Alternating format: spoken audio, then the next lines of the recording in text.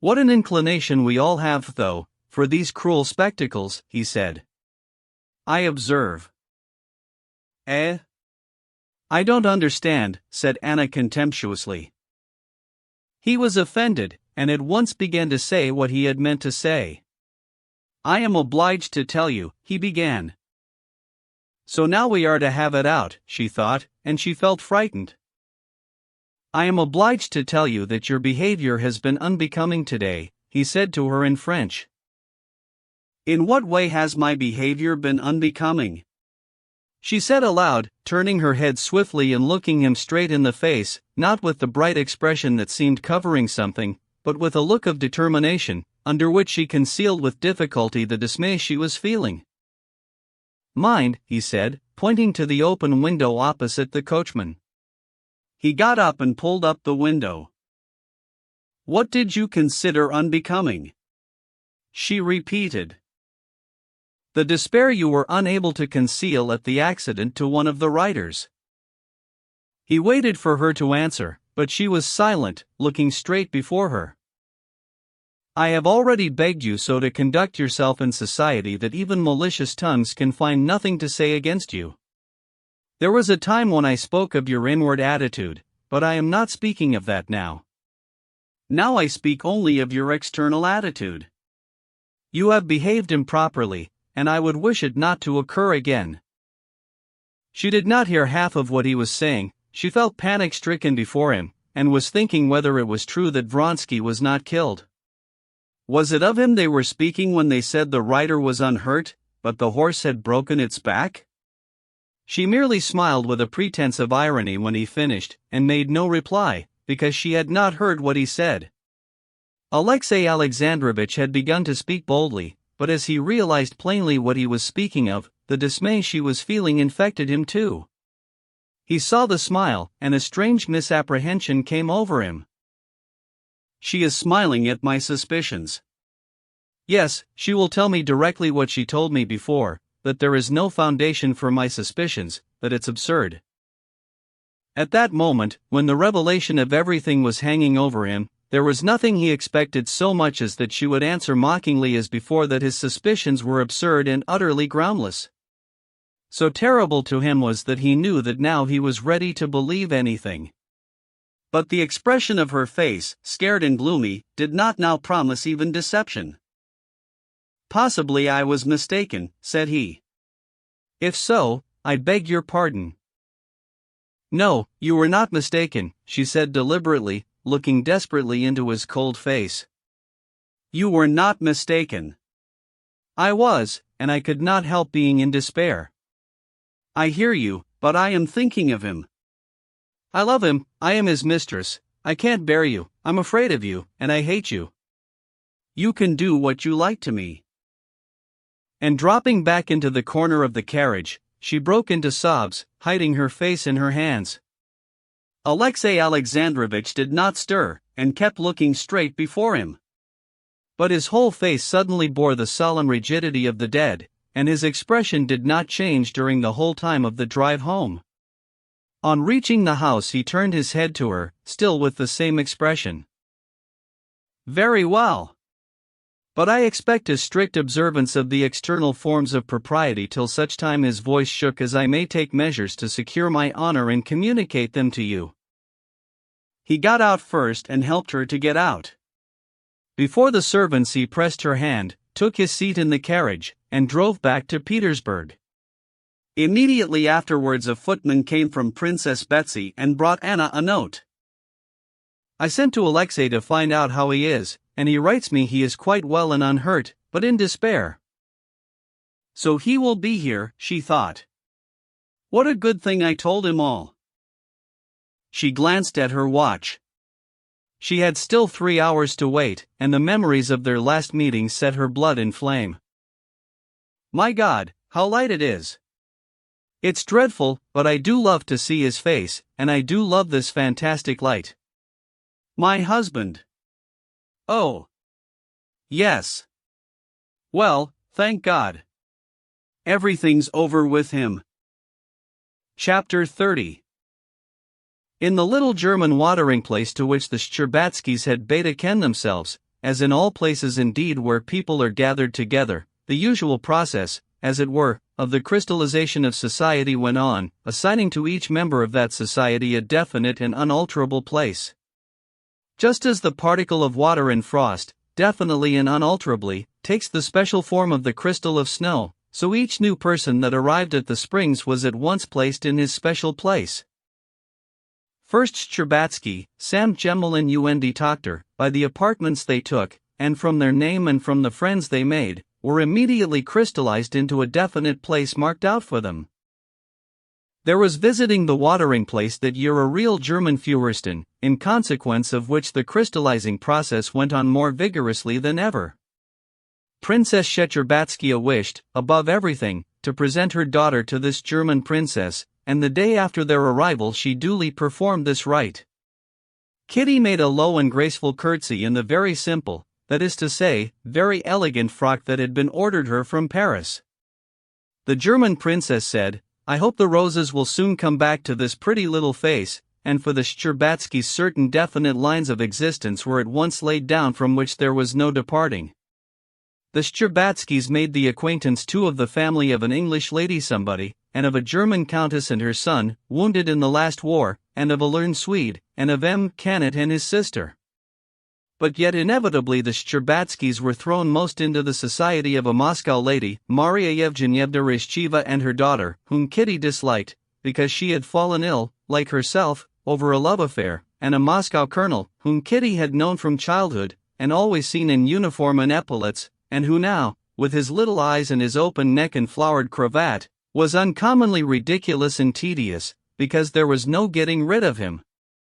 When all this was so firmly established, Kitty began to be very much bored, especially as the prince went away to Carlsbad and she was left alone with her mother.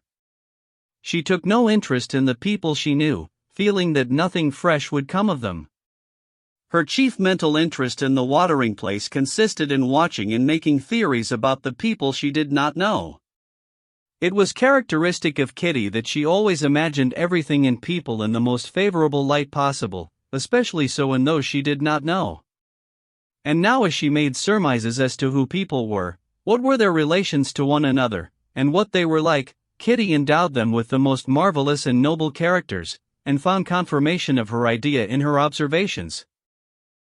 Of these people the one that attracted her most was a Russian girl who had come to the watering place with an invalid Russian lady, Madame Stahl, as everyone called her. Madame Stahl belonged to the highest society, but she was so ill that she could not walk, and only on exceptionally fine days made her appearance at the springs in an invalid carriage. But it was not so much from ill health as from pride, so Princess Scherbatskaya interpreted it that Madame Stahl had not made the acquaintance of anyone among the Russians there. The Russian girl looked after Madame Stahl, and besides that, she was, as Kitty observed, on friendly terms with all the invalids who were seriously ill, and there were many of them at the springs, and looked after them in the most natural way. This Russian girl was not, as Kitty gathered, related to Madame Stahl, nor was she a paid attendant. Madame Stahl called her Varenka, and other people called her Mademoiselle Varenka. Apart from the interest Kitty took in this girl's relations with Madame Stahl and with other unknown persons, Kitty, as often happened, felt an inexplicable attraction to Mademoiselle Varenka, and was aware when their eyes met that she too liked her. Of Mademoiselle Varenka one would not say that she had passed her first youth, but she was, as it were, a creature without youth. She might have been taken for 19 or for 30. If her features were criticized separately, she was handsome rather than plain, in spite of the sickly hue of her face. She would have been a good figure, too, if it had not been for her extreme thinness and the size of her head, which was too large for her medium height. But she was not likely to be attractive to men. She was like a fine flower, already past its bloom and without fragrance, though the petals were still unwithered. Moreover, she would have been unattractive to men also from the lack of just what Kitty had too much of the suppressed fire of vitality, and the consciousness of her own attractiveness. She always seemed absorbed in work about which there could be no doubt, and so it seemed she could not take interest in anything outside it. It was just this contrast with her own position that was for Kitty the great attraction of Mademoiselle Varenka. Kitty felt that in her manner of life, she would find an example of what she was now so painfully seeking: interest in life, a dignity in life apart from the worldly relations of girls with men, which so revolted Kitty, and appeared to her now as a shameful hawking about of goods in search of a purchaser. The more attentively Kitty watched her unknown friend, the more convinced she was this girl was the perfect creature she fancied her, and the more eagerly she wished to make her acquaintance. The two girls used to meet several times a day, and every time they met, Kitty's eyes said, "Who are you? What are you? Are you really the exquisite creature I imagine you to be? But for goodness sake don't suppose," her eyes added, "that I would force my acquaintance on you. I simply admire you and like you. I like you too, and you're very, very sweet. And I should like you better still, if I had time," answered the eyes of the unknown girl. Kitty saw indeed, that she was always busy. Either she was taking the children of a Russian family home from the Springs, or fetching a shawl for a sick lady, and wrapping her up in it, or trying to interest an irritable invalid, or selecting and buying cakes for tea for someone. Soon after the arrival of the Shcherbatskys there appeared in the morning crowd at the Springs two persons who attracted universal and unfavorable attention. These were a tall man with a stooping figure and huge hands, in an old coat too short for him, with black, simple, and yet terrible eyes, and a pockmarked, kind-looking woman, very badly and tastelessly dressed. Recognizing these persons as Russians, Kitty had already in her imagination begun constructing a delightful and touching romance about them. But the princess, having ascertained from the visitors' list that this was Nikolai Levin and Maria Nikolaevna, explained to Kitty what a bad man this Levin was, and all her fancies about these two people vanished. Not so much from what her mother told her, as from the fact that it was Konstantine's brother. This pair suddenly seemed to Kitty intensely unpleasant. This Levin, with his continual twitching of his head, aroused in her now an irrepressible feeling of disgust. It seemed to her that his big, terrible eyes, which persistently pursued her, expressed a feeling of hatred and contempt, and she tried to avoid meeting him. Chapter 31. It was a wet day. It had been raining all the morning, and the invalids, with their parasols, had flocked into the arcades. Kitty was walking there with her mother and the Moscow colonel, smart and jaunty in his European coat, bought ready-made at Frankfurt. They were walking on one side of the arcade, trying to avoid Levin, who was walking on the other side. Varenka, in her dark dress, in a black hat with a turned-down brim, was walking up and down the whole length of the arcade with a blind Frenchwoman, and, every time she met Kitty, they exchanged friendly glances. "Mama, couldn't I speak to her?" said Kitty, watching her unknown friend, and noticing that she was going up to the spring, and that they might come there together.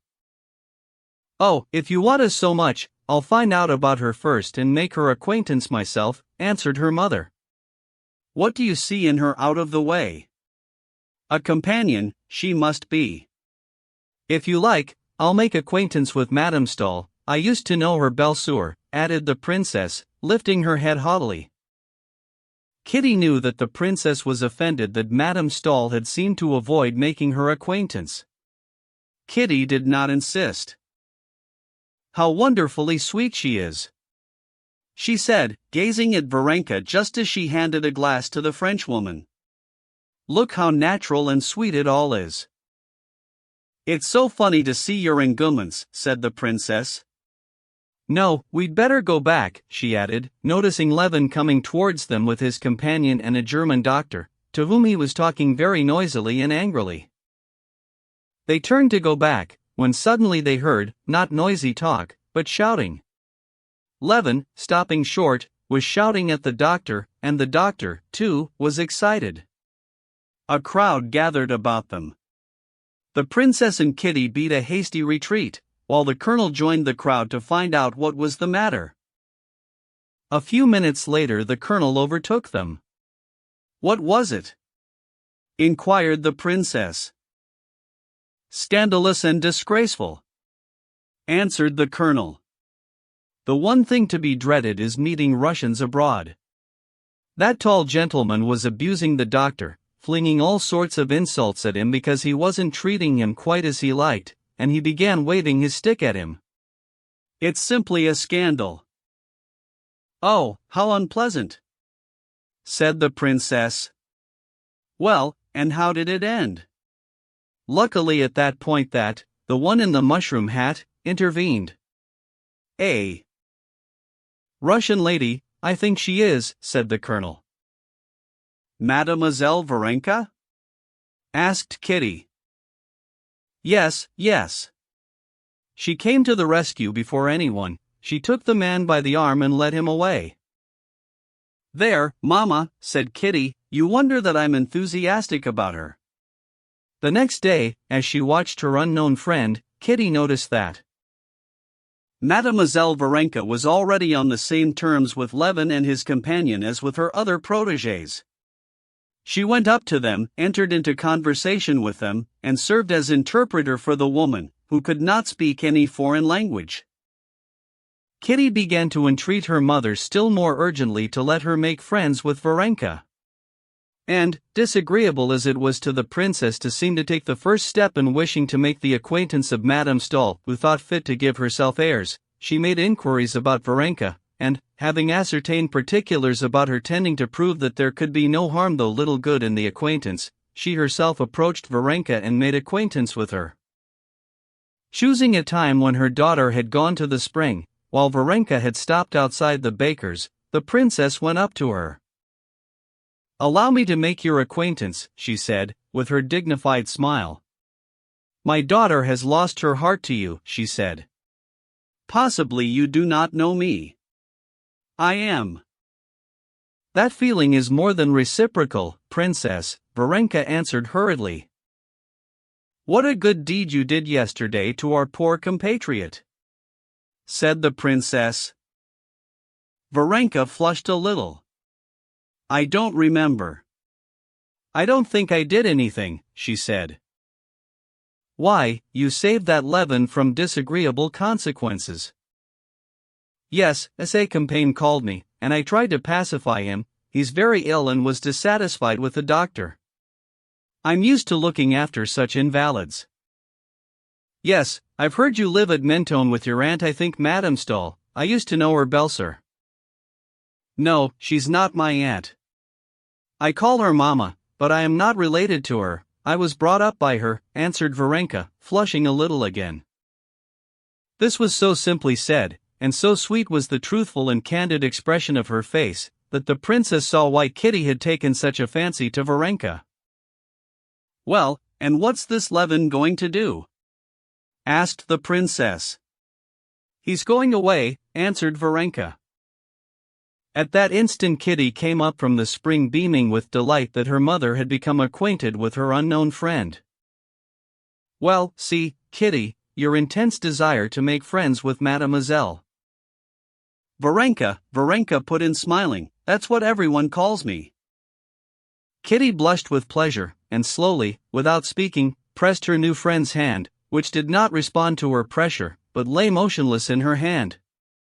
The hand did not respond to her pressure, but the face of Mademoiselle Varenka glowed with a soft, glad, though rather mournful smile, that showed large but handsome teeth. I have long wished for this too, she said. But you are so busy. Oh, no, I'm not at all busy, answered Varenka, but at that moment she had to leave her new friends because two little Russian girls, children of an invalid, ran up to her. Varenka, Mama's calling, they cried. And Varenka went after them. Chapter 32. The particulars which the princess had learned in regard to Varenka's past and her relations with Madame Stahl were as follows. Madame Stahl, of whom some people said that she had worried her husband out of his life, while others said it was he who had made her wretched by his immoral behavior, had always been a woman of weak health and enthusiastic temperament. When, after her separation from her husband, she gave birth to her only child, the child had died almost immediately, and the family of Madame Stahl, knowing her sensibility, and fearing the news would kill her, had substituted another child, a baby born the same night and in the same house in Petersburg, the daughter of the chief cook of the imperial household. This was Varenka. Madame Stahl learned later on that Varenka was not her own child, but she went on bringing her up, especially as very soon afterwards Varenka had not a relation of her own living. Madame Stahl had now been living more than 10 years continuously abroad, in the south, never leaving her couch. And some people said that Madame Stahl had made her social position as a philanthropic, highly religious woman. Other people said she really was at heart the highly ethical being, living for nothing but the good of her fellow creatures, which she represented herself to be. No one knew what her faith was: Catholic, Protestant, or Orthodox. But one fact was indubitable: she was in amicable relations with the highest dignitaries of all the churches and sections. Varenka lived with her all the while abroad, and everyone who knew Madame Stahl knew and liked Mademoiselle Varenka, as everyone called her. Having learned all these facts, the princess found nothing to object to in her daughter's intimacy with Varenka, more especially as Varenka's breeding and education were of the best. She spoke French and English extremely well, and what was of the most weight, brought a message from Madame Stahl expressing her regret that she was prevented by her ill health from making the acquaintance of the princess. After getting to know Varenka, Kitty became more and more fascinated by her friend, and every day she discovered new virtues in her. The princess, hearing that Varenka had a good voice, asked her to come and sing to them in the evening.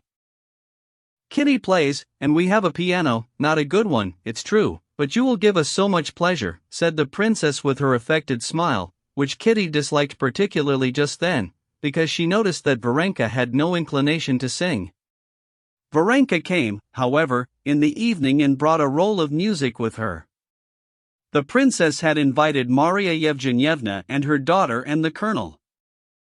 Varenka seemed quite unaffected by there being persons present she did not know, and she went directly to the piano. She could not accompany herself, but she could sing music at sight very well. Kitty, who played well, accompanied her. "You have an extraordinary talent," the princess said to her after Varenka had sung the first song extremely well. Maria Yevgenyevna and her daughter expressed their thanks and admiration. "Look," said the colonel, looking out of the window, "what an audience has collected to listen to you." There actually was quite a considerable crowd under the windows. "I am very glad it gives you pleasure," Varenka answered simply. Kitty looked with pride at her friend. She was enchanted by her talent, and her voice and her face, but most of all by her manner. By the way, Varenka obviously thought nothing of her singing and was quite unmoved by their praises. She seemed only to be asking, "Am I to sing again, or is that enough?" "If it had been I," thought Kitty, "how proud I should have been! How delighted I should have been to see that crowd under the windows! But she's utterly unmoved by it. Her only motive is to avoid refusing and to please Mama. What is there in her? What is it gives her the power to look down on everything, to be calm independently of everything? How I should like to know it and to learn it of her," thought Kitty, gazing into her serene face. The princess asked Varenka to sing again, and Varenka sang another song, also smoothly, distinctly, and well, standing erect at the piano and beating time on it with her thin, dark-skinned hand. The next song in the book was an Italian one.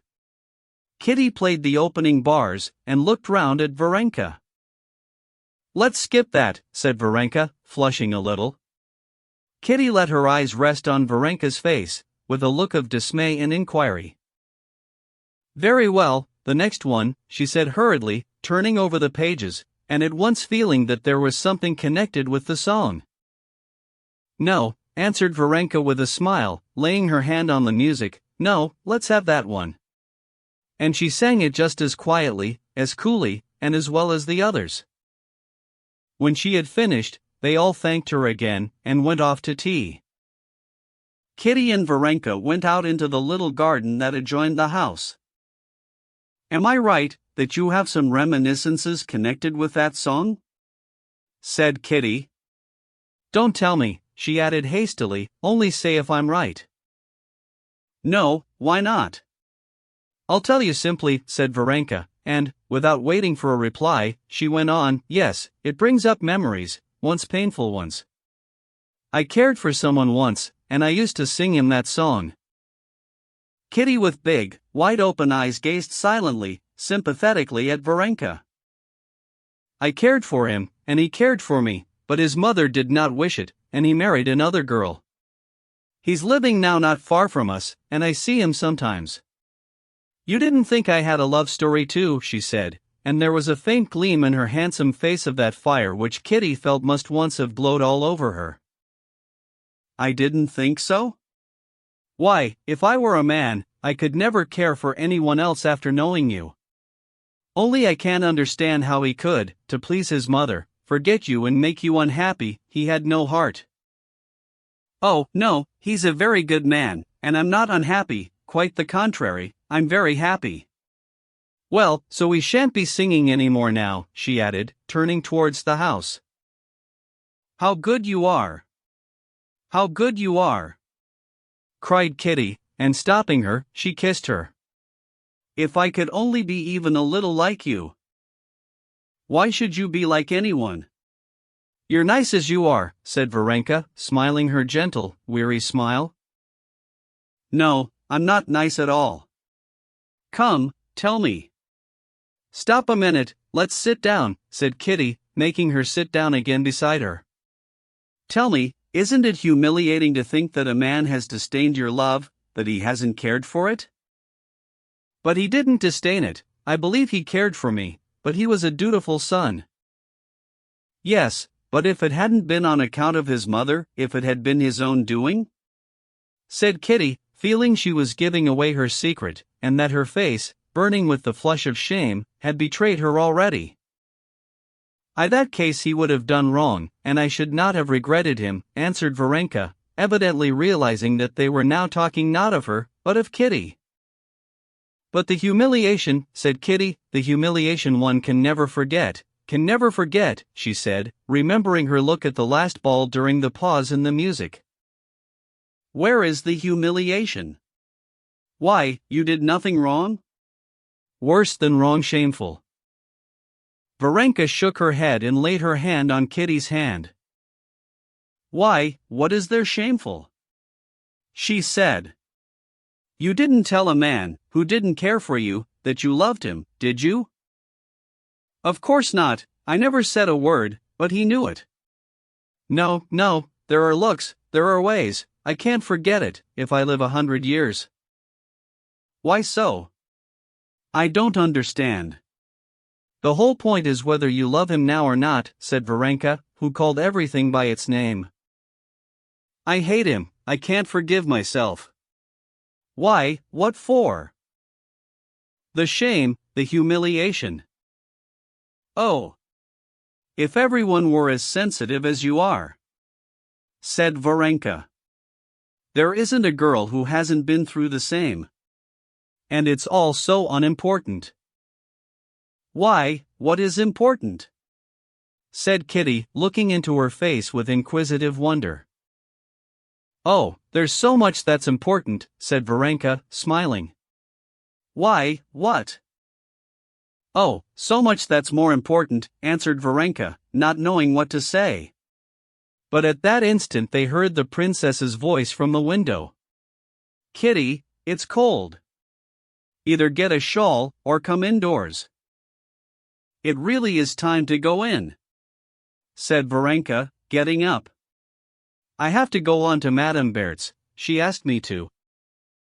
Kitty held her by the hand, and with passionate curiosity and entreaty her eyes asked her, What is it, what is this of such importance that gives you such tranquility? You know, tell me. But Varenka did not even know what Kitty's eyes were asking her. She merely thought that she had to go to see Madame Berthe that evening, and to make haste home in time for Maman's tea at 12 o'clock. She went indoors, collected her music, and saying goodbye to everyone, was about to go. Allow me to see you home, said the colonel. Yes, how can you go alone at night like this? Chimed in the princess. Anyway, I'll send Parasha. Kitty saw that Varenka could hardly restrain a smile at the idea that she needed an escort. No, I always go about alone and nothing ever happens to me, she said, taking her hat. And kissing Kitty once more, without saying what was important, she stepped out courageously with the music under her arm and vanished into the twilight of the summer night, bearing away with her secret of what was important and what gave her the calm and dignity so much to be envied. Chapter 33. Kitty made the acquaintance of Madame Stahl too, and this acquaintance, together with her friendship with Varenka, did not merely exercise a great influence on her, it also comforted her in her mental distress. She found this comfort through a completely new world being opened to her by means of this acquaintance, a world having nothing in common with her past, an exalted, noble world, from the height of which she could contemplate her past calmly. It was revealed to her that besides the instinctive life to which Kitty had given herself up hitherto, there was a spiritual life. This life was disclosed in religion, but a religion having nothing in common with that one which Kitty had known from childhood, and which found expression in litanies and all-night services at the widow's home, where one might meet one's friends, and in learning by heart Slavonic texts with the priest. This was a lofty, mysterious religion connected with a whole series of noble thoughts and feelings, which one could do more than merely believe because one was told to, which one could love. Kitty found all this out not from words. Madame Stahl talked to Kitty as to a charming child that one looks on with pleasure as on the memory of one's youth, and only once she said in passing that in all human sorrows nothing gives comfort but love and faith, and that in the sight of Christ's compassion for us no sorrow is trifling, and immediately talked of other things. But in every gesture of Madame Stahl, in every word, in every heavenly as Kitty called it look, and above all in the whole story of her life, which she heard from Varenka, Kitty recognized that something that was important, of which, till then, she had known nothing. Yet, elevated as Madame Stahl's character was, touching as was her story, and exalted and moving as was her speech, Kitty could not help detecting in her some traits which perplexed her. She noticed that when questioning her about her family, Madame Stahl had smiled contemptuously, which was not in accord with Christian meekness. She noticed, too, that when she had found a Catholic priest with her, Madame Stahl had studiously kept her face in the shadow of the lampshade and had smiled in a peculiar way. Trivial as these two observations were, they perplexed her, and she had her doubts as to Madame Stahl. But on the other hand, Varenka, alone in the world, without friends or relations, with a melancholy disappointment in the past, desiring nothing, regretting nothing, was just that perfection of which Kitty dared hardly dream. In Varenka she realized that one has but to forget oneself and love others, and one will be calm, happy, and noble. And that was what Kitty longed to be. Seeing now clearly what was the most important, Kitty was not satisfied with being enthusiastic over it. She at once gave herself up with her whole soul to the new life that was opening to her. From Varenka's accounts of the doings of Madame Stahl and other people whom she mentioned, Kitty had already constructed the plan of her own future life. She would, like Madame Stahl's niece, Aline, of whom Varenka had talked to her a great deal, seek out those who were in trouble, wherever she might be living, help them as far as she could, give them the gospel, read the gospel to the sick, the criminals, to the dying. The idea of reading the gospel to criminals, as Aline did, particularly fascinated Kitty. But all these were secret dreams, of which Kitty did not talk either to her mother or to Varenka. While awaiting the time for carrying out her plans on a large scale, however, Kitty, even then at the Springs, where there were so many people ill and unhappy, readily found a chance for practicing her new principles in imitation of Varenka. At first the princess noticed nothing but that Kitty was much under the influence of her engouement, as she called it, for Madame Stahl, and still more for Varenka. She saw that Kitty did not merely imitate Varenka in her conduct, but unconsciously imitated her in her manner of walking, of talking, of blinking her eyes. But later on the princess noticed that, apart from this adoration, some kind of serious spiritual change was taking place in her daughter. The princess saw that in the evenings Kitty read a French testament that Madame Stahl had given her, a thing she had never done before, that she avoided society acquaintances and associated with the sick people who were under Varenka's protection, and especially one poor family, that of a sick painter, Petrov. Kitty was unmistakably proud of playing the part of a sister of mercy in that family. All this was well enough, and the princess had nothing to say against it, especially as Petrov's wife was a perfectly nice sort of woman, and that the German princess, noticing Kitty's devotion, praised her, calling her an angel of consolation. All this would have been very well, if there had been no exaggeration. But the princess saw that her daughter was rushing into extremes, and so indeed she told her. "Il faut jamais rien outrayer," she said to her. Her daughter made her no reply, only in her heart she thought that one could not talk about exaggeration where Christianity was concerned. What exaggeration could there be in the practice of a doctrine wherein one was bidden to turn the other cheek when one was smitten, and give one's cloak if one's coat were taken? But the princess disliked this exaggeration, and disliked even more the fact that she felt her daughter did not care to show her all her heart. Kitty did in fact conceal her new views and feelings from her mother. She concealed them not because she did not respect or did not love her mother, but simply because she was her mother. She would have revealed them to anyone sooner than to her mother. "How is it Anna Pavlovna's not been to see us for so long?" the princess said one day of Madame Petrova. "I've asked her, but she seems put out about something." "No, I've not noticed it, Maman," said Kitty, flushing hotly. "Is it long since you went to see them?" "We're meaning to make an expedition to the mountains tomorrow," answered Kitty. "Well, you can go," answered the princess, gazing at her daughter's embarrassed face and trying to guess the cause of her embarrassment. That day Varenka came to dinner and told them that Anna Pavlovna had changed her mind and given up the expedition for the morrow. And the princess noticed again that Kitty reddened. "Kitty, haven't you had some misunderstanding with the Petrovs?" said the princess, when they were left alone.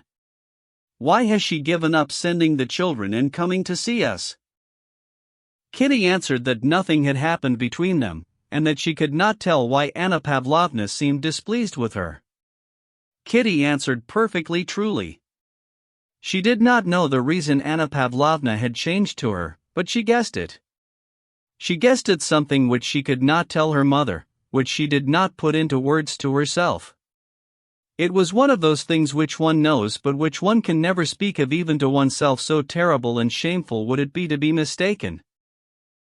Again and again she went over in her memory all her relations with the family. She remembered the simple delight expressed on the round, good-humored face of Anna Pavlovna at their meetings. She remembered their secret confabulations about the invalid, their plots to draw him away from the work which was forbidden him, and to get him out of doors, the devotion of the youngest boy, who used to call her my Kitty, and would not go to bed without her. How nice it all was!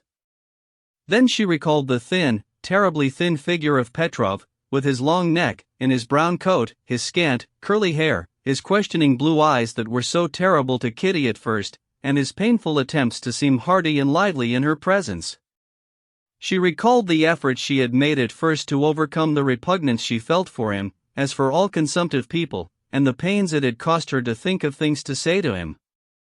She recalled the timid, softened look with which he gazed at her, and the strange feeling of compassion and awkwardness, and later of a sense of her own goodness, which she had felt at it. How nice it all was! But all that was at first. Now, a few days ago, everything was suddenly spoiled. Anna Pavlovna had met Kitty with affected cordiality, and had kept continual watch on her and on her husband. Could that touching pleasure he showed when she came near be the cause of Anna Pavlovna's coolness? Yes, she mused, there was something unnatural about Anna Pavlovna, and utterly unlike her good nature, when she said angrily the day before yesterday, "There, he will keep waiting for you, he wouldn't drink his coffee without you, though he's grown so dreadfully weak." Yes, perhaps, too, she didn't like it when I gave him the rug. It was all so simple, but he took it so awkwardly, and was so long thanking me, that I felt awkward too. And then that portrait of me he did so well. And most of all that look of confusion and tenderness. Yes, that's it. Kitty repeated to herself with horror. No, it can't be, it oughtn't to be. He's so much to be pitied. She said to herself directly after. This doubt poisoned the charm of her new life. Chapter 34.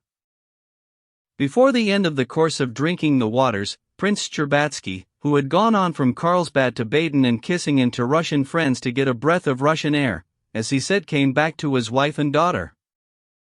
The views of the prince and of the princess on life abroad were completely opposed. The princess thought everything delightful, and in spite of her established position in Russian society, she tried abroad to be like a European fashionable lady, which she was not for the simple reason that she was a typical Russian gentlewoman, and so she was affected, which did not altogether suit her. The prince, on the contrary, thought everything foreign detestable, got sick of European life, kept to his Russian habits, and purposely tried to show himself abroad less European than he was in reality. The prince returned thinner, with the skin hanging in loose bags on his cheeks, but in the most cheerful frame of mind. His good humor was even greater when he saw Kitty completely recovered. The news of Kitty's friendship with Madame Stahl and Varenka, and the reports the princess gave him of some kind of change she had noticed in Kitty, troubled the prince and aroused his habitual feeling of jealousy of everything that drew his daughter away from him, and a dread that his daughter might have got out of the reach of his influence into regions inaccessible to him. But these unpleasant matters were all drowned in the sea of kindliness and good humor which was always within him, and more so than ever since his course of Carlsbad waters. The day after his arrival, the prince, in his long overcoat, with his Russian wrinkles and baggy cheeks propped up by a starched collar, set off with his daughter to the spring in the greatest good humor. It was a lovely morning. The bright, cheerful houses with their little gardens, the sight of the red-faced, red-armed, beer-drinking German waitresses, working away merrily, did the heart good. But the nearer they got to the springs, the oftener they met sick people, and their appearance seemed more pitiable than ever among the everyday conditions of prosperous German life. Kitty was no longer struck by this contrast. The bright sun, the brilliant green of the foliage, the strains of the music were for her the natural setting of all these familiar faces, with their changes to greater emaciation or to convalescence, for which she watched. But to the prince the brightness and gaiety of the June morning, and the sound of the orchestra playing a gay waltz then in fashion, and above all, the appearance of the healthy attendants, seemed something unseemly and monstrous, in conjunction with these slowly moving, dying figures gathered together from all parts of Europe. In spite of his feeling of pride and, as it were, of the return of youth, with his favorite daughter on his arm, he felt awkward, and almost ashamed of his vigorous step and his sturdy, stout limbs. He felt almost like a man not dressed in a crowd. "Present me to your new friends," he said to his daughter, squeezing her hand with his elbow. "I like even your horrid sodden for making you so well again. Only it's melancholy, very melancholy here." "Who's that?" Kitty mentioned the names of all the people they met, with some of whom she was acquainted and some not. At the entrance of the garden they met the blind lady, Madame Berthe, with her guide, and the prince was delighted to see the old Frenchwoman's face light up when she heard Kitty's voice. She at once began talking to him with French exaggerated politeness, applauding him for having such a delightful daughter, extolling Kitty to the skies before her face, and calling her a treasure, a pearl, and a consoling angel. "Well, she's the second angel, then," said the prince, smiling. "She calls Mademoiselle Varenka angel number 1. "Oh, Mademoiselle Varenka, she's a real angel, Allez," Madame Berthe assented. In the arcade they met Varenka herself. She was walking rapidly towards them carrying an elegant red bag. "Here is Papa come," Kitty said to her. Varenka made simply and naturally as she did everything a movement between a bow and curtsy, and immediately began talking to the prince, without shyness, naturally, as she talked to everyone. "Of course I know you very well," the prince said to her with a smile, in which Kitty detected with joy that her father liked her friend. "Where are you off to in such haste?" "Maman's here," she said, turning to Kitty. "She has not slept all night, and the doctor advised her to go out. I'm taking her work." "So that's angel number 1? Said the prince when Varenka had gone on. Kitty saw that her father had meant to make fun of Varenka, but that he could not do it because he liked her. "Come, so we shall see all your friends," he went on, "even Madame Stahl, if she deigns to recognize me." "Why, did you know her, Papa?" Kitty asked apprehensively, catching the gleam of irony that kindled in the prince's eyes at the mention of Madame Stahl. "I used to know her husband, and her too a little, before she joined the Pietists." "What is a Pietist, Papa?" asked Kitty, dismayed to find that what she prized so highly in Madame Stahl had a name. "I don't quite know myself. I only know that she thanks God for everything, for every misfortune, and thanks God too that her husband died. And that's rather droll, as they didn't get on together." "Who's that? What a piteous face!" he asked, noticing a sick man of medium height sitting on a bench, wearing a brown overcoat and white trousers that fell in strange folds about his long, fleshless legs. This man lifted his straw hat, showed his scanty curly hair and high forehead, painfully reddened by the pressure of the hat. "That's Petrov, an artist," answered Kitty, blushing. "And that's his wife," she added, indicating Anna Pavlovna, who, as though on purpose, at the very instant they approached walked away after a child that had run off along a path. "Poor fellow! And what a nice face he has," said the prince. "Why don't you go up to him? He wanted to speak to you." "Well, let us go, then," said Kitty, turning round resolutely. "How are you feeling today?" she asked Petrov. Petrov got up, leaning on his stick, and looked shyly at the prince. "This is my daughter," said the prince. "Let me introduce myself." The painter bowed and smiled, showing his strangely dazzling white teeth. "We expected you yesterday, Princess," he said to Kitty. He staggered as he said this, and then repeated the motion, trying to make it seem as if it had been intentional. "I meant to come, but Varenka said that Anna Pavlovna sent word you were not going." "Not going?" said Petrov, blushing, and immediately beginning to cough, and his eyes sought his wife. "Anita! Anita!" he said loudly, and the swollen veins stood out like cords on his thin white neck. Anna Pavlovna came up. "So you sent word to the princess that we weren't going?" he whispered to her angrily, losing his voice. "Good morning, Princess," said Anna Pavlovna, with an assumed smile utterly unlike her former manner. "Very glad to make your acquaintance," she said to the prince. "You've long been expected, Prince. What did you send word to the princess that we weren't going for?" The artist whispered hoarsely once more, still more angrily, obviously exasperated that his voice failed him so that he could not give his words the expression he would have liked to. "Oh, mercy on us! I thought we weren't going," his wife answered crossly. "What, when?" He coughed and waved his hand. The prince took off his hat and moved away with his daughter. "Ah! Ah!" he sighed deeply. "Oh, poor things!"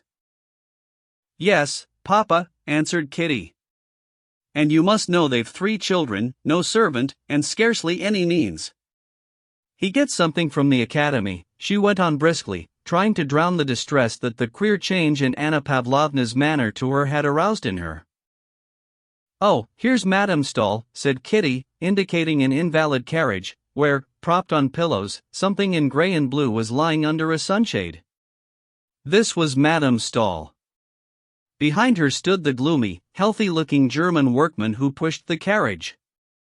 Close by was standing a flaxen-headed Swedish count, whom Kitty knew by name. Several invalids were lingering near the low carriage, staring at the lady as though she were some curiosity. The prince went up to her, and Kitty detected that disconcerting gleam of irony in his eyes. He went up to Madame Stahl, and addressed her with extreme courtesy and affability in that excellent French that so few speak nowadays. "I don't know if you remember me, but I must recall myself to thank you for your kindness to my daughter," he said, taking off his hat and not putting it on again. "Prince Alexander Shcherbatsky," said Madame Stahl, lifting upon him her heavenly eyes, in which Kitty discerned a look of annoyance. "Delighted. I have taken a great fancy to your daughter." "You are still in weak health?" "Yes, I'm used to it," said Madame Stahl, and she introduced the prince to the Swedish count. "You are scarcely changed at all," the prince said to her. "It's 10 or 11 years since I had the honor of seeing you." "Yes, God sends the cross and sends the strength to bear it. Often one wonders what is the goal of this life?" "The other side," she said angrily to Varenka, who had rearranged the rug over her feet not to her satisfaction. "To do good, probably," said the prince with a twinkle in his eye. "That is not for us to judge," said Madame Stahl, perceiving the shade of expression on the prince's face. "So you will send me that book, dear Count?" "I'm very grateful to you," she said to the young Swede. "Ah!" cried the prince, catching sight of the Moscow colonel standing near, and with a bow to Madame Stahl he walked away with his daughter and the Moscow colonel, who joined them. "That's our aristocracy, Prince," the Moscow colonel said with ironical intention. He cherished a grudge against Madame Stahl for not making his acquaintance. "She's just the same," replied the prince. "Did you know her before her illness, Prince? That's to say, before she took to her bed?" "Yes. She took to her bed before my eyes," said the prince. "They say it's 10 years since she has stood on her feet. She doesn't stand up because her legs are too short. She's a very bad figure." "Papa, it's not possible," cried Kitty. "That's what wicked tongues say, my darling. And your Varenka catches it too," he added. "Oh, these invalid ladies." "Oh, no, Papa," Kitty objected warmly. "Varenka worships her. And then she does so much good. Ask anyone. Everyone knows her and Aline Stahl." "Perhaps so," said the prince, squeezing her hand with his elbow, "but it's better when one does good so that you may ask everyone and no one knows." Kitty did not answer, not because she had nothing to say, but because she did not care to reveal her secret thoughts even to her father.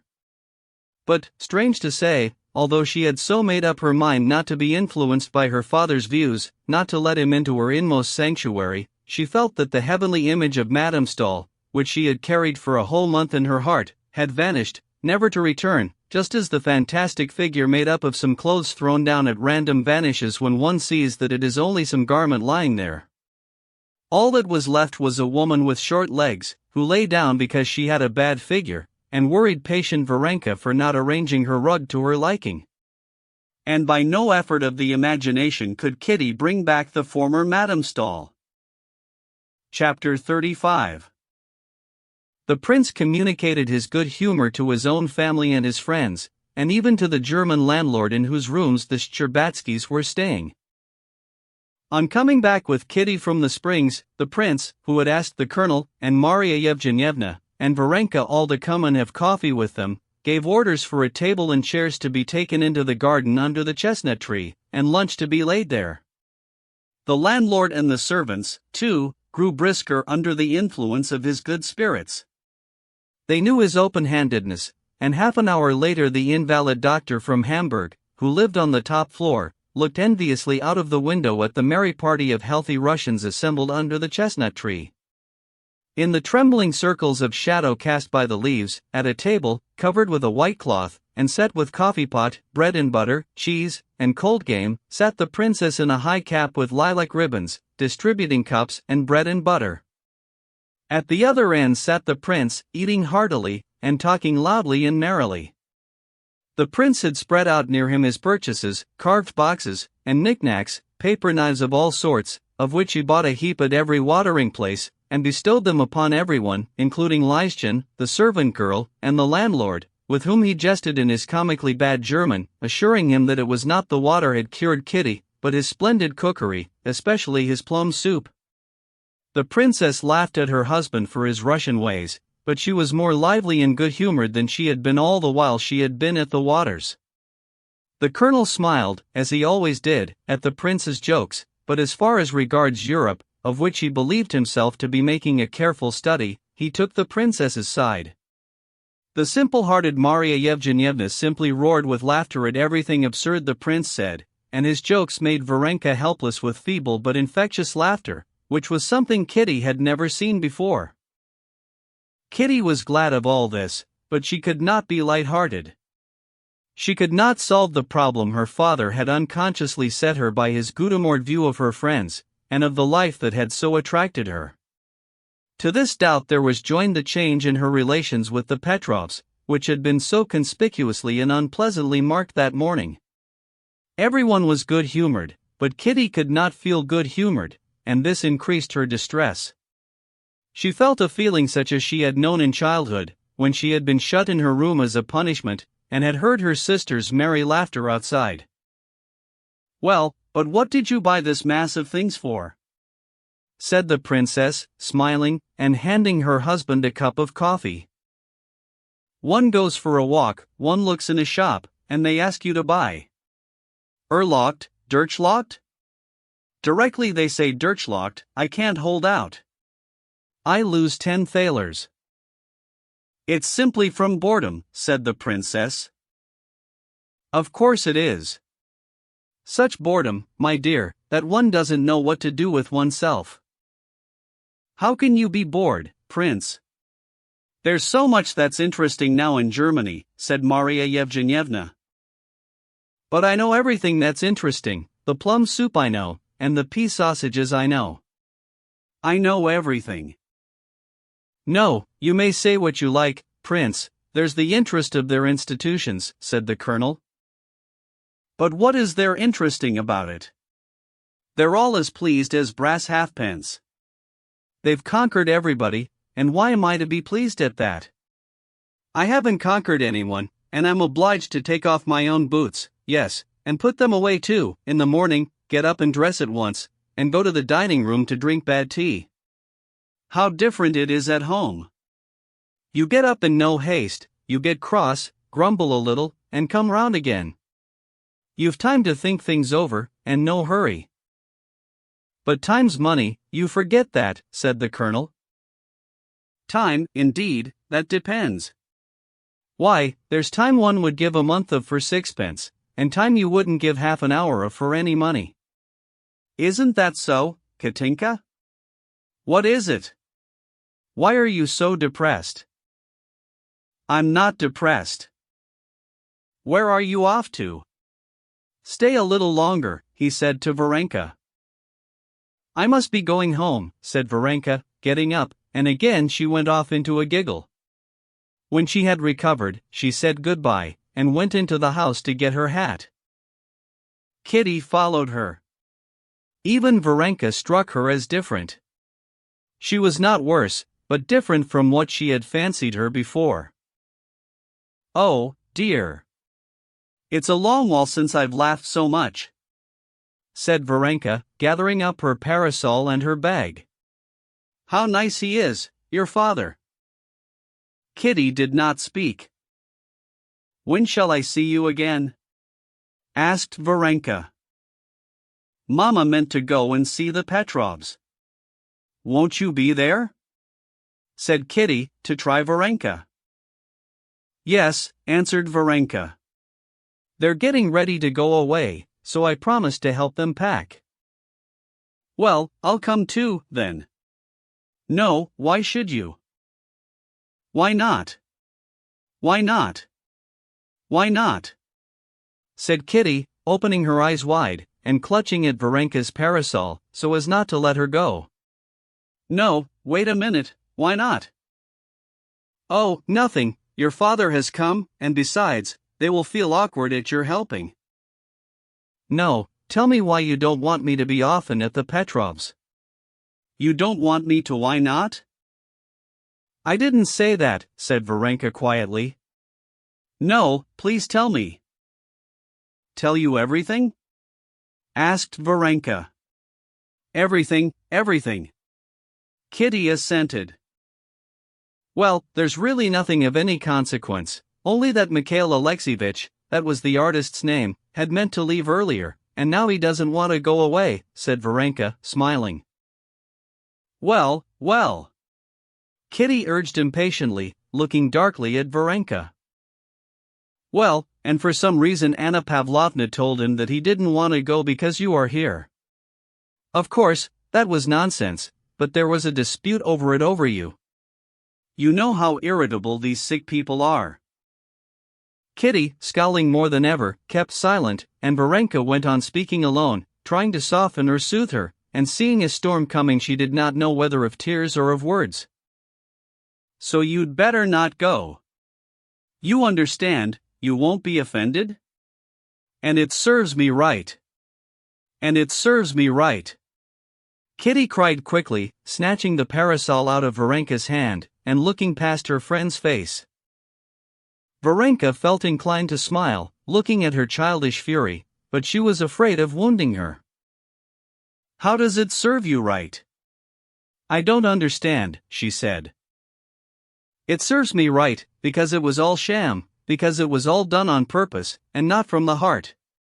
What business had I to interfere with outsiders? And so it's come about that I'm a cause of quarrel, and that I've done what nobody asked me to do.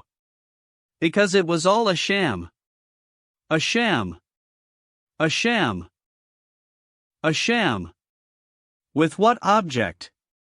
Said Varenka gently. Oh, it's so idiotic. So hateful. There was no need whatever for me. Nothing but sham, she said, opening and shutting the parasol. But with what object?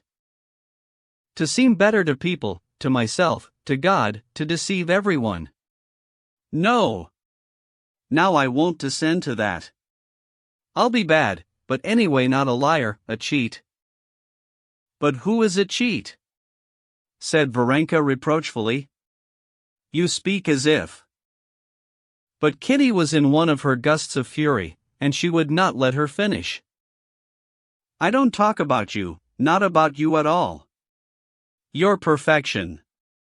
Yes, I know you're all perfection, but what am I to do if I'm bad? This would never have been if I weren't bad. So let me be what I am.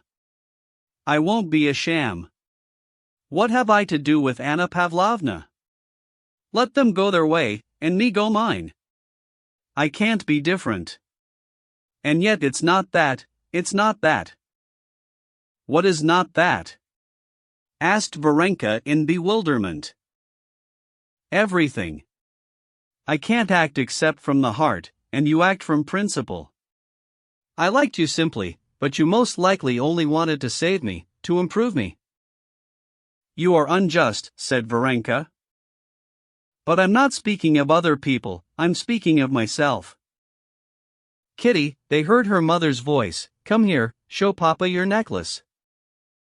Kitty, with a haughty air, without making peace with her friend, took the necklace in a little box from the table and went to her mother. What's the matter? Why are you so red? Her mother and father said to her with one voice. Nothing, she answered. I'll be back directly, and she ran back. She's still here, she thought. What am I to say to her? Oh, dear.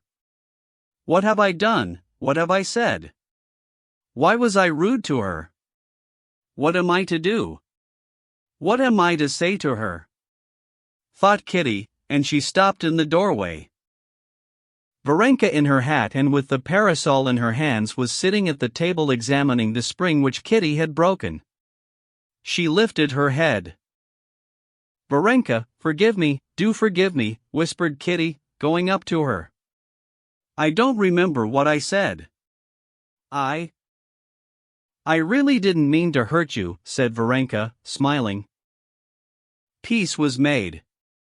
But with her father's coming all the world in which she had been living was transformed for Kitty. She did not give up everything she had learned, but she became aware that she had deceived herself in supposing she could be what she wanted to be.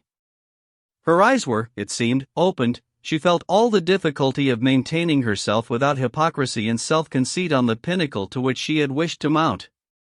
Moreover, she became aware of all the dreariness of the world of sorrow, of sick and dying people, in which she had been living. The effort she had made to like it seemed to her intolerable, and she felt a longing to get back quickly into the fresh air, to Russia, to Ergoshovo, where, as she knew from letters, her sister Dolly had already gone with her children. But her affection for Varenka did not wane. As she said goodbye, Kitty begged her to come to them in Russia.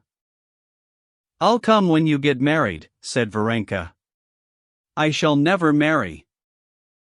"Well, then, I shall never come." "Well, then, I shall be married simply for that." "Mind now, remember your promise," said Kitty. The doctor's prediction was fulfilled. Kitty returned home to Russia cured. She was not so gay and thoughtless as before, but she was serene. Her Moscow troubles had become a memory to her. Part 3. Chapter 1. Sergei Ivanovich Kosnyshev wanted a rest from mental work, and instead of going abroad as he usually did, he came towards the end of May to stay in the country with his brother. In his judgment, the best sort of life was a country life. He had come now to enjoy such a life at his brother's. Konstantin Levin was very glad to have him, especially as he did not expect his brother Nikolai that summer. But in spite of his affection and respect for Sergei Ivanovich, Konstantin Levin was uncomfortable with his brother in the country. It made him uncomfortable, and it positively annoyed him to see his brother's attitude to the country. To Konstantin Levin the country was the background of life, that is of pleasures, endeavors, labor. To Sergei Ivanovich the country meant on one hand rest from work, on the other a valuable antidote to the corrupt influences of town, which he took with satisfaction and a sense of its utility. To Konstantin Levin the country was good first because it afforded a field for labor, of the usefulness of which there could be no doubt. To Sergei Ivanovich the country was particularly good, because there it was possible and fitting to do nothing. Moreover, Sergei Ivanovich's attitude to the peasants rather piqued Konstantin. Sergei Ivanovich used to say that he knew and liked the peasantry, and he often talked to the peasants, which he knew how to do without affectation or condescension, and from every such conversation he would deduce general conclusions in favor of the peasantry and in confirmation of his knowing them. Konstantin Levin did not like such an attitude to the peasants. To Konstantin the peasant was simply the chief partner in their common labor, and in spite of all the respect and the love, almost like that of kinship, he had for the peasant sucked in probably, as he said himself, with the milk of his peasant nurse still as a fellow worker with him, while sometimes enthusiastic over the vigor, gentleness, and justice of these men, he was very often, when their common labors called for other qualities, exasperated with the peasant for his carelessness, lack of method, drunkenness, and lying. If he had been asked whether he liked or didn't like the peasants, Konstantin Levin would have been absolutely at a loss what to reply. He liked and did not like the peasants, just as he liked and did not like men in general. Of course, being a good-hearted man, he liked men rather than he disliked them, and so too with the peasants. But like or dislike the people is something apart he could not only because he lived with the people, and all his interests were bound up with theirs, but also because he regarded himself as a part of the people, did not see any special qualities or failings distinguishing himself and the people, and could not contrast himself with them. Moreover, although he had lived so long in the closest relations with the peasants, as farmer and arbitrator, and what was more, as adviser, the peasants trusted him, and for 30 miles round they would come to ask his advice, he had no definite views of the people, and would have been as much at a loss to answer the question whether he knew the people as the question whether he liked them. For him to say he knew the peasantry would have been the same as to say he knew men. He was continually watching and getting to know people of all sorts, and among them peasants, whom he regarded as good and interesting people, and he was continually observing new points in them, altering his former views of them and forming new ones. With Sergei Ivanovich it was quite the contrary. Just as he liked and praised a country life in comparison with the life he did not like, so too he liked the peasantry in contradistinction to the class of men he did not like, and so too he knew the peasantry as something distinct from and opposed to men generally. In his methodical brain there were distinctly formulated certain aspects of peasant life, deduced partly from that life itself, but chiefly from contrast with other modes of life. He never changed his opinion of the peasantry and his sympathetic attitude towards them. In the discussions that arose between the brothers on their views of the peasantry, Sergei Ivanovich always got the better of his brother, precisely because Sergei Ivanovich had definite ideas about the peasant, his character, his qualities, and his tastes. Konstantin Levin had no definite and unalterable idea on the subject, and so in their arguments Konstantin was readily convicted of contradicting himself. Sergei Ivanovich's eyes, his younger brother was a capital fellow, with his heart in the right place, as he expressed it in French, but with a mind which, though fairly quick, was too much influenced by the impressions of the moment, and consequently filled with contradictions. With all the condescension of an elder brother, he sometimes explained to him the true import of things, but he derived little satisfaction from arguing with him because he got the better of him too easily.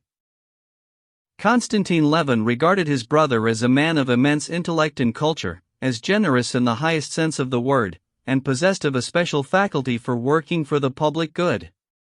But in the depths of his heart, the older he became, and the more intimately he knew his brother, the more and more frequently the thought struck him that this faculty of working for the public good, of which he felt himself utterly devoid, was possibly not so much a quality as a lack of something, not a lack of good, honest, noble desires and tastes, but a lack of vital force, of what is called heart, of that impulse which drives a man to choose someone out of the innumerable paths of life, and to care only for that one.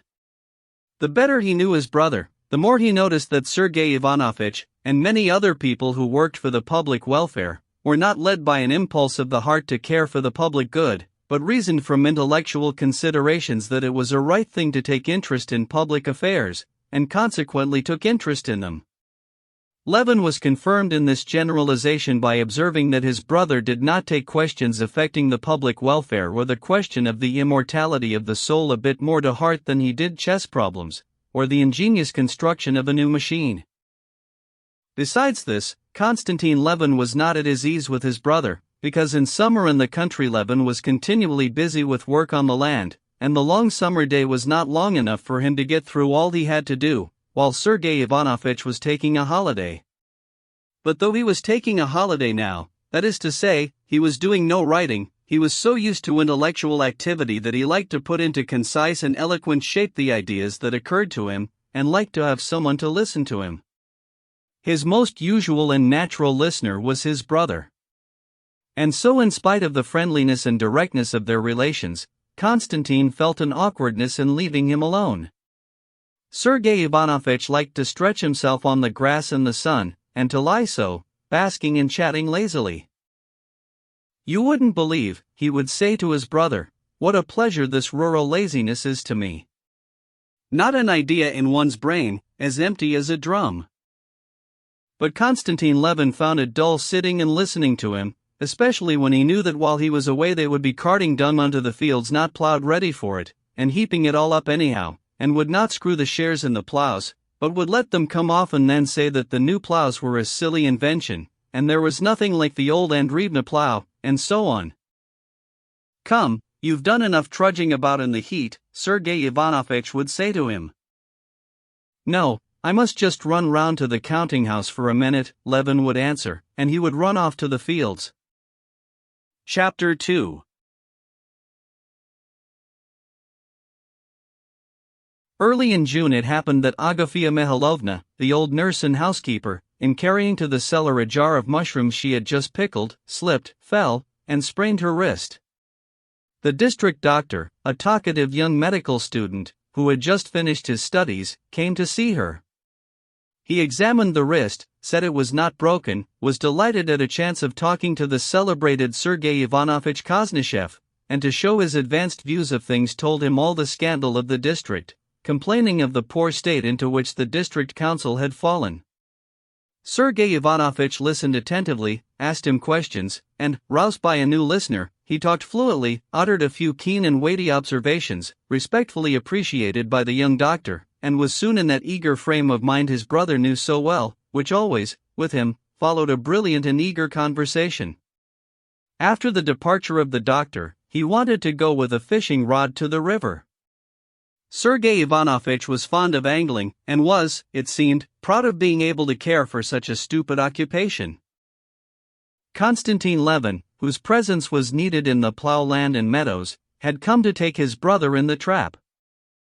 It was that time of the year, the turning point of summer, when the crops of the present year are a certainty, when one begins to think of the sowing for next year, and the mowing is at hand, when the rye is all in ear, though its ears are still light, not yet full, and it waves in grey-green billows in the wind, when the green oats, with tufts of yellow grass scattered here and there among it, droop irregularly over the late-sown fields, when the early buckwheat is already out and hiding the ground, when the fallow lands, trodden hard as stone by the cattle, are half plowed over, with paths left untouched by the plow, when from the dry dung heaps carted onto the fields there comes at sunset a smell of manure mixed with meadowsweet, and on the low-lying lands the riverside meadows are a thick sea of grass waiting for the mowing, with blackened heaps of the stalks of sorrel among it. It was the time when there comes a brief pause in the toil of the fields before the beginning of the labors of harvest, every year recurring, every year straining every nerve of the peasants. The crop was a splendid one, and bright, hot summer days had set in with short, dewy nights. The brothers had to drive through the woods to reach the meadows. Sergei Ivanovich was all the while admiring the beauty of the woods, which were a tangled mass of leaves, pointing out to his brother now an old lime tree on the point of flowering, dark on the shady side, and brightly spotted with yellow stipules, now the young shoots of this year's saplings brilliant with emerald. Konstantin Levin did not like talking and hearing about the beauty of nature. Words for him took away the beauty of what he saw. He assented to what his brother said, but he could not help beginning to think of other things. When they came out of the woods, all his attention was engrossed by the view of the fallow land on the upland, in parts yellow with grass, in parts trampled and checkered with furrows, in parts dotted with ridges of dung, and in parts even plowed. A string of carts was moving across it. Levin counted the carts, and was pleased that all that were wanted had been brought, and at the sight of the meadows his thoughts passed to the mowing. He always felt something special moving him to the quick at the haymaking. On reaching the meadow Levin stopped the horse. The morning dew was still lying on the thick undergrowth of the grass, and that he might not get his feet wet, Sergei Ivanovich asked his brother to drive him in the trap up to the willow tree from which the carp was caught. Sorry as Konstantin Levin was to crush down his mowing grass, he drove him into the meadow. The high grass softly turned about the wheels and the horse's legs, leaving its seeds clinging to the wet axles and spokes of the wheels. His brother seated himself under a bush, arranging his tackle, while Levin led the horse away, fastened him up, and walked into the vast grey-green sea of grass unstirred by the wind. The silky grass with its ripe seeds came almost to his waist in the dampest spots. Crossing the meadow, Konstantin Levin came out onto the road, and met an old man with a swollen eye, carrying a skep on his shoulder. "What? Taken a stray swarm, Fomich?" he asked. "No, indeed, Konstantin Mitrich. All we can do to keep our own. This is the second swarm that has flown away. Luckily the lads caught them. They were plowing your field. They unyoked the horses and galloped after them. Well, what do you say, Fomich, start mowing, or wait a bit?" Well. Our way's to wait till St. Peter's Day. But you always mow sooner. Well, to be sure, please God, the hay's good. There'll be plenty for the beasts. What do you think about the weather? That's in God's hands. Maybe it will be fine. Levin went up to his brother. Sergei Ivanovich had caught nothing, but he was not bored, and seemed in the most cheerful frame of mind. Levin saw that, stimulated by his conversation with the doctor, he wanted to talk. Levin, on the other hand, would have liked to get home as soon as possible to give orders about getting together the mowers for next day, and to set at rest his doubts about the mowing, which greatly absorbed him. "Well, let's be going," he said. "Why be in such a hurry? Let's stay a little. But how wet you are! Even though one catches nothing, it's nice. That's the best thing about every part of sport, that one has to do with nature. How exquisite this steely water is," said Sergei Ivanovich. "These riverside banks always remind me of the riddle, do you know it? The grass says to the water, 'We quiver and we quiver.'" "I don't know the riddle," answered Levin wearily. Chapter 3. "Do you know I've been thinking about you," said Sergei Ivanovich. "It's beyond everything what's being done in the district, according to what this doctor tells me. He's a very intelligent fellow. And as I've told you before, I tell you again, it's not right for you not to go to the meetings, and altogether to keep out of the district business. If decent people won't go into it, of course it's bound to go all wrong. We pay the money, and it all goes in salaries, and there are no schools, nor district nurses, nor midwives, nor drugstores, nothing." "Well, I did try, you know," Levin said slowly and unwillingly. "I can't. And so there's no help for it." "But why can't you?" "I must own I can't make it out. Indifference, incapacity I won't admit, surely it's not simply laziness?" "None of those things. I've tried, and I see I can do nothing," said Levin. He had hardly grasped what his brother was saying. Looking towards the plough-land across the river, he made out something black, but he could not distinguish whether it was a horse or the bailiff on horseback. "Why is it you can do nothing? You made an attempt and didn't succeed, as you think, and you give in. How can you have so little self-respect?" "Self-respect?" said Levin, stung to the quick by his brother's words. "I don't understand. If they'd told me at college that other people understood the integral calculus, and I didn't, then pride would have come in. But in this case one wants first to be convinced that one has certain qualifications for this sort of business, and especially that all this business is of great importance." "What? Do you mean to say it's not of importance?" said Sergei Ivanovich, stung to the quick too at his brother's considering anything of no importance that interested him, and still more at his obviously paying little attention to what he was saying.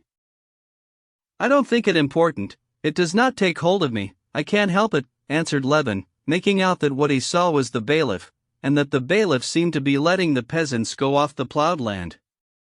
They were turning the plough over. Can they have finished ploughing? He wondered. "Come, really though," said the elder brother, with a frown on his handsome, clever face, "there's a limit to everything. It's very well to be original and genuine, and to dislike everything conventional, I know all about that, but really, what you're saying either has no meaning, or it has a very wrong meaning. How can you think it a matter of no importance whether the peasant, whom you love as you assert?" "I never did assert it," thought Konstantin Levin. "Dies without help? The ignorant peasant women starve the children, and the people stagnate in darkness, and are helpless in the hands of every village clerk, while you have at your disposal a means of helping them, and don't help them because to your mind it's of no importance." And Sergei Ivanovich put before him the alternative: either you are so undeveloped that you can't see all that you can do, or you won't sacrifice your ease, your vanity, or whatever it is, to do it. Konstantin Levin felt that there was no course open to him but to submit, or to confess to a lack of zeal for the public good. And this mortified him and hurt his feelings. "It's both," he said resolutely. "I don't see that it was possible." "What? Was it impossible, if the money were properly laid out, to provide medical aid?" "Impossible, as it seems to me. For the 3,000 square miles of our district, what with our thaws, and the storms, and the work in the fields, I don't see how it is possible to provide medical aid all over. And besides, I don't believe in medicine." "Oh, well, that's unfair, I can quote to you thousands of instances." But the schools, anyway. Why have schools? What do you mean? Can there be two opinions of the advantage of education? If it's a good thing for you, it's a good thing for everyone. Konstantin Levin felt himself morally pinned against a wall, and so he got hot, and unconsciously blurted out the chief cause of his indifference to public business. Perhaps it may all be very good, but why should I worry myself about establishing dispensaries which I shall never make use of, and schools to which I shall never send my children, to which even the peasants don't want to send their children, and to which I've no very firm faith that they ought to send them? Said he. Sergei Ivanovich was for a minute surprised at this unexpected view of the subject, but he promptly made a new plan of attack.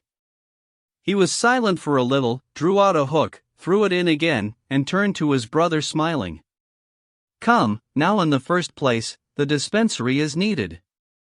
We ourselves sent for the district doctor for Agafia Mihailovna. Oh, well, but I fancy her wrist will never be straight again. That remains to be proved. Next, the peasant who can read and write is as a workman of more use and value to you. No, you can ask anyone you like, Konstantin Levin answered with decision. The man that can read and write is much inferior as a workman. And mending the highroads is an impossibility, and as soon as they put up bridges they're stolen. Still, that's not the point, said Sergei Ivanovich, frowning. He disliked contradiction, and still more, arguments that were continually skipping from one thing to another, introducing new and disconnected points, so that there was no knowing to which to reply. Do you admit that education is a benefit for the people? Yes, I admit it, said Levin without thinking, and he was conscious immediately that he had said what he did not think. He felt that if he admitted that, it would be proved that he had been talking meaningless rubbish. How it would be proved he could not tell, but he knew that this would inevitably be logically proved to him, and he awaited the proofs. The argument turned out to be far simpler than he had expected. If you admit that it is a benefit, said Sergei Ivanovich, then, as an honest man, you cannot help caring about it and sympathizing with the movement, and so wishing to work for it. But I still do not admit this movement to be just, said Konstantin Levin, reddening a little. What? But you said just now. That's to say, I don't admit its being either good or possible. That you can't tell without making the trial. Well, supposing that's so, said Levin, though he did not suppose so at all, supposing that is so, still I don't see, all the same, what I'm to worry myself about it for. How so? No, since we are talking, explain it to me from the philosophical point of view, said Levin. I can't see where philosophy comes in, said Sergei Ivanovich, in a tone, Levin fancied, as though he did not admit his brother's right to talk about philosophy. And that irritated Levin. I'll tell you, then, he said with heat, I imagine the mainspring of all our actions is, after all, self-interest. Now in the local institutions I, as a nobleman, see nothing that could conduce to my prosperity, and the roads are not better and could not be better, my horses carry me well enough over bad ones. Doctors and dispensaries are no use to me. An arbitrator of disputes is no use to me. I never appeal to him, and never shall appeal to him.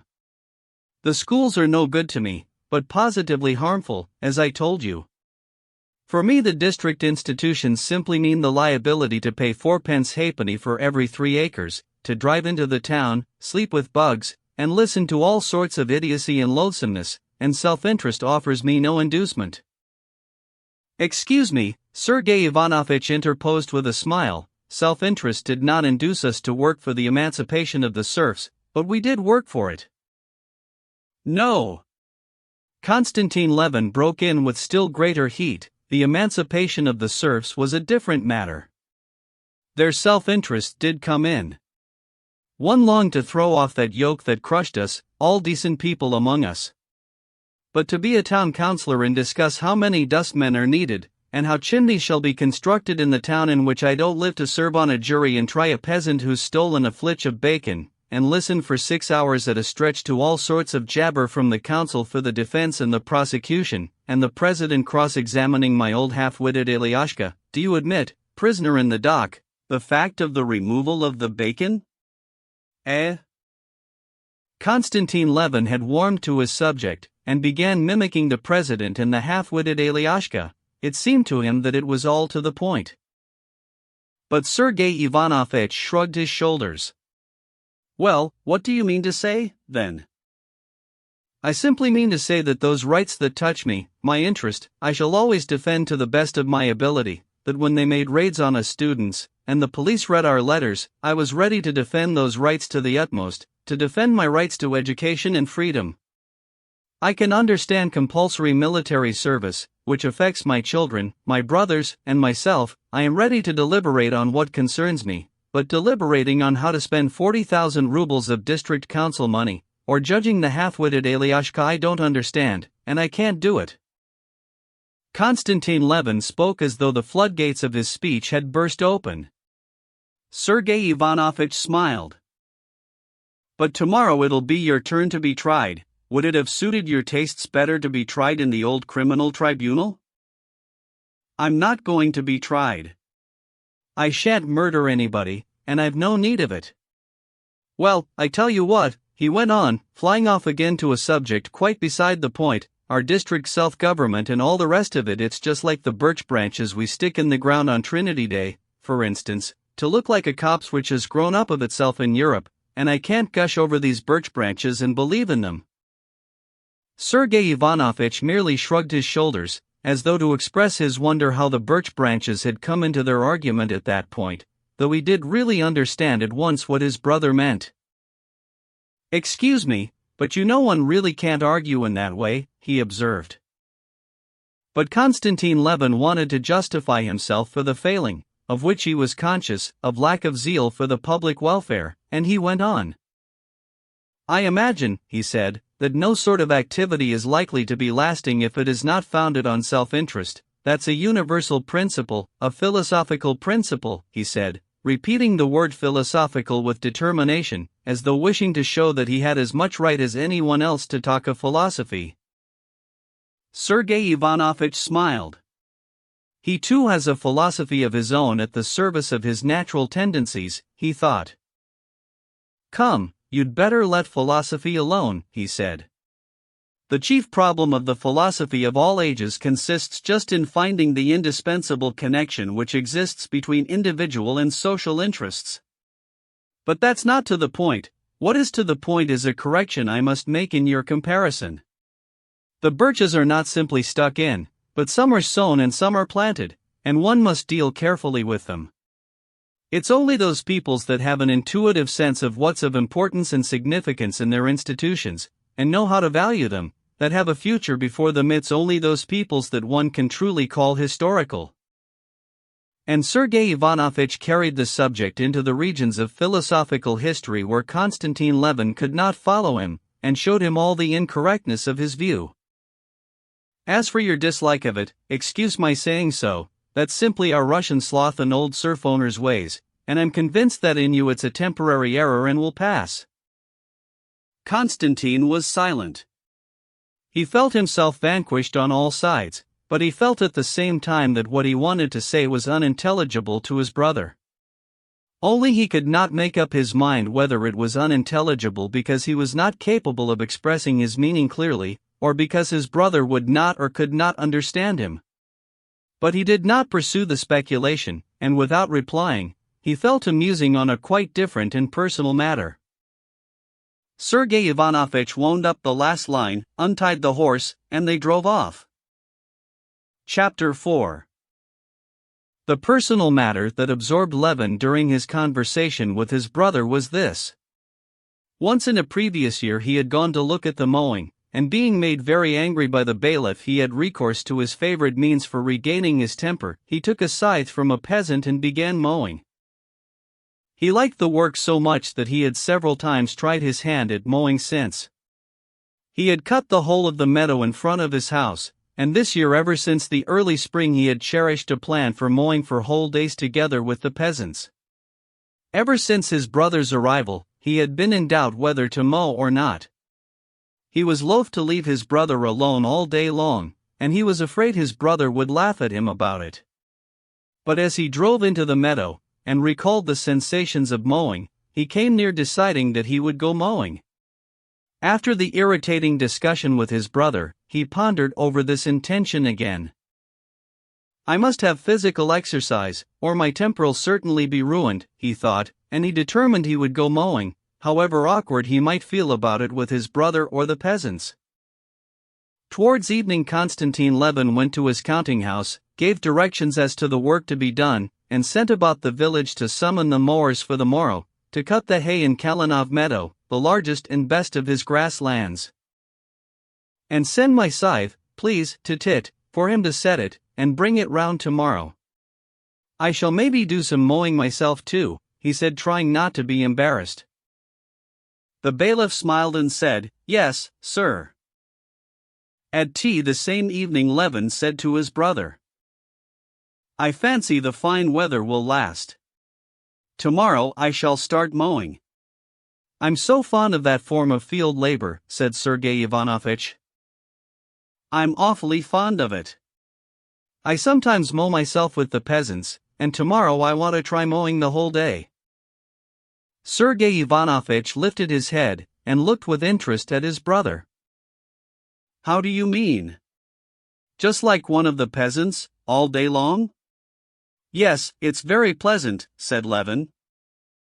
It's splendid as exercise, only you'll hardly be able to stand it, said Sergei Ivanovich, without a shade of irony. I've tried it. It's hard work at first, but you get into it. I dare say I shall manage to keep it up. Really? What an idea! But tell me, how do the peasants look at it? I suppose they laugh in their sleeves at their masters being such a queer fish? No, I don't think so, but it's so delightful, and at the same time such hard work, that one has no time to think about it. But how will you do about dining with them? To send you a bottle of Lafitte and roast turkey out there would be a little awkward. No, I'll simply come home at the time of their noonday rest.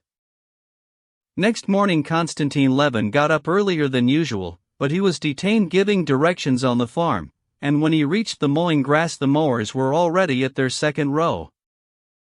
From the uplands he could get a view of the shaded cut part of the meadow below, with its grayish ridges of cut grass, and the black heaps of coats, taken off by the mowers at the place from which they had started cutting.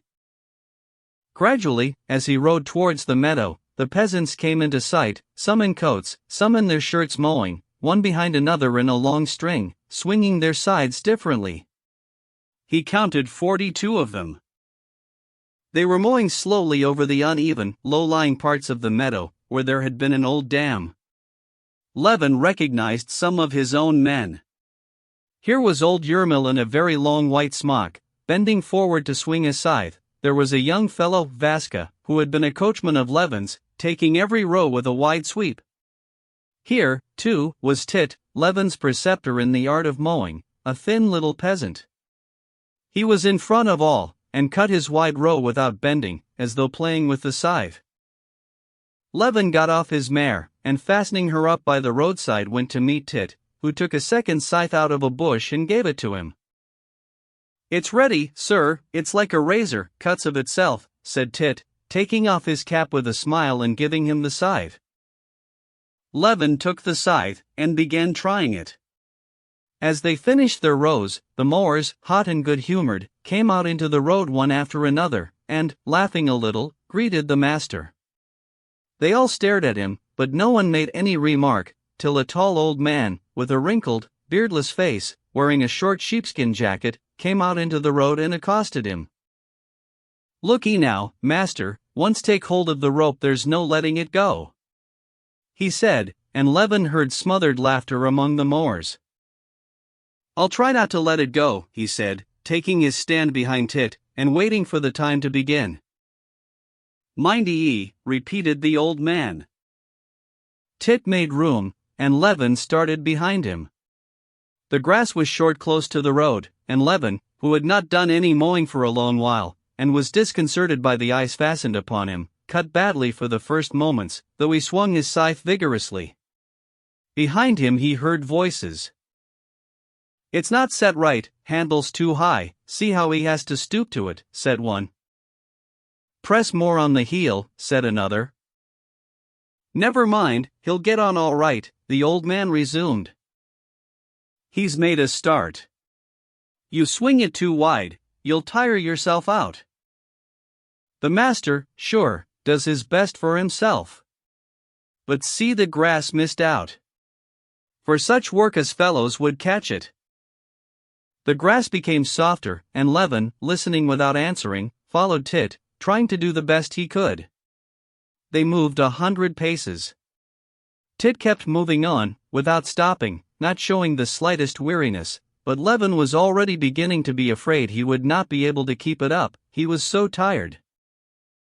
He felt as he swung his scythe that he was at the very end of his strength, and was making up his mind to ask Tit to stop.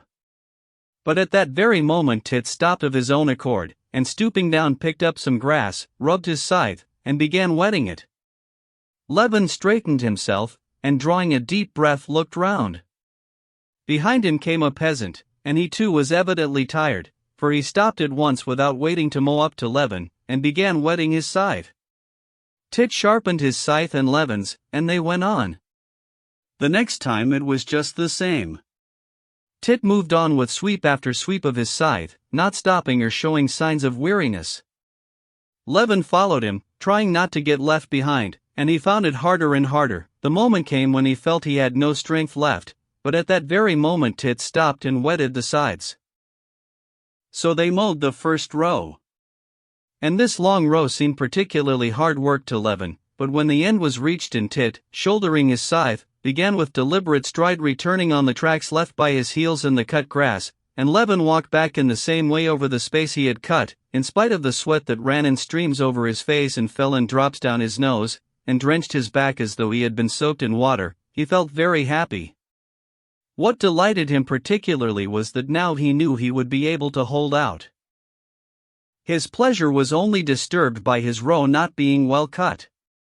"I will swing less with my arm and more with my whole body," he thought, comparing Tit's row, which looked as if it had been cut with a line, with his own unevenly and irregularly lying grass.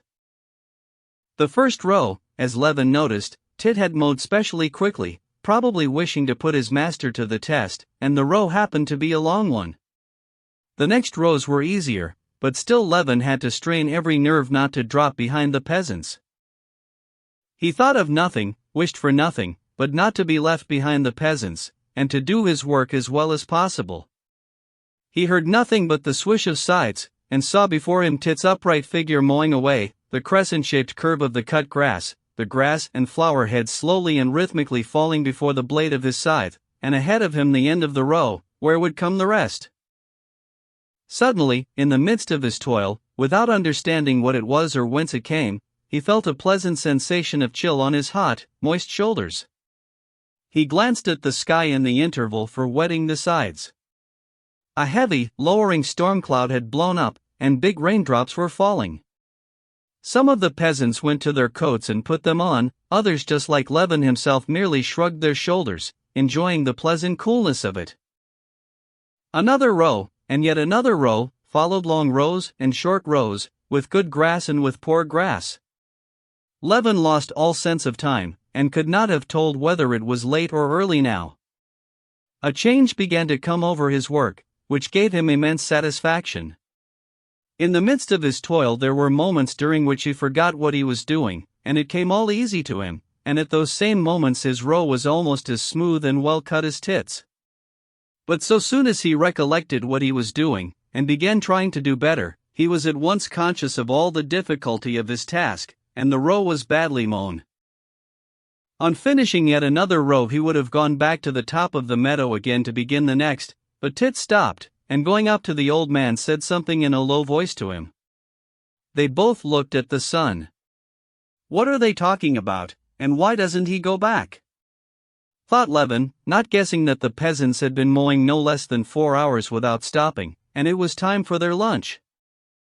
"Lunch, sir," said the old man. is it really time? That's right, lunch, then. Levin gave his scythe to Tit, and together with the peasants, who were crossing the long stretch of mown grass, slightly sprinkled with rain, to get their bread from the heap of coats, he went towards his house. Only then he suddenly awoke to the fact that he had been wrong about the weather and the rain was drenching his hay. "The hay will be spoiled," he said. "Not a bit of it, sir, mow in the rain, and you'll rake in fine weather," said the old man. Levin untied his horse and rode home to his coffee. Sergei Ivanovitch was only just getting up. When he had drunk his coffee, Levin rode back again to the mowing before Sergei Ivanovitch had had time to dress and come down to the dining room. Chapter 5. After lunch, Levin was not in the same place in the string of mowers as before, but stood between the old man who had accosted him jocosely, and now invited him to be his neighbor, and a young peasant, who had only been married in the autumn, and who was mowing this summer for the first time. The old man, holding himself erect, moved in front, with his feet turned out, taking long, regular strides, and with a precise and regular action which seemed to cost him no more effort than swinging one's arms and walking, as though it were in play. He laid down the high, even row of grass. It was as though it were not he but the sharp scythe of itself swishing through the juicy grass. Behind Levin came the lad Mishka. His pretty, boyish face, with a twist of fresh grass bound round his hair, was all working with effort, but whenever anyone looked at him he smiled. He would clearly have died sooner than own it was hard work for him. Levin kept between them. In the very heat of the day the mowing did not seem such hard work to him.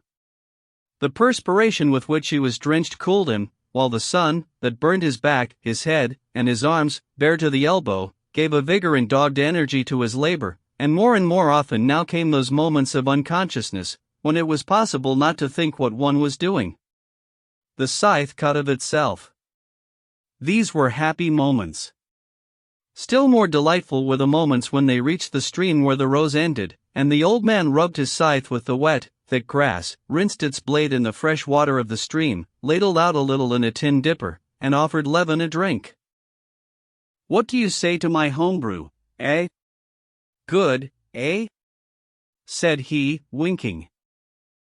And truly Levin had never drunk any liquor so good as this warm water with green bits floating in it, and a taste of rust from the tin dipper.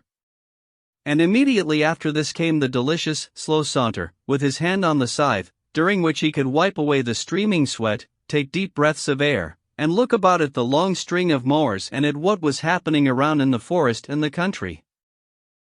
The longer Levin mowed, the oftener he felt the moments of unconsciousness in which it seemed not his hands that swung the scythe, but the scythe mowing of itself, a body full of life and consciousness of its own, and as though by magic, without thinking of it, the work turned out regular and well finished of itself.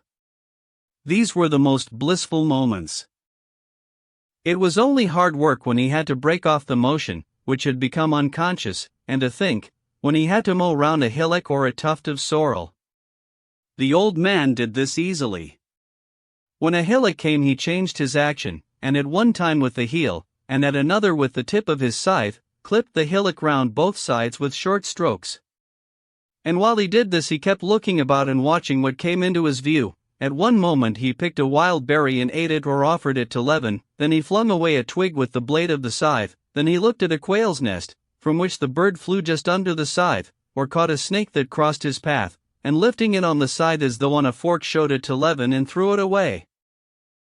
For both Levin and the young peasant behind him, such changes of position were difficult.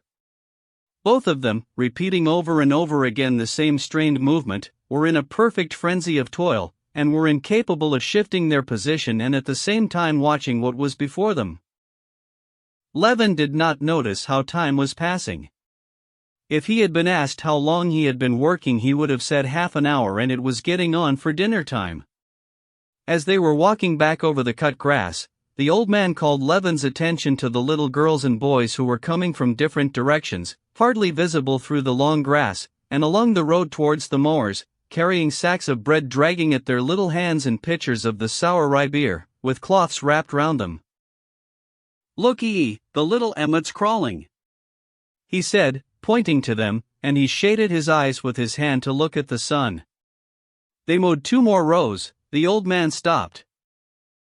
"Come, master, dinner time," he said briskly.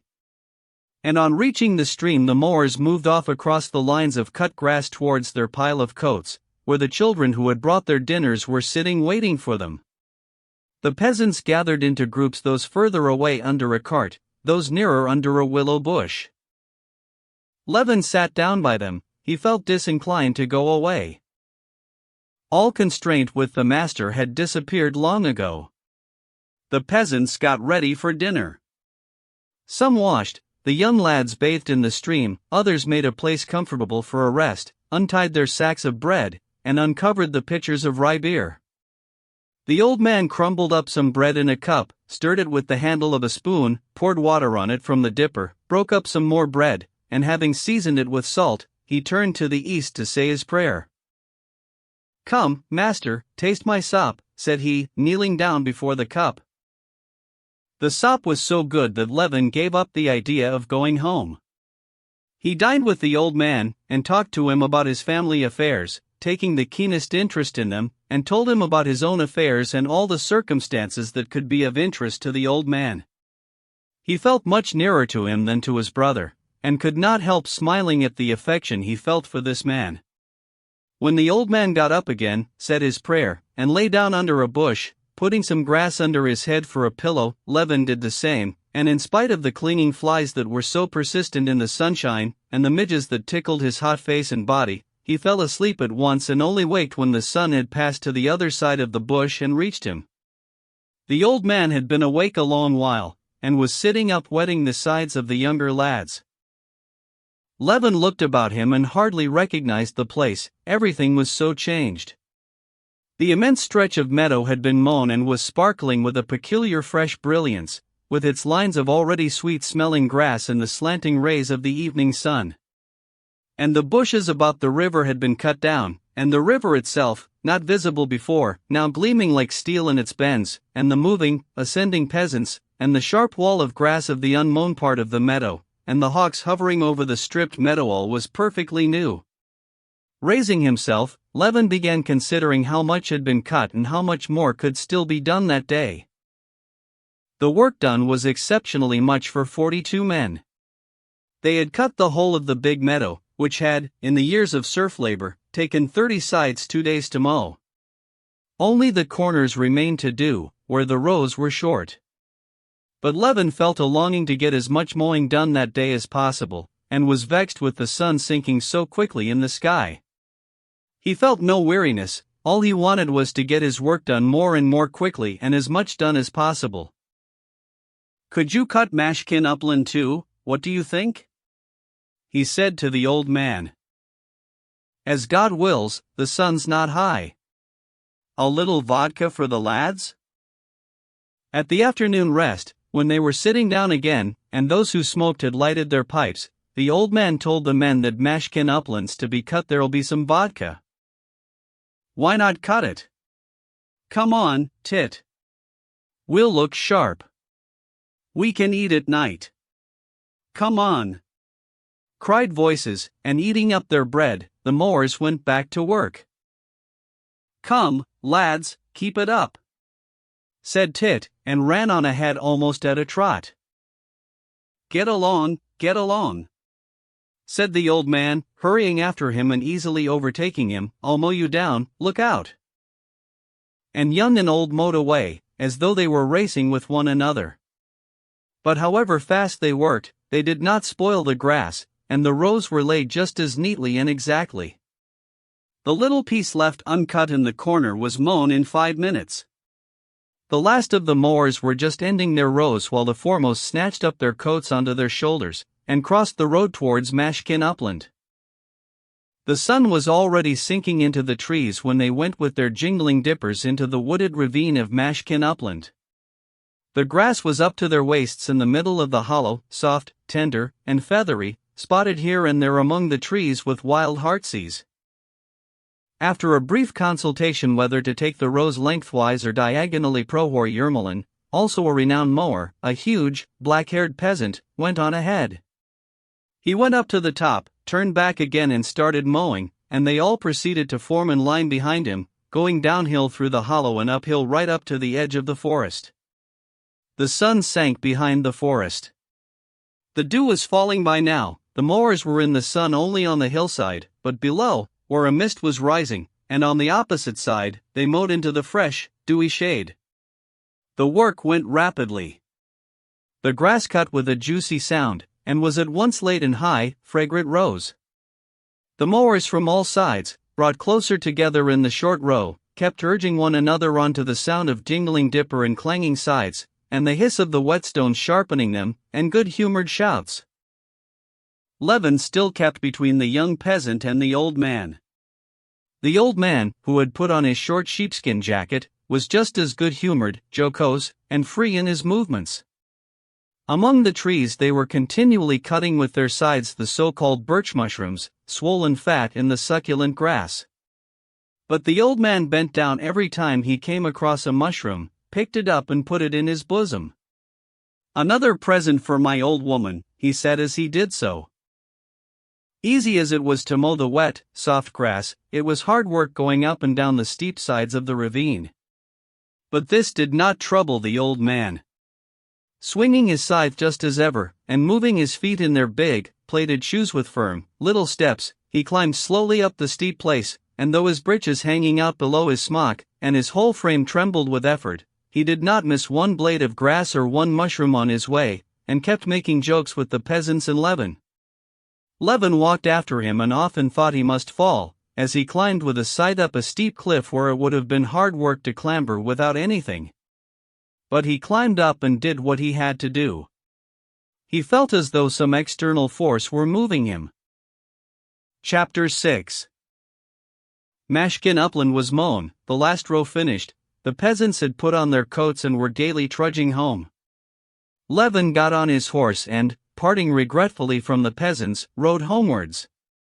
On the hillside he looked back. He could not see them in the mist that had risen from the valley. He could only hear rough, good-humored voices, laughter, and the sound of clanking scythes. Sergei Ivanovitch had long ago finished dinner, and was drinking iced lemon and water in his own room, looking through the reviews and papers which he had only just received by post, when Levin rushed into the room, talking merrily, with his wet and matted hair sticking to his forehead, and his back and chest grimed and moist. "We mowed the whole meadow." "Oh, it is nice, delicious. And how have you been getting on?" said Levin, completely forgetting the disagreeable conversation of the previous day. "Mercy! What do you look like?" said Sergei Ivanovitch, for the first moment looking round with some dissatisfaction. "And the door, do shut the door," he cried. "You must have let in a dozen at least." Sergei Ivanovitch could not endure flies, and in his own room he never opened the window except at night, and carefully kept the door shut. "Not one, on my honor. But if I have, I'll catch them. You wouldn't believe what a pleasure it is. How have you spent the day?" "Very well. But have you really been mowing the whole day? I expect you're as hungry as a wolf. Kuzma has got everything ready for you." "No, I don't feel hungry even. I had something to eat there.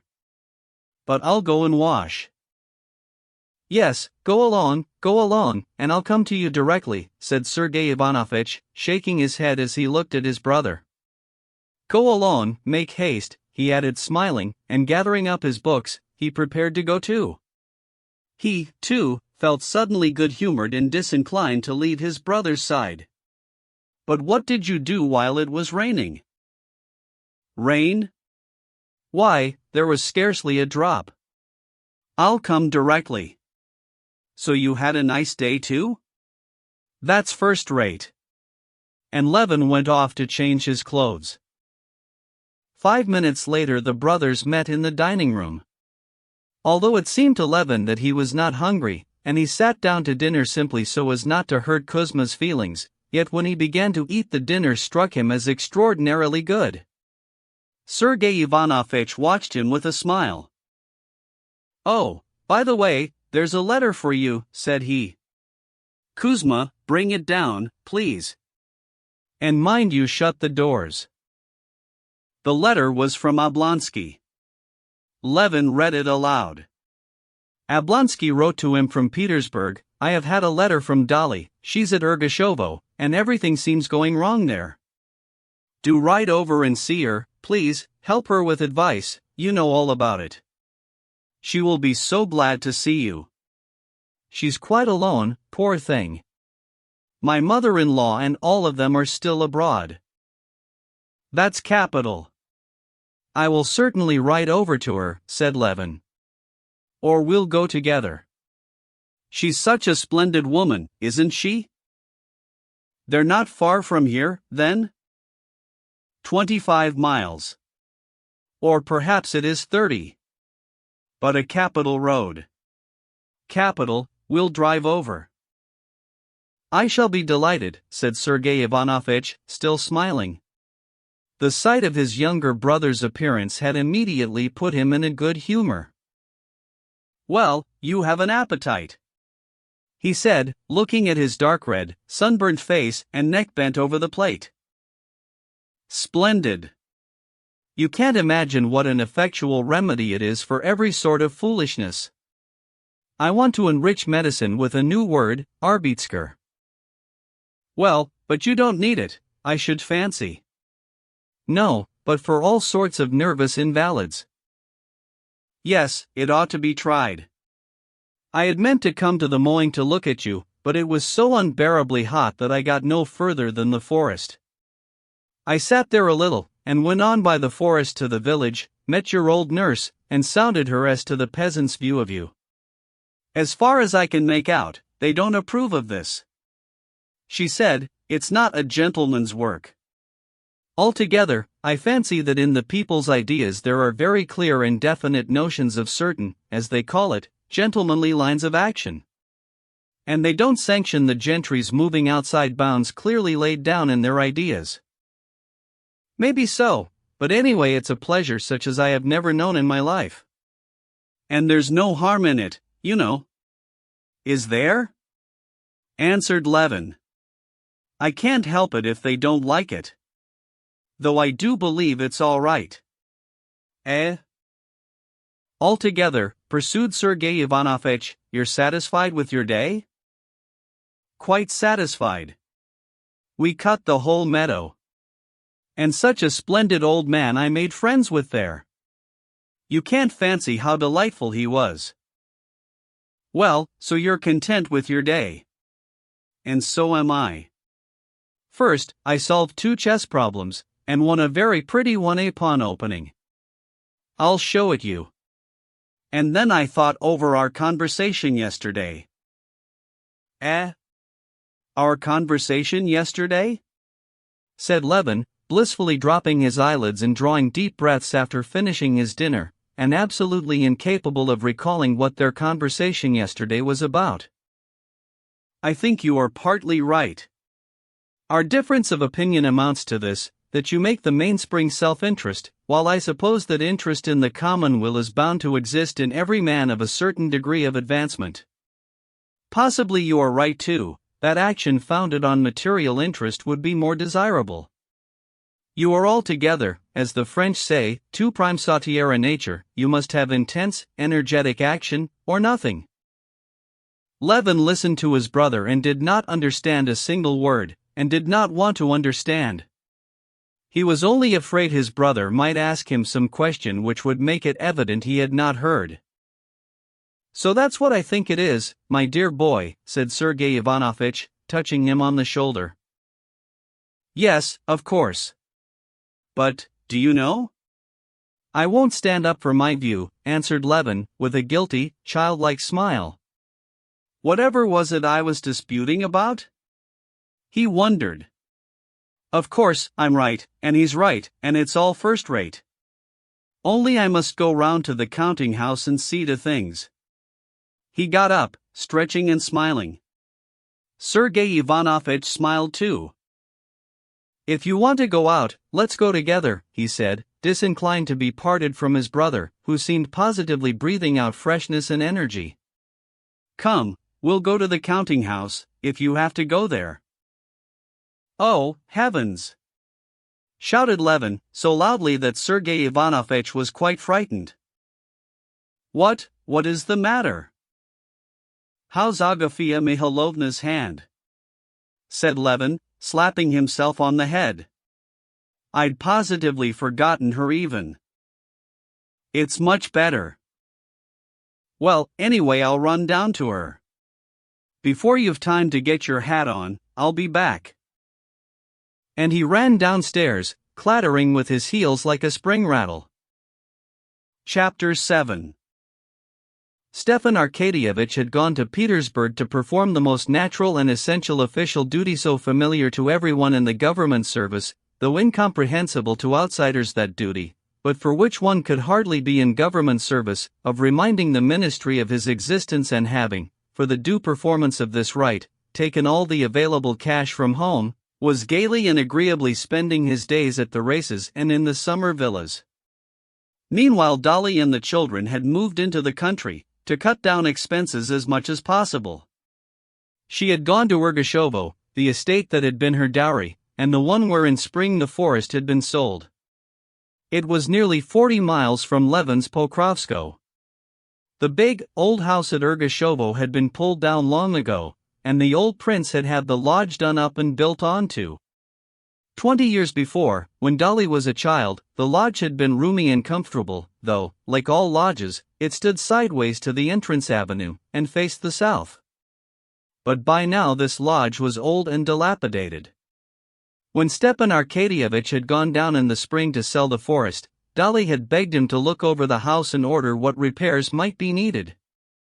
Stepan Arkadyevitch, like all unfaithful husbands indeed, was very solicitous for his wife's comfort, and he had himself looked over the house, and given instructions about everything that he considered necessary. What he considered necessary was to cover all the furniture with cretonne, to put up curtains, to weed the garden, to make a little bridge on the pond, and to plant flowers. But he forgot many other essential matters, the want of which greatly distressed Darya Alexandrovna later on. In spite of Stepan Arkadyevitch's efforts to be an attentive father and husband, he never could keep in his mind that he had a wife and children. He had bachelor tastes, and it was in accordance with them that he shaped his life. On his return to Moscow, he informed his wife with pride that everything was ready, that the house would be a little paradise, and that he advised her most certainly to go. His wife's staying away in the country was very agreeable to Stepan Arkadyevitch from every point of view. It did the children good, it decreased expenses, and it left him more at liberty. Darya Alexandrovna regarded staying in the country for the summer as essential for the children, especially for the little girl, who had not succeeded in regaining her strength after the scarlatina, and also as a means of escaping the petty humiliations, the little bills owing to the wood merchant, the fishmonger, the shoemaker, which made her miserable. Besides this, she was pleased to go away to the country because she was dreaming of getting her sister Kitty to stay with her there. Kitty was to be back from abroad in the middle of the summer, and bathing had been prescribed for her. Kitty wrote that no prospect was so alluring as to spend the summer with Dolly at Ergoshovo, full of childish associations for both of them. The first days of her existence in the country were very hard for Dolly. She used to stay in the country as a child, and the impression she had retained of it was that the country was a refuge from all the unpleasantness of the town, that life there, though not luxurious, Dolly could easily make up her mind to that, was cheap and comfortable, that there was plenty of everything was cheap, everything could be got, and children were happy. But now, coming to the country as the head of a family, she perceived that it was all utterly unlike what she had fancied. The day after their arrival there was a heavy fall of rain, and in the night the water came through in the corridor and in the nursery, so that the beds had to be carried into the drawing room. There was no kitchen maid to be found. Of the 9 cows, it appeared from the words of the cowherd woman that some were about to calve, others had just calved, others were old, and others again hard-uddered. There was not butter nor milk enough even for the children. There were no eggs.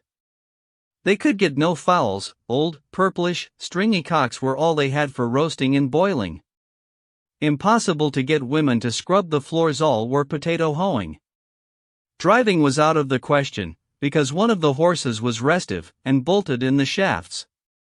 There was no place where they could bathe, the whole of the riverbank was trampled by the cattle and open to the road, even walks were impossible, for the cattle strayed into the garden through a gap in the hedge, and there was one terrible bull, who bellowed, and therefore might be expected to gore somebody.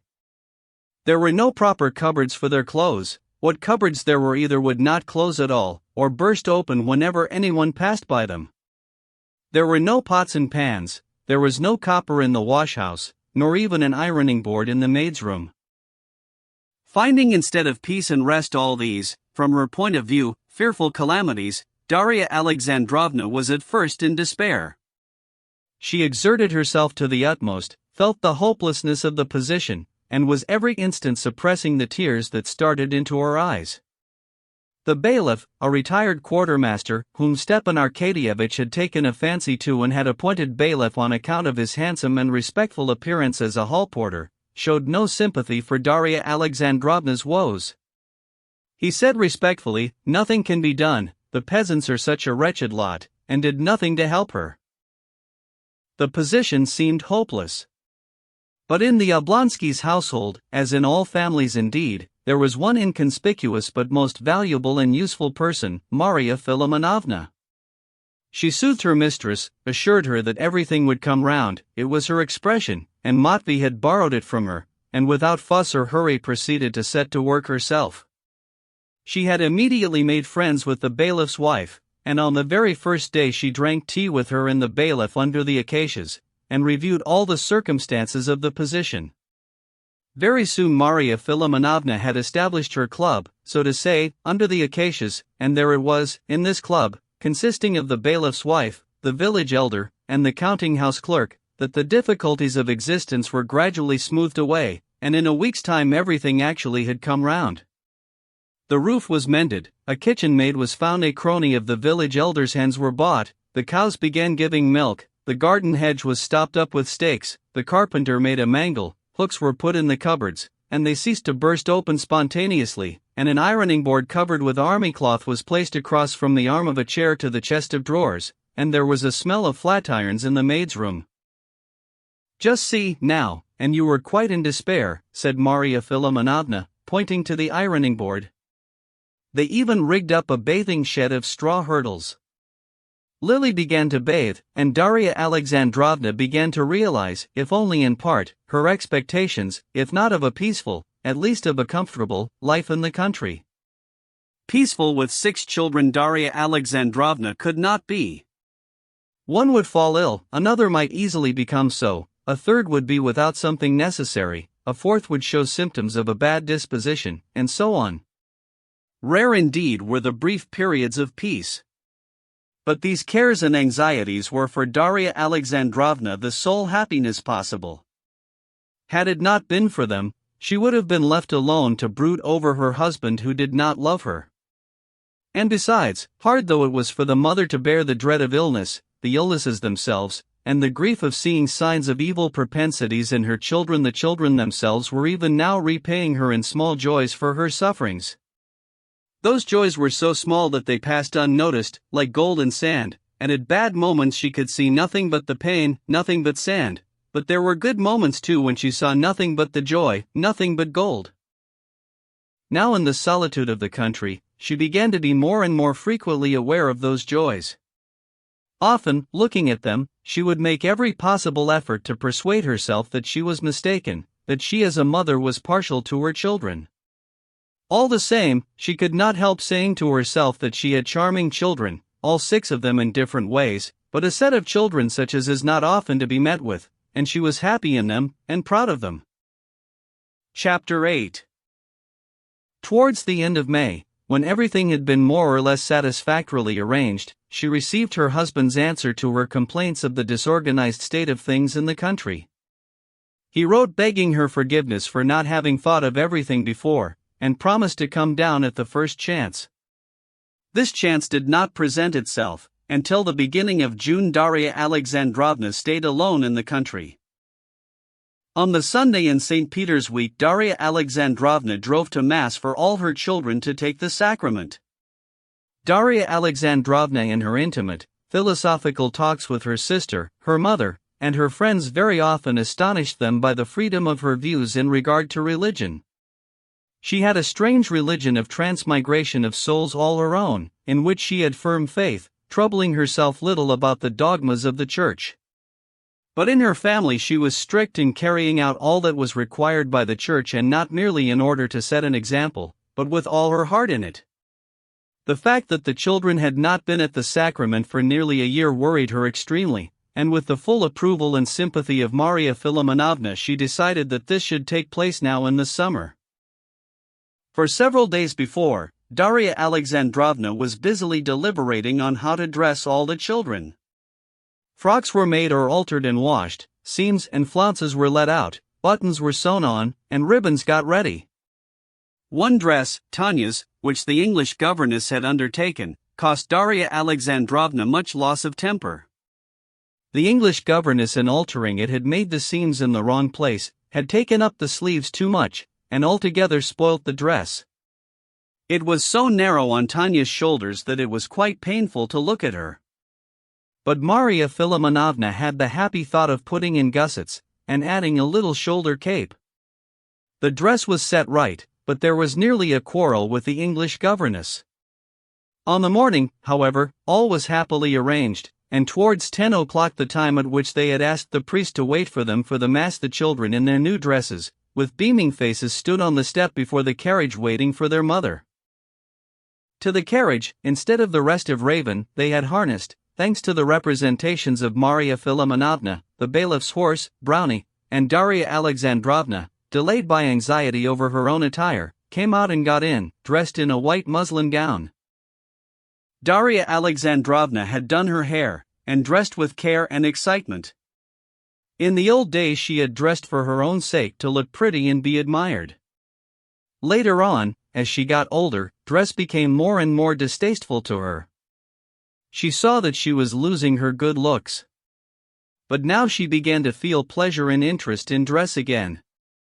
Now she did not dress for her own sake, not for the sake of her own beauty, but simply that as the mother of those exquisite creatures she might not spoil the general effect. And looking at herself for the last time in the looking glass, she was satisfied with herself. She looked nice. Not nice as she would have wished to look nice in old days at a ball, but nice for the object which she now had in view. In the church there was no one but the peasants, the servants, and their womenfolk. But Darya Alexandrovna saw, or fancied she saw, the sensation produced by her children and her. The children were not only beautiful to look at in their smart little dresses, but they were charming in the way they behaved. Alyosha, it is true, did not stand quite correctly. He kept turning round, trying to look at his little jacket from behind, but all the same he was wonderfully sweet. Tanya behaved like a grown-up person, and looked after the little ones. And the smallest, Lily, was bewitching in her naive astonishment at everything, and it was difficult not to smile when, after taking the sacrament, she said in English, "Please, some more." On the way home the children felt that something solemn had happened, and were very sedate. Everything went happily at home too, but at lunch Grisha began whistling, and, what was worse, was disobedient to the English governess, and was forbidden to have any tart. Darya Alexandrovna would not have let things go so far on such a day had she been present, but she had to support the English governess's authority, and she upheld her decision that Grisha should have no tart. This rather spoiled the general good humor. Grisha cried, declaring that Nikolinka had whistled too, and he was not punished, and that he wasn't crying for the tart, he didn't care but at being unjustly treated. This was really too tragic, and Darya Alexandrovna made up her mind to persuade the English governess to forgive Grisha, and she went to speak to her. But on the way, as she passed the drawing room, she beheld a scene, filling her heart with such pleasure that the tears came into her eyes, and she forgave the delinquent herself. The culprit was sitting at the window in the corner of the drawing room. Beside him was standing Tanya with a plate. On the pretext of wanting to give some dinner to her dolls, she had asked the governess's permission to take her share of tart to the nursery, and had taken it instead to her brother. While still weeping over the injustice of his punishment, he was eating the tart, and kept saying through his sobs, "Eat yourself, let's eat it together, together." Tanya had at first been under the influence of her pity for Grisha, then of a sense of her noble action, and tears were standing in her eyes too, but she did not refuse, and ate her share. On catching sight of their mother they were dismayed, but, looking into her face, they saw they were not doing wrong. They burst out laughing, and, with their mouths full of tart, they began wiping their smiling lips with their hands, and smearing their radiant faces all over with tears and jam. "Mercy! Your new white frock, Tanya!" "Grisha!" said their mother, trying to save the frock, but with tears in her eyes, smiling a blissful, rapturous smile. The new frocks were taken off, and orders were given for the little girls to have their blouses put on, and the boys their old jackets, and the wagonette to be harnessed, with Brownie, to the bailiff's annoyance, again in the shafts, to drive off for mushroom picking and bathing. A roar of delighted shrieks arose in the nursery, and never ceased till they had set off for the bathing place. They gathered a whole basketful of mushrooms, even Lily found a birch mushroom. It had always happened before that Miss Hoole found them and pointed them out to her, but this time she found a big one quite of herself, and there was a general scream of delight. "Lily has found a mushroom." Then they reached the river, put the horses under the birch trees, and went to the bathing place. The coachman, Taranty, fastened the horses, who kept whisking away the flies, to a tree, and, treading down the grass, lay down in the shade of a birch and smoked his shag, while the never-ceasing shrieks of delight of the children floated across to him from the bathing place. Though it was hard work to look after all the children and restrain their wild pranks, though it was difficult too to keep in one's head and not mix up all the stockings, little breeches, and shoes for the different legs, and to undo and to do up again all the tapes and buttons, Darya Alexandrovna, who had always liked bathing herself, and believed it to be very good for the children, enjoyed nothing so much as bathing with all the children. To go over all those fat little legs, pulling on their stockings, to take in her arms and dip those little naked bodies, and to hear their screams of delight and alarm, to see the breathless faces with wide open, scared, and happy eyes of all her splashing cherubs, was a great pleasure to her. When half the children had been dressed, some peasant women in holiday dress, out picking herbs, came up to the bathing shed and stopped shyly. Marya Philimonovna called one of them and handed her a sheet and a shirt that had dropped into the water for her to dry them, and Darya Alexandrovna began to talk to the women. At first they laughed behind their hands and did not understand her questions, but soon they grew bolder and began to talk, winning Darya Alexandrovna's heart at once by the genuine admiration of the children that they showed. "My, what a beauty! As white as sugar," said one, admiring Tanishka, and shaking her head, "but thin." "Yes, she has been ill." "And so they've been bathing you too," said another to the baby. "No, he's only 3 months old," answered Darya Alexandrovna with pride. "You don't say so! And have you any children?" "I've had 4, I've 2 living, a boy and a girl. I weaned her last carnival." "How old is she?" "Why, 2 years old." "Why did you nurse her so long?" "It's our custom, for 3 fasts." And the conversation became most interesting to Darya Alexandrovna. What sort of time did she have? What was the matter with the boy? Where was her husband? Did it often happen? Darya Alexandrovna felt disinclined to leave the peasant women, so interesting to her was their conversation, so completely identical were all their interests. What pleased her most of all was that she saw clearly what all the women admired more than anything was her having so many children, and such fine ones. The peasant women even made Darya Alexandrovna laugh, and offended the English governess, because she was the cause of the laughter she did not understand. One of the younger women kept staring at the Englishwoman, who was dressing after all the rest, and when she put on her 3rd petticoat she could not refrain from the remark, "My, she keeps putting on, and she'll never have done," she said, and they all went off into roars. Chapter 9. On the drive home, as Darya Alexandrovna, with all her children round her, their heads still wet from their bath, and a kerchief tied over her own head, was getting near the house. The coachman said, "There's some gentleman coming, the master of Pokrovsko, I do believe." Darya Alexandrovna peeped out in front, and was delighted when she recognized in the grey hat and grey coat the familiar figure of Levin walking to meet them. She was glad to see him at any time, but at this moment she was specially glad he should see her in all her glory. No one was better able to appreciate her grandeur than Levin. Seeing her, he found himself face to face with one of the pictures of his daydream of family life. "You're like a hen with your chickens, Darya Alexandrovna." "Ah, how glad I am to see you," she said, holding out her hand to him. "Glad to see me, but you didn't let me know." "My brother's staying with me. I got a note from Stiva that you were here." "From Stiva?" Darya Alexandrovna asked with surprise.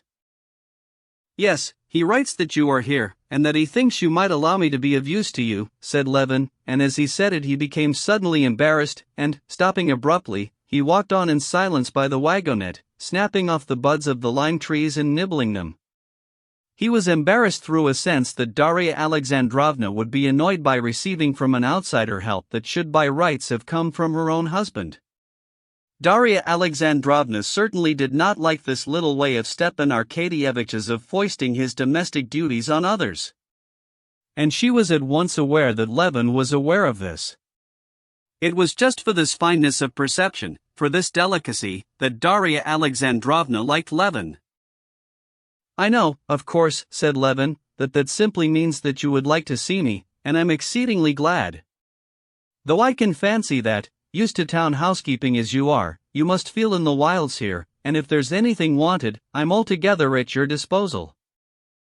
"Oh, no," said Dolly. "At first things were rather uncomfortable, but now we've settled everything capitally thanks to my old nurse," she said, indicating Maria Philimonovna, who, seeing that they were speaking of her, smiled brightly and cordially to Levin. She knew him, and knew that he would be a good match for her young lady, and was very keen to see the matter settled. "Won't you get in, sir, we'll make room this side," she said to him. "No, I'll walk." "Children, who'd like to race the horses with me?" The children knew Levin very little, and could not remember when they had seen him, but they experienced in regard to him none of that strange feeling of shyness and hostility which children so often experience towards hypocritical, grown-up people, and for which they are so often and miserably punished. Hypocrisy in anything whatever may deceive the cleverest and most penetrating man, but the least wide-awake of children recognizes it, and is revolted by it, however ingeniously it may be disguised. Whatever faults Levin had, there was not a trace of hypocrisy in him, and so the children showed him the same friendliness that they saw in their mother's face. On his invitation, the two elder ones at once jumped out to him and ran with him as simply as they would have done with their nurse or Miss Hoole or their mother. Lily, too, began begging to go to him, and her mother handed her to him. He sat her on his shoulder and ran along with her. Don't be afraid, Darya Alexandrovna," he said, smiling good-humoredly to the mother. "There's no chance of my hurting or dropping her." And, looking at his strong, agile, assiduously careful, and needlessly wary movements, the mother felt her mind at rest, and smiled gaily and approvingly as she watched him. Here, in the country, with children, and with Darya Alexandrovna, with whom he was in sympathy, Levin was in a mood not infrequent with him, of childlike light-heartedness that she particularly liked in him. As he ran with the children, he taught them gymnastic feats, set Miss Hoole laughing with his queer English accent, and talked to Darya Alexandrovna of his pursuits in the country. After dinner, Darya Alexandrovna, sitting alone with him on the balcony, began to speak of Kitty. "You know, Kitty's coming here, and is going to spend the summer with me." "Really," he said, flushing, and at once, to change the conversation, he said, "Then I'll send you 2 cows, shall I? If you insist on a bill you shall pay me 5 rubles a month, but it's really too bad of you." "No, thank you. We can manage very well now." "Oh, well, then, I'll have a look at your cows, and if you'll allow me, I'll give directions about their food. Everything depends on their food." And Levin, to turn the conversation, explained to Darya Alexandrovna the theory of cowkeeping, based on the principle that the cow is simply a machine for the transformation of food into milk, and so on. He talked of this, and passionately longed to hear more of Kitty, and, at the same time, was afraid of hearing it. He dreaded the breaking up of the inward peace he had gained with such effort. Yes, but still all this has to be looked after, and who is there to look after it? Darya Alexandrovna responded, without interest. She had by now got her household matters so satisfactorily arranged, thanks to Marya Philimonovna, that she was disinclined to make any change in them. Besides, she had no faith in Levin's knowledge of farming. General principles, as to the cow being a machine for the production of milk, she looked on with suspicion. It seemed to her that such principles could only be a hindrance in farm management. It all seemed to her a far simpler matter. All that was needed, as Marya Philimonovna had explained, was to give Brindle and Whitebreast more food and drink, and not to let the cook carry all the kitchen slops to the laundry maid's cow. That was clear. But general propositions as to feeding on meal and on grass were doubtful and obscure. And, what was most important, she wanted to talk about Kitty. Chapter 10. Kitty writes to me that there's nothing she longs for so much as quiet and solitude, Dolly said after the silence that had followed. And how is she better? Levin asked in agitation. Thank God, she's quite well again. I never believed her lungs were affected. Oh, I'm very glad, said Levin, and Dolly fancied she saw something touching, helpless, in his face as he said this and looked silently into her face. Let me ask you, Konstantin Dmitrievich, said Darya Alexandrovna, smiling her kindly and rather mocking smile, why is it you are angry with Kitty? I'm not angry with her, said Levin. Yes, you are angry. Why was it you did not come to see us nor them when you were in Moscow? Darya Alexandrovna, he said, blushing up to the roots of his hair, I wonder really that with your kind heart you don't feel this. How it is you feel no pity for me, if nothing else, when you know. What do I know? You know I made an offer and that I was refused, said Levin, and all the tenderness he had been feeling for Kitty a minute before was replaced by a feeling of anger for the slight he had suffered. What makes you suppose I know? Because everybody knows it. That's just where you are mistaken. I did not know it, though I had guessed it was so. Well, now you know it. All I knew was that something had happened that made her dreadfully miserable, and that she begged me never to speak of it. And if she would not tell me, she would certainly not speak of it to anyone else. But what did pass between you? Tell me. I have told you. When was it? When I was at their house the last time. Do you know that, said Darya Alexandrovna, I am awfully sorry for her. You suffer only from pride. Perhaps so, said Levin, but...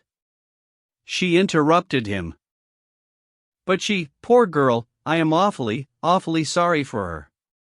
Now I see it all. Well, Darya Alexandrovna, you must excuse me, he said, getting up.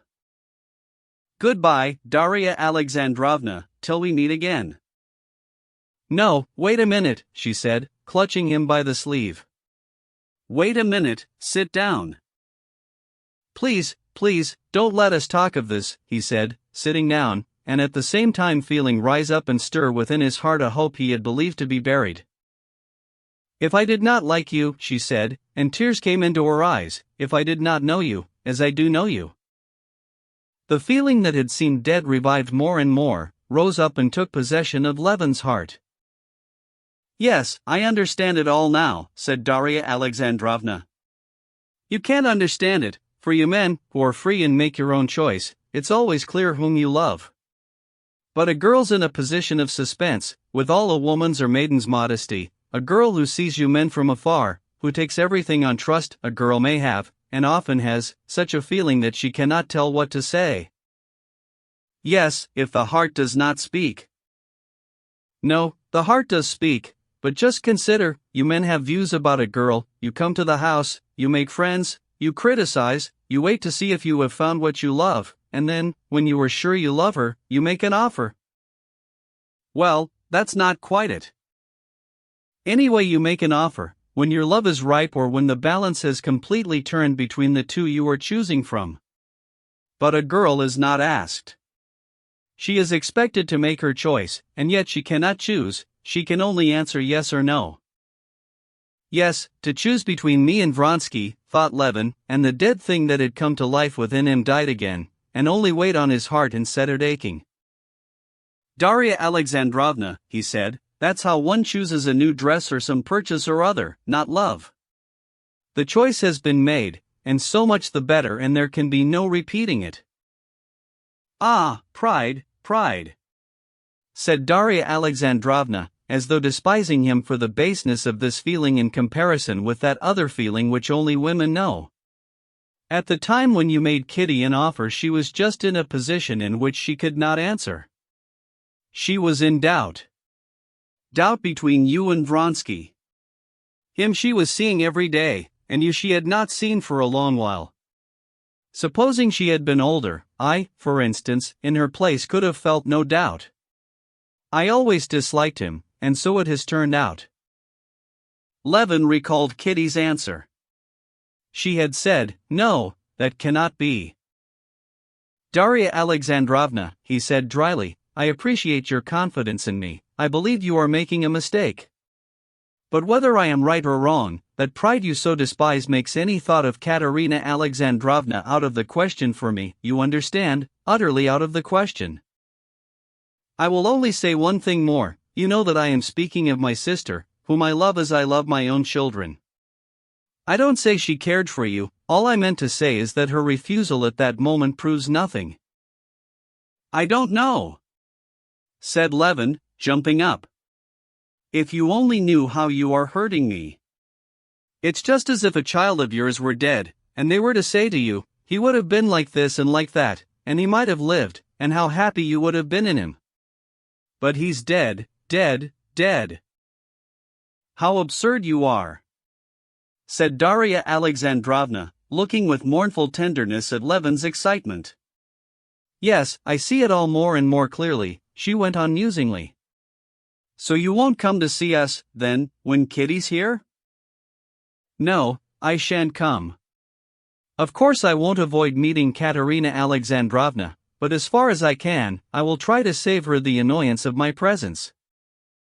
You are very, very absurd, repeated Darya Alexandrovna, looking with tenderness into his face. Very well then, let it be as though we had not spoken of this. What have you come for, Tanya? She said in French to the little girl who had come in. Where's my spade, Mama? I speak French, and you must too. The little girl tried to say it in French, but could not remember the French for spade. The mother prompted her, and then told her in French where to look for the spade. And this made a disagreeable impression on Levin. Everything in Darya Alexandrovna's house and children struck him now as by no means so charming as a little while before. And what does she talk French with the children for? He thought, how unnatural and false it is. And the children feel it so, learning French and unlearning sincerity, he thought to himself, unaware that Darya Alexandrovna had thought all that over 20 times already, and yet, even at the cost of some loss of sincerity, believed it necessary to teach her children French in that way. But why are you going? Do stay a little. Levin stayed to tea, but his good humor had vanished, and he felt ill at ease. After tea he went out into the hall to order his horses to be put in, and, when he came back, he found Darya Alexandrovna greatly disturbed, with a troubled face and tears in her eyes. While Levin had been outside, an incident had occurred which had utterly shattered all the happiness she had been feeling that day, and her pride in her children. Grisha and Tanya had been fighting over a ball. Darya Alexandrovna, hearing a scream in the nursery, ran in and saw a terrible sight. Tanya was pulling Grisha's hair, while he, with a face hideous with rage, was beating her with his fists wherever he could get at her. Something snapped in Darya Alexandrovna's heart when she saw this. It was as if darkness had swooped down upon her life. She felt that these children of hers, that she was so proud of, were not merely most ordinary, but positively bad, ill-bred children, with coarse, brutal propensities, wicked children. She could not talk or think of anything else, and she could not speak to Levin of her misery. Levin saw she was unhappy and tried to comfort her, saying that it showed nothing bad, that all children fight, but, even as he said it, he was thinking in his heart, "No, I won't be artificial and talk French with my children, but my children won't be like that. All one has to do is not spoil children, not to distort their nature, and they'll be delightful. No, my children won't be like that." He said goodbye and drove away, and she did not try to keep him. Chapter 11. In the middle of July, the elder of the village on Levin's sister's estate, about 15 miles from Pokrovskoe, came to Levin to report on how things were going there and on the hay. The chief source of income on his sister's estate was from the riverside meadows. In former years the hay had been bought by the peasants for 20 rubles the 3 acres. When Levin took over the management of the estate, he thought on examining the grasslands that they were worth more, and he fixed the price at 25 rubles the 3 acres. The peasants would not give that price, and, as Levin suspected, kept off other purchasers. Then Levin had driven over himself, and arranged to have the grass cut, partly by hired labor, partly at a payment of a certain proportion of the crop. His own peasants put every hindrance they could in the way of this new arrangement, but it was carried out, and the first year the meadows had yielded a profit almost double. The previous year, which was the third year, the peasants had maintained the same opposition to the arrangement, and the hay had been cut on the same system. This year the peasants were doing all the mowing for a third of the hay crop, and the village elder had come now to announce that the hay had been cut, and that, fearing rain, they had invited the counting-house clerk over, had divided the crop in his presence, and had raked together 11 stacks as the owner's share. From the vague answers to his question how much hay had been cut on the principal meadow, from the hurry of the village elder who had made the division, not asking leave, from the whole tone of the peasant, Levin perceived that there was something wrong in the division of the hay, and made up his mind to drive over himself to look into the matter. Arriving for dinner at the village, and leaving his horse at the cottage of an old friend of his, the husband of his brother's wet nurse, Levin went to see the old man in his bee-house, wanting to find out from him the truth about the hay. Parmenich, a talkative, comely old man, gave Levin a very warm welcome, showed him all he was doing, told him everything about his bees and the swarms of that year, but gave vague and unwilling answers to Levin's inquiries about the mowing. This confirmed Levin still more in his suspicions. He went to the hay fields and examined the stacks. The haystacks could not possibly contain 50 wagon loads each, and to convict the peasants Levin ordered the wagons that had carried the hay to be brought up directly, to lift one stack, and carry it into the barn. There turned out to be only 32 loads in the stack. In spite of the village elder's assertions about the compressibility of hay, and its having settled down in the stacks, and his swearing that everything had been done in the fear of God, Levin stuck to his point that the hay had been divided without his orders, and that, therefore, he would not accept that hay as 50 loads to a stack. After a prolonged dispute, the matter was decided by the peasants taking these 11 stacks, reckoning them as 50 loads each. The arguments and the division of the haycocks lasted the whole afternoon. When the last of the hay had been divided, Levin, entrusting the superintendence of the rest to the counting-house clerk, sat down on a haycock marked off by a stake of willow, and looked admiringly at the meadow swarming with peasants. In front of him, in the bend of the river beyond the marsh, moved a bright-colored line of peasant women, and the scattered hay was being rapidly formed into gray winding rows over the pale green stubble. After the women came the men with pitchforks, and from the gray rows there were growing up broad, high, soft haycocks.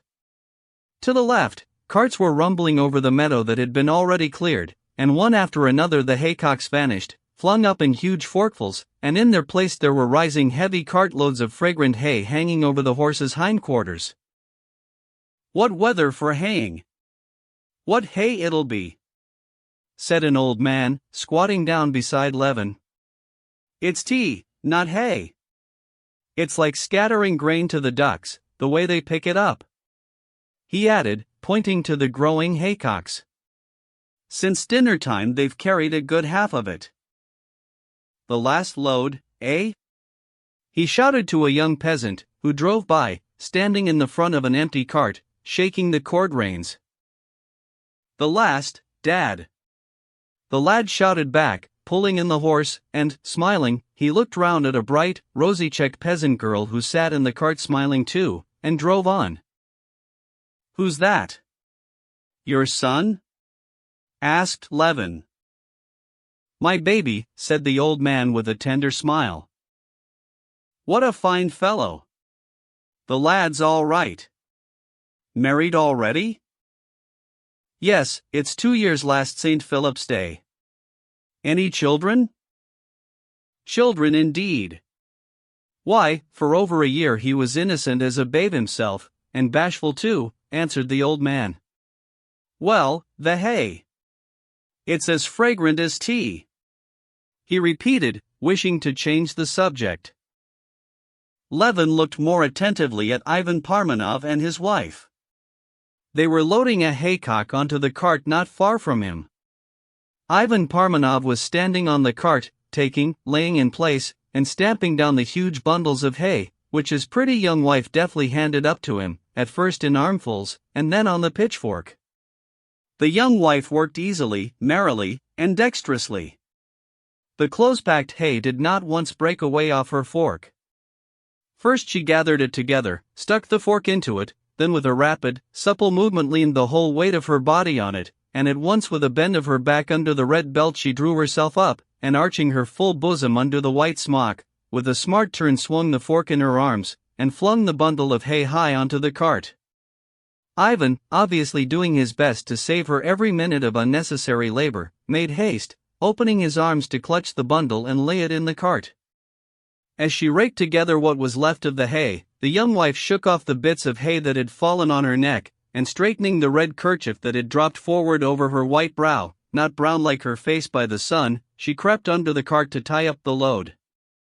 Ivan directed her how to fasten the cord to the crosspiece, and at something she said he laughed aloud. In the expressions of both faces was to be seen vigorous, young, freshly awakened love.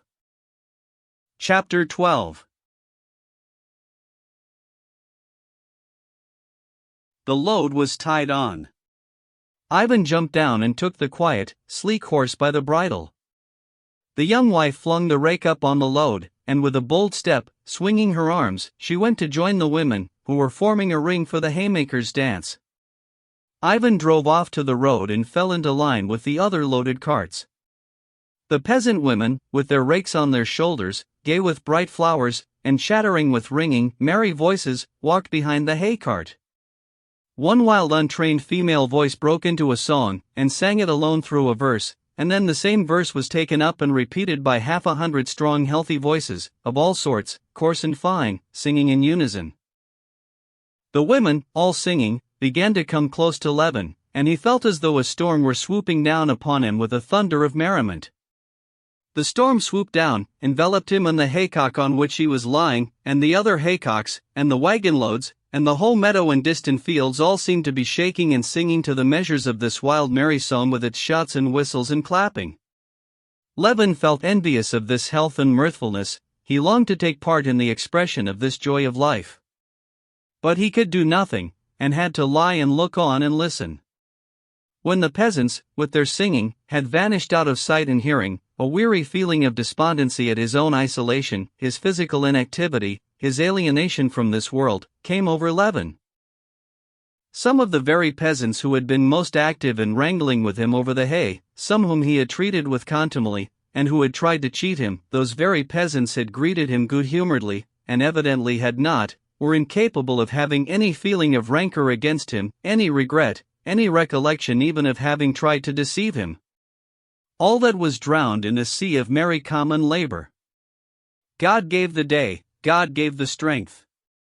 And the day and the strength were consecrated to labor, and that labor was its own reward. For whom the labor? What would be its fruits? These were idle considerations beside the point. Often Levin had admired this life, often he had a sense of envy of the men who led this life, but today for the first time, especially under the influence of what he had seen in the attitude of Ivan Parmenov to his young wife, the idea presented itself definitely to his mind that it was in his power to exchange the dreary, artificial, idle, and individualistic life he was leading for this laborious, pure, and socially delightful life. The old man who had been sitting beside him had long ago gone home, the people had all separated. Those who lived near had gone home, while those who came from far were gathered into a group for supper, and to spend the night in the meadow. Levin, unobserved by the peasants, still lay on the haycock, and still looked on and listened and mused. The peasants who remained for the night in the meadow scarcely slept all the short summer night. At first there was the sound of merry talk and laughing all together over the supper, then singing again and laughter. All the long day of toil had left no trace in them but lightness of heart. Before the early dawn all was hushed. Nothing was to be heard but the night sounds of the frogs that never ceased in the marsh, and the horses snorting in the mist that rose over the meadow before the morning. Rousing himself, Levin got up from the haycock, and looking at the stars, he saw that the night was over. Well, what am I going to do? How am I to set about it? He said to himself, trying to express to himself all the thoughts and feelings he had passed through in that brief night. All the thoughts and feelings he had passed through fell into three separate trains of thought. One was the renunciation of his old life, of his utterly useless education. This renunciation gave him satisfaction, and was easy and simple. Another series of thoughts and mental images related to the life he longed to live now. The simplicity, the purity, the sanity of this life he felt clearly, and he was convinced he would find in it the content, the peace, and the dignity, of the lack of which he was so miserably conscious. But a third series of ideas turned upon the question how to effect this transition from the old life to the new. And there nothing took clear shape for him. Have a wife? Have work and the necessity of work? Leave Pokrovsko? Buy land? Become a member of a peasant community? Marry a peasant girl? How am I to set about it? He asked himself again, and could not find an answer. I haven't slept all night, though, and I can't think it out clearly, he said to himself. I'll work it out later. One thing's certain, this night has decided my fate. All my old dreams of home life were absurd, not the real thing, he told himself. It's all ever so much simpler and better. How beautiful! He thought, looking at the strange, as it were, mother-of-pearl shell of white fleecy cloudless resting right over his head in the middle of the sky. How exquisite it all is in this exquisite night! And when was there time for that cloud shell to form? Just now I looked at the sky, and there was nothing in it, only two white streaks. Yes, and so imperceptibly too my views of life changed. He went out of the meadow and walked along the high road towards the village. A slight wind arose, and the sky looked grey and sullen. The gloomy moment had come that usually precedes the dawn, the full triumph of light over darkness. Shrinking from the cold, Levin walked rapidly, looking at the ground. What's that? Someone coming, he thought, catching the tinkle of bells, and lifting his head. 40 paces from him a carriage with 4 horses harnessed abreast was driving towards him along the grassy road on which he was walking.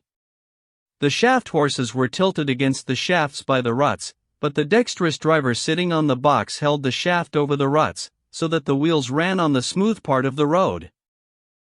This was all Levin noticed, and without wondering who it could be, he gazed absently at the coach. In the coach was an old lady dozing in one corner, and at the window, evidently only just awake, sat a young girl holding in both hands the ribbons of a white cap. With a face full of light and thought, full of a subtle, complex inner life, that was remote from Levin, she was gazing beyond him at the glow of the sunrise.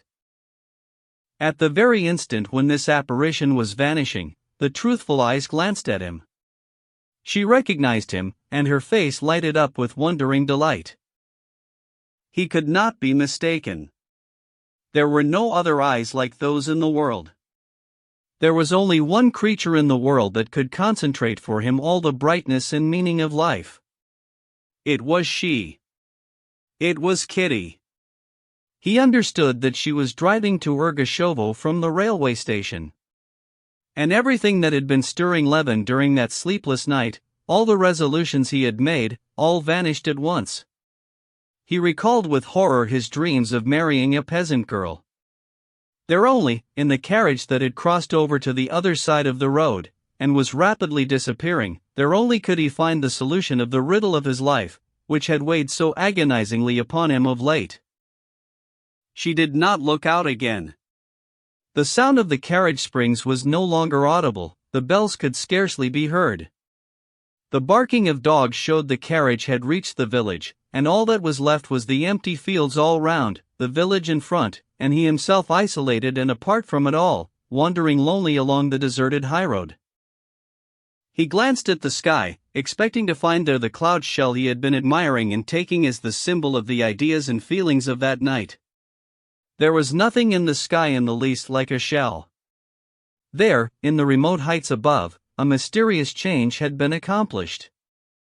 There was no trace of shell, and there was stretched over fully half the sky an even cover of tiny and ever tinier cloudlets. The sky had grown blue and bright, and with the same softness, but with the same remoteness, it met his questioning gaze. No, he said to himself, however good that life of simplicity and toil may be, I cannot go back to it. I love her. Chapter 13. None but those who were most intimate with Alexey Alexandrovich knew that, while on the surface the coldest and most reasonable of men, he had one weakness quite opposed to the general trend of his character. Alexey Alexandrovich could not hear or see a child or woman crying without being moved. The sight of tears threw him into a state of nervous agitation, and he utterly lost all power of reflection. The chief secretary of his department and his private secretary were aware of this, and used to warn women who came with petitions on no account to give way to tears, if they did not want to ruin their chances. He will get angry, and will not listen to you, they used to say. And as a fact, in such cases the emotional disturbance set up in Alexey Alexandrovich by the sight of tears found expression in hasty anger. I can do nothing. Kindly leave the room. He would commonly cry in such cases. When returning from the races, Anna had informed him of her relations with Vronsky, and immediately afterwards had burst into tears, hiding her face in her hands. Alexey Alexandrovich, for all the fury aroused in him against her, was aware at the same time of a rush of that emotional disturbance always produced in him by tears. Conscious of it, and conscious that any expression of his feelings at that minute would be out of keeping with the position, he tried to suppress every manifestation of life in himself, and so neither stirred nor looked at her. This was what had caused that strange expression of death-like rigidity in his face which had so impressed Anna. When they reached the house he helped her to get out of the carriage, and making an effort to master himself, took leave of her with his usual urbanity, and uttered that phrase that bound him to nothing. He said that tomorrow he would let her know his decision. His wife's words, confirming his worst suspicions, had sent a cruel pang to the heart of Alexey Alexandrovich. That pang was intensified by the strange feeling of physical pity for her set up by her tears. But when he was all alone in the carriage, Alexey Alexandrovich, to his surprise and delight, felt complete relief both from this pity and from the doubts and agonies of jealousy. He experienced the sensations of a man who has had a tooth out after suffering long from toothache. After a fearful agony and a sense of something huge, bigger than the head itself, being torn out of his jaw, the sufferer, hardly able to believe in his own good luck, feels all at once that what has so long poisoned his existence and enchained his attention, exists no longer, and that he can live and think again, and take interest in other things besides his tooth. This feeling Alexey Alexandrovich was experiencing. The agony had been strange and terrible, but now it was over. He felt that he could live again and think of something other than his wife. No honor, no heart, no religion, a corrupt woman. I always knew it and always saw it, though I tried to deceive myself to spare her, he said to himself. And it actually seemed to him that he always had seen it. He recalled incidents of their past life, in which he had never seen anything wrong before. Now these incidents proved clearly that she had always been a corrupt woman. I made a mistake in linking my life to hers, but there was nothing wrong in my mistake, and so I cannot be unhappy. It's not I that am to blame, he told himself, but she. But I have nothing to do with her. She does not exist for me. Everything relating to her and her son, towards whom his sentiments were as much changed as towards her, ceased to interest him. The only thing that interested him now was the question of in what way he could best, with most propriety and comfort for himself, and thus with most justice, extricate himself from the mud with which she had spattered him in her fall, and then proceed along his path of active, honorable, and useful existence. I cannot be made unhappy by the fact that a contemptible woman has committed a crime. I have only to find the best way out of the difficult position in which she has placed me. And I shall find it, he said to himself, frowning more and more. I'm not the first nor the last.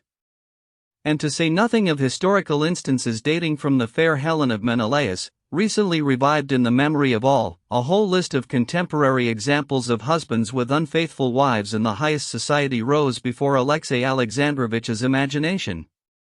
Daryalov, Poltavsky, Prince Karibanov, Count Paskudin, Dram. Yes, even Dram, such an honest, capable fellow, Semyonov, Chagin, Siganin, Alexey Alexandrovich remembered. Admitting that a certain quite irrational ridicule falls to the lot of these men, yet I never saw anything but a misfortune in it, and always felt sympathy for it, Alexey Alexandrovich said to himself, though indeed this was not the fact, and he had never felt sympathy for misfortunes of that kind, but the more frequently he had heard of instances of unfaithful wives betraying their husbands, the more highly he had thought of himself. It is a misfortune which may befall anyone. And this misfortune has befallen me. The only thing to be done is to make the best of the position. And he began passing in review the methods of proceeding of men who had been in the same position that he was in. Daryalov fought a duel. The duel had particularly fascinated the thoughts of Alexey Alexandrovich in his youth, just because he was physically a coward, and was himself well aware of the fact. Alexey Alexandrovich could not without horror contemplate the idea of a pistol aimed at himself, and never made use of any weapon in his life. This horror had in his youth set him pondering on dueling, and picturing himself in a position in which he would have to expose his life to danger. Having attained success and an established position in the world, he had long ago forgotten this feeling, but the habitual bent of feeling reasserted itself, and dread of his own cowardice proved even now so strong that Alexey Alexandrovich spent a long while thinking over the question of dueling in all its aspects, and hugging the idea of a duel, though he was fully aware beforehand that he would never under any circumstances fight one. There's no doubt our society is still so barbarous, it's not the same in England, that very many and among these were those whose opinion Alexey Alexandrovich particularly valued look favorably on the duel, but what result is attained by it? Suppose I call him out, Alexey Alexandrovich went on to himself, and vividly picturing the night he would spend after the challenge, and the pistol aimed at him, he shuddered, and knew that he never would do it. Suppose I call him out. Suppose I am taught, he went on musing, to shoot, I press the trigger, he said to himself, closing his eyes, and it turns out I have killed him, Alexey Alexandrovich said to himself, and he shook his head as though to dispel such silly ideas. What sense is there in murdering a man in order to define one's relation to a guilty wife and son? I should still just as much have to decide what I ought to do with her.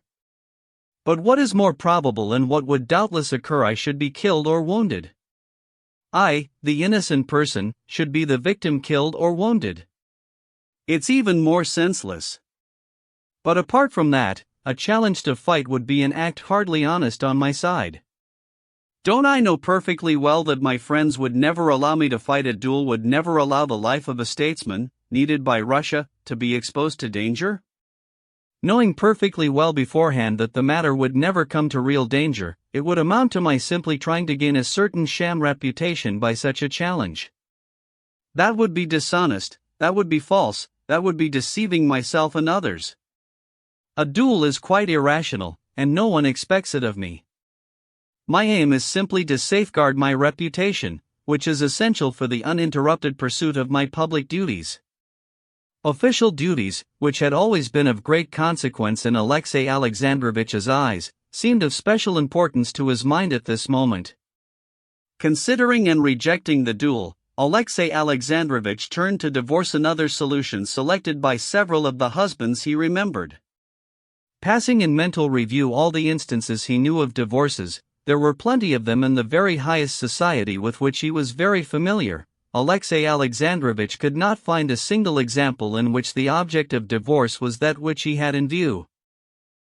In all these instances the husband had practically ceded or sold his unfaithful wife, and the very party which, being in fault, had not the right to contract a fresh marriage, had formed counterfeit, pseudo-matrimonial ties with a self-styled husband.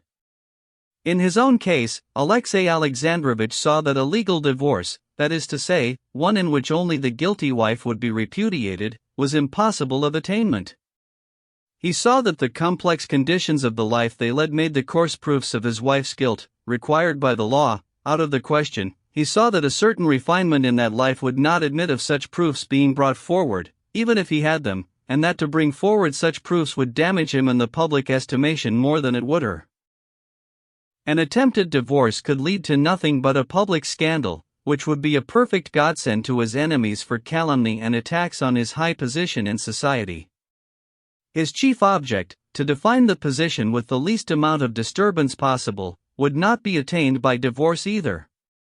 Moreover, in the event of divorce, or even of an attempt to obtain a divorce, it was obvious that the wife broke off all relations with the husband and threw in her lot with the lover. And in spite of the complete, as he supposed, contempt and indifference he now felt for his wife, at the bottom of his heart, Alexey Alexandrovich still had one feeling left in regard to her: a disinclination to see her free to throw in her lot with Vronsky, so that her crime would be to her advantage. The mere notion of this so exasperated Alexey Alexandrovich, that directly it rose to his mind he groaned with inward agony, and got up and changed his place in the carriage, and for a long while after, he sat with scowling brows, wrapping his numbed and bony legs in the fleecy rug. Apart from formal divorce, one might still do like Karibanov, Paskudin, and that good fellow Dram, that is, separate from one's wife, he went on thinking, when he had regained his composure. But this step too presented the same drawback of public scandal as a divorce, and what was more, a separation, quite as much as a regular divorce, flung his wife into the arms of Vronsky. "No, it's out of the question, out of the question," he said again, twisting his rug about him again. "I cannot be unhappy, but neither she nor he ought to be happy." The feeling of jealousy, which had tortured him during the period of uncertainty, had passed away at the instant when the tooth had been with agony extracted by his wife's words. But that feeling had been replaced by another, the desire, not merely that she should not be triumphant, but that she should get due punishment for her crime. He did not acknowledge this feeling, but at the bottom of his heart he longed for her to suffer for having destroyed his peace of mind, his honor. And going once again over the conditions inseparable from a duel, a divorce, a separation, and once again rejecting them, Alexey Alexandrovich felt convinced that there was only one solution: to keep her with him, concealing what had happened from the world, and using every measure in his power to break off the intrigue, and still more though this he did not admit to himself, to punish her.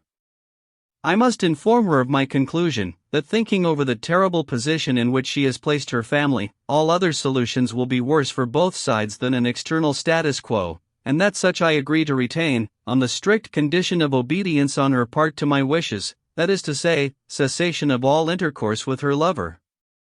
When this decision had been finally adopted, another weighty consideration occurred to Alexey Alexandrovich in support of it. By such a course only shall I be acting in accordance with the dictates of religion, he told himself. In adopting this course, I am not casting off a guilty wife, but giving her a chance of amendment, and, indeed, difficult as the task will be to me, I shall devote part of my energies to her reformation and salvation. Though Alexey Alexandrovich was perfectly aware that he could not exert any moral influence over his wife, that such an attempt at reformation could lead to nothing but falsity, though in passing through these difficult moments he had not once thought of seeking guidance in religion, yet now, when his conclusion corresponded, as it seemed to him, with the requirements of religion, this religious sanction to his decision gave him complete satisfaction, and to some extent restored his peace of mind.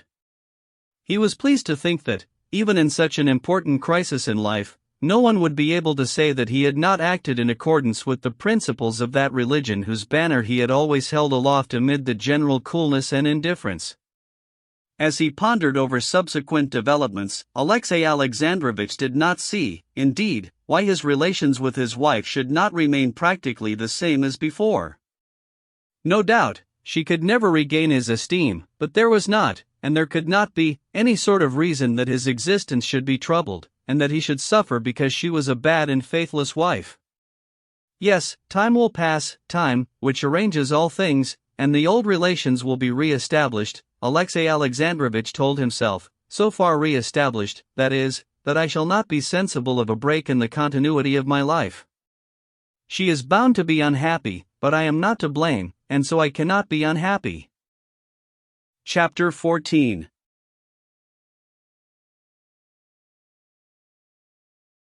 As he neared Petersburg, Alexey Alexandrovich not only adhered entirely to his decision, but was even composing in his head the letter he would write to his wife. Going into the porter's room, Alexey Alexandrovich glanced at the letters and papers brought from his office, and directed that they should be brought to him in his study. "The horses can be taken out and I will see no one," he said in answer to the porter, with a certain pleasure, indicative of his agreeable frame of mind, emphasizing the words, "see no one." In his study Alexey Alexandrovich walked up and down twice, and stopped at an immense writing table, on which 6 candles had already been lighted by the valet who had preceded him. He cracked his knuckles and sat down, sorting out his writing appurtenances. Putting his elbows on the table, he bent his head on one side, thought a minute, and began to write, without pausing for a second.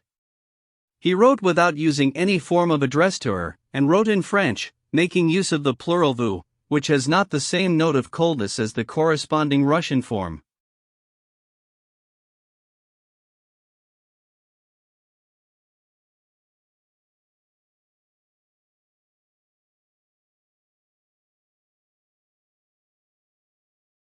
At our last conversation, I notified you of my intention to communicate to you my decision in regard to the subject of that conversation. Having carefully considered everything, I am writing now with the object of fulfilling that promise. My decision is as follows.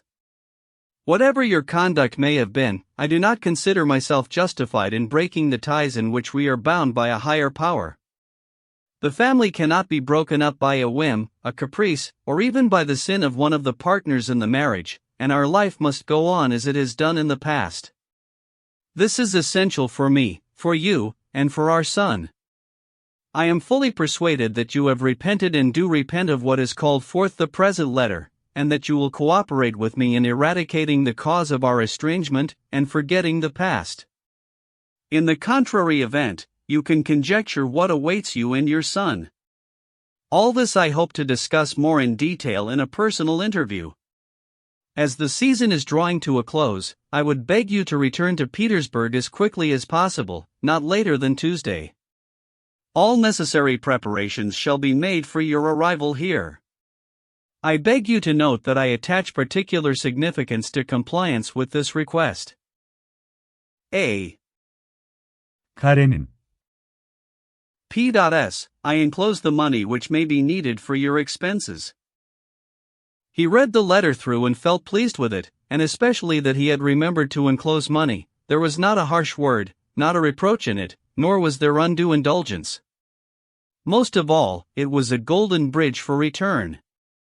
Folding the letter and smoothing it with a massive ivory knife, and putting it in an envelope with the money, he rang the bell with the gratification it always afforded him to use the well-arranged appointments of his writing table.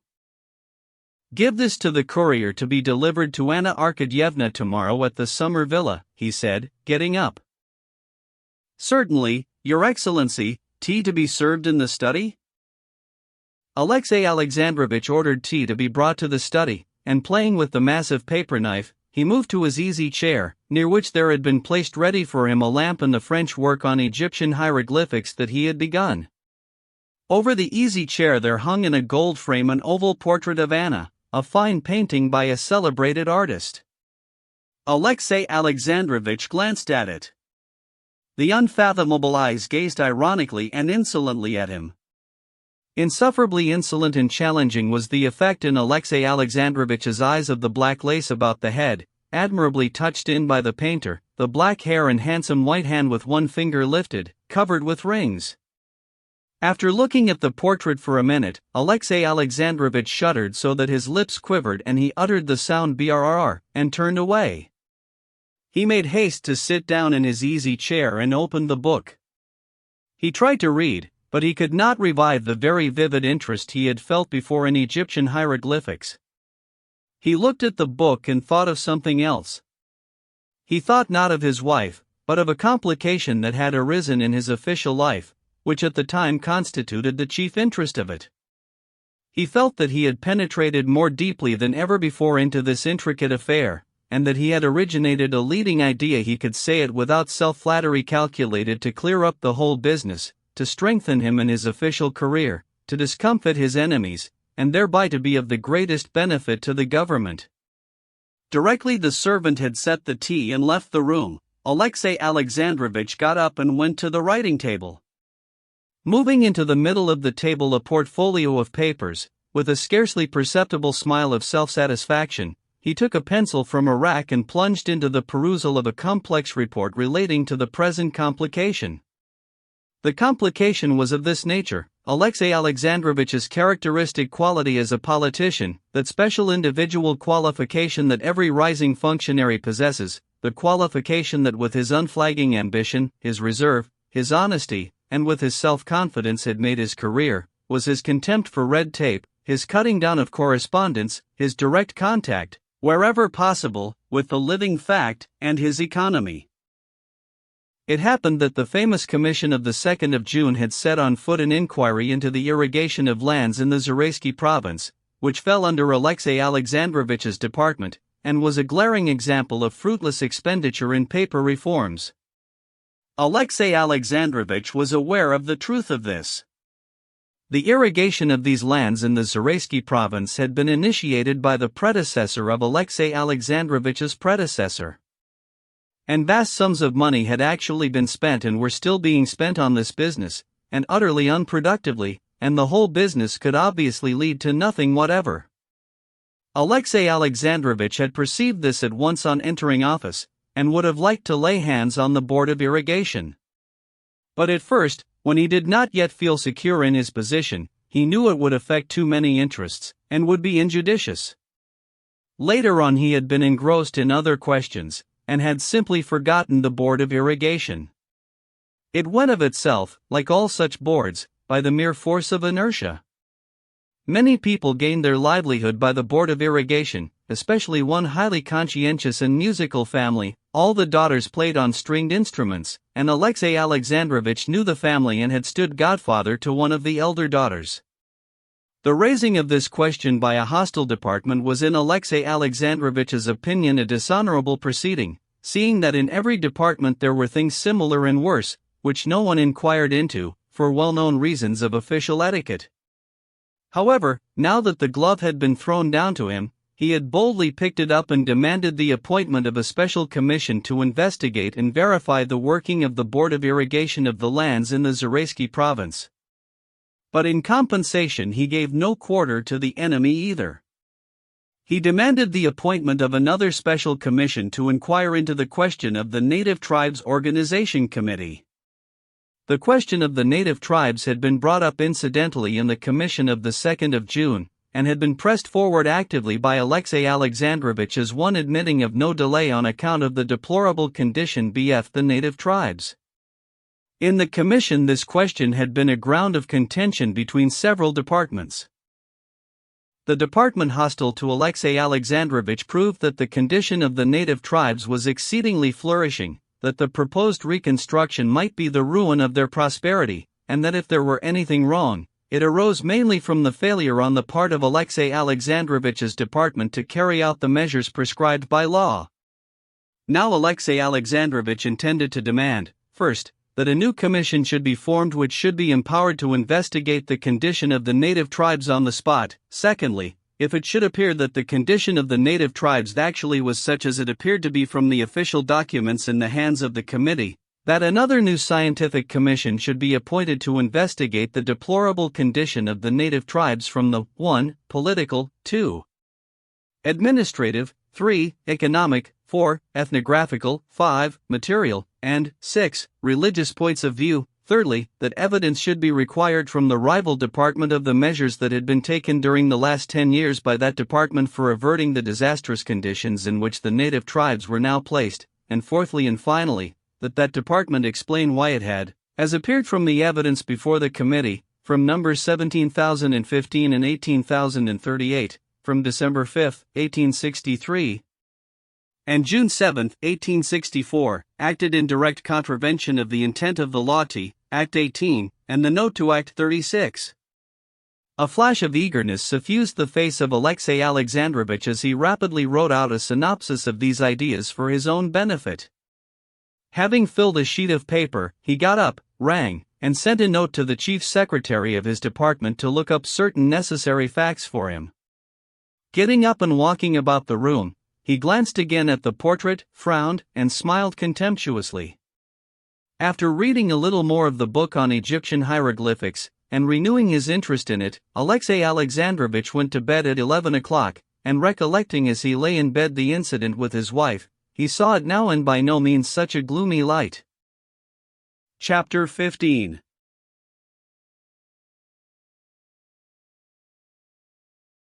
Though Anna had obstinately and with exasperation contradicted Vronsky when he told her their position was impossible, at the bottom of her heart she regarded her own position as false and dishonorable, and she longed with her whole soul to change it. On the way home from the races she had told her husband the truth in a moment of excitement, and in spite of the agony she had suffered in doing so, she was glad of it. After her husband had left her, she told herself that she was glad, that now everything was made clear, and at least there would be no more lying and deception. It seemed to her beyond doubt that her position was now made clear forever. It might be bad, this new position, but it would be clear, there would be no indefiniteness or falsehood about it. The pain she had caused herself and her husband in uttering those words would be rewarded now by everything being made clear, she thought.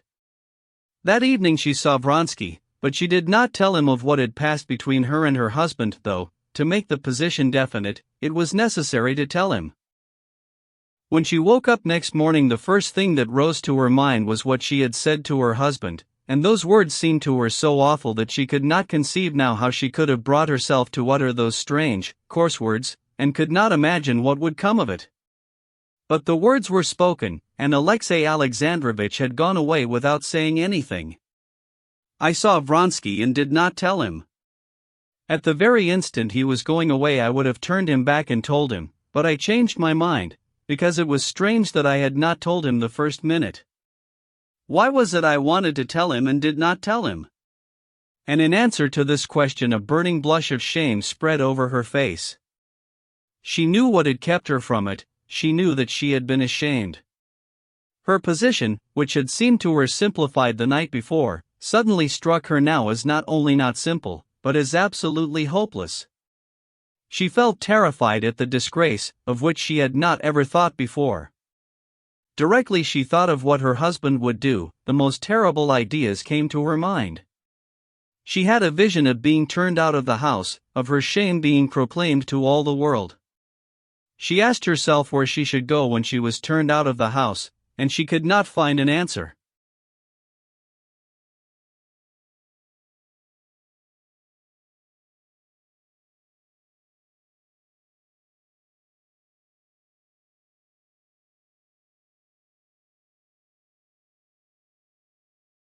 When she thought of Vronsky, it seemed to her that he did not love her, that he was already beginning to be tired of her, that she could not offer herself to him, and she felt bitter against him for it.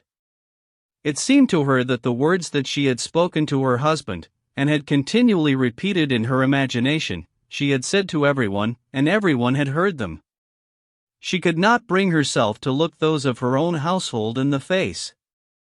She could not bring herself to call her maid, and still less go downstairs and see her son and his governess. The maid, who had been listening at her door for a long while, came into her room of her own accord. Anna glanced inquiringly into her face, and blushed with a scared look. The maid begged her pardon for coming in, saying that she had fancied the bell rang. She brought her clothes and a note. The note was from Betsy. Betsy reminded her that Liza Merkulova and Baroness Stoltz were coming to play croquet with her that morning with their adorers, Kaluski and old Stremov. Come, if only as a study in morals. I shall expect you, she finished. Anna read the note and heaved a deep sigh. Nothing, I need nothing, she said to Anushka, who was rearranging the bottles and brushes on the dressing table. You can go. I'll dress at once and come down. I need nothing. Anushka went out, but Anna did not begin dressing, and sat in the same position, her head and hands hanging listlessly, and every now and then she shivered all over, seemed as though she would make some gesture, utter some word, and sank back into lifelessness again. She repeated continually, "My God! My God!" But neither God nor my had any meaning to her. The idea of seeking help in her difficulty in religion was as remote from her as seeking help from Alexei Alexandrovich himself, although she had never had doubts of the faith in which she had been brought up. She knew that the support of religion was possible only upon condition of renouncing what made up for her the whole meaning of life. She was not simply miserable, she began to feel alarm at the new spiritual condition, never experienced before, in which she found herself. She felt as though everything were beginning to be double in her soul, just as objects sometimes appear double to overtired eyes. She hardly knew at times what it was she feared, and what she hoped for. Whether she feared or desired what had happened, or what was going to happen, and exactly what she longed for, she could not have said. "Ah, what am I doing?" she said to herself, feeling a sudden thrill of pain in both sides of her head. When she came to herself, she saw that she was holding her hair in both hands, each side of her temples, and pulling it. She jumped up, and began walking about. "The coffee is ready, and Mademoiselle and Seryoza are waiting," said Anushka, coming back again and finding Anna in the same position. "Seryoza? What about Seryoza?" Anna asked, with sudden eagerness, recollecting her son's existence for the first time that morning. "He's been naughty, I think," answered Anushka with a smile. "In what way?" "Some peaches were lying on the table in the corner room.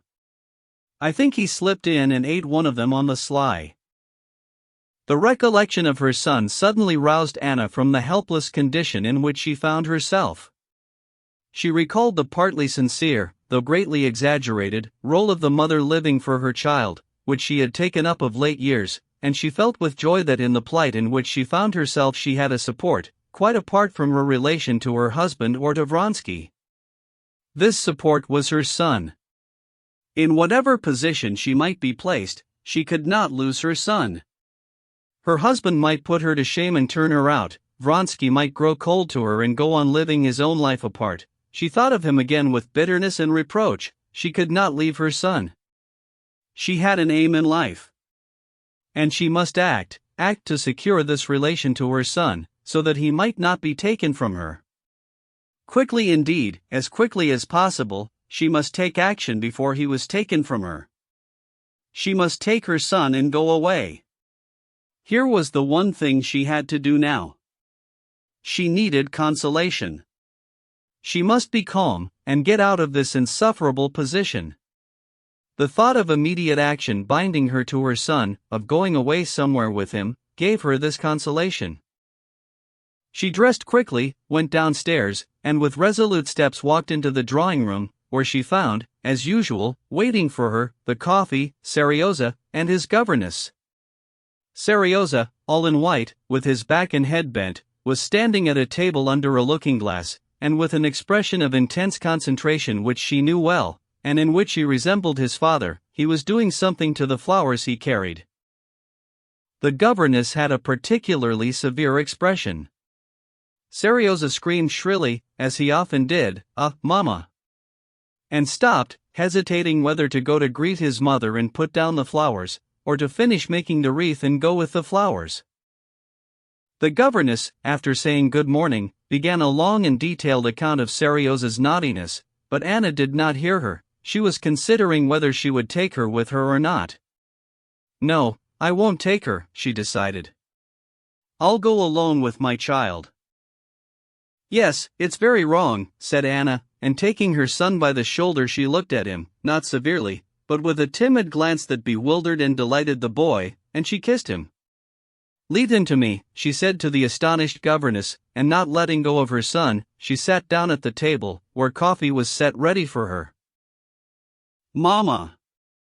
I didn't," he said, trying to make out from her expression what was in store for him in regard to the peaches. "Serioza," she said, as soon as the governess had left the room, "that was wrong, but you'll never do it again, will you? You love me?" She felt that the tears were coming into her eyes. "Can I help loving him?" she said to herself, looking deeply into his scared and at the same time delighted eyes. "And can he ever join his father in punishing me? Is it possible he will not feel for me?"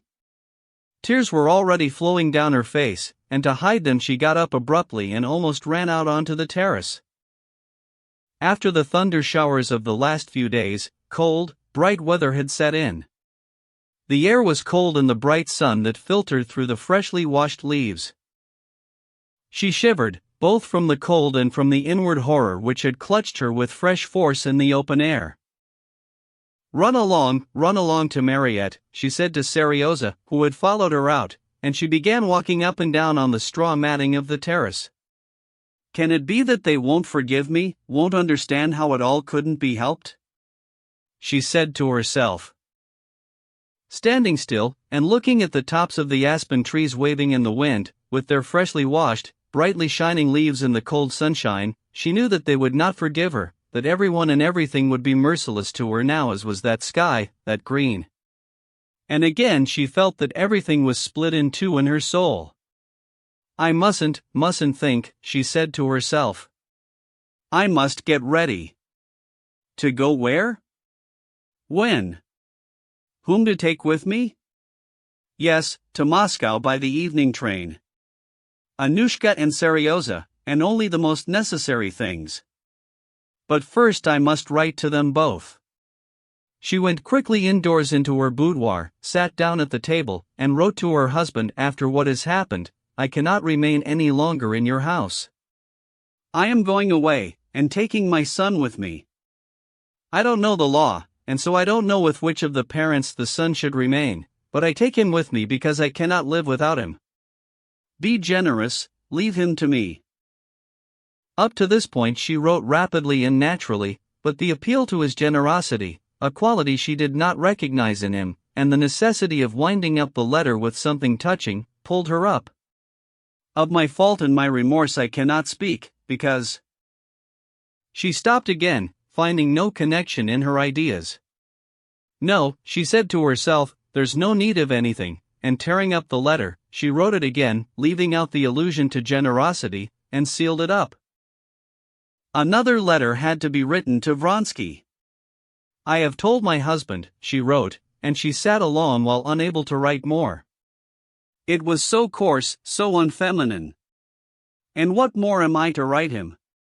she said to herself.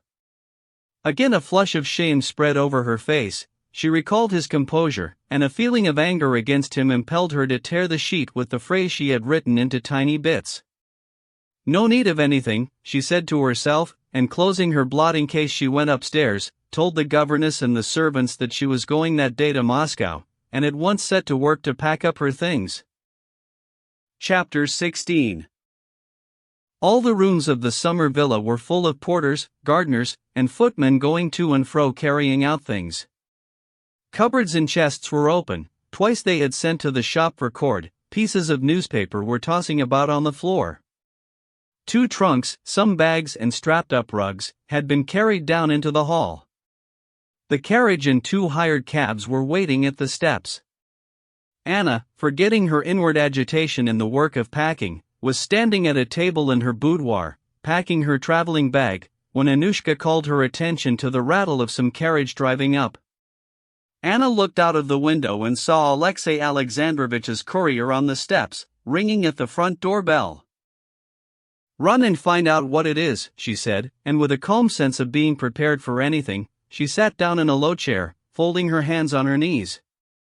A footman brought in a thick packet directed in Alexey Alexandrovich's hand. "The courier had orders to wait for an answer," he said. "Very well," she said, and as soon as he had left the room she tore open the letter with trembling fingers. A roll of unfolded notes done up in a wrapper fell out of it. She disengaged the letter and began reading it at the end. "Preparations shall be made for your arrival here. I attach particular significance to compliance," she read. She ran on, then back, read it all through, and once more read the letter all through again from the beginning. When she had finished, she felt that she was cold all over, and that a fearful calamity, such as she had not expected, had burst upon her. In the morning she had regretted that she had spoken to her husband, and wished for nothing so much as that those words could be unspoken. And here this letter regarded them as unspoken, and gave her what she had wanted. But now this letter seemed to her more awful than anything she had been able to conceive. "He's right," she said. "Of course, he's always right, he's a Christian, he's generous. Yes, vile, base creature. And no one understands it except me, and no one ever will, and I can't explain it. They say he's so religious, so high-principled, so upright, so clever, but they don't see what I've seen. They don't know how he has crushed my life for 8 years, crushed everything that was living in me. He has not once even thought that I'm a live woman who must have love. They don't know how at every step he's humiliated me, and been just as pleased with himself. Haven't I striven with all my strength, to find something to give meaning to my life? Haven't I struggled to love him, to love my son when I could not love my husband? But the time came when I knew that I couldn't cheat myself any longer, that I was alive, that I was not to blame, that God has made me so that I must love and live. And now what does he do? If he'd killed me, if he'd killed him, I could have borne anything, I could have forgiven anything, but, no, how was it I didn't guess what he would do? He's doing just what's characteristic of his mean character. He'll keep himself in the right, while me, in my ruin, he'll drive still lower to worse ruin yet." She recalled the words from the letter. "You can conjecture what awaits you and your son. That's a threat to take away my child, and most likely by their stupid law he can. But I know very well why he says it.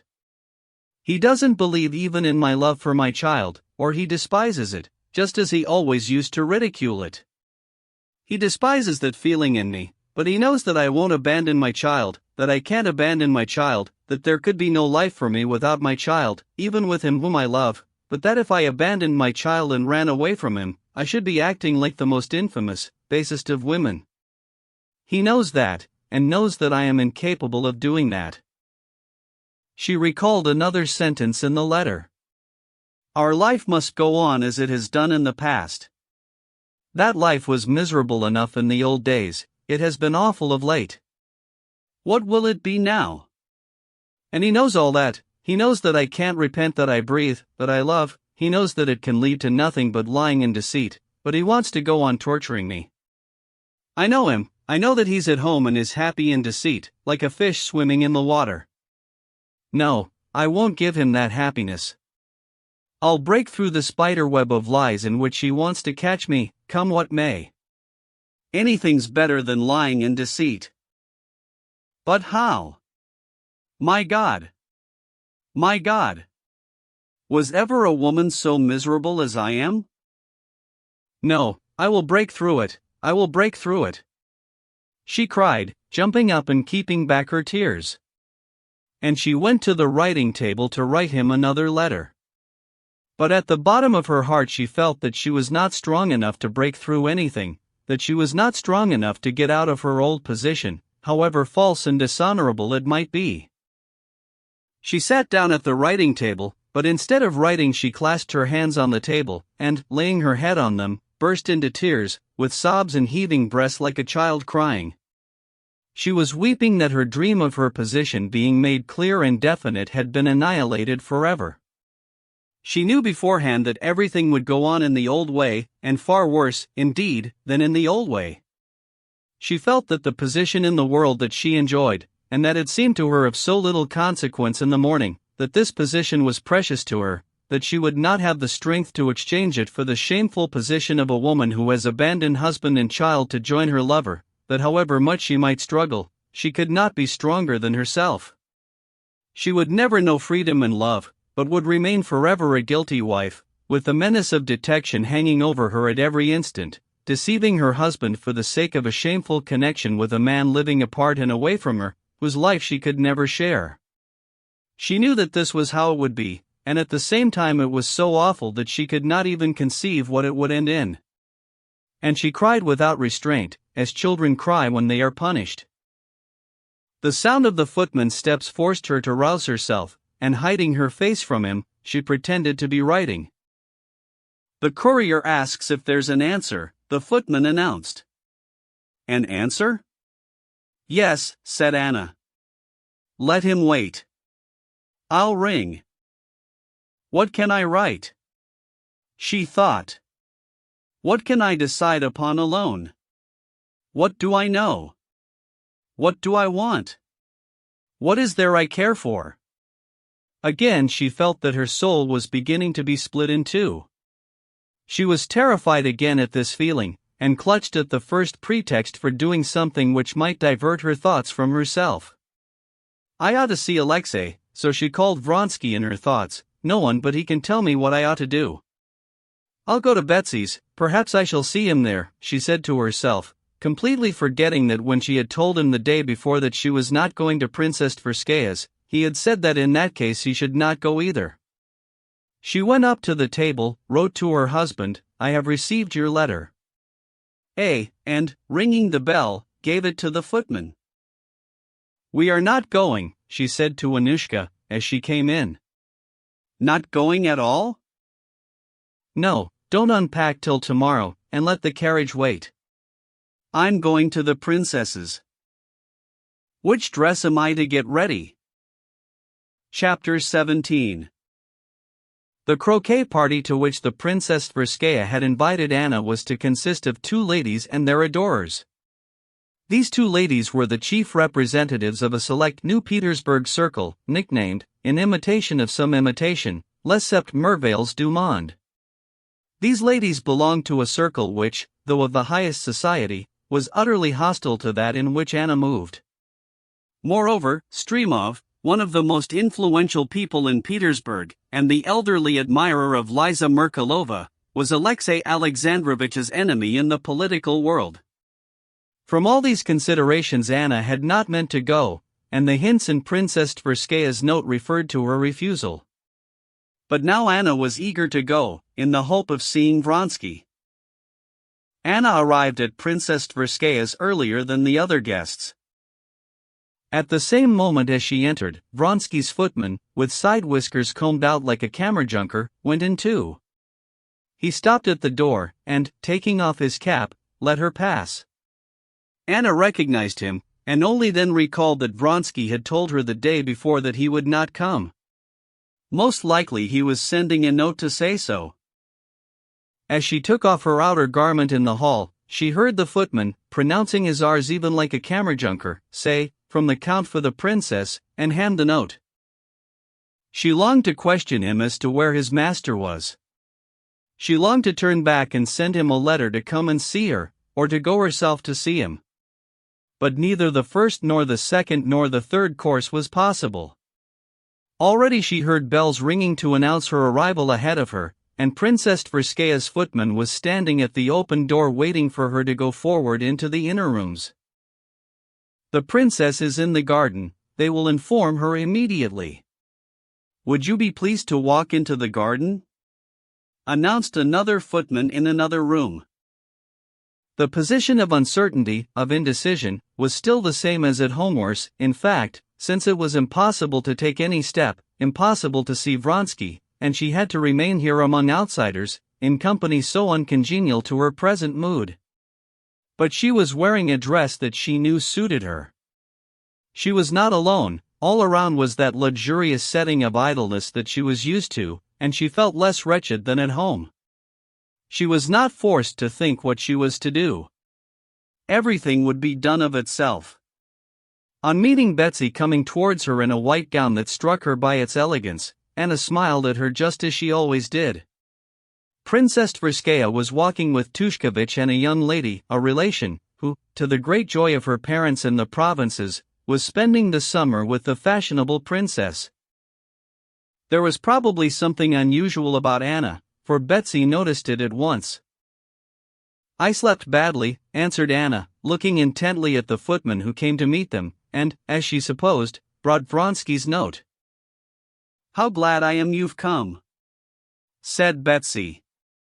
"I'm tired, and was just longing to have some tea before they come. You might go," she turned to Tushkevich with Masha, "and try the croquet ground over there where they've been cutting it. We shall have time to talk a little over tea. We'll have a cozy chat, eh?" she said in English to Anna, with a smile, pressing the hand with which she held a parasol. "Yes, especially as I can't stay very long with you. I'm forced to go on to old Madame Vrede." "I've been promising to go for a century," said Anna, to whom lying, alien as it was to her nature, had become not merely simple and natural in society, but a positive source of satisfaction. Why she said this, which she had not thought of a second before, she could not have explained.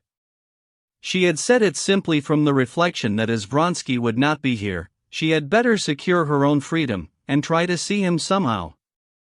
But why she had spoken of old Madame Vrede, whom she had to go and see, as she had to see many other people, she could not have explained, and yet, as it afterwards turned out, had she contrived the most cunning devices to meet Vronsky, she could have thought of nothing better. "No. I'm not going to let you go for anything," answered Betsy, looking intently into Anna's face. "Really, if I were not fond of you, I should feel offended. One would think you were afraid my society would compromise you. Tea in the little dining room, please," she said, half closing her eyes, as she always did when addressing the footman. Taking the note from him, she read it. "Alexei's playing us false," she said in French. "He writes that he can't come," she added in a tone as simple and natural as though it could never enter her head that Vronsky could mean anything more to Anna than a game of croquet. Anna knew that Betsy knew everything, but, hearing how she spoke of Vronsky before her, she almost felt persuaded for a minute that she knew nothing. "Ah," said Anna indifferently, as though not greatly interested in the matter, and she went on smiling. "How can you or your friends compromise anyone?" This playing with words, this hiding of a secret, had a great fascination for Anna, as, indeed, it has for all women. And it was not the necessity of concealment, not the aim with which the concealment was contrived, but the process of concealment itself which attracted her. "I can't be more Catholic than the Pope," she said. "Stremov and Liza Merkalova, why, they're the cream of society. Besides, they're received everywhere, and she laid special stress on the I have never been strict and intolerant. It's simply that I haven't the time." "No, you don't care, perhaps, to meet Stremov? Let him and Alexei Alexandrovich tilt at each other in the committee, that's no affair of ours. But in the world, he's the most amiable man I know, and a devoted croquet player. You shall see. And, in spite of his absurd position as Liza's lovesick swain at his age, you ought to see how he carries off the absurd position. He's very nice. Sappho Stoltz, you don't know? Oh, that's a new type, quite new." Betsy said all this, and, at the same time, from her good-humored, shrewd glance, Anna felt that she partly guessed her plight, and was hatching something for her benefit. They were in the little boudoir. "I must write to Alexei though," and Betsy sat down to the table, scribbled a few lines, and put the note in an envelope. "I'm telling him to come to dinner. I've one lady extra to dinner with me, and no man to take her in. Look what I've said, will that persuade him? Excuse me, I must leave you for a minute. Would you seal it up, please, and send it off?" She said from the door, "I have to give some directions." Without a moment's thought, Anna sat down to the table with Betsy's letter, and, without reading it, wrote below, "It's essential for me to see you. Come to the Vreed Garden. I shall be there at 6 o'clock. She sealed it up, and, Betsy coming back, in her presence handed the note to be taken. At tea, which was brought them on a little tea table in the cool little drawing room, the cozy chat promised by Princess Tverskaya before the arrival of her visitors really did come off between the two women. They criticized the people they were expecting, and the conversation fell upon Liza Merkalova. "She's very sweet, and I always liked her," said Anna. "You ought to like her. She raves about you. Yesterday she came up to me after the races and was in despair at not finding you. She says you're a real heroine of romance, and that if she were a man she would do all sorts of mad things for your sake. Stremov says she does that as it is. But do tell me, please, I never could make it out," said Anna, after being silent for some time, speaking in a tone that showed she was not asking an idle question, but that what she was asking was of more importance to her than it should have been. "Do tell me, please, what are her relations with Prince Kaluski, Mishka, as he's called? I've met them so little. What does it mean?" Betsy smiled with her eyes, and looked intently at Anna. "It's a new manner," she said. "They've all adopted that manner. They've flung their caps over the windmills. But there are ways and ways of flinging them." "Yes, but what are her relations precisely with Kaluski?" Betsy broke into unexpectedly mirthful and irrepressible laughter, a thing which rarely happened with her. "You're encroaching on Princess Mayakaya's special domain now. That's the question of an enfant terrible," and Betsy obviously tried to restrain herself, but could not, and went off into peals of that infectious laughter that people laugh who do not laugh often. "You'd better ask them," she brought out, between tears of laughter. "No, you laugh," said Anna, laughing too in spite of herself, "but I never could understand it. I can't understand the husband's role in it." "The husband?" "Liza Merkalova's husband carries her shawl, and is always ready to be of use. But anything more than that in reality, no one cares to inquire. You know, in decent society one doesn't talk or think even of certain details of the toilet. That's how it is with this." "Will you be at Madame Rolandak's fete?" asked Anna, to change the conversation. "I don't think so," answered Betsy, and, without looking at her friend, she began filling the little transparent cups with fragrant tea. Putting a cup before Anna, she took out a cigarette, and, fitting it into a silver holder, she lighted it.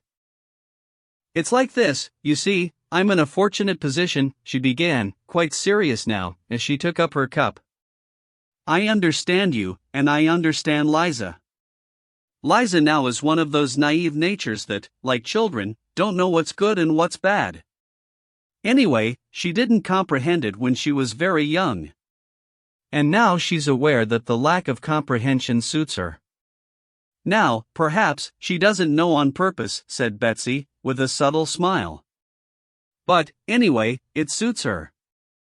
The very same thing, don't you see, may be looked at tragically, and turned into a misery, or it may be looked at simply and even humorously. Possibly you are inclined to look at things too tragically. How I should like to know other people just as I know myself," said Anna, seriously and dreamily. "Am I worse than other people, or better? I think I'm worse. Enfant terrible, enfant terrible. repeated Betsy. But here they are. Chapter 18. They heard the sound of steps and a man's voice, then a woman's voice and laughter, and immediately thereafter there walked in the expected guests, Sappho Stolz, and a young man beaming with excess of health, the so-called Vaska. It was evident that ample supplies of beefsteak, truffles, and burgundy never failed to reach him at the fitting hour. Vaska bowed to the two ladies, and glanced at them, but only for 1 second. He walked after Sappho into the drawing-room, and followed her about as though he were chained to her, keeping his sparkling eyes fixed on her as though he wanted to eat her. Sappho Stolz was a blonde beauty with black eyes. She walked with smart little steps in high-heeled shoes, and shook hands with the ladies vigorously like a man. Anna had never met this new star of fashion, and was struck by her beauty, the exaggerated extreme to which her dress was carried, and the boldness of her manners. On her head there was such a superstructure of soft, golden hair, her own and false mixed, that her head was equal in size to the elegantly rounded bust, of which so much was exposed in front. The impulsive abruptness of her movements was such that at every step the lines of her knees and the upper part of her legs were distinctly marked under her dress, and the question involuntarily rose to the mind where in the undulating, piled-up mountain of material at the back the real body of the woman, so small and slender, so naked in front, and so hidden behind and below, really came to an end. Betsy made haste to introduce her to Anna. "Only fancy, we all but ran over 2 soldiers," she began telling them at once, using her eyes, smiling and twitching away her tail, which she flung back at one stroke all on one side. "I drove here with Vaska." "Ah, to be sure, you don't know each other." And mentioning his surname she introduced the young man, and reddening a little, broke into a ringing laugh at her mistake. That is, at her having called him Vaska to a stranger. Vaska bowed once more to Anna, but he said nothing to her. He addressed Sappho. "You've lost your bet. We got here first." "Pay up," said he, smiling. Sappho laughed still more festively. "Not just now," said she. "Oh, all right, I'll have it later." "Very well, very well." "Oh, yes." She turned suddenly to Princess Betsy. "I am a nice person, I positively forgot it. I've brought you a visitor. And here he comes." The unexpected young visitor, whom Sappho had invited, and whom she had forgotten, was, however, a personage of such consequence that, in spite of his youth, both the ladies rose on his entrance. He was a new admirer of Sappho's. He now dogged her footsteps, like Vaska. Soon after Prince Kaluski arrived, and Liza Merkulova with Stremov. Liza Merkulova was a thin brunette, with an oriental, languid type of face, and as everyone used to say, exquisite enigmatic eyes. The tone of her dark dress, Anna immediately observed and appreciated the fact, was in perfect harmony with her style of beauty. Liza was as soft and enervated as Sappho was smart and abrupt. But to Anna's taste Liza was far more attractive. Betsy had said to Anna that she had adopted the pose of an innocent child, but when Anna saw her, she felt that this was not the truth. She really was both innocent and corrupt, but a sweet and passive woman. It is true that her tone was the same as Sappho's, that like Sappho, she had 2 men, one young and one old, tacked onto her, and devouring her with their eyes. But there was something in her higher than what surrounded her. There was in her the glow of the real diamond among glass imitations. This glow shone out in her exquisite, truly enigmatic eyes.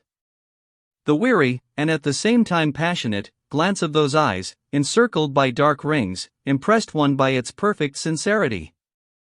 Everyone looking into those eyes fancied he knew her wholly, and knowing her, could not but love her.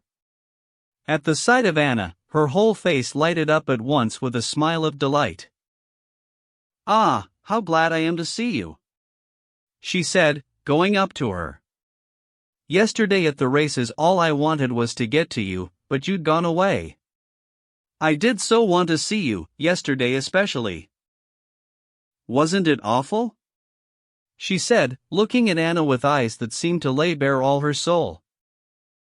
Yes, I had no idea it would be so thrilling, said Anna, blushing. The company got up at this moment to go into the garden. I'm not going, said Liza, smiling and settling herself close to Anna. You won't go either, will you? Who wants to play croquet? Oh, I like it, said Anna. There, how do you manage never to be bored by things? It's delightful to look at you. You're alive, but I'm bored. How can you be bored?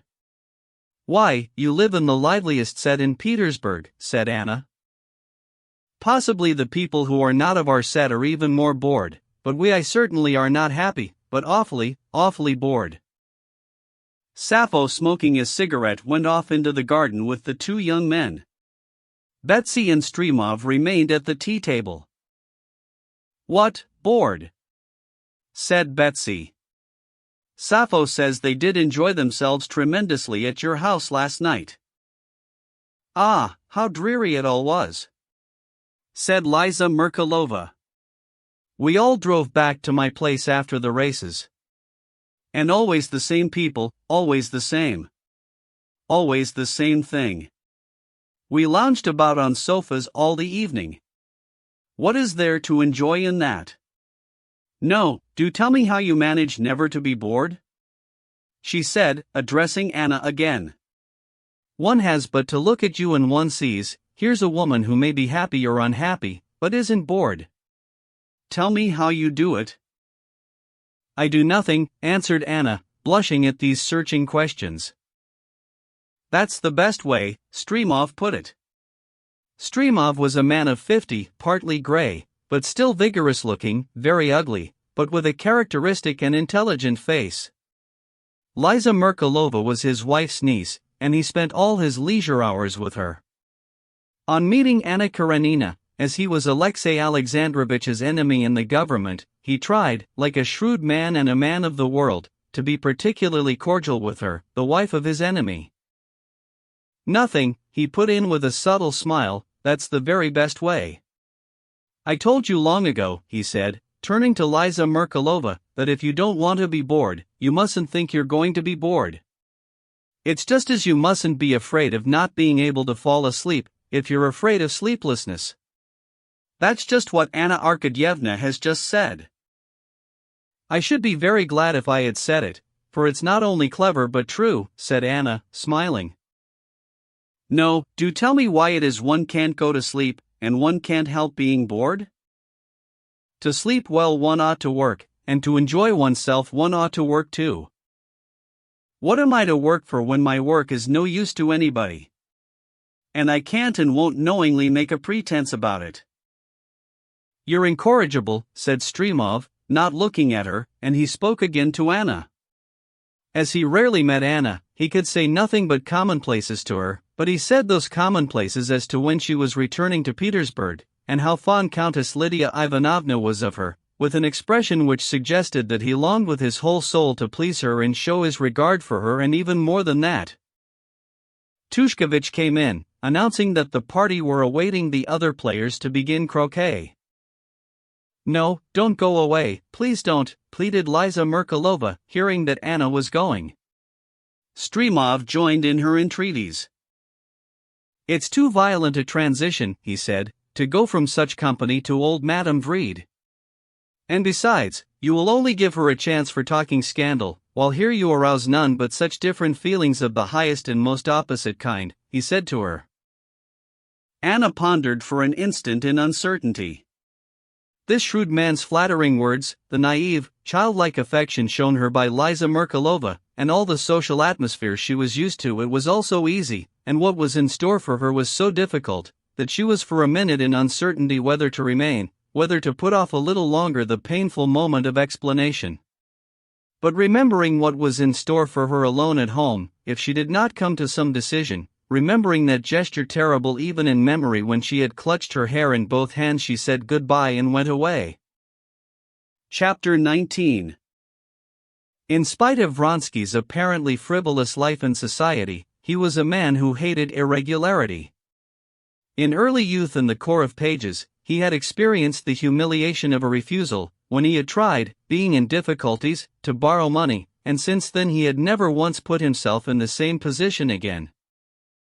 In order to keep his affairs in some sort of order, he used about 5 times a year, more or less frequently, according to circumstances, to shut himself up alone and put all his affairs into definite shape.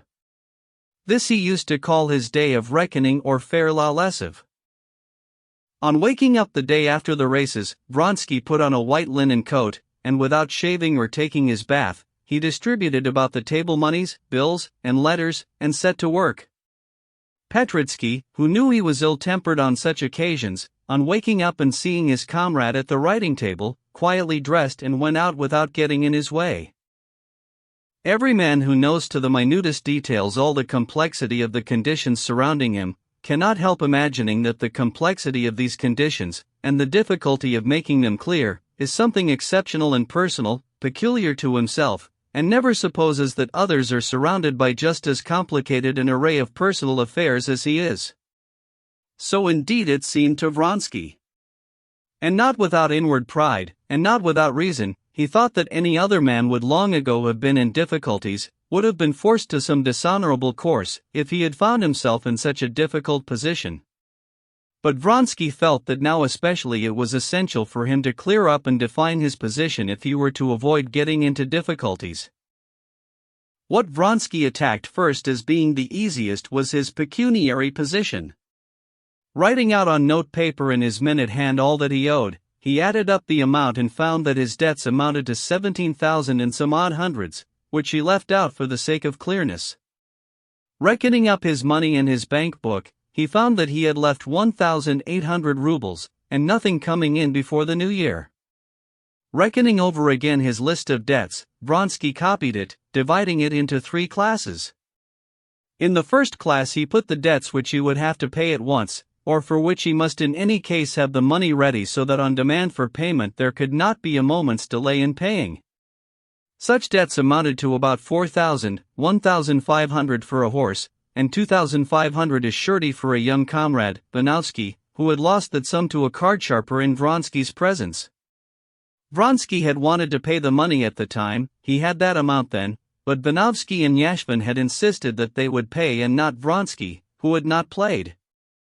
That was so far well, but Vronsky knew that in this dirty business, though his only share in it was undertaking by word of mouth to be surety for Banowski, it was absolutely necessary for him to have the 2,500 rubles so as to be able to fling it at the swindler, and have no more words with him.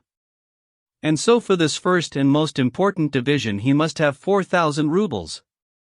The second class 8,000 rubles consisted of less important debts. These were principally accounts owing in connection with his race horses, to the purveyor of oats and hay, the English saddler, and so on. He would have to pay some 2,000 rubles on these debts too, in order to be quite free from anxiety. The last class of debts to shops, to hotels, to his tailor were such as need not be considered.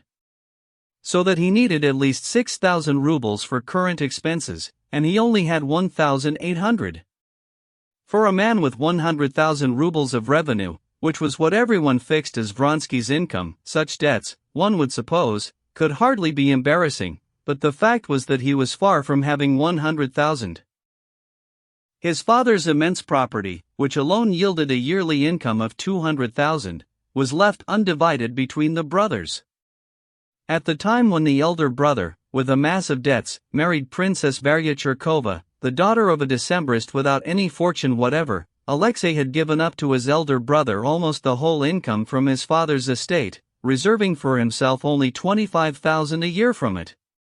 Alexei had said at the time to his brother that sum would be sufficient for him until he married, which he probably never would do. And his brother, who was in command of one of the most expensive regiments, and was only just married, could not decline the gift. His mother, who had her own separate property, had allowed Alexei every year 20,000 in addition to the 25,000 he had reserved, and Alexei had spent it all. Of late his mother, incensed with him on account of his love affair and his leaving Moscow, had given up sending him the money. And in consequence of this, Vronsky, who had been in the habit of living on the scale of 45,000 a year, having only received 20,000 that year, found himself now in difficulties. To get out of these difficulties, he could not apply to his mother for money. Her last letter, which he had received the day before, had particularly exasperated him by the hints in it that she was quite ready to help him to succeed in the world and in the army, but not to lead a life which was a scandal to all good society. His mother's attempt to buy him stung him to the quick and made him feel colder than ever to her. But he could not draw back from the generous word when it was once uttered, even though he felt now, vaguely foreseeing certain eventualities in his intrigue with Madame Karenina, that this generous word had been spoken thoughtlessly, and that even though he were not married he might need all the 100,000 of income. But it was impossible to draw back. He had only to recall his brother's wife, to remember how that sweet, delightful Varya sought, at every convenient opportunity, to remind him that she remembered his generosity and appreciated it, to grasp the impossibility of taking back his gift. It was as impossible as beating a woman, stealing, or lying. One thing only could and ought to be done, and Vronsky determined upon it without an instant's hesitation: to borrow money from a moneylender, 10,000 rubles, a proceeding which presented no difficulty, to cut down his expenses generally, and to sell his race horses. Resolving on this, he promptly wrote a note to Rolandak, who had more than once sent to him with offers to buy horses from him. Then he sent for the Englishman and the moneylender, and divided what money he had according to the accounts he intended to pay. Having finished this business, he wrote a cold and cutting answer to his mother. Then he took out of his notebook 3 notes of Anna's, read them again, burned them, and remembering their conversation on the previous day, he sank into meditation. Chapter 20. Vronsky's life was particularly happy in that he had a code of principles, which defined with unfailing certitude what he ought and what he ought not to do. This code of principles covered only a very small circle of contingencies, but then the principles were never doubtful, and Vronsky, as he never went outside that circle, had never had a moment's hesitation about doing what he ought to do. These principles laid down as invariable rules: that one must pay a card sharper, but need not pay a tailor; that one must never tell a lie to a man, but one may to a woman; that one must never cheat anyone, but one may a husband; that one must never pardon an insult, but one may give one, and so on.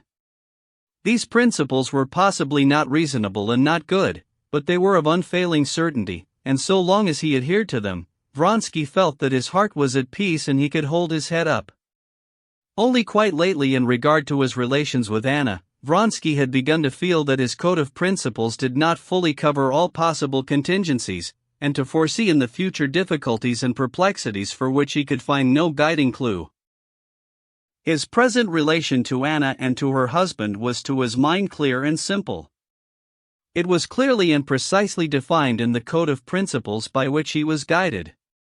She was an honorable woman who had bestowed her love upon him, and he loved her, and therefore she was in his eyes a woman who had a right to the same, or even more, respect than a lawful wife. He would have had his hand chopped off before he would have allowed himself by a word, by a hint, to humiliate her, or even to fall short of the fullest respect a woman could look for. His attitude to society, too, was clear. Everyone might know, might suspect it, but no one might dare to speak of it. If any did so, he was ready to force all who might speak to be silent and to respect the non-existent honor of the woman he loved. His attitude to the husband was the clearest of all. From the moment that Anna loved Vronsky, he had regarded his own right over her as the one thing unassailable.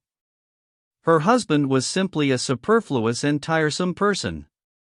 No doubt he was in a pitiable position, but how could that be helped? The one thing the husband had a right to was to demand satisfaction with a weapon in his hand, and Vronsky was prepared for this at any minute. But of late new inner relations had arisen between him and her, which frightened Vronsky by their indefiniteness. Only the day before she had told him that she was with child. And he felt that this fact and what she expected of him called for something not fully defined in that code of principles by which he had hitherto steered his course in life. And he had been indeed caught unawares, and at the first moment when she spoke to him of her position, his heart had prompted him to beg her to leave her husband. He had said that, But now thinking things over, he saw clearly that it would be better to manage to avoid that, and at the same time, as he told himself so, he was afraid whether it was not wrong. If I told her to leave her husband, that must mean uniting her life with mine. Am I prepared for that? How can I take her away now, when I have no money? Supposing I could arrange. But how can I take her away while I'm in the service? If I say that I ought to be prepared to do it, that is, I ought to have the money and to retire from the army. And he grew thoughtful. The question whether to retire from the service or not brought him to the other and perhaps the chief though hidden interest of his life, of which none knew but he. Ambition was the old dream of his youth and childhood, a dream which he did not confess even to himself, though it was so strong that now this passion was even doing battle with his love. His first steps in the world and in the service had been successful, but 2 years before he had made a great mistake. Anxious to show his independence and to advance, he had refused a post that had been offered him, hoping that this refusal would heighten his value, but it turned out that he had been too bold, and he was passed over. And having, whether he liked or not, taken up for himself the position of an independent man, he carried it off with great tact and good sense, behaving as though he bore no grudge against anyone, did not regard himself as injured in any way, and cared for nothing but to be left alone since he was enjoying himself. In reality he had ceased to enjoy himself as long ago as the year before, when he went away to Moscow. He felt that this independent attitude of a man who might have done anything, but cared to do nothing was already beginning to pall, that many people were beginning to fancy that he was not really capable of anything but being a straightforward, good-natured fellow. His connection with Madame Karenina, by creating so much sensation and attracting general attention, had given him a fresh distinction which soothed his gnawing worm of ambition for a while, but a week before that worm had been roused up again with fresh force. The friend of his childhood, a man of the same set, of the same coterie, his comrade in the corps of pages, Sir Pohovskoy, who had left school with him and had been his rival in class, in gymnastics, in their scrapes and their dreams of glory, had come back a few days before from Central Asia, where he had gained 2 steps up in rank, and an order rarely bestowed upon generals so young. As soon as he arrived in Petersburg, people began to talk about him as a newly risen star of the first magnitude. A schoolfellow of Vronsky's and of the same age, he was a general and was expecting a command, which might have influence on the course of political events, while Vronsky, independent and brilliant and beloved by a charming woman though he was simply a cavalry captain who was readily allowed to be as independent as ever he liked. Of course I don't envy Sir Pohovskoy and never could envy him, but his advancement shows me that one has only to watch one's opportunity, and the career of a man like me may be very rapidly made. 3 years ago he was in just the same position as I am. If I retire, I burn my ships. If I remain in the army, I lose nothing. She said herself she did not wish to change her position. And with her love I cannot feel envious of Sir Pohovskoy. And slowly twirling his mustaches, he got up from the table and walked about the room. His eyes shone particularly brightly, and he felt in that confident, calm, and happy frame of mind which always came after he had thoroughly faced his position. Everything was straight and clear, just as after former days of reckoning. He shaved, took a cold bath, dressed and went out. Chapter 21. We've come to fetch you. Your less have lasted a good time today, said Petritsky. Well, is it over?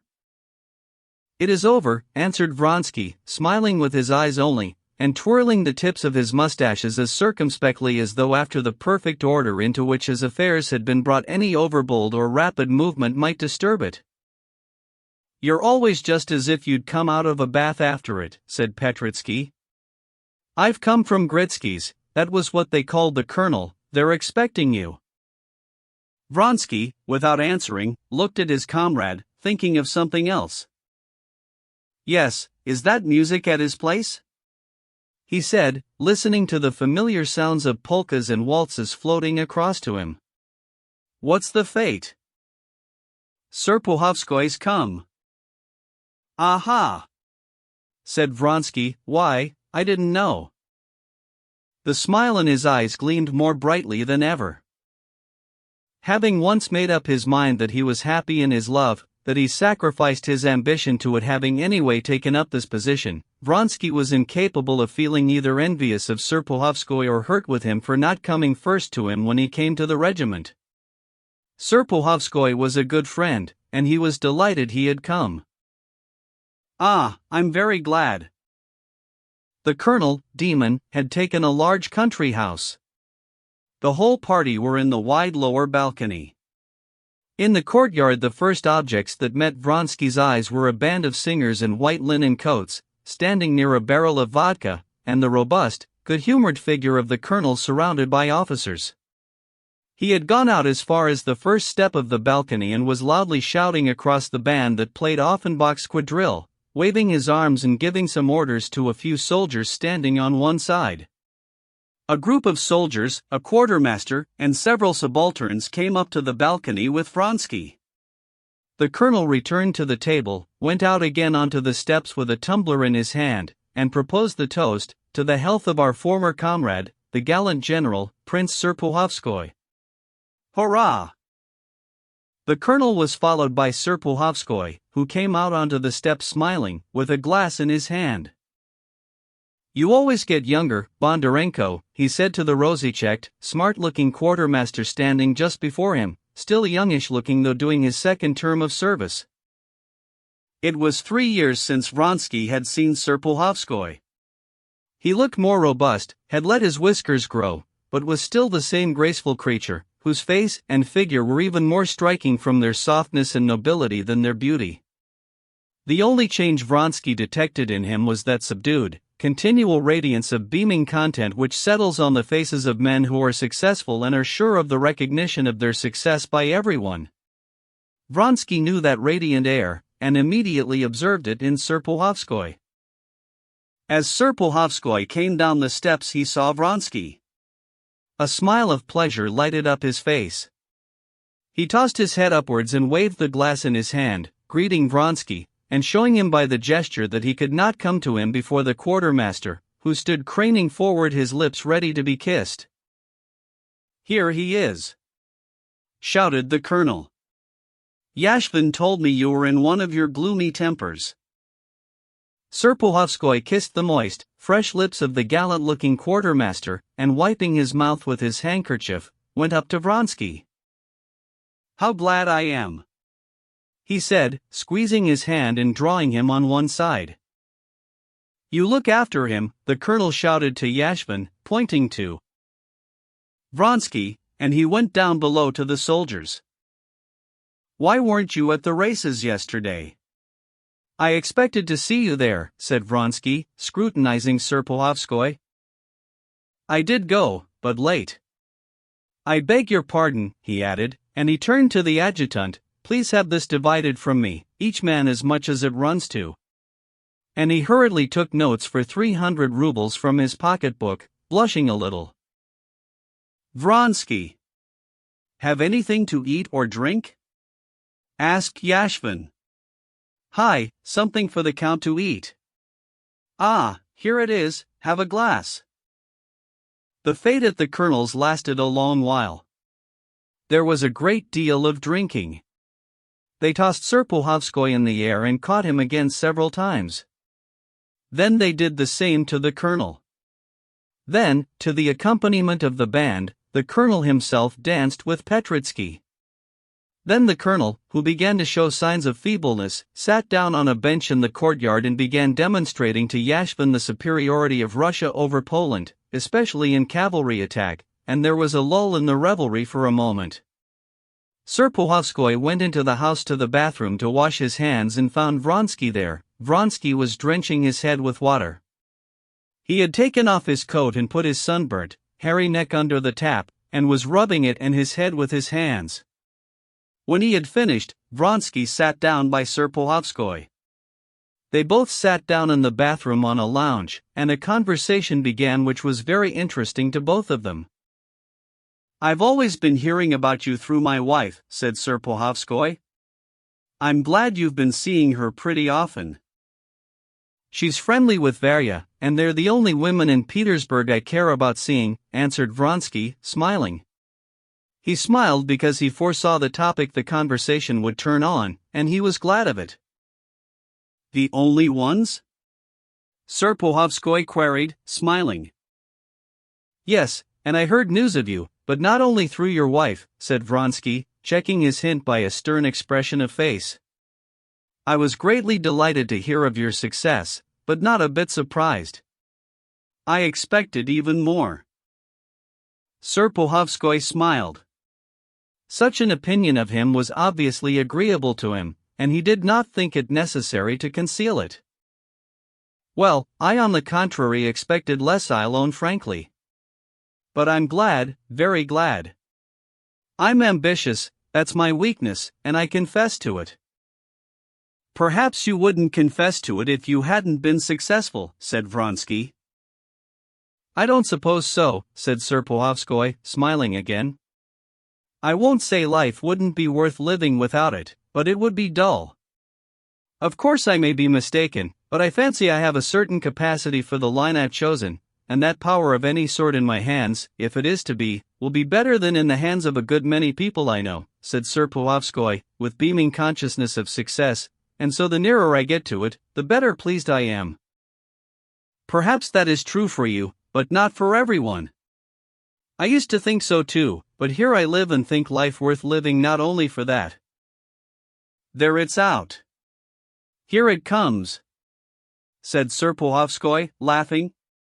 Ever since I heard about you, about your refusal, I began. Of course, I approved of what you did. But there are ways of doing everything. And I think your action was good in itself, but you didn't do it quite in the way you ought to have done. What's done can't be undone, and you know I never go back on what I've done. And besides, I'm very well off. Very well off for the time. But you're not satisfied with that. I wouldn't say this to your brother. He's a nice child, like our host here. There he goes, he added, listening to the roar of hurrah. And he's happy, but that does not satisfy you. I didn't say it did satisfy me. Yes, but that's not the only thing. Such men as you are wanted. By whom?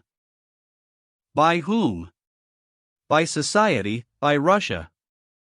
Russia needs men, she needs a party, or else everything goes and will go to the dogs. How do you mean? Bertenev's party against the Russian communists? No, said Serpuhovskoy, frowning with vexation at being suspected of such an absurdity. Tout ça est une blague. That's always been and always will be. There are no communists. But intriguing people have to invent a noxious, dangerous party. It's an old trick. No, what's wanted is a powerful party of independent men like you and me. But why so? Vronsky mentioned a few men who were in power. Why aren't they independent men?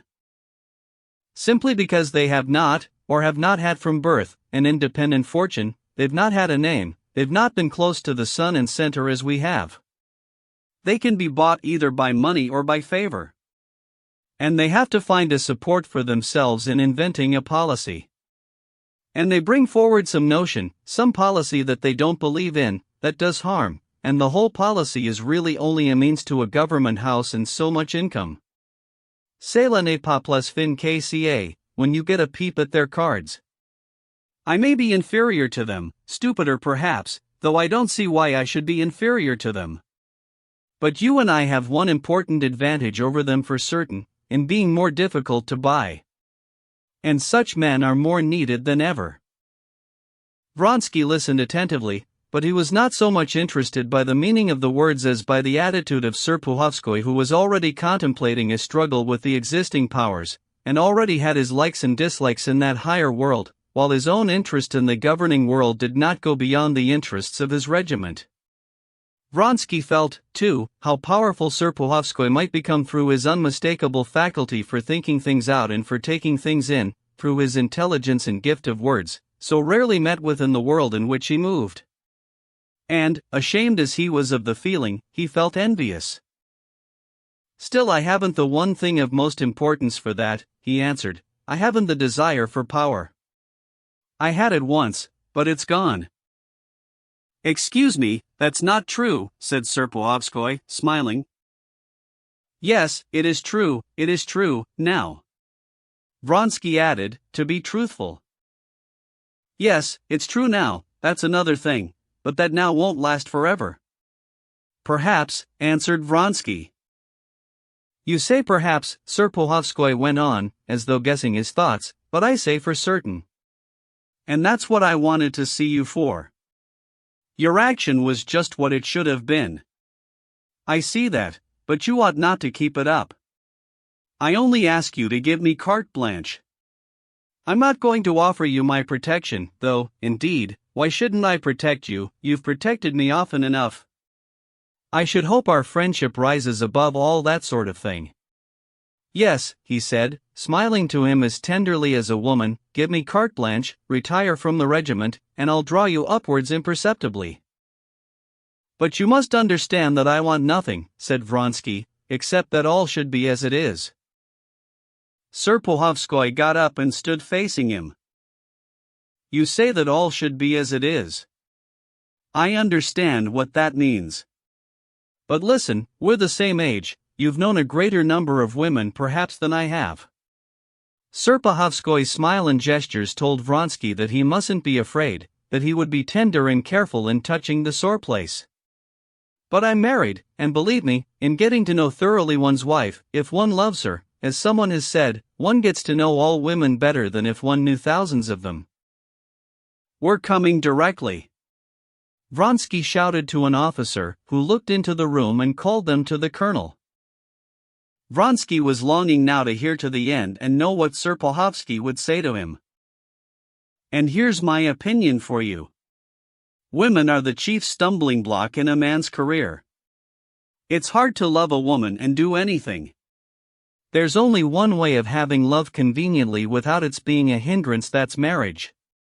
How am I to tell you what I mean? Said Serpuhovskoy, who liked similes. Wait a minute. Yes, just as you can only carry a fardeau and do something with your hands, when the fardeau is tied on your back, and that's marriage. And that's what I felt when I was married. My hands were suddenly set free. But to drag that fardeau about with you without marriage, your hands will always be so full that you can do nothing. Look at Mazankov, at Krupov. They've ruined their careers for the sake of women. What women? Said Vronsky, recalling the Frenchwoman and the actress with whom the two men he had mentioned were connected. The firmer the woman's footing in society, the worse it is. That's much the same as not merely carrying the fardeau in your arms but tearing it away from someone else. You have never loved, Vronsky said softly, looking straight before him and thinking of Anna. Perhaps. But you remember what I've said to you. And another thing, women are all more materialistic than men. We make something immense out of love, but they are always terra a terra. Directly. He cried to a footman who came in. But the footman had not come to call them again, as he supposed. The footman brought Vronsky a note. A man brought it from Princess Tverskaya. Vronsky opened the letter, and flushed crimson. My head's begun to ache, I'm going home, he said to Serpuhovskoy. Oh, goodbye then. You give me carte blanche. We'll talk about it later on, I'll look you up in Petersburg. Chapter 22. It was 6 o'clock already, and so, in order to be there quickly, and at the same time not to drive with his own horses, known to everyone, Vronsky got into Yashvin's hired fly, and told the driver to drive as quickly as possible. It was a roomy, old-fashioned fly, with seats for 4. He sat in one corner, stretched his legs out on the front seat, and sank into meditation. A vague sense of the order into which his affairs had been brought, a vague recollection of the friendliness and flattery of Serpuhovskoy, who had considered him a man that was needed, and most of all, the anticipation of the interview before him all blended into a general, joyous sense of life. This feeling was so strong that he could not help smiling.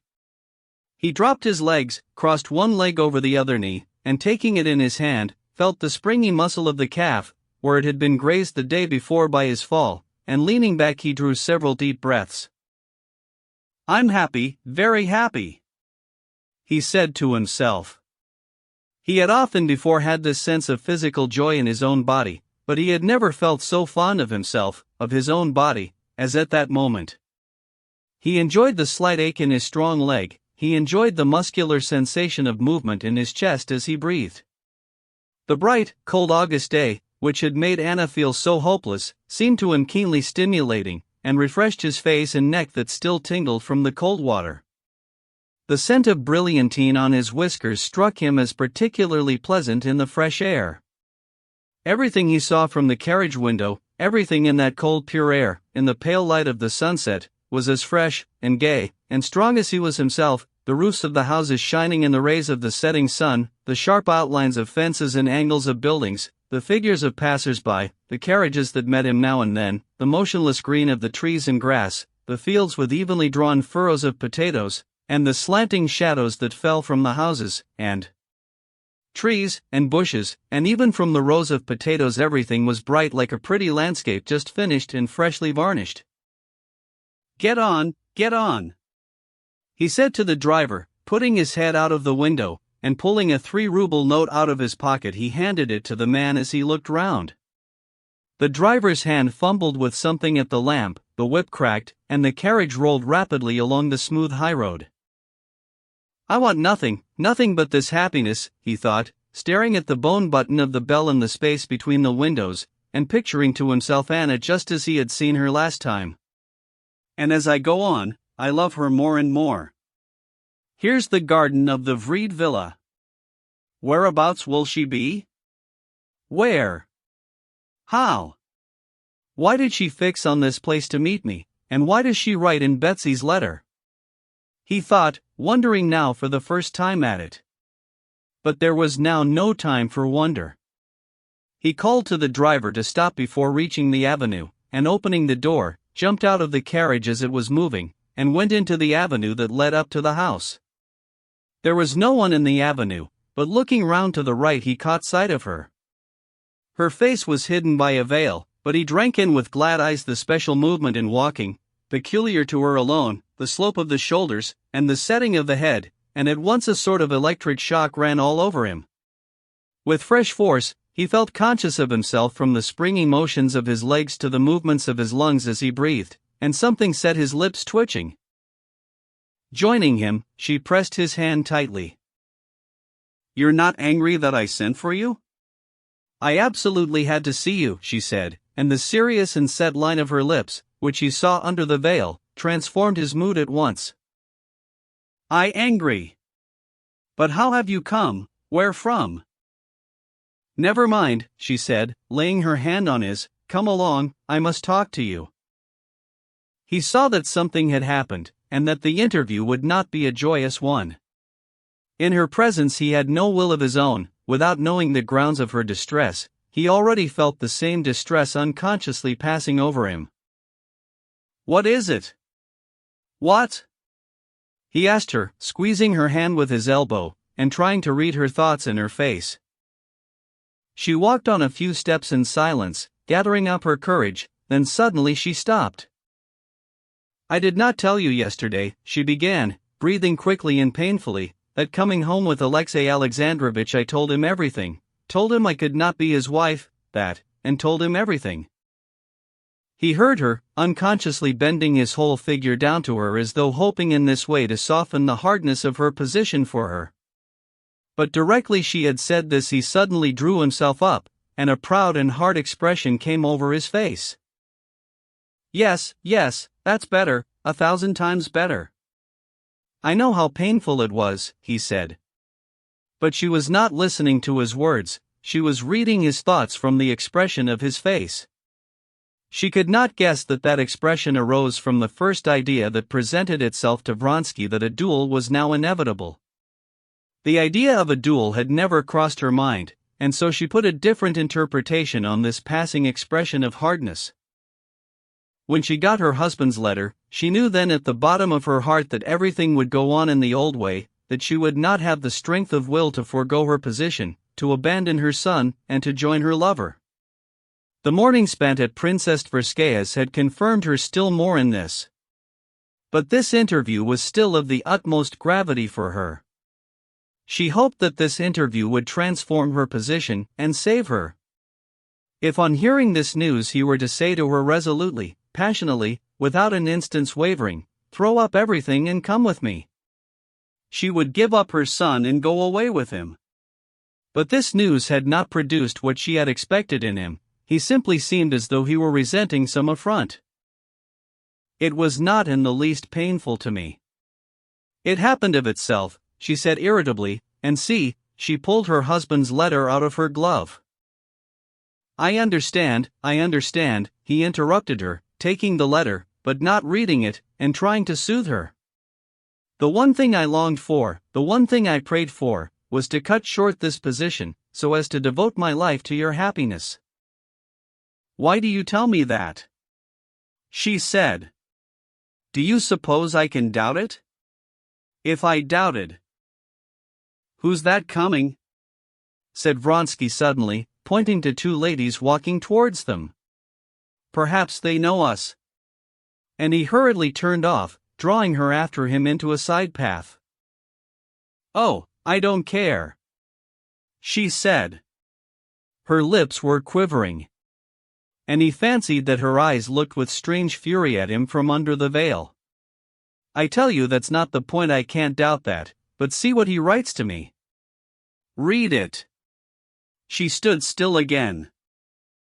Again, just as at the first moment of hearing of her rupture with her husband, Vronsky, on reading the letter, was unconsciously carried away by the natural sensation aroused in him by his own relation to the betrayed husband.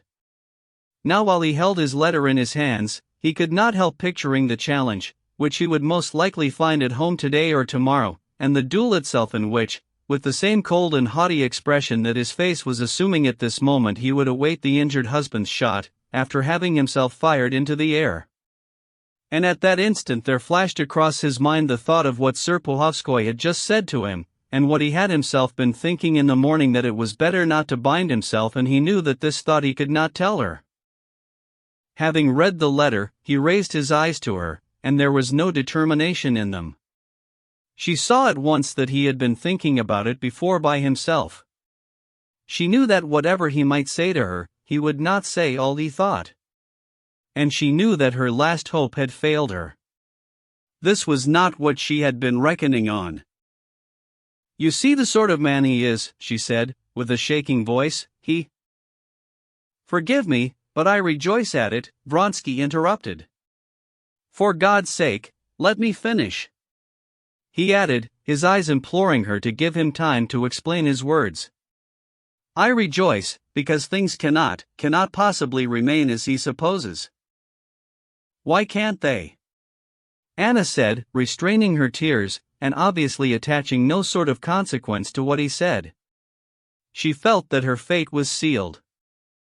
Vronsky meant that after the duel inevitable, he thought things could not go on as before, but he said something different. "It can't go on. I hope that now you will leave him.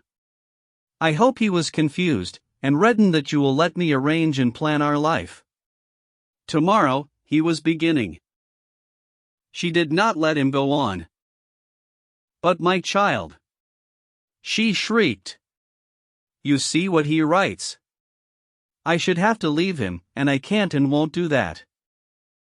"But, for God's sake, which is better, leave your child, or keep up this degrading position?" "To whom is it degrading?" "To all, and most of all to you." "You say degrading, don't say that. Those words have no meaning for me," she said in a shaking voice.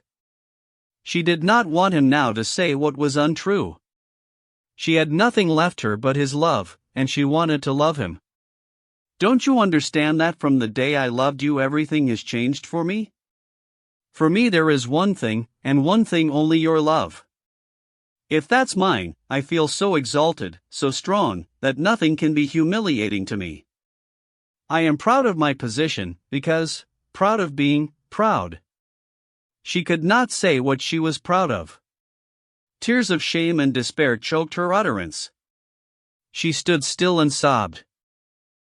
He felt, too, something swelling in his throat and twitching in his nose, and for the first time in his life he felt on the point of weeping. He could not have said exactly what it was touched him so. He felt sorry for her, and he felt he could not help her, and with that he knew that he was to blame for her wretchedness, and that he had done something wrong. "Is not a divorce possible?" he said feebly. She shook her head, not answering. "Couldn't you take your son, and still leave him?" "Yes, but it all depends on him. Now I must go to him," she said shortly. Her presentiment that all would again go on in the old way had not deceived her. "On Tuesday I shall be in Petersburg, and everything can be settled." "Yes," she said. "But don't let us talk any more of it." Anna's carriage, which she had sent away, and ordered to come back to the little gate of the Vrede garden, drove up. Anna said goodbye to Vronsky, and drove home. Chapter 23. On Monday there was the usual sitting of the commission of the 2nd of June. Alexey Alexandrovitch walked into the hall where the sitting was held, greeted the members and the president, as usual, and sat down in his place, putting his hand on the papers laid ready before him. Among these papers lay the necessary evidence and a rough outline of the speech he intended to make. But he did not really need these documents. He remembered every point, and did not think it necessary to go over in his memory what he would say.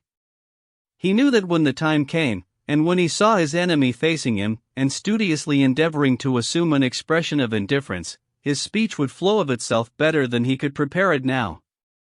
He felt that the import of his speech was of such magnitude that every word of it would have weight. Meantime, as he listened to the usual report, he had the most innocent and inoffensive air. No one, looking at his white hands, with their swollen veins and long fingers, so softly stroking the edges of the white paper that lay before him, and at the air of weariness with which his head drooped on one side, would have suspected that in a few minutes a torrent of words would flow from his lips that would arouse a fearful storm, set the members shouting and attacking one another, and force the president to call for order. When the report was over, Alexey Alexandrovitch announced in his subdued, delicate voice that he had several points to bring before the meeting in regard to the Commission for the Reorganization of the Native Tribes. All attention was turned upon him.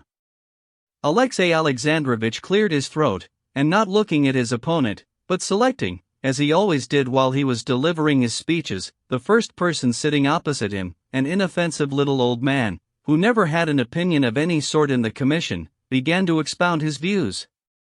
When he reached the point about the fundamental and radical law, his opponent jumped up and began to protest. Stremov, who was also a member of the commission, and also stung to the quick, began defending himself, and altogether a stormy sitting followed, but Alexey Alexandrovitch triumphed, and his motion was carried. 3 new commissions were appointed, and the next day in a certain Petersburg circle nothing else was talked of but this sitting.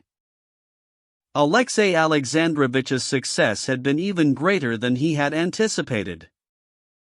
Next morning, Tuesday, Alexey Alexandrovitch, on waking up, recollected with pleasure his triumph of the previous day, and he could not help smiling, though he tried to appear indifferent, when the chief secretary of his department, anxious to flatter him, informed him of the rumors that had reached him concerning what had happened in the commission. Absorbed in business with the chief secretary, Alexey Alexandrovitch had completely forgotten that it was Tuesday, the day fixed by him for the return of Anna Arkadyevna, and he was surprised and received a shock of annoyance when a servant came in to inform him of her arrival. Anna had arrived in Petersburg early in the morning. The carriage had been sent to meet her in accordance with her telegram, and so Alexey Alexandrovitch might have known of her arrival. But when she arrived, he did not meet her. She was told that he had not yet gone out, but was busy with his secretary. She sent word to her husband that she had come, went to her own room, and occupied herself in sorting out her things, expecting he would come to her. But an hour passed, he did not come. She went into the dining room on the pretext of giving some directions, and spoke loudly on purpose, expecting him to come out there, but he did not come, though she heard him go to the door of his study as he parted from the chief secretary.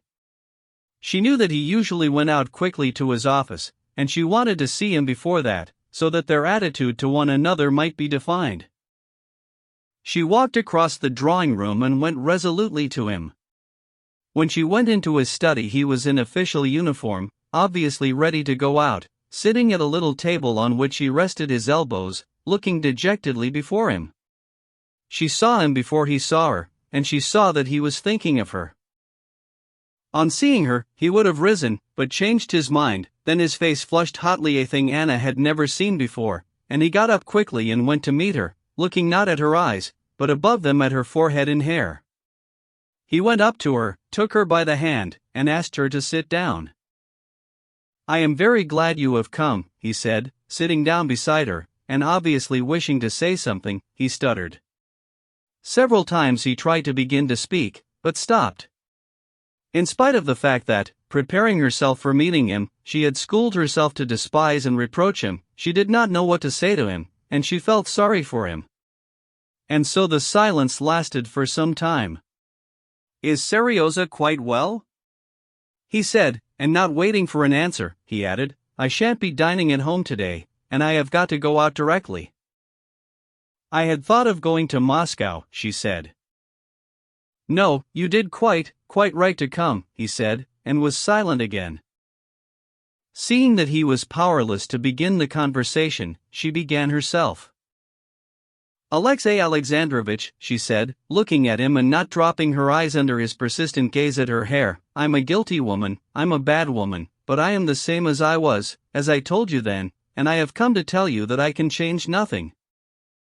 "I have asked you no question about that," he said, all at once, resolutely, and with hatred, looking her straight in the face. "That was as I had supposed." Under the influence of anger, he apparently regained complete possession of all his faculties. "But as I told you then, and have written to you," he said in a thin, shrill voice, "I repeat now, that I am not bound to know this. I ignore it. Not all wives are so kind as you, to be in such a hurry to communicate such agreeable news to their husbands." He laid special emphasis on the word agreeable. "I shall ignore it so long as the world knows nothing of it, so long as my name is not disgraced. And so I simply inform you that our relations must be just as they have always been, and that only in the event of your compromising me I shall be obliged to take steps to secure my honor." "But our relations cannot be the same as always," Anna began in a timid voice, looking at him with dismay. When she saw once more those composed gestures, heard that shrill, childish, and sarcastic voice, her aversion for him extinguished her pity for him, and she felt only afraid, but at all costs she wanted to make clear her position. "I cannot be your wife while she began. He laughed a cold and malignant laugh. "The manner of life you have chosen is reflected, I suppose, in your ideas. I have too much respect or contempt, or both. I respect your past and despise your present, but I was far from the interpretation you put on my words." Anna sighed and bowed her head. "Though indeed I fail to comprehend how, with the independence you show," he went on, getting hot, "announcing your infidelity to your husband and seeing nothing reprehensible in it, apparently you can see anything reprehensible in performing a wife's duties in relation to your husband." "Alexey Alexandrovitch, what is it you want of me?" "I want you not to meet that man here, and to conduct yourself so that neither the world nor the servants can reproach you, not to see him. That's not much, I think. And in return you will enjoy all the privileges of a faithful wife without fulfilling her duties. That's all I have to say to you. Now it's time for me to go. I'm not dining at home." He got up and moved towards the door. Anna got up too. Bowing in silence, he let her pass before him. Chapter 24. The night spent by Levin on the haycock did not pass without result for him. The way in which he had been managing his land revolted him and had lost all attraction for him. In spite of the magnificent harvest, never had there been, or, at least, never it seemed to him, had there been so many hindrances and so many quarrels between him and the peasants as that year, and the origin of these failures and this hostility was now perfectly comprehensible to him.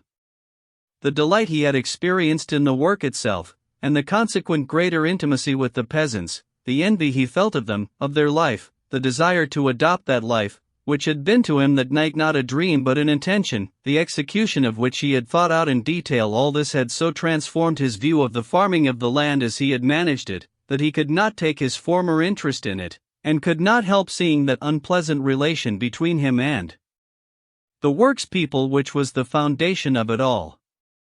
The herd of improved cows such as Pava, the whole land plowed over and enriched, the 9 level fields surrounded with hedges, the 240 acres heavily manured, the seed sown in drills, and all the rest of it, it was all splendid if only the work had been done for themselves, or for themselves and comrades, people in sympathy with them. But he saw clearly now, his work on a book of agriculture, in which the chief element in husbandry was to have been the laborer, greatly assisted him in this, that the sort of farming he was carrying on was nothing but a cruel and stubborn struggle between him and the laborers, in which there was on one side his side a continual intense effort to change everything to a pattern he considered better, on the other side, the natural order of things. And in the struggle he saw that with immense expenditure of force on his side, and with no effort or even intention on the other side, all that was attained was that the work did not go to the liking of either side, and that splendid tools, splendid cattle, and land were spoiled with no good to anyone. Worst of all, the energy expended on this work was not simply wasted. He could not help feeling now, since the meaning of this system had become clear to him, that the aim of his energy was a most unworthy one. In reality, what was the struggle about? He was struggling for every farthing of his share, and he could not help it, for he had only to relax his efforts, and he would not have had the money to pay his laborers' wages, while they were only struggling to be able to do their work easily and agreeably, that is to say, as they were used to doing it. It was for his interests that every laborer should work as hard as possible, and that while doing so he should keep his wits about him, so as to try not to break the winnowing machines, the horse rakes, the thrashing machines, that he should attend to what he was doing. What the laborer wanted was to work as pleasantly as possible, with rests, and above all, carelessly and heedlessly, without thinking. That summer Levin saw this at every step. He sent the men to mow some clover for hay, picking out the worst patches where the clover was overgrown with grass and weeds and of no use for seed. Again and again they mowed the best acres of clover, justifying themselves by the pretense that the bailiff had told them to, and trying to pacify him with the assurance that it would be splendid hay, but he knew that it was owing to those acres being so much easier to mow. He sent out a hay machine for pitching the hay. It was broken at the first row because it was dull work for a peasant to sit on the seat in front with the great wings waving above him. And he was told, "Don't trouble, your honor, sure, the women folks will pitch it quick enough." The plows were practically useless, because it never occurred to the laborer to raise the share when he turned the plow, and forcing it round, he strained the horses and tore up the ground, and Levin was begged not to mind about it. The horses were allowed to stray into the wheat because not a single laborer would consent to be night watchman, and in spite of orders to the contrary, the laborers insisted on taking turns for night duty, and Ivan, after working all day long, fell asleep, and was very penitent for his fault, saying, "Do what you will to me, your honor." They killed 3 of the best calves by letting them into the clover aftermath without care as to their drinking, and nothing would make the men believe that they had been blown out by the clover, but they told him, by way of consolation, that one of his neighbors had lost 112 head of cattle in 3 days. All this happened, not because anyone felt ill will to Levin or his farm. On the contrary, he knew that they liked him, thought him a simple gentleman, their highest praise, but it happened simply because all they wanted was to work merrily and carelessly, and his interests were not only remote and incomprehensible to them, but fatally opposed to their most just claims. Long before, Levin had felt dissatisfaction with his own position in regard to the land. He saw where his boat leaked, but he did not look for the leak, perhaps purposely deceiving himself. Nothing would be left him if he lost faith in it. But now he could deceive himself no longer. The farming of the land, as he was managing it, had become not merely unattractive but revolting to him, and he could take no further interest in it. To this now was joined the presence, only 25 miles off, of Kitty Shcherbátskia, whom he longed to see and could not see. Darya Alexandrovna Oblonskaya had invited him, when he was over there, to come with the object of renewing his offer to her sister, who would, so she gave him to understand, accept him now.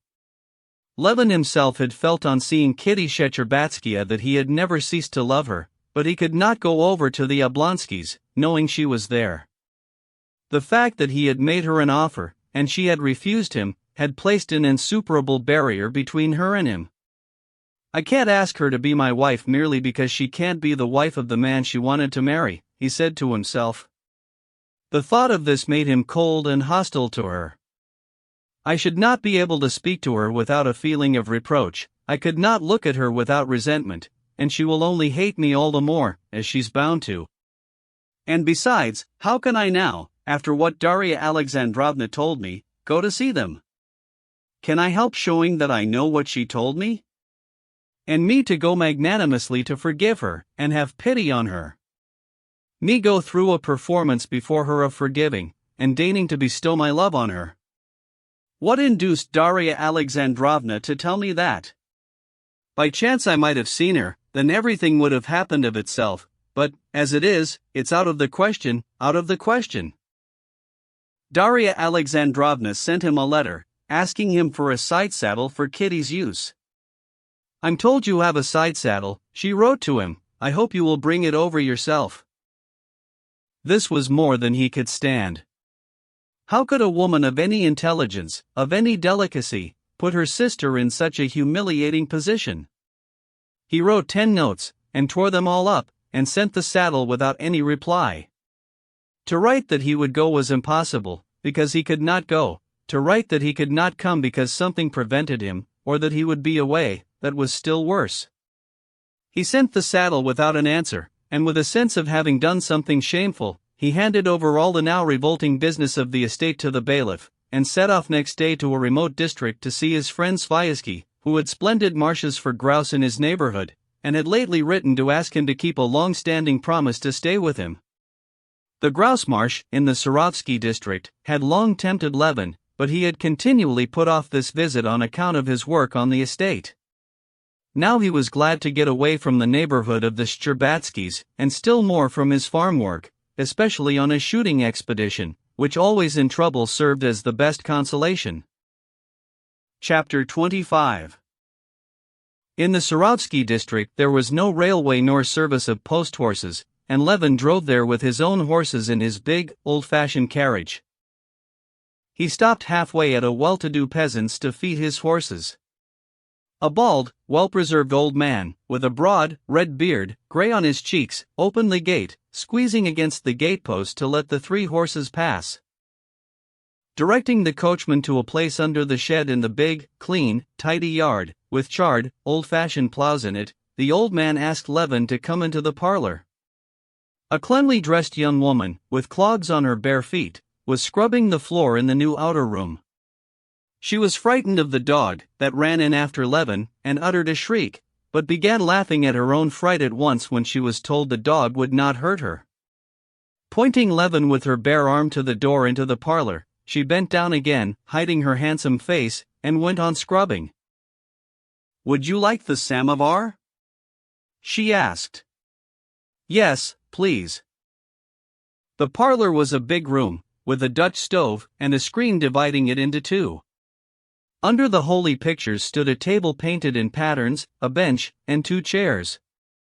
Near the entrance was a dresser full of crockery. The shutters were closed, there were few flies, and it was so clean that Levin was anxious that Laska, who had been running along the road and bathing in puddles, should not muddy the floor, and ordered her to a place in the corner by the door. After looking round the parlor, Levin went out in the backyard. The good-looking young woman in clogs, swinging the empty pails on the yoke, ran on before him to the well for water. "Look sharp, my girl!" The old man shouted after her, good-humoredly, and he went up to Levin. "Well, sir, are you going to Nikolai Ivanovich Sviazhsky? His honor comes to us too, he began, chatting, leaning his elbows on the railing of the steps. In the middle of the old man's account of his acquaintance with Sviazhsky, the gates creaked again, and laborers came into the yard from the fields, with wooden plows and harrows. The horses harnessed to the plows and harrows were sleek and fat. The laborers were obviously of the household. 2 were young men in cotton shirts and caps, the 2 others were hired laborers in homespun shirts, one an old man, the other a young fellow. Moving off from the steps, the old man went up to the horses and began unharnessing them. "What have they been plowing?"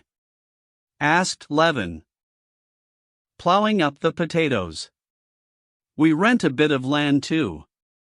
Fed it, don't let out the gelding, but take it to the trough, and we'll put the other in harness." "Oh, father, the plowshares I ordered, has he brought them along?"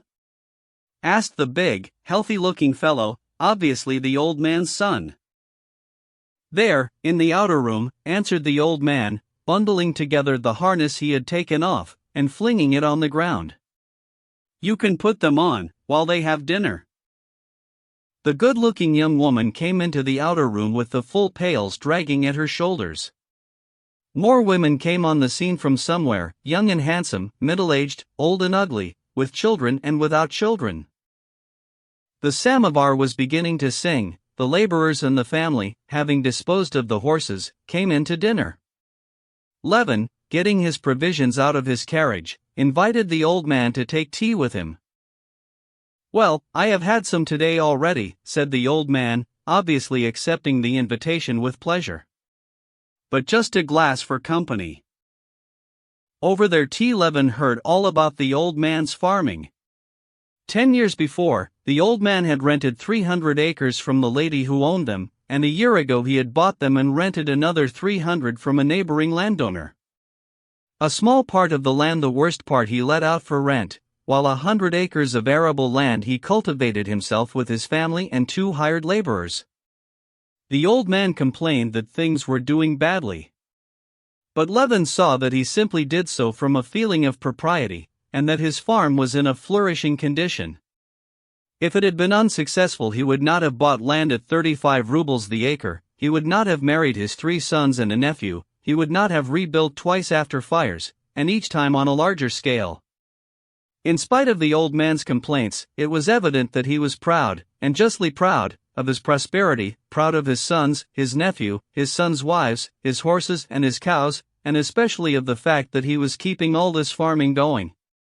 From his conversation with the old man, Levin thought he was not averse to new methods either. He had planted a great many potatoes, and his potatoes, as Levin had seen driving past, were already past flowering and beginning to die down, while Levin's were only just coming into flower. He earthed up his potatoes with a modern plow borrowed from a neighboring landowner. He sowed wheat. The trifling fact that, thinning out his rye, the old man used the rye he thinned out for his horses, specially struck Levin. How many times had Levin seen this splendid fodder wasted, and tried to get it saved, but always it had turned out to be impossible. The peasant got this done, and he could not say enough in praise of it as food for the beasts. What have the wenches to do? They carry it out in bundles to the roadside, and the cart brings it away. "Well, we landowners can't manage well with our laborers," said Levin, handing him a glass of tea. "Thank you," said the old man, and he took the glass, but refused sugar, pointing to a lump he had left. "They're simple destruction," said he. "Look at Sviazhsky's, for instance. We know what the land's like first rate, yet there's not much of a crop to boast of. It's not looked after enough, that's all it is." "But you work your land with hired laborers?" "We're all peasants together. We go into everything ourselves. If a man's no use, he can go, and we can manage by ourselves." "Father Finnegan wants some tar," said the young woman in the clogs, coming in. Yes, that's how it is, sir," said the old man, getting up, and crossing himself deliberately, he thanked Levin and went out. When Levin went into the kitchen to call his coachman, he saw the whole family at dinner. The women were standing up waiting on them. The young, sturdy-looking son was telling something funny with his mouth full of pudding, and they were all laughing, the woman in the clogs, who was pouring cabbage soup into a bowl, laughing most merrily of all. Very probably the good-looking face of the young woman and the dogs had a good deal to do with the impression of well-being this peasant household made upon Levin, but the impression was so strong that Levin could never get rid of it. And all the way from the old peasants to Sviazhsky's he kept recalling this peasant farm as though there were something in this impression that demanded his special attention. Chapter 26. Sviazhsky was the marshal of his district. He was 5 years older than Levin, and had long been married. His sister-in-law, a young girl Levin liked very much, lived in his house, and Levin knew that Sviazhsky and his wife would have greatly liked to marry the girl to him. He knew this with certainty, as so-called eligible young men always know it, though he could never have brought himself to speak of it to anyone, and he knew too that, although he wanted to get married, and although by every token this very attractive girl would make an excellent wife, he could no more have married her, even if he had not been in love with Kitty Shcherbátskia, than he could have flown up to the sky. And this knowledge poisoned the pleasure he had hoped to find in the visit to Sviazhsky. On getting Sviazhsky's letter with the invitation for shooting, Levin had immediately thought of this, but in spite of it he had made up his mind that Sviazhsky's having such views for him was simply his own groundless supposition, and so he would go, all the same. Besides, at the bottom of his heart he had a desire to try himself, put himself to the test in regard to this girl. The Sviazhsky's home life was exceedingly pleasant, and Sviazhsky himself, the best type of man taking part in local affairs that Levin knew, was very interesting to him. Sviazhsky was one of those people, always a source of wonder to Levin, whose convictions, very logical though never original, go one way by themselves, while their life, exceedingly definite and firm in its direction, goes its way quite apart and almost always in direct contradiction to their convictions. Sviazhsky was an extremely advanced man. He despised the nobility, and believed the mass of the nobility to be secretly in favor of serfdom, and only concealing their views from cowardice. He regarded Russia as a ruined country, rather after the style of Turkey, and the government of Russia as so bad that he never permitted himself to criticize its doings seriously, and yet he was a functionary of that government and a model marshal of nobility, and when he drove about he always wore the cockade of office and the cap with the red band. He considered human life only tolerable abroad, and went abroad to stay at every opportunity, and at the same time he carried on a complex and improved system of agriculture in Russia, and with extreme interest followed everything and knew everything that was being done in Russia.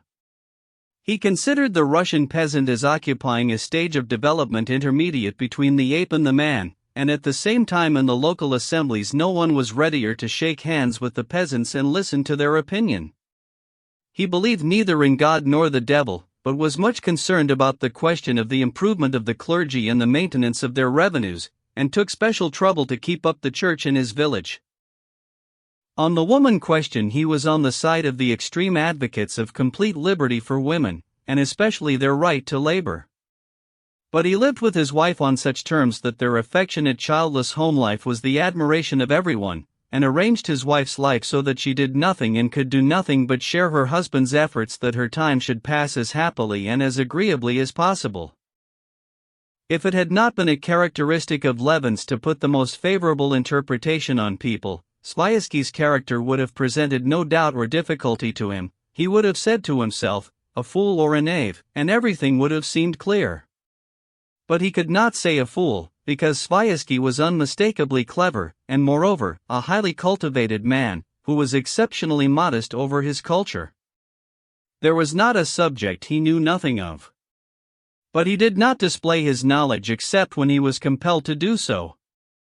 Still less could Levin say that he was a knave, as Sviazhsky was unmistakably an honest, good-hearted, sensible man, who worked good-humoredly, keenly, and perseveringly at his work. He was held in high honor by everyone about him, and certainly he had never consciously done, and was indeed incapable of doing, anything base.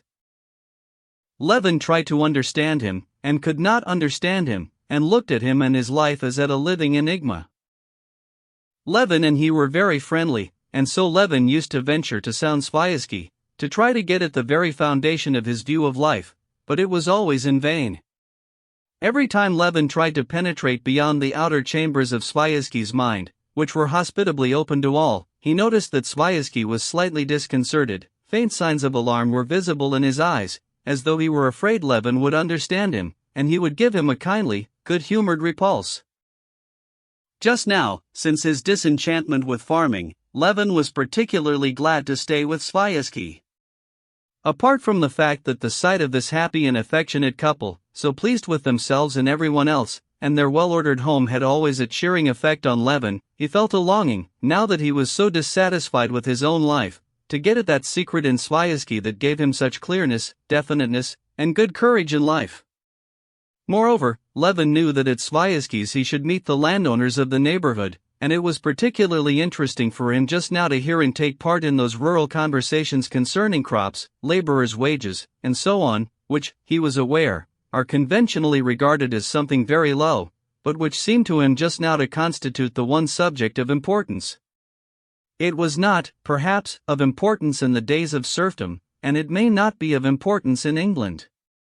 In both cases the conditions of agriculture are firmly established, but among us now, when everything has been turned upside down and is only just taking shape, the question what form these conditions will take is the one question of importance in Russia, thought Levin.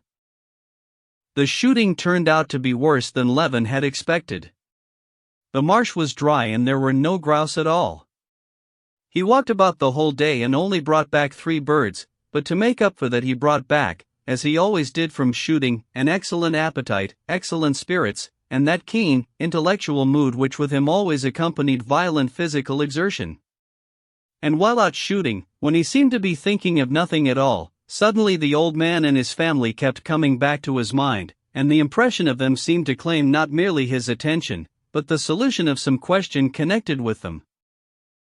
In the evening at tea, 2 landowners who had come about some business connected with a wardship were of the party, and the interesting conversation Levin had been looking forward to sprang up.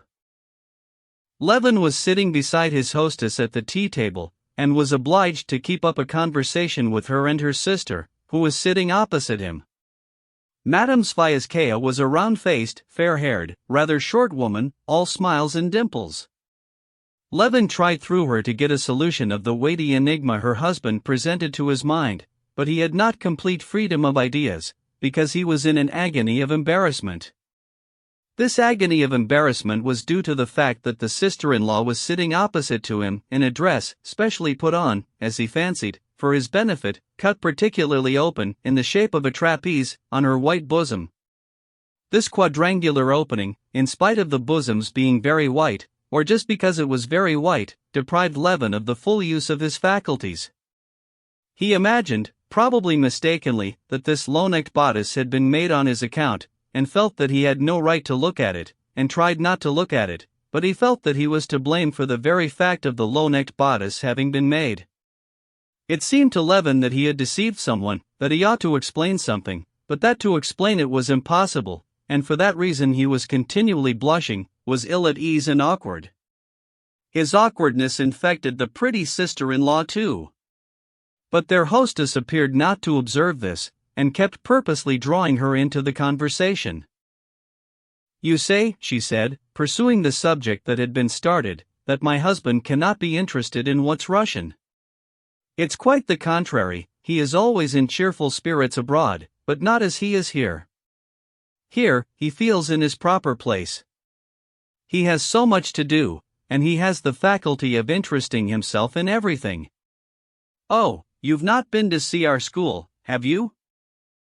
"I've seen it. The little house covered with ivy, isn't it?" "Yes, that's Nastia's work," she said, indicating her sister. "You teach in it yourself?" asked Levin, trying to look above the open neck, but feeling that wherever he looked in that direction he should see it. "Yes, I used to teach in it myself, and do teach still, but we have a first-rate schoolmistress now. And we've started gymnastic exercises." "No, thank you, I won't have any more tea," said Levin, and conscious of doing a rude thing, but incapable of continuing the conversation, he got up, blushing. "I hear a very interesting conversation," he added, and walked to the other end of the table, where Sviazhsky was sitting with the two gentlemen of the neighborhood. Sviazhsky was sitting sideways, with one elbow on the table, and a cup in one hand, while with the other hand he gathered up his beard, held it to his nose and let it drop again, as though he were smelling it. His brilliant black eyes were looking straight at the excited country gentleman with grey whiskers, and apparently he derived amusement from his remarks. The gentleman was complaining of the peasants. It was evident to Levin that Sviazhsky knew an answer to this gentleman's complaints, which would at once demolish his whole contention, but that in his position he could not give utterance to this answer, and listened, not without pleasure, to the landowner's comic speeches. The gentleman with the grey whiskers was obviously an inveterate adherent of serfdom and a devoted agriculturist, who had lived all his life in the country. Levin saw proofs of this in his dress, in the old-fashioned threadbare coat, obviously not his everyday attire, in his shrewd deep-set eyes, in his idiomatic, fluent Russian, in the imperious tone that had become habitual from long use, and in the resolute gestures of his large, red, sunburned hands, with an old betrothal ring on the little finger. Chapter 27. If I'd only the heart to throw up what's been set going, such a lot of trouble wasted, I'd turn my back on the whole business, sell up, go off like Nikolai Ivanovitch, to hear La Belle Helene, said the landowner, a pleasant smile lighting up his shrewd old face. But you see you don't throw it up, said Nikolai Ivanovitch Sviazhsky, so there must be something gained. The only gain is that I live in my own house, neither bought nor hired. Besides, one keeps hoping the people will learn sense. Though, instead of that, you'd never believe it, the drunkenness, the immorality. They keep chopping and changing their bits of land. Not a sight of a horse or a cow. The peasant's dying of hunger, but just go and take him on as a laborer, he'll do his best to do you a mischief, and then bring you up before the justice of the peace. But then you make complaints to the justice too, said Sviazhsky. I lodge complaints? Not for anything in the world. Such a talking, and such a to-do, that one would have cause to regret it. At the works, for instance, they pocketed the advance money and made off. What did the justice do? Why, acquitted them. Nothing keeps them in order but their own communal court and their village elder. He'll flog them in the good old style. But for that there'd be nothing for it but to give it all up and run away. Obviously the landowner was chaffing Sviazhsky, who, far from resenting it, was apparently amused by it. But you see we manage our land without such extreme measures, said he, smiling, Levin and I and this gentleman. He indicated the other landowner. Yes, the thing's done at Mikhail Petrovitch's, but ask him how it's done. Do you call that a rational system? Said the landowner, obviously rather proud of the word rational. My system's very simple, said Mikhail Petrovitch, thank God. All my management rests on getting the money ready for the autumn taxes, and the peasants come to me, Father, Master, help us. Well, the peasants are all one's neighbors, one feels for them.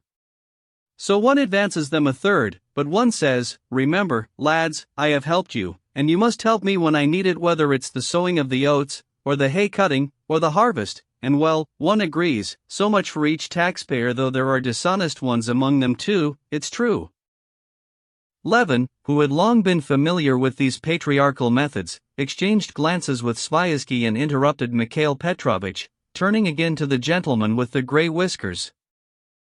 Then what do you think? He asked, what system is one to adopt nowadays?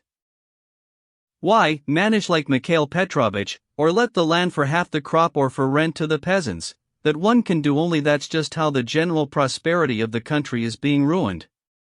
Where the land with serf labor and good management gave a yield of 9-1, on the half-crop system it yields 3-1. Russia has been ruined by the emancipation. Sviazhsky looked with smiling eyes at Levin, and even made a faint gesture of irony to him, but Levin did not think the landowner's words absurd, he understood them better than he did Sviazhsky. A great deal more of what the gentleman with the grey whiskers said to show in what way Russia was ruined by the emancipation struck him indeed as very true, new to him, and quite incontestable. The landowner unmistakably spoke his own individual thought, a thing that very rarely happens, and a thought to which he had been brought not by a desire of finding some exercise for an idle brain, but a thought which had grown up out of the conditions of his life, which he had brooded over in the solitude of his village, and had considered in every aspect. The point is, don't you see, that progress of every sort is only made by the use of authority, he said, evidently wishing to show he was not without culture. Take the reforms of Peter, of Catherine, of Alexander. Take European history.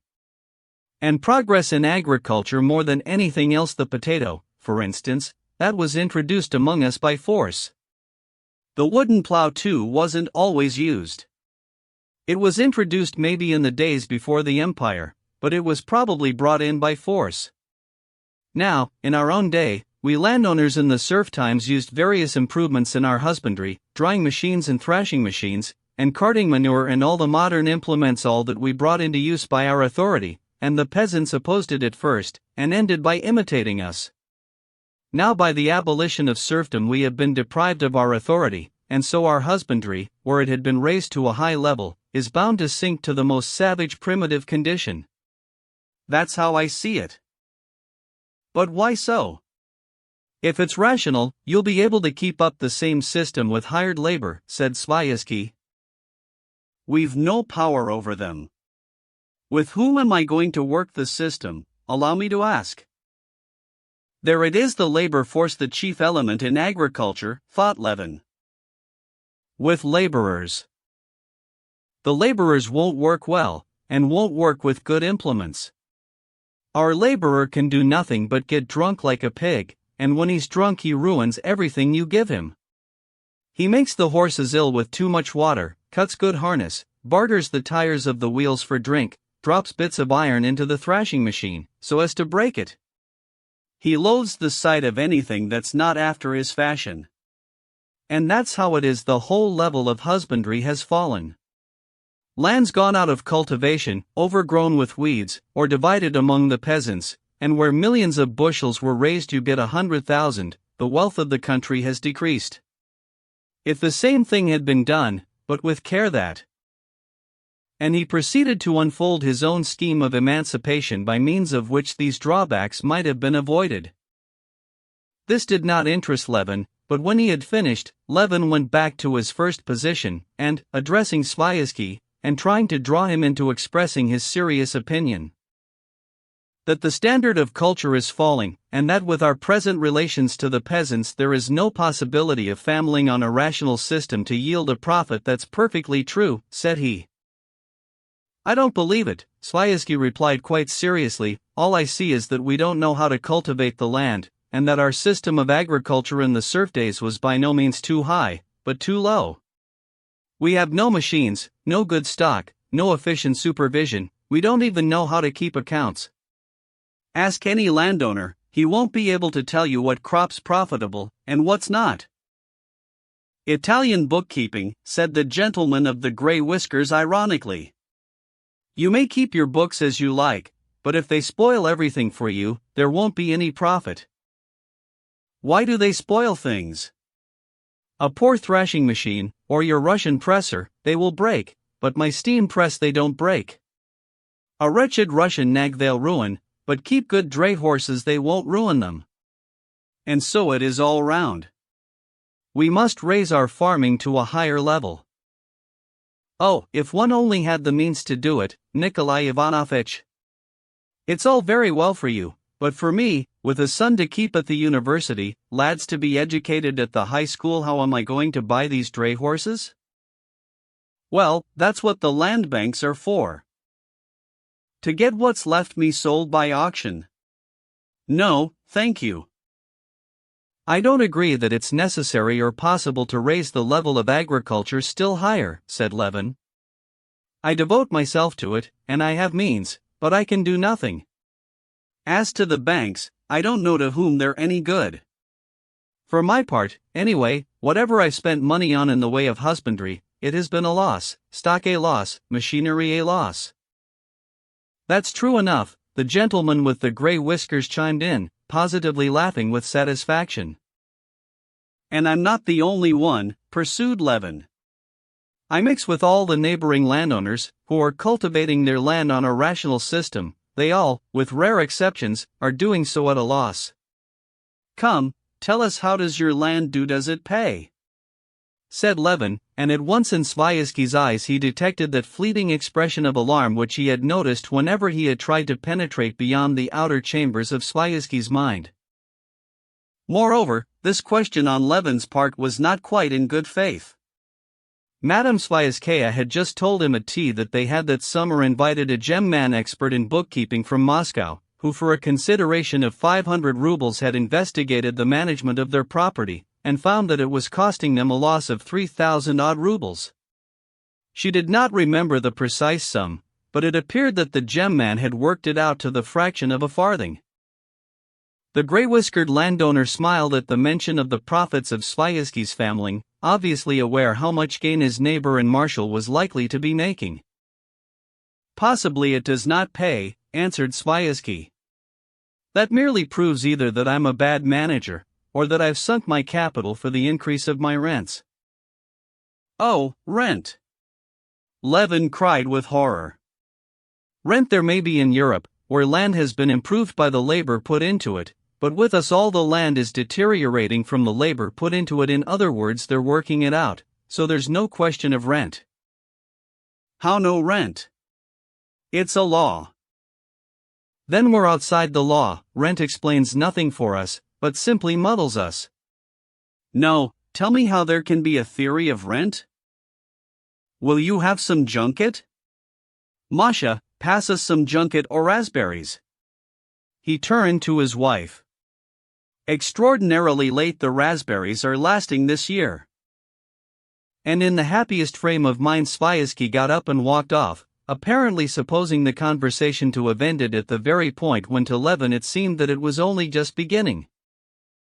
Having lost his antagonist, Levin continued the conversation with the grey-whiskered landowner, trying to prove to him that all the difficulty arises from the fact that we don't find out the peculiarities and habits of our laborer, but the landowner, like all men who think independently and in isolation, was slow in taking in any other person's idea, and particularly partial to his own. He stuck to it that the Russian peasant is a swine and likes swinishness, and that to get him out of his swinishness one must have authority, and there is none. One must have the stick, and we have become so liberal that we have all of a sudden replaced the stick that served us for 1,000 years by lawyers and model prisons, where the worthless, stinking peasant is fed on good soup and has a fixed allowance of cubic feet of air. What makes you think, said Levin, trying to get back to the question, that it's impossible to find some relation to the laborer in which the labor would become productive? That never could be so with the Russian peasantry. We've no power over them, answered the landowner. How can new conditions be found? Said Sviazhsky. Having eaten some junket and lighted a cigarette, he came back to the discussion. All possible relations to the labor force have been defined and studied, he said. The relic of barbarism, the primitive commune with each guarantee for all, will disappear of itself. Serfdom has been abolished. There remains nothing but free labor, and its forms are fixed and ready-made, and must be adopted. Permanent hands, day laborers, rammers, you can't get out of those forms. But Europe is dissatisfied with these forms. Dissatisfied, and seeking new ones. And will find them, in all probability. That's just what I was meaning, answered Levin. Why shouldn't we seek them for ourselves? Because it would be just like inventing afresh the means for constructing railways. They are ready, invented. But if they don't do for us, if they're stupid? Said Levin. And again he detected the expression of alarm in the eyes of Sviazhsky. Oh, yes, we'll bury the world under our caps. We've found the secret Europe was seeking for. I've heard all that, but, excuse me, do you know all that's been done in Europe on the question of the organization of labor? No, very little. That question is now absorbing the best minds in Europe. The Schulz Delitzsch movement. And then all this enormous literature of the labor question, the most liberal Lassalle movement, the Mulhausen experiment? That's a fact by now, as you're probably aware. I have some idea of it, but very vague. No, you only say that, no doubt you know all about it as well as I do. I'm not a professor of sociology, of course, but it interested me, and really, if it interests you, you ought to study it. But what conclusion have they come to? Excuse me. The two neighbors had risen, and Sviazhsky, once more checking Levin in his inconvenient habit of peeping into what was beyond the outer chambers of his mind, went to see his guests out. Chapter 28. Levin was insufferably bored that evening with the ladies. He was stirred as he had never been before by the idea that the dissatisfaction he was feeling with his system of managing his land was not an exceptional case, but the general condition of things in Russia, that the organization of some relation of the laborers to the soil in which they would work, as with the peasant he had met halfway to the Sviazhskys, was not a dream, but a problem which must be solved. And it seemed to him that the problem could be solved, and that he ought to try and solve it. After saying good night to the ladies, and promising to stay the whole of the next day, so as to make an expedition on horseback with them to see an interesting ruin in the Crown Forest, Levin went, before going to bed, into his host's study to get the books on the labor question that Sviazhsky had offered him. Sviazhsky's study was a huge room, surrounded by bookcases and with two tables in it, one a massive writing table, standing in the middle of the room, and the other a round table, covered with recent numbers of reviews and journals in different languages, ranged like the rays of a star round the lamp. On the writing table was a stand of drawers marked with gold lettering, and full of papers of various sorts. Sviazhsky took out the books, and sat down in a rocking chair. "What are you looking at there?" he said to Levin, who was standing at the round table looking through the reviews. "Oh, yes, there's a very interesting article here," said Sviazhsky of the review Levin was holding in his hand. "It appears," he went on, with eager interest, "that Friedrich was not, after all, the person chiefly responsible for the partition of Poland. It is proved." And with his characteristic clearness, he summed up those new, very important, and interesting revelations. Although Levin was engrossed at the moment by his ideas about the problem of the land, he wondered, as he heard Sviazhsky, what is there inside of him? And why is he interested in the partition of Poland? When Sviazhsky had finished, Levin could not help asking, well, and what then? But there was nothing to follow. It was simply interesting that it had been proved to be so and so. But Sviazhsky did not explain, and saw no need to explain why it was interesting to him. "Yes, but I was very much interested by your irritable neighbor," said Levin, sighing. "He's a clever fellow, and said a lot that was true." "Oh, get along with you. An inveterate supporter of serfdom at heart, like all of them," said Sviazhsky. "Whose marshal you are." "Yes, only I marshal them in the other direction," said Sviazhsky, laughing. "I'll tell you what interests me very much," said Levin. "He's right that our system, that's to say of rational farming, doesn't answer, that the only thing that answers is the money-lender system, like that meek-looking gentleman's, or else the very simplest." "Whose fault is it?" "Our own, of course. Besides, it's not true that it doesn't answer. It answers with Vassilchikov. A factory. But I really don't know what it is you are surprised at. The people are at such a low stage of rational and moral development, that it's obvious they're bound to oppose everything that's strange to them. In Europe, a rational system answers because the people are educated. It follows that we must educate the people, that's all. But how are we to educate the people? To educate the people, three things are needed: schools, and schools, and schools. But you said yourself the people are at such a low stage of material development. What help are schools for that? Do you know, you remind me of the story of the advice given to the sick man: you should try purgative medicine. Taken, worse. Try leeches. Tried them, worse. Well, then, there's nothing left but to pray to God. Tried it, worse. That's just how it is with us. I say political economy, you say worse. I say socialism, worse.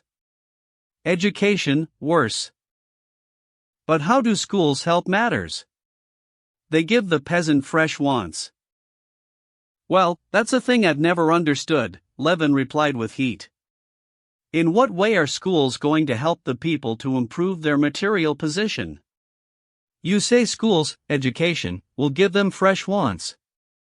So much the worse, since they won't be capable of satisfying them. And in what way a knowledge of addition and subtraction and the catechism is going to improve their material condition, I never could make out. The day before yesterday, I met a peasant woman in the evening with a little baby, and asked her where she was going. She said she was going to the wise woman. Her boy had screaming fits, so she was taking him to be doctored. I asked, why, how does the wise woman cure screaming fits? She puts the child on the hen roost and repeats some charm. Well, you're saying it yourself. What's wanted to prevent her taking her child to the hen roost to cure it of screaming fits is just. Sviazhsky said, smiling good-humoredly. Oh, no, said Levin with annoyance. That method of doctoring I merely meant as a simile for doctoring the people with schools. The people are poor and ignorant, that we see as surely as the peasant woman sees the baby is ill because it screams. But in what way this trouble of poverty and ignorance is to be cured by schools is as incomprehensible as how the hen roost affects the screaming. What has to be cured is what makes him poor. Well, in that, at least, you're in agreement with Spencer, whom you dislike so much. He says, too, that education may be the consequence of greater prosperity and comfort, of more frequent washing, as he says, but not of being able to read and write. Well, then, I'm very glad, or the contrary, very sorry, that I'm in agreement with Spencer, only I've known it a long while. Schools can do no good. What will do good is an economic organization in which the people will become richer, will have more leisure, and then there will be schools. Still, all over Europe now schools are obligatory. And how far do you agree with Spencer yourself about it? Asked Levin. But there was a gleam of alarm in Sviazhsky's eyes, and he said, smiling, no, that screaming story is positively capital. Did you really hear it yourself? Levin saw that he was not to discover the connection between this man's life and his thoughts. Obviously he did not care in the least what his reasoning led him to, all he wanted was the process of reasoning. And he did not like it when the process of reasoning brought him into a blind alley. That was the only thing he disliked, and avoided by changing the conversation to something agreeable and amusing. All the impressions of the day, beginning with the impression made by the old peasant, which served, as it were, as the fundamental basis of all the conceptions and ideas of the day, threw Levin into violent excitement. This dear good Sviazhsky, keeping a stock of ideas simply for social purposes, and obviously having some other principles hidden from Levin, while with the crowd, whose name is Legion, he guided public opinion by ideas he did not share, that irascible country gentleman, perfectly correct in the conclusions that he had been worried into by life, but wrong in his exasperation against a whole class, and that the best class in Russia, his own dissatisfaction with the work he had been doing, and the vague hope of finding a remedy for all this, all was blended in a sense of inward turmoil, and anticipation of some solution near at hand. Left alone in the room assigned him, lying on a spring mattress that yielded unexpectedly at every movement of his arm or his leg, Levin did not fall asleep for a long while. Not one conversation with Sviazhsky, though he had said a great deal that was clever, had interested Levin, but the conclusions of the irascible landowner required consideration.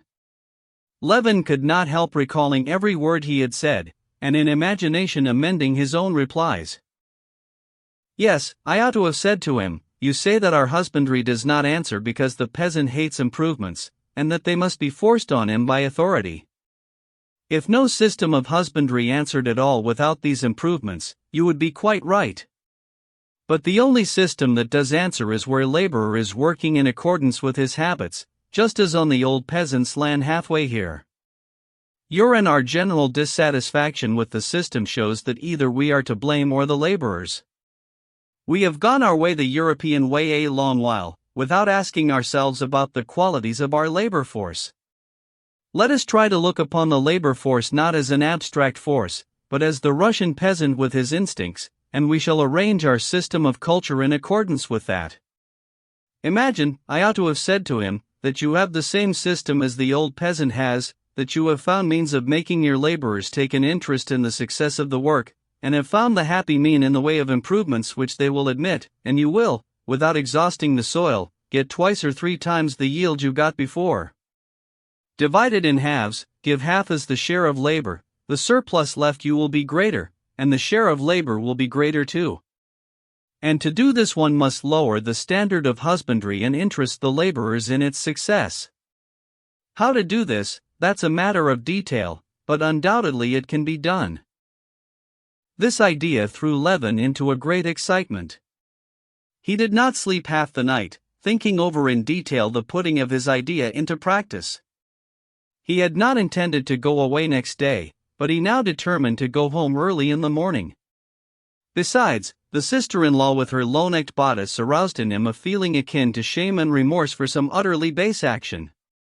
Most important of all, he must get back without delay. He would have to make haste to put his new project to the peasants before the sowing of the winter wheat, so that the sowing might be undertaken on a new basis. He had made up his mind to revolutionize his whole system. Chapter 29. The carrying out of Levin's plan presented many difficulties, but he struggled on, doing his utmost, and attained a result which, though not what he desired, was enough to enable him, without self-deception, to believe that the attempt was worth the trouble. One of the chief difficulties was that the process of cultivating the land was in full swing, that it was impossible to stop everything and begin it all again from the beginning, and the machine had to be mended while in motion. When on the evening that he arrived home he informed the bailiff of his plans, the latter with visible pleasure agreed with what he said so long as he was pointing out that all that had been done up to that time was stupid and useless. The bailiff said that he had said so a long while ago, but no heed had been paid him. But as for the proposal made by Levin to take a part as shareholder with his laborers in each agricultural undertaking, at this the bailiff simply expressed a profound despondency, and offered no definite opinion, but began immediately talking of the urgent necessity of carrying the remaining sheaves of rye the next day, and of sending the men out for the second plowing, so that Levin felt that this was not the time for discussing it. On beginning to talk to the peasants about it, and making a proposition to cede them the land on new terms, he came into collision with the same great difficulty, that they were so much absorbed by the current work of the day, that they had not time to consider the advantages and disadvantages of the proposed scheme. The simple-hearted Ivan, the cowherd, seemed completely to grasp Levin's proposal that he should with his family take a share of the profits of the cattle yard, and he was in complete sympathy with the plan. But when Levin hinted at the future advantages, Ivan's face expressed alarm and regret that he could not hear all he had to say, and he made haste to find himself some task that would admit of no delay. He either snatched up the fork to pitch the hay out of the pens, or ran to get water or to clear out the dung. Another difficulty lay in the invincible disbelief of the peasant that a landowner's object could be anything else than a desire to squeeze all he could out of them. They were firmly convinced that his real aim, whatever he might say to them, would always be in what he did not say to them. And they themselves, in giving their opinion, said a great deal but never said what was their real object. Moreover, Levin felt that the irascible landowner had been right. The peasants made their first and unalterable condition of any agreement whatever that they should not be forced to any new methods of tillage of any kind, nor to use new implements.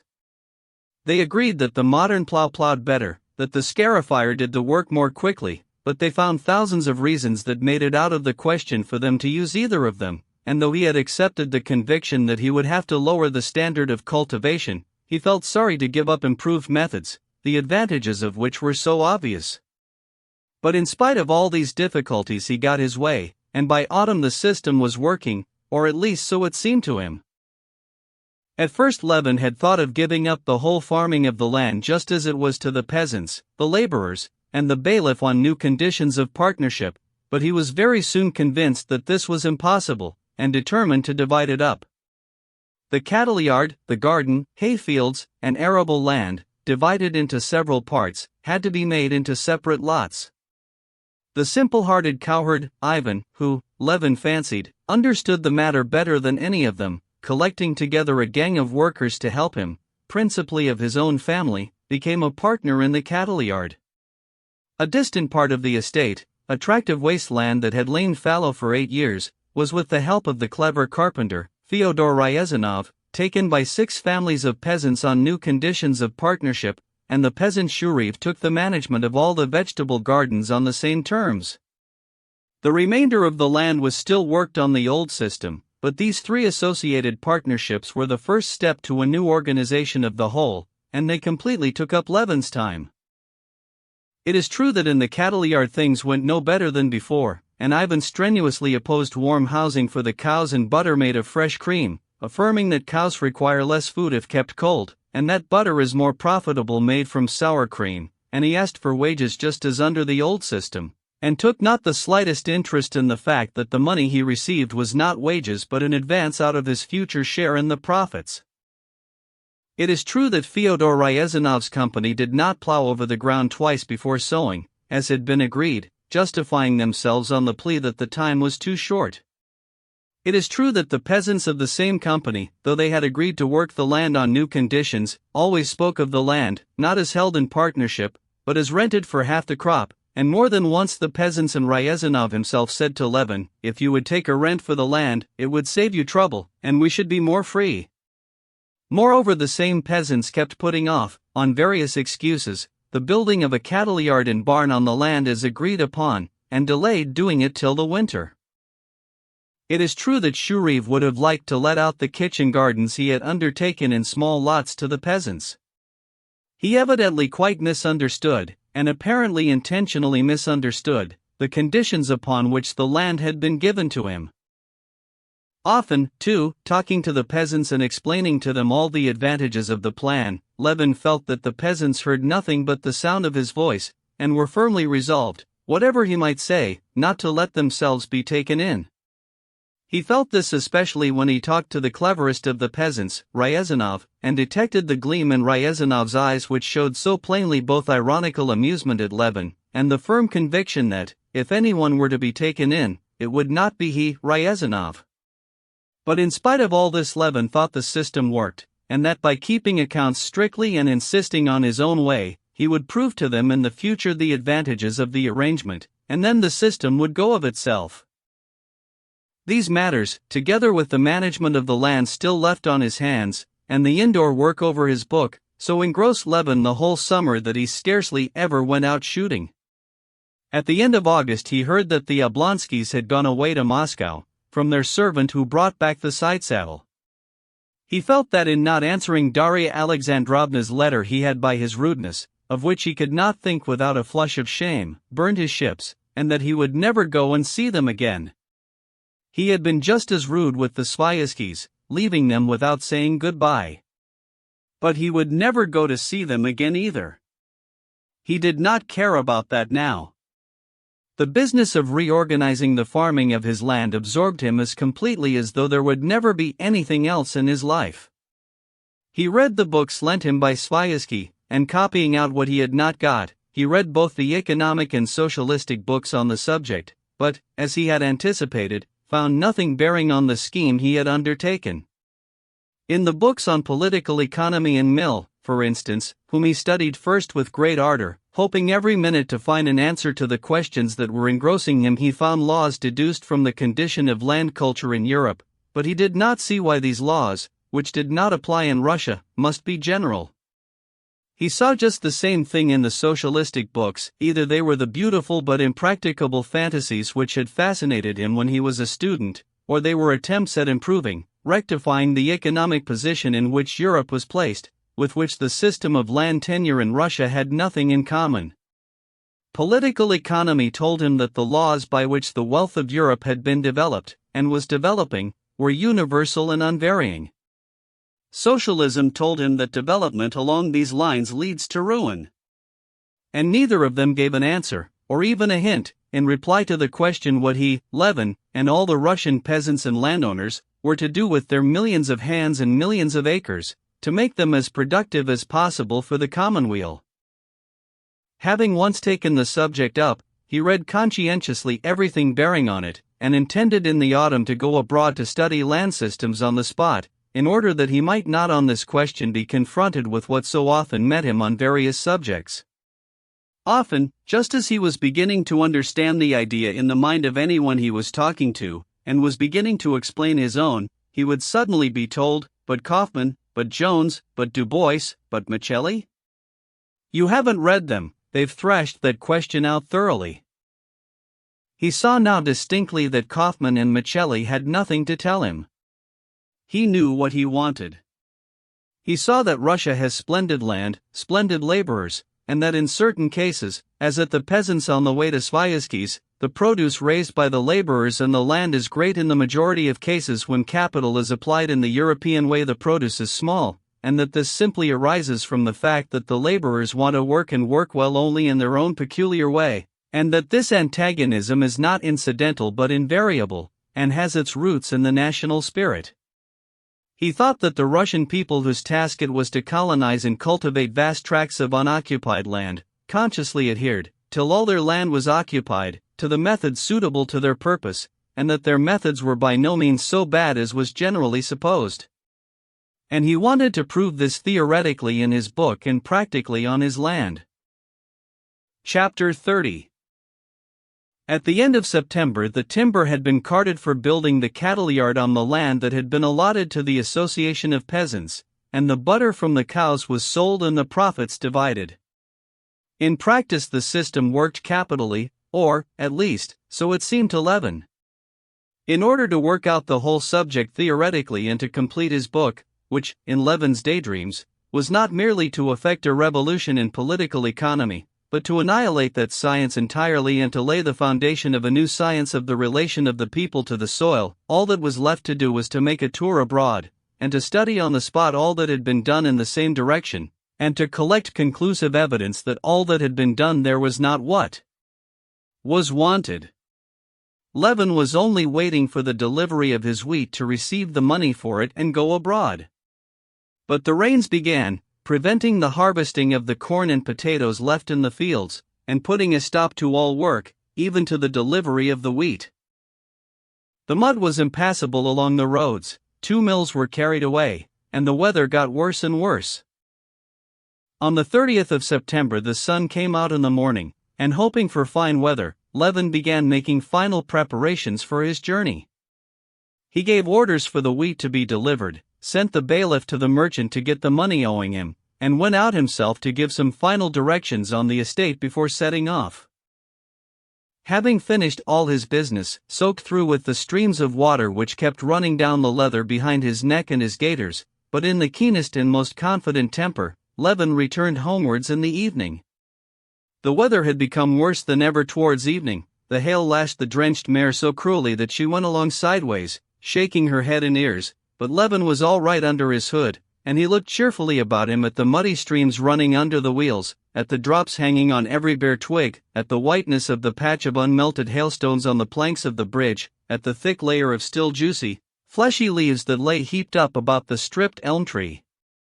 In spite of the gloominess of nature around him, he felt peculiarly eager. The talks he had been having with the peasants in the further village had shown that they were beginning to get used to their new position. The old servant to whose hut he had gone to get dry evidently approved of Levin's plan, and of his own accord proposed to enter the partnership by the purchase of cattle. "I have only to go stubbornly on towards my aim, and I shall attain my end," thought Levin, "and it's something to work and take trouble for. This is not a matter of myself individually. The question of the public welfare comes into it. The whole system of culture, the chief element in the condition of the people, must be completely transformed. Instead of poverty, general prosperity and content; instead of hostility, harmony and unity of interests. In short, a bloodless revolution, but a revolution of the greatest magnitude, beginning in the little circle of our district, then the province, then Russia, the whole world. Because a just idea cannot but be fruitful. Yes, it's an aim worth working for.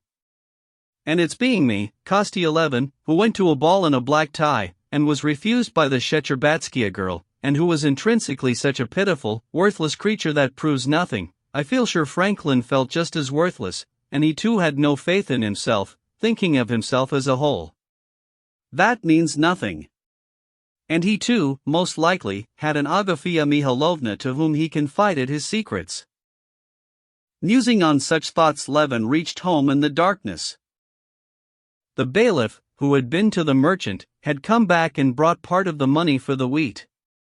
An agreement had been made with the old servant, and on the road the bailiff had learned that everywhere the corn was still standing in the fields, so that his 160 shocks that had not been carried were nothing in comparison with the losses of others.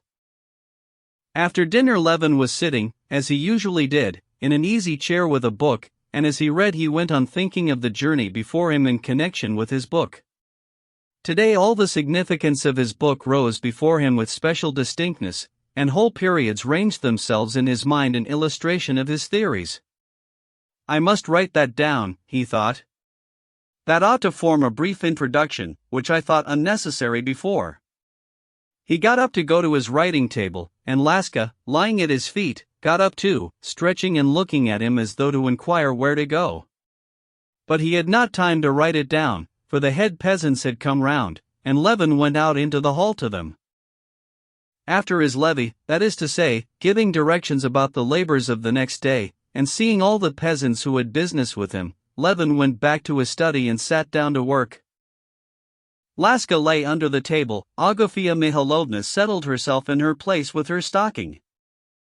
After writing for a little while, Levin suddenly thought with exceptional vividness of Kitty, her refusal, and their last meeting. He got up and began walking about the room. "What's the use of being dreary?" said Agafia Mihailovna. "Come, why do you stay on at home?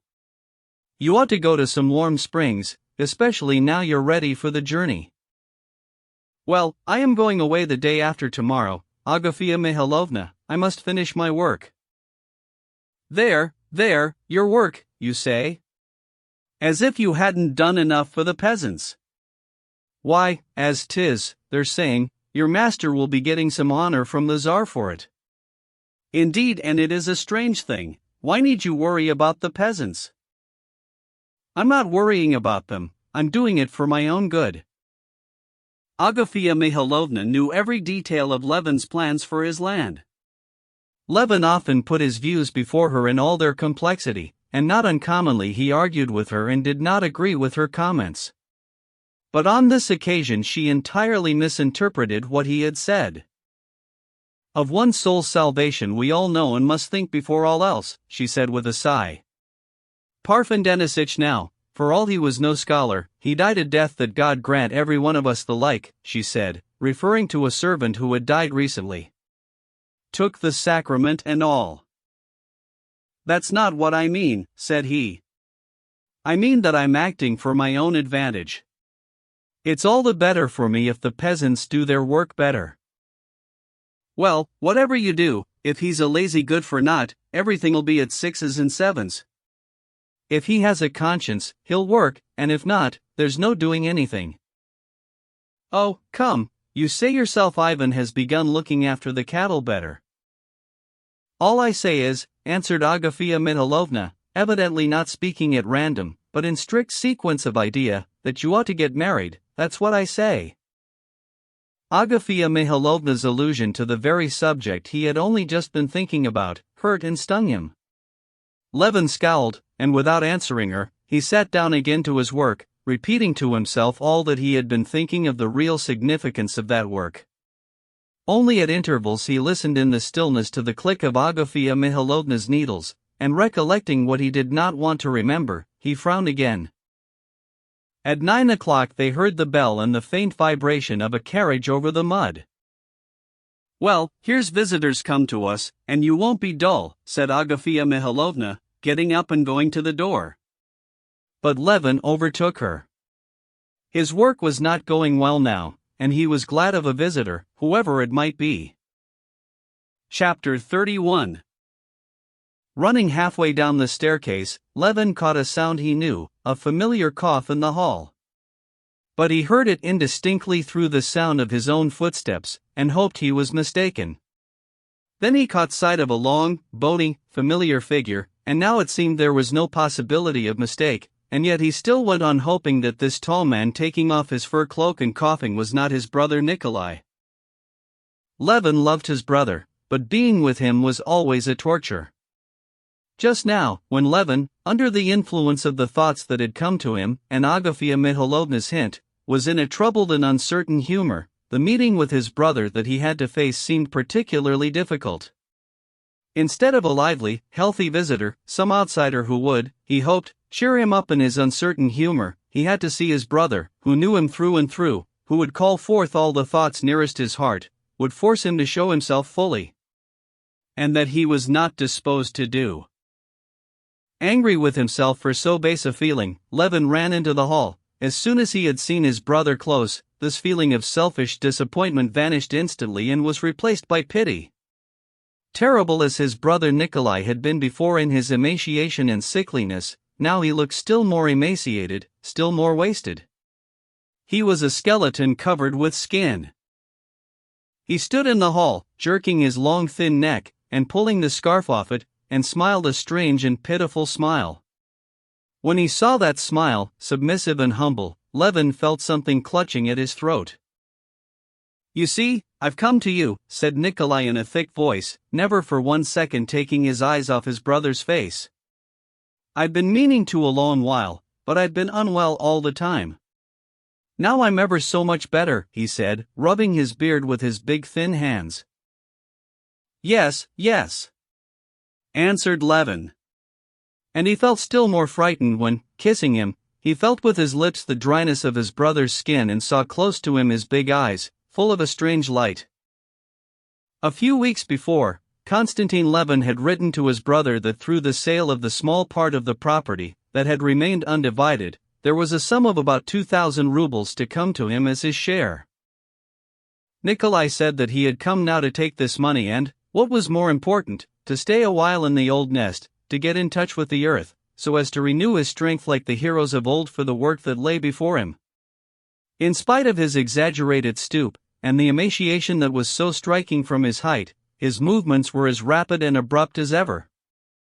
Levin led him into his study. His brother dressed with particular care, a thing he never used to do, combed his scanty, lank hair, and, smiling, went upstairs. He was in the most affectionate and good-humored mood, just as Levin often remembered him in childhood. He even referred to Sergei Ivanovitch without rancor.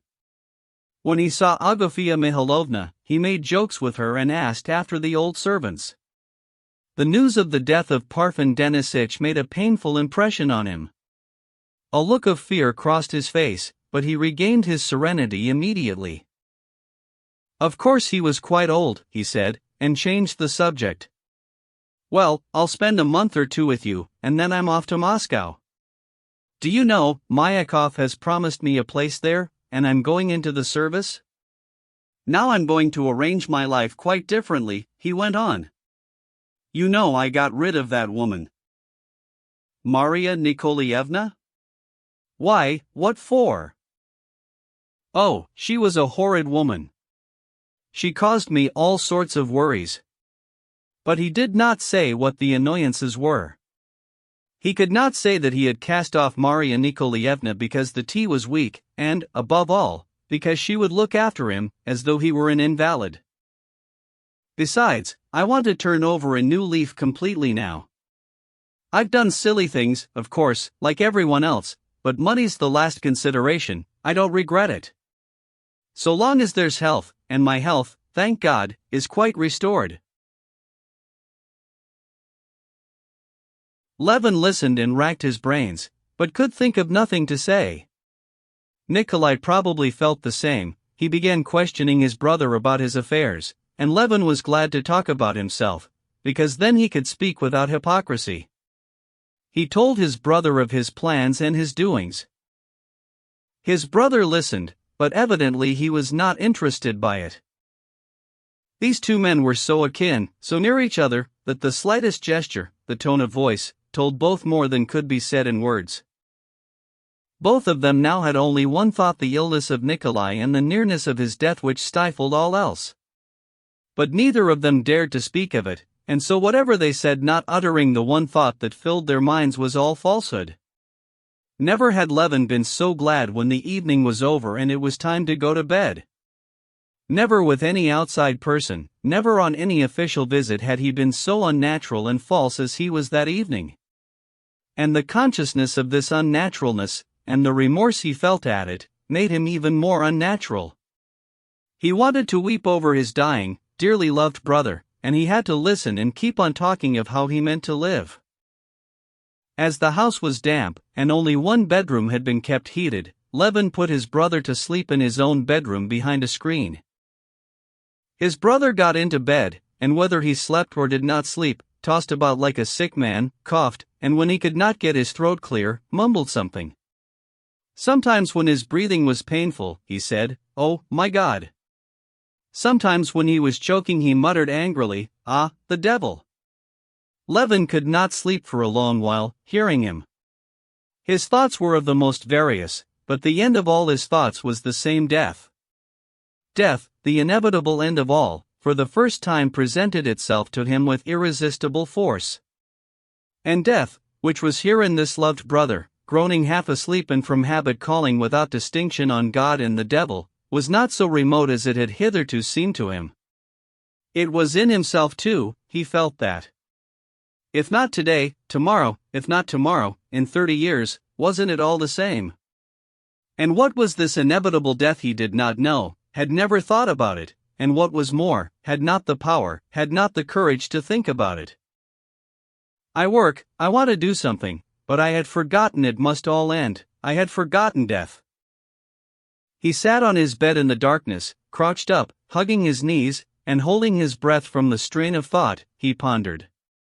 But the more intensely he thought, the clearer it became to him that it was indubitably so, that in reality, looking upon life, he had forgotten one little fact: that death will come, and all ends, that nothing was even worth beginning, and that there was no helping it anyway.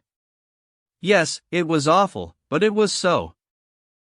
But I am alive still. Now what's to be done? What's to be done? He said in despair. He lighted a candle, got up cautiously and went to the looking-glass, and began looking at his face and hair. Yes, there were gray hairs about his temples. He opened his mouth. His back teeth were beginning to decay. He bared his muscular arms. Yes, there was strength in them. But Nikolai, who lay there breathing with what was left of lungs, had had a strong, healthy body too. And suddenly he recalled how they used to go to bed together as children, and how they only waited till Fyodor Bogdanich was out of the room to fling pillows at each other and laugh irrepressibly, so that even their awe of Fyodor Bogdanich could not check the effervescing, over-brimming sense of life and happiness. And now that bent, hollow chest, and I, not knowing what will become of me, or wherefore. Ha! Damnation! Why do you keep fidgeting? Why don't you go to sleep? His brother's voice called to him. Oh, I don't know, I'm not sleepy. I have had a good sleep, I'm not in a sweat now. Just see, feel my shirt, it's all wet, isn't it? Levin withdrew behind the screen, and put out the candle, but for a long while he could not sleep. The question how to live had hardly begun to grow a little clearer to him, when a new, insoluble question presented itself. Death. Why, he's dying. Yes, he'll die in the spring, and how help him? What can I say to him? What do I know about it? I'd even forgotten that it was at all. Chapter 32. Levin had long before made the observation that when one is uncomfortable with people from their being excessively amenable and meek, one is apt very soon after to find things intolerable from their touchiness and irritability. He felt that this was how it would be with his brother.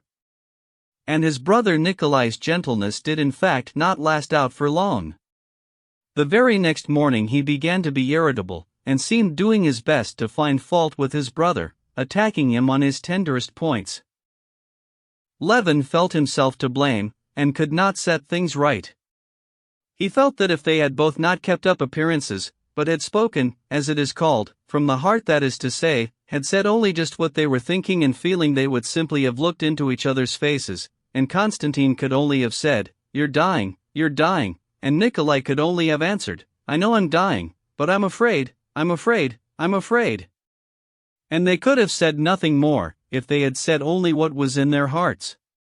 But life like that was impossible, and so Constantine tried to do what he had been trying to do all his life, and never could learn to do, though, as far as he could observe, many people knew so well how to do it, and without it there was no living at all.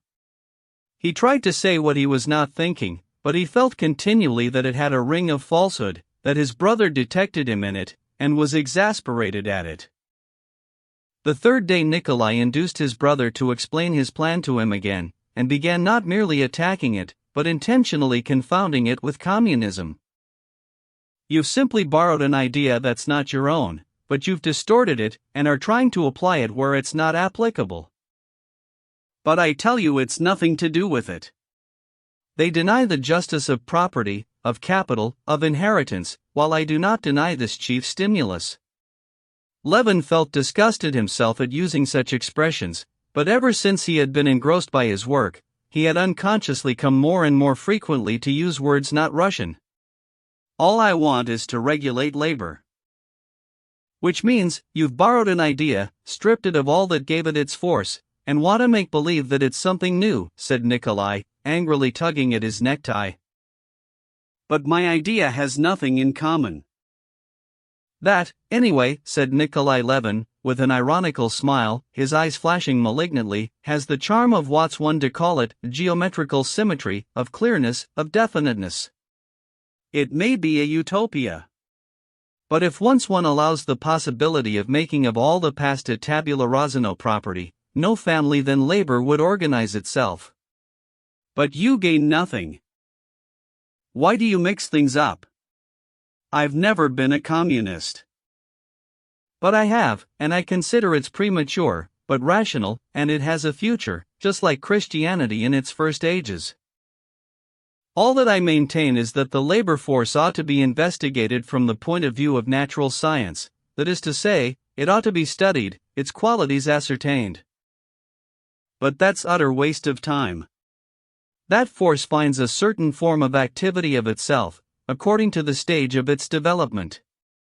There have been slaves first everywhere, then métayers, and we have the half-crop system, rent, and day laborers. What are you trying to find?" Levin suddenly lost his temper at these words, because at the bottom of his heart he was afraid that it was true that he was trying to hold the balance even between communism and the familiar forms, and that this was hardly possible. "I am trying to find means of working productively for myself and for the laborers. I want to organize," he answered hotly. "You don't want to organize anything, it's simply just as you've been all your life, that you want to be original, to pose as not exploiting the peasants simply, but with some idea in view." "Oh, all right, that's what you think, and let me alone," answered Levin, feeling the muscles of his left cheek twitching uncontrollably.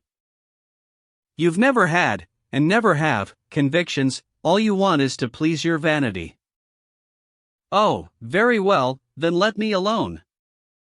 "And I will let you alone. And it's high time I did, and go to the devil with you.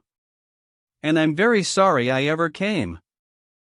In spite of all Levin's efforts to soothe his brother afterwards, Nikolai would listen to nothing he said, declaring that it was better to part, and Constantine saw that it simply was that life was unbearable to him.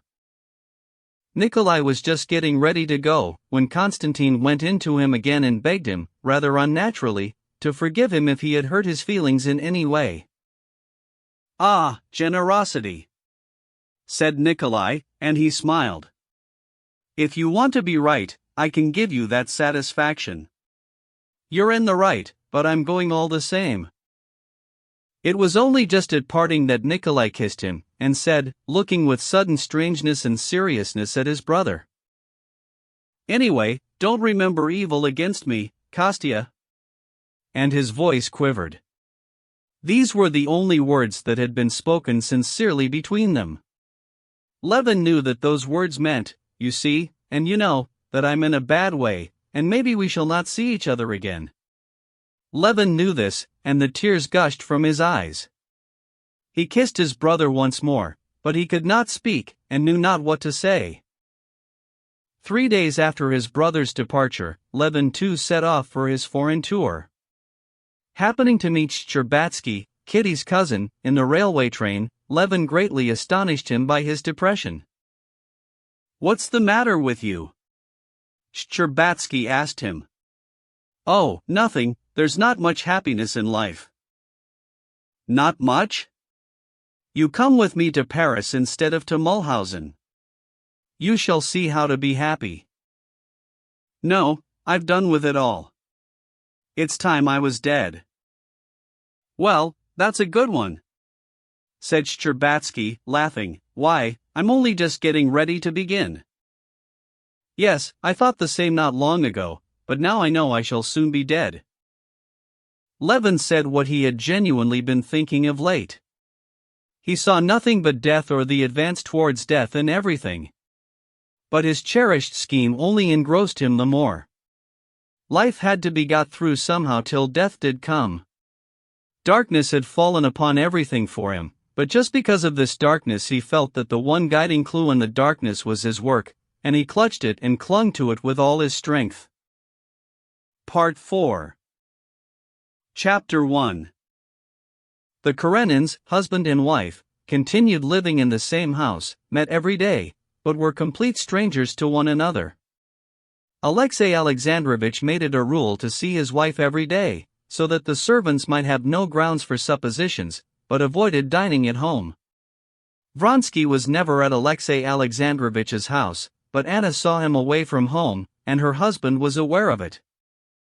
The position was one of misery for all three, and not one of them would have been equal to enduring this position for a single day, if it had not been for the expectation that it would change, that it was merely a temporary painful ordeal which would pass over. Alexey Alexandrovich hoped that this passion would pass, as everything does pass, that everyone would forget about it, and his name would remain unsullied. Anna, on whom the position depended, and for whom it was more miserable than for anyone, endured it because she not merely hoped, but firmly believed, that it would all very soon be settled and come right. She had not the least idea what would settle the position, but she firmly believed that something would very soon turn up now. Vronsky, against his own will or wishes, followed her lead, hoped too that something, apart from his own action, would be sure to solve all difficulties. In the middle of the winter Vronsky spent a very tiresome week. A foreign prince, who had come on a visit to Petersburg, was put under his charge, and he had to show him the sights worth seeing. Vronsky was of distinguished appearance, he possessed, moreover, the art of behaving with respectful dignity, and was used to having to do with such grand personages. That was how he came to be put in charge of the prince. But he felt his duties very irksome. The prince was anxious to miss nothing of which he would be asked at home. Had he seen that in Russia? And on his own account he was anxious to enjoy to the utmost all Russian forms of amusement. Vronsky was obliged to be his guide in satisfying both these inclinations. The mornings they spent driving to look at places of interest, the evenings they passed enjoying the national entertainments. The prince rejoiced in health exceptional even among princes. By gymnastics and careful attention to his health he had brought himself to such a point that in spite of his excess in pleasure he looked as fresh as a big glossy green Dutch cucumber. The prince had traveled a great deal, and considered one of the chief advantages of modern facilities of communication was the accessibility of the pleasures of all nations. He had been in Spain, and there had indulged in serenades and had made friends with a Spanish girl who played the mandolin. In Switzerland he had killed chamois. In England he had galloped in a red coat over hedges and killed 200 pheasants for a bet. In Turkey he had got into a harem, in India he had hunted on an elephant, and now in Russia he wished to taste all the specially Russian forms of pleasure. Vronsky, who was, as it were, chief master of the ceremonies to him, was at great pains to arrange all the Russian amusements suggested by various persons to the prince. They had race-horses, and Russian pancakes and bear hunts and three-horse sledges, and gypsies and drinking feasts, with a Russian accompaniment of broken crockery. And the prince with surprising ease fell in with the Russian spirit, smashed trays full of crockery, sat with a gypsy girl on his knee, and seemed to be asking what more, and does the whole Russian spirit consist in just this? In reality, of all the Russian entertainments the prince liked best French actresses and ballet dancers and white seal champagne. Vronsky was used to princes, but, either because he had himself changed of late, or that he was in too close proximity to the prince, that week seemed fearfully wearisome to him. The whole of that week he experienced a sensation such as a man might have set in charge of a dangerous madman, afraid of the madman, and at the same time, from being with him, fearing for his own reason. Vronsky was continually conscious of the necessity of never for a second relaxing the tone of stern official respectfulness, that he might not himself be insulted. The prince's manner of treating the very people who, to Vronsky's surprise, were ready to descend to any depths to provide him with Russian amusements, was contemptuous. His criticisms of Russian women, whom he wished to study, more than once made Vronsky crimson with indignation. The chief reason why the prince was so particularly disagreeable to Vronsky was that he could not help seeing himself in him. And what he saw in this mirror did not gratify his self-esteem. He was a very stupid and very self-satisfied and very healthy and very well-washed man, and nothing else. He was a gentleman, that was true, and Vronsky could not deny it. He was equable and not cringing with his superiors, was free and ingratiating in his behavior with his equals, and was contemptuously indulgent with his inferiors. Vronsky was himself the same, and regarded it as a great merit to be so. But for this prince he was an inferior, and his contemptuous and indulgent attitude to him revolted him. Brainless beef. Can I be like that? He thought. Be that as it might, when, on the seventh day, he parted from the prince, who was starting for Moscow, and received his thanks, he was happy to be rid of his uncomfortable position and the unpleasant reflection of himself. He said goodbye to him at the station on their return from a bear hunt, at which they had had a display of Russian prowess kept up all night. Chapter 2. When he got home, Vronsky found there a note from Anna. She wrote, "I am ill and unhappy. I cannot come out, but I cannot go on longer without seeing you. Come in this evening. Alexey Alexandrovitch goes to the council at 7 and will be there till 10. Thinking for an instant of the strangeness of her bidding him come straight to her, in spite of her husband's insisting on her not receiving him, he decided to go. Vronsky had that winter got his promotion, was now a colonel, had left the regimental quarters, and was living alone. After having some lunch, he lay down on the sofa immediately, and in 5 minutes memories of the hideous scenes he had witnessed during the last few days were confused together and joined on to a mental image of Anna and of the peasant who had played an important part in the bear hunt, and Vronsky fell asleep. He waked up in the dark, trembling with horror, and made haste to light a candle. What was it? What was the dreadful thing I dreamed? Yes, I think a little dirty man with a disheveled beard was stooping down doing something, and all of a sudden he began saying some strange words in French. Yes, there was nothing else in the dream, he said to himself. But why was it so awful? He vividly recalled the peasant again and those incomprehensible French words the peasant had uttered, and a chill of horror ran down his spine. What nonsense! Thought Vronsky, and glanced at his watch. It was 8:30 already. He rang up his servant, dressed in haste, and went out onto the steps, completely forgetting the dream and only worried at being late. As he drove up to the Karenin's entrance, he looked at his watch and saw it was 10 minutes to 9. A high, narrow carriage with a pair of greys was standing at the entrance. He recognized Anna's carriage. She is coming to me, thought Vronsky, and better she should. I don't like going into that house.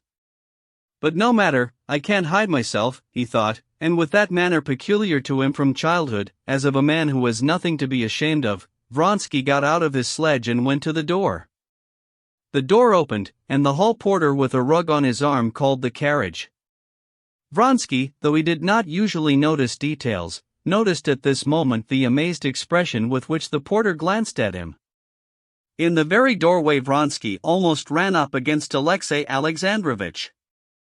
The gas jet threw its full light on the bloodless, sunken face under the black hat and on the white cravat, brilliant against the beaver of the coat. Karenin's fixed, dull eyes were fastened upon Vronsky's face. Vronsky bowed, and Alexey Alexandrovitch, chewing his lips, lifted his hand to his hat and went on. Vronsky saw him without looking round get into the carriage, pick up the rug and the opera glass at the window and disappear. Vronsky went into the hall. His brows were scowling, and his eyes gleamed with a proud and angry light in them. What a position! He thought. If he would fight, would stand up for his honor, I could act, could express my feelings, but this weakness or baseness. He puts me in the position of playing false, which I never meant and never mean to do. Vronsky's ideas had changed since the day of his conversation with Anna in the Vreede garden. Unconsciously yielding to the weakness of Anna, who had surrendered herself up to him utterly, and simply looked to him to decide her fate, ready to submit to anything, he had long ceased to think that their time might end as he had thought then. His ambitious plans had retreated into the background again, and feeling that he had got out of that circle of activity in which everything was definite, he had given himself entirely to his passion, and that passion was binding him more and more closely to her. He was still in the hall when he caught the sound of her retreating footsteps. He knew she had been expecting him, had listened for him, and was now going back to the drawing room. No, she cried, on seeing him, and at the first sound of her voice the tears came into her eyes. No, if things are to go on like this, the end will come much, much too soon. What is it, dear one? What? I've been waiting in agony for an hour, 2 hours. No, I can't quarrel with you. Of course you couldn't come. No, I won't. She laid her 2 hands on his shoulders, and looked a long while at him with a profound, passionate, and at the same time searching look. She was studying his face to make up for the time she had not seen him. She was, every time she saw him, making the picture of him in her imagination, incomparably superior, impossible in reality, fit with him as he really was. Chapter 3. You met him? She asked, when they had sat down at the table in the lamplight. You're punished, you see, for being late. Yes, but how was it? Wasn't he to be at the council? He had been and come back, and was going out somewhere again. But that's no matter. Don't talk about it. Where have you been? With the prince still? She knew every detail of his existence. He was going to say that he had been up all night and had dropped asleep, but looking at her thrilled and rapturous face, he was ashamed. And he said he had had to go to report on the prince's departure. But it's over now? He is gone. Thank God it's over. You wouldn't believe how insufferable it's been for me. Why so? Isn't it the life all of you, all young men, always lead? She said, knitting her brows, and taking up the crochet work that was lying on the table, she began drawing the hook out of it, without looking at Vronsky. I gave that life up long ago, said he, wondering at the change in her face, and trying to divine its meaning. And I confess, he said, with a smile, showing his thick, white teeth, this week I'd been, as it were, looking at myself in a glass, seeing that life, and I didn't like it. She held the work in her hands, but did not crochet, and looked at him with strange, shining, and hostile eyes. This morning Liza came to see me there, not afraid to call on me, in spite of the Countess Lydia Ivanovna. She put in and she told me about your Athenian evening. How loathsome! I was just going to say. She interrupted him. It was that Therese you used to know? I was just saying. How disgusting you are, you men. How is it you can't understand that a woman can never forget that, she said, getting more and more angry, and so letting him see the cause of her irritation, especially a woman who cannot know your life. What do I know? What have I ever known? She said, what you tell me. And how do I know whether you tell me the truth? Anna, you hurt me. Don't you trust me? Haven't I told you that I haven't a thought I wouldn't lay bare to you?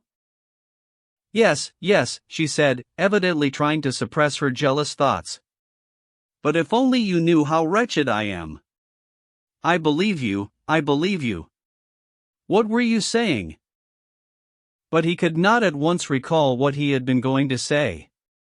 These fits of jealousy, which of late had been more and more frequent with her, horrified him, and however much he tried to disguise the fact, made him feel cold to her, although he knew the cause of her jealousy was her love for him. How often he had told himself that her love was happiness, and now she loved him as a woman can love when love has outweighed for her all the good things of life, and he was much further from happiness than when he had followed her from Moscow. Then he had thought himself unhappy, but happiness was before him. Now he felt that the best happiness was already left behind. She was utterly unlike what she had been when he first saw her. Both morally and physically she had changed for the worse. She had broadened out all over, and in her face at the time when she was speaking of the actress there was an evil expression of hatred that distorted it. He looked at her as a man looks at a faded flower he has gathered, with difficulty recognizing in it the beauty for which he picked and ruined it. And in spite of this he felt that then, when his love was stronger, he could, if he had greatly wished it, have torn that love out of his heart, but now, when as at that moment it seemed to him he felt no love for her, he knew that what bound him to her could not be broken. Well, what was it you were going to say about the prince? I have driven away the fiend, she added. The fiend was the name they had given her jealousy. What did you begin to tell me about the prince? Why did you find it so tiresome? Oh, it was intolerable, he said, trying to pick up the thread of his interrupted thought. He does not improve on closer acquaintance. If you want him to find, here he is, a prime, well-fed beast such as takes medals at the cattle shows, and nothing more, he said, with a tone of vexation that interested her. No, how so? She replied. He's seen a great deal, anyway, he's cultured? It's an utterly different culture, their culture. He's cultivated, one sees, simply to be able to despise culture, as they despise everything but animal pleasures. But don't you all care for these animal pleasures? She said, and again he noticed a dark look in her eyes that avoided him. How is it you're defending him? He said, smiling. I'm not defending him, it's nothing to me, but I imagine, if you had not cared for those pleasures yourself, you might have got out of them. But if it affords you satisfaction to gaze at Therese in the attire of Eve. Again, the devil again, Vronsky said, taking the hand she had laid on the table and kissing it. Yes, but I can't help it. You don't know what I have suffered waiting for you. I believe I'm not jealous. I'm not jealous, I believe you when you're here, but when you're away somewhere leading your life, so incomprehensible to me. She turned away from him, pulled the hook at last out of the crochet work, and rapidly, with the help of her forefinger, began working loop after loop of the wool that was dazzling white in the lamplight, while the slender wrist moved swiftly, nervously in the embroidered cuff. How was it, then? Where did you meet Alexey Alexandrovitch? Her voice sounded in an unnatural and jarring tone.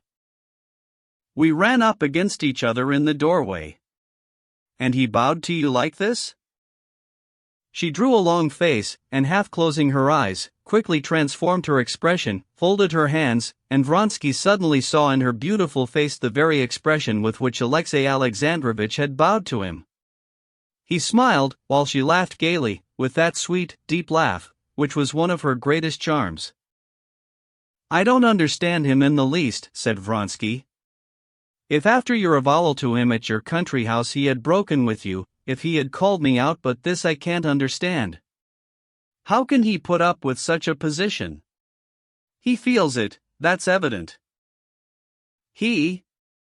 she said sneeringly. "He's perfectly satisfied. What are we all miserable for, when everything might be so happy? Only not he. Don't I know him, the falsity in which he's utterly steeped? Could one, with any feeling, live as he is living with me? He understands nothing, and feels nothing. Could a man of any feeling live in the same house with his unfaithful wife? Could he talk to her, call her my dear?" And again she could not help mimicking him, "Anna, ma chère, Anna, dear." "He's not a man, not a human being, he's a doll. No one knows him, but I know him. Oh, if I'd been in his place, I'd long ago have killed, have torn to pieces a wife like me. I wouldn't have said, Anna, ma chère. He's not a man, he's an official machine. He doesn't understand that I'm your wife, that he's outside, that he's superfluous. Don't let's talk of him." "You're unfair, very unfair, dearest," said Vronsky, trying to soothe her. "But never mind, don't let's talk of him. Tell me what you've been doing? What is the matter? What has been wrong with you, and what did the doctor say?" She looked at him with mocking amusement. Evidently she had hit on other absurd and grotesque aspects in her husband and was awaiting the moment to give expression to them. But he went on. "I imagine that it's not illness, but your condition. When will it be?" The ironical light died away in her eyes, but a different smile, a consciousness of something, he did not know what, and of quiet melancholy, came over her face. "Soon, soon. You say that our position is miserable, that we must put an end to it. If you knew how terrible it is to me, what I would give to be able to love you freely and boldly. I should not torture myself and torture you with my jealousy, and it will come soon, but not as we expect." And at the thought of how it would come, she seemed so pitiable to herself that tears came into her eyes, and she could not go on. She laid her hand on his sleeve, dazzling and white with its rings in the lamplight. "It won't come as we suppose. I didn't mean to say this to you, but you've made me. Soon, soon, all will be over, and we shall all be at peace, and suffer no more." "I don't understand," he said, understanding her. "You asked when? Soon. And I shan't live through it. Don't interrupt me." And she made haste to speak. "I know it, I know for certain. I shall die, and I'm very glad I shall die, and release myself in you." Tears dropped from her eyes. He bent down over her hand and began kissing it, trying to hide his emotion, which, he knew, had no sort of grounds, though he could not control it. "Yes, it's better so," she said, tightly gripping his hand.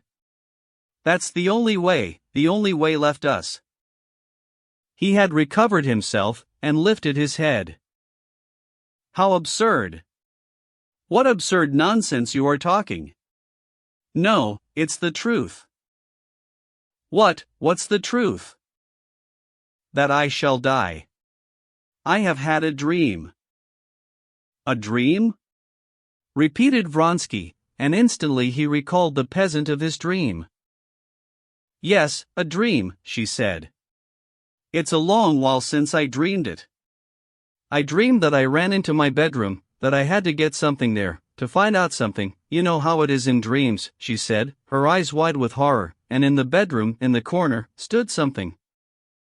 "Oh, what nonsense! How can you believe?" But she would not let him interrupt her. What she was saying was too important to her. And the something turned round, and I saw it was a peasant with a disheveled beard, little and dreadful looking. I wanted to run away, but he bent down over a sack, and was fumbling there with his hands.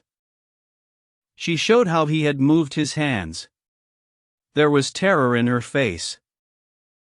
And Vronsky, remembering his dream, felt the same terror filling his soul.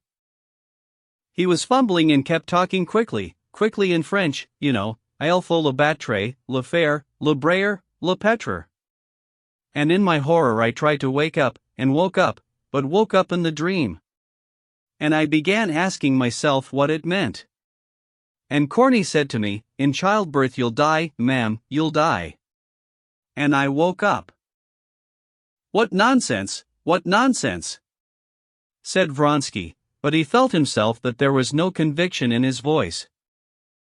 But don't let's talk of it. Ring the bell, I'll have tea. And stay a little now, it's not long I shall. But all at once she stopped. The expression of her face instantaneously changed.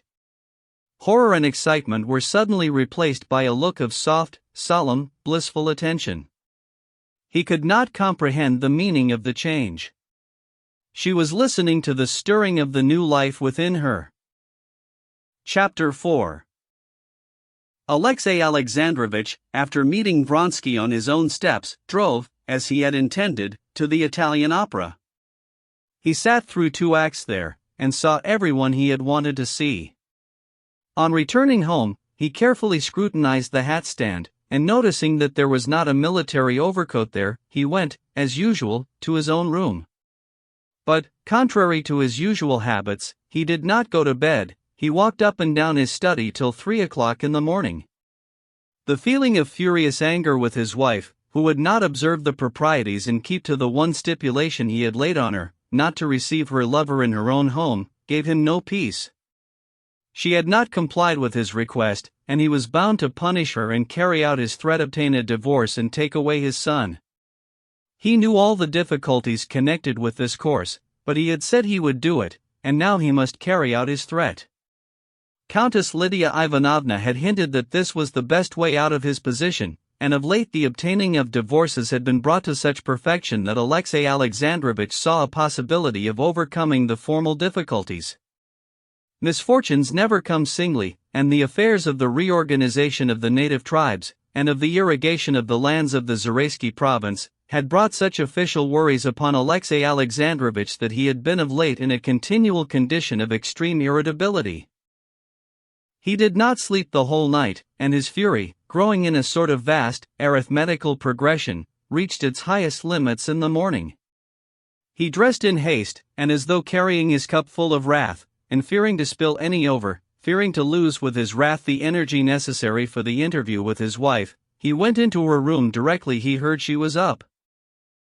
Anna, who had thought she knew her husband so well, was amazed at his appearance when he went in to her. His brow was lowering, and his eyes stared darkly before him, avoiding her eyes. His mouth was tightly and contemptuously shut. In his walk, in his gestures, in the sound of his voice there was a determination and firmness such as his wife had never seen in him. He went into her room, and without greeting her, walked straight up to her writing table, and taking her keys, opened a drawer. "What do you want?" she cried. "Your lover's letters," he said. "They're not here," she said, shutting the drawer, but from that action he saw he had guessed right, and roughly pushing away her hand, he quickly snatched a portfolio in which he knew she used to put her most important papers. She tried to pull the portfolio away, but he pushed her back. "Sit down. I have to speak to you," he said, putting the portfolio under his arm, and squeezing it so tightly with his elbow that his shoulder stood up. Amazed and intimidated, she gazed at him in silence. "I told you that I would not allow you to receive your lover in this house. I had to see him too." She stopped, not finding a reason. "I do not enter into the details of why a woman wants to see her lover. I only," she said, flushing hotly. This coarseness of his angered her, and gave her courage. Surely you must feel how easy it is for you to insult me? She said. An honest man and an honest woman may be insulted, but to tell a thief he's a thief is simply la constatation d'un fait. This cruelty is something new I did not know in you. You call it cruelty for a husband to give his wife liberty, giving her the honorable protection of his name, simply on the condition of observing the proprieties. Is that cruelty? It's worse than cruel, it's base, if you want to know. Anna cried, in a rush of hatred, and getting up, she was going away. No! He shrieked in his shrill voice, which pitched a note higher than usual even, and his big hands clutching her by the arm so violently that red marks were left from the bracelet he was squeezing. He forcibly sat her down in her place. Base. If you care to use that word, what is base is to forsake husband and child for a lover, while you eat your husband's bread. She bowed her head. She did not say what she had said the evening before to her lover, that he was her husband, and her husband was superfluous. She did not even think that. She felt all the justice of his words, and only said softly, "You cannot describe my position as worse than I feel it to be myself, but what are you saying all this for?" "What am I saying it for?" "What for?" He went on, as angrily. "That you may know that since you have not carried out my wishes in regard to observing outward decorum, I will take measures to put an end to this state of things. Soon, very soon, it will end, anyway," she said, and again, at the thought of death near at hand and now desired, tears came into her eyes. "It will end sooner than you and your lover have planned. If you must have the satisfaction of animal passion." Alexey Alexandrovich. I won't say it's not generous, but it's not like a gentleman to strike anyone who's down. Yes, you only think of yourself. But the sufferings of a man who is your husband have no interest for you. You don't care that his whole life is ruined, that he is thuff. Alexey Alexandrovich was speaking so quickly that he stammered, and was utterly unable to articulate the word suffering. In the end he pronounced it thuffering. She wanted to laugh, and was immediately ashamed that anything could amuse her at such a moment. And for the first time, for an instant, she felt for him, put herself in his place, and was sorry for him. But what could she say or do? Her head sank, and she sat silent. He too was silent for some time, and then began speaking in a frigid, less shrill voice, emphasizing random words that had no significance. "I came to tell you," he said. She glanced at him. No, it was my fancy, she thought, recalling the expression of his face when he stumbled over the word suffering. No, can a man with those dull eyes, with that self-satisfied complacency, feel anything? "I cannot change anything," she whispered. "I have come to tell you that I am going tomorrow to Moscow, and shall not return again to this house, and you will receive notice of what I decide through the lawyer into whose hands I shall entrust the task of getting a divorce." "My son is going to my sister's," said Alexey Alexandrovich, with an effort recalling what he had meant to say about his son. "You take Serioza to hurt me," she said, looking at him from under her brows. "You do not love him.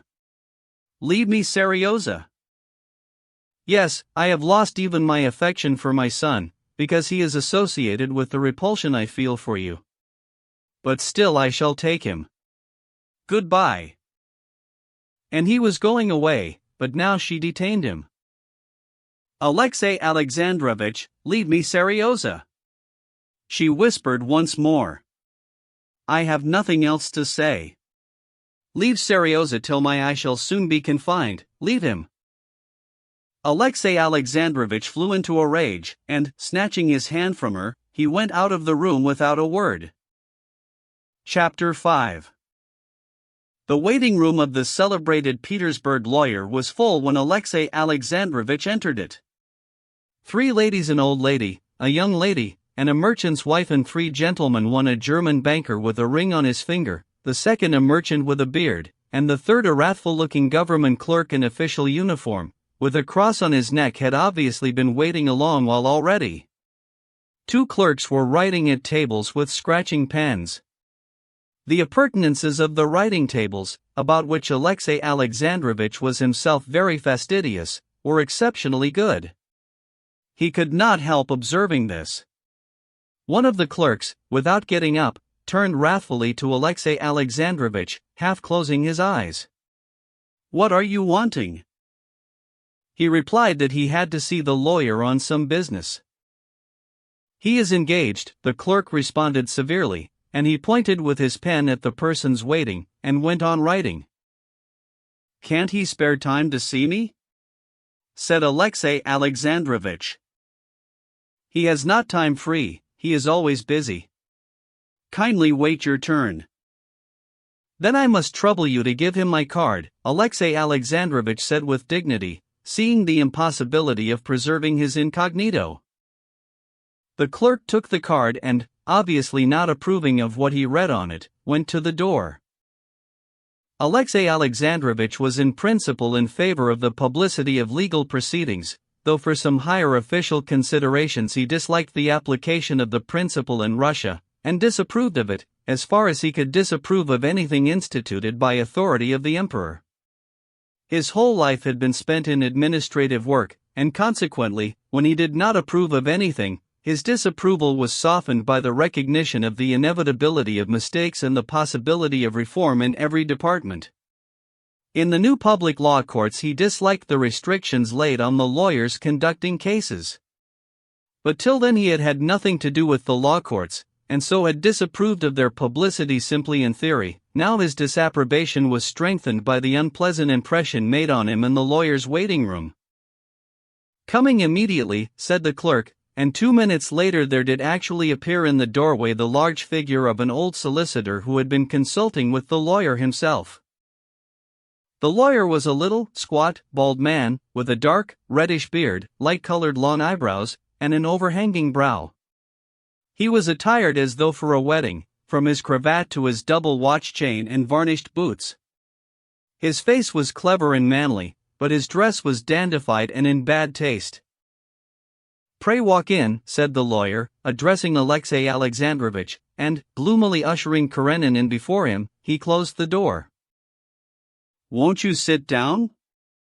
He indicated an armchair at a writing table covered with papers. He sat down himself, and, rubbing his little hands with short fingers covered with white hairs, he bent his head on one side. But as soon as he was settled in this position a moth flew over the table. The lawyer, with a swiftness that could never have been expected of him, opened his hands, caught the moth, and resumed his former attitude. "Before beginning to speak of my business," said Alexey Alexandrovich, following the lawyer's movements with wondering eyes, "I ought to observe that the business about which I have to speak to you is to be strictly private." The lawyer's overhanging reddish mustaches were parted in a scarcely perceptible smile. "I should not be a lawyer if I could not keep the secrets confided to me. But if you would like proof." Alexey Alexandrovich glanced at his face, and saw that the shrewd, gray eyes were laughing, and seemed to know all about it already. "You know my name?" Alexey Alexandrovich resumed. "I know you and the good again he caught a moth work you are doing, like every Russian," said the lawyer, bowing. Alexey Alexandrovich sighed, plucking up his courage. But having once made up his mind he went on in his shrill voice, without timidity or hesitation, accentuating here and there a word. "I have the misfortune," Alexey Alexandrovich began, "to have been deceived in my married life, and I desire to break off all relations with my wife by legal means, that is, to be divorced, but to do this so that my son may not remain with his mother." The lawyer's gray eyes tried not to laugh, but they were dancing with irrepressible glee, and Alexey Alexandrovich saw that it was not simply the delight of a man who has just got a profitable job. There was triumphant joy, there was a gleam like the malignant gleam he saw in his wife's eyes. "You desire my assistance in securing a divorce?" "Yes, precisely so, but I ought to warn you that I may be wasting your time and attention. I have come simply to consult you as a preliminary step. I want a divorce, but the form in which it is possible is of great consequence to me. It is very possible that if that form does not correspond with my requirements, I may give up a legal divorce." "Oh, that's always the case," said the lawyer, "and that's always for you to decide." He let his eyes rest on Alexey Alexandrovich's feet, feeling that he might offend his client by the sight of his irrepressible amusement. He looked at a moth that flew before his nose, and moved his hands, but did not catch it from regard for Alexey Alexandrovich's position. "Though in their general features our laws on this subject are known to me," pursued Alexey Alexandrovich, "I should be glad to have an idea of the forms in which such things are done in practice." "You would be glad," the lawyer, without lifting his eyes, responded, adopting, with a certain satisfaction, the tone of his client's remarks, "for me to lay before you all the methods by which you could secure what you desire?" And on receiving an assuring nod from Alexey Alexandrovich, he went on, stealing a glance now and then at Alexey Alexandrovich's face, which was growing red in patches. "Divorce by our laws," he said, with a slight shade of disapprobation of our laws, "is possible, as you are aware, in the following cases." "Wait a little." He called to a clerk who put his head in at the door, but he got up all the same, said a few words to him, and sat down again. "In the following cases: physical defect in the married parties, desertion without communication for 5 years, he said, crooking a short finger covered with hair, adultery, this word he pronounced with obvious satisfaction, subdivided as follows. He continued to crook his fat fingers, though the 3 cases and their subdivisions could obviously not be classified together: physical defect of the husband or of the wife, adultery of the husband or of the wife. As by now all his fingers were used up, he uncrooked all his fingers and went on, "This is the theoretical view, but I imagine you have done me the honor to apply to me in order to learn its application in practice. And therefore, guided by precedents, I must inform you that in practice cases of divorce may all be reduced to the following: there's no physical defect, I may assume, nor desertion?" Alexey Alexandrovich bowed his head in assent. "May be reduced to the following: adultery of one of the married parties, and the detection in the fact of the guilty party by mutual agreement, and failing such agreement, accidental detection." "It must be admitted that the latter case is rarely met with in practice," said the lawyer, and stealing a glance at Alexey Alexandrovich he paused, as a man selling pistols, after enlarging on the advantages of each weapon, might await his customer's choice. But Alexey Alexandrovich said nothing, and therefore the lawyer went on, "The most usual and simple, the sensible course, I consider, is adultery by mutual consent. I should not permit myself to express it so, speaking with a man of no education," he said, "but I imagine that to you this is comprehensible." Alexey Alexandrovich was, however, so perturbed that he did not immediately comprehend all the good sense of adultery by mutual consent, and his eyes expressed this uncertainty, but the lawyer promptly came to his assistance. "People cannot go on living together here, you have a fact. And if both are agreed about it, the details and formalities become a matter of no importance. And at the same time this is the simplest and most certain method." Alexey Alexandrovich fully understood now. But he had religious scruples, which hindered the execution of such a plan. "That is out of the question in the present case," he said. "Only one alternative is possible: undesigned detection, supported by letters which I have." At the mention of letters the lawyer pursed up his lips, and gave utterance to a thin little compassionate and contemptuous sound.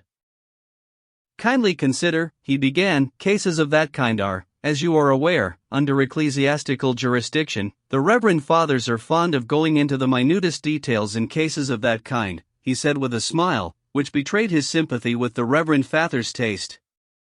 "Letters may, of course, be a partial confirmation, but detection in the fact there must be of the most direct kind, that is, by eyewitnesses.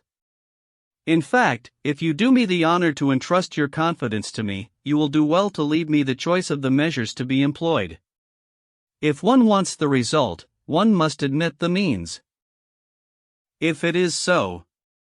Alexey Alexandrovich began, suddenly turning white, but at that moment the lawyer rose and again went to the door to speak to the intruding clerk. Tell her we don't haggle over fees," he said, and returned to Alexey Alexandrovich. On his way back he caught unobserved another moth. "Nice state my rep curtains will be in by the summer," he thought, frowning. "And so you were saying?" he said. "I will communicate my decision to you by letter," said Alexey Alexandrovich, getting up, and he clutched at the table. After standing a moment in silence, he said, "From your words I may consequently conclude that a divorce may be obtained? I would ask you to let me know what are your terms." "It may be obtained if you give me complete liberty of action," said the lawyer, not answering his question. "When can I reckon on receiving information from you?" he asked, moving towards the door, his eyes and his varnished boots shining. "In a week's time.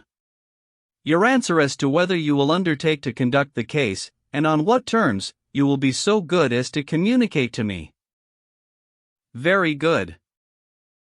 The lawyer bowed respectfully, let his client out of the door, and, left alone, gave himself up to his sense of amusement.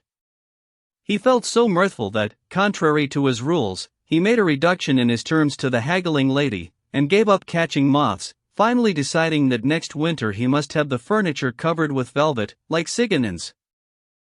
Chapter 6. Alexey Alexandrovich had gained a brilliant victory at the sitting of the Commission of the 17th of August, but in the sequel this victory cut the ground from under his feet. The new commission for the inquiry into the condition of the native tribes in all its branches had been formed and dispatched to its destination with an unusual speed and energy inspired by Alexey Alexandrovich. Within 3 months a report was presented. The condition of the native tribes was investigated in its political, administrative, economic, ethnographic, material, and religious aspects. To all these questions there were answers admirably stated, and answers admitting no shade of doubt, since they were not a product of human thought, always liable to error, but were all the product of official activity. The answers were all based on official data furnished by governors and heads of churches, and founded on the reports of district magistrates and ecclesiastical superintendents, founded in their turn on the reports of parochial overseers and parish priests, and so all of these answers were unhesitating and certain. All such questions as, for instance, of the cause of failure of crops, of the adherence of certain tribes to their ancient beliefs, etc., questions which, but for the convenient intervention of the official machine, are not, and cannot be solved for ages, received full, unhesitating solution. And this solution was in favor of Alexey Alexandrovich's contention. But Stremov, who had felt stung to the quick at the last sitting, had, on the reception of the Commission's report, resorted to tactics which Alexey Alexandrovich had not anticipated. Stremov, carrying with him several members, went over to Alexey Alexandrovich's side, and not contenting himself with warmly defending the measure proposed by Karenin, proposed other more extreme measures in the same direction. These measures, still further exaggerated in opposition to what was Alexey Alexandrovich's fundamental idea, were passed by the Commission, and then the aim of Stremov's tactics became apparent. Carried to an extreme, the measures seemed at once to be so absurd that the highest authorities, and public opinion, and intellectual ladies, and the newspapers, all at the same time fell foul of them, expressing their indignation both with the measures and their nominal father, Alexey Alexandrovich. Stremov drew back, affecting to have blindly followed Karenin, and to be astounded and distressed at what had been done. This meant the defeat of Alexey Alexandrovich. But in spite of failing health, in spite of his domestic griefs, he did not give in. There was a split in the commission. Some members, with Stremov at their head, justified their mistake on the ground that they had put faith in the Commission of Revision, instituted by Alexey Alexandrovich, and maintained that the report of the commission was rubbish, and simply so much waste paper. Alexey Alexandrovich, with a following of those who saw the danger of so revolutionary an attitude to official documents, persisted in upholding the statements obtained by the revising commission. In consequence of this, in the higher spheres, and even in society, all was chaos, and although everyone was interested, no one could tell whether the native tribes really were becoming impoverished and ruined, or whether they were in a flourishing condition. The position of Alexei Alexandrovich, owing to this, and partly owing to the contempt lavished on him for his wife's infidelity, became very precarious. And in this position he took an important resolution. To the astonishment of the commission, he announced that he should ask permission to go himself to investigate the question on the spot. And having obtained permission, Alexei Alexandrovich prepared to set off to these remote provinces. Alexei Alexandrovich's departure made a great sensation, the more so as just before he started he officially returned the posting fares allowed him for 12 horses, to drive to his destination. "I think it very noble," Betsy said about this to the Princess Myakaya. "Why take money for posting horses when everyone knows that there are railways everywhere now?" But Princess Myakaya did not agree, and the Princess Tverskaya's opinion annoyed her indeed. "It's all very well for you to talk," said she, "when you have I don't know how many millions, but I am very glad when my husband goes on a revising tour in the summer.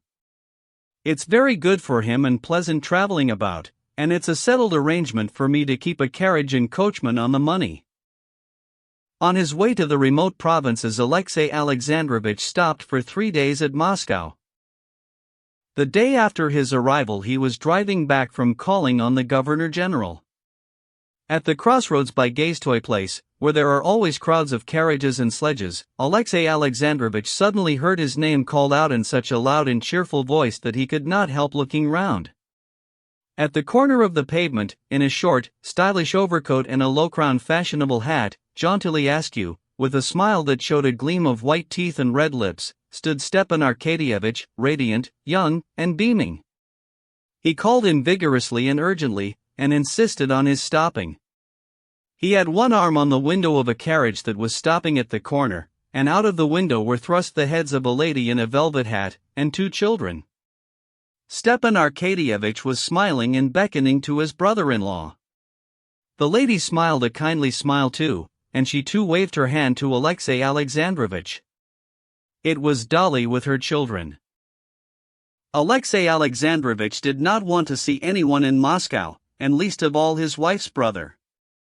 He raised his hat and would have driven on, but Stepan Arkadyevitch told his coachman to stop, and ran across the snow to him. "Well, what a shame not to have let us know. Been here long?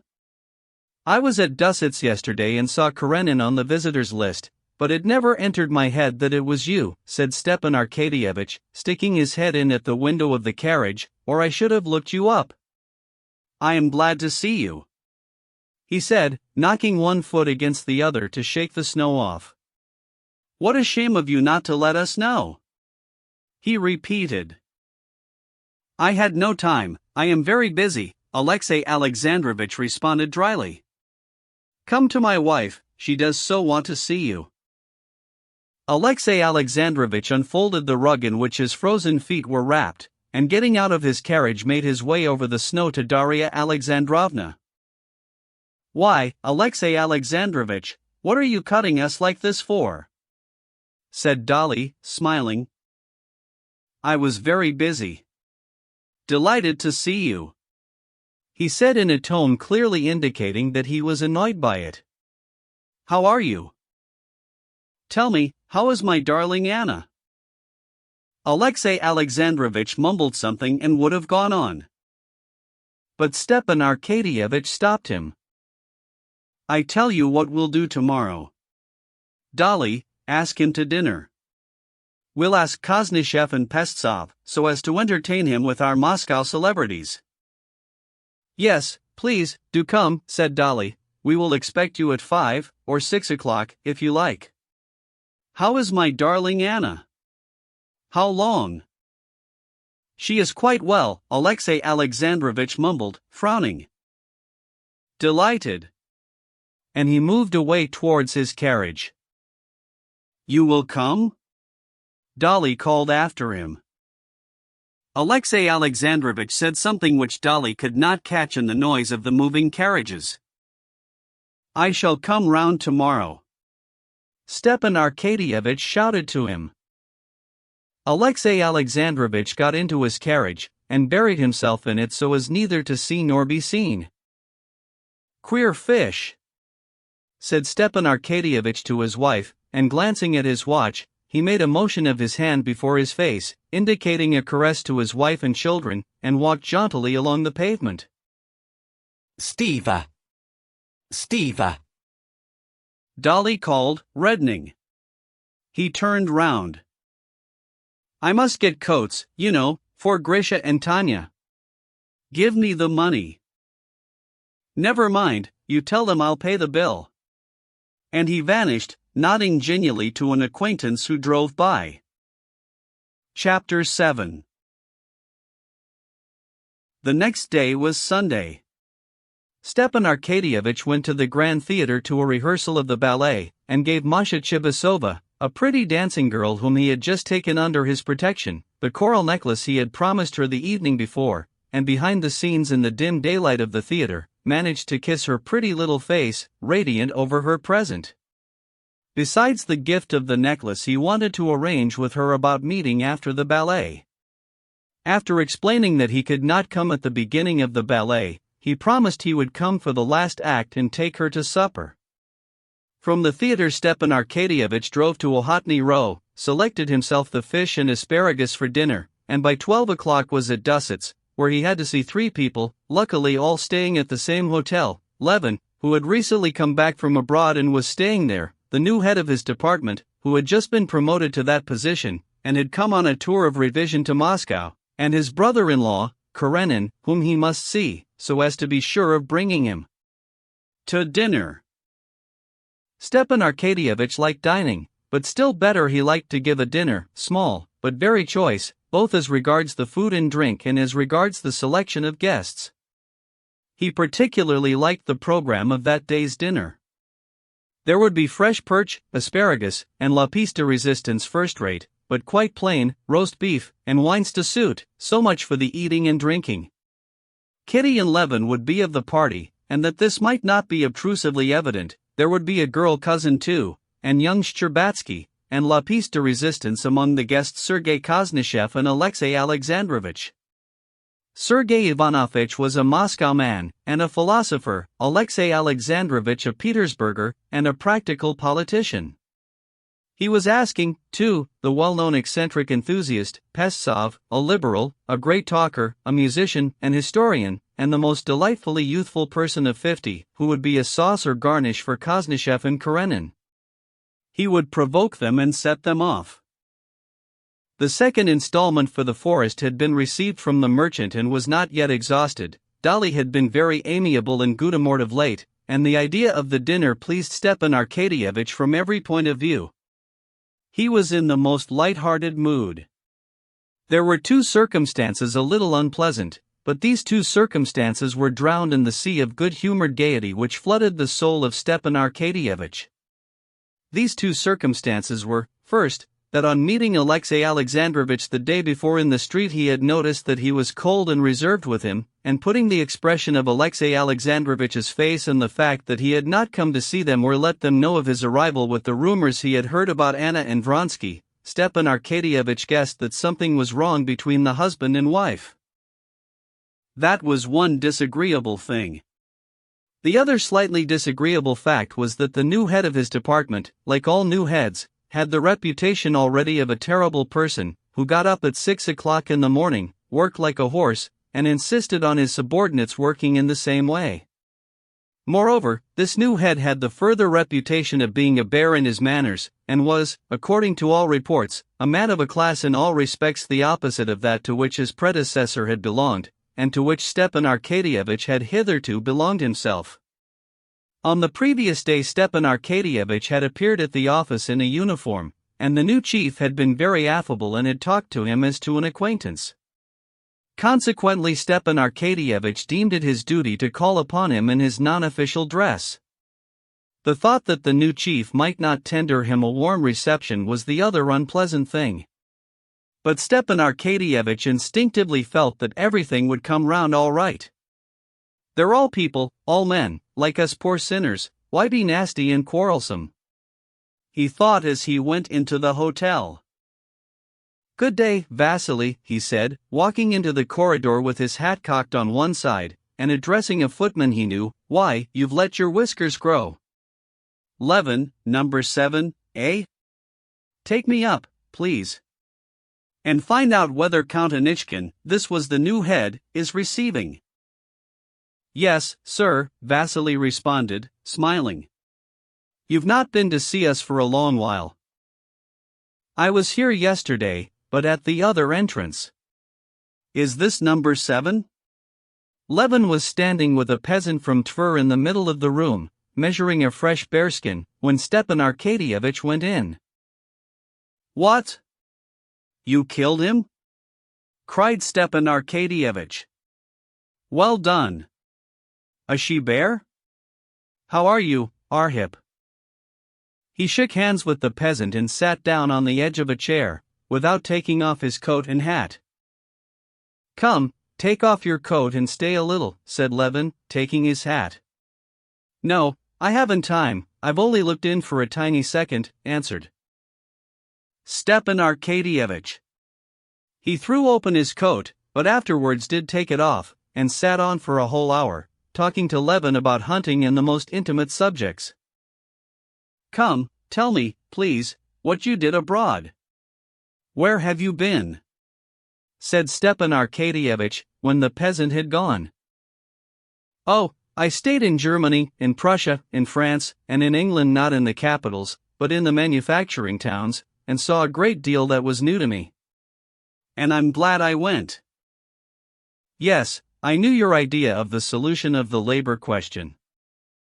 Not a bit. In Russia there can be no labor question. In Russia the question is that of the relation of the working people to the land, though the question exists there too, but there it's a matter of repairing what's been ruined, while with us.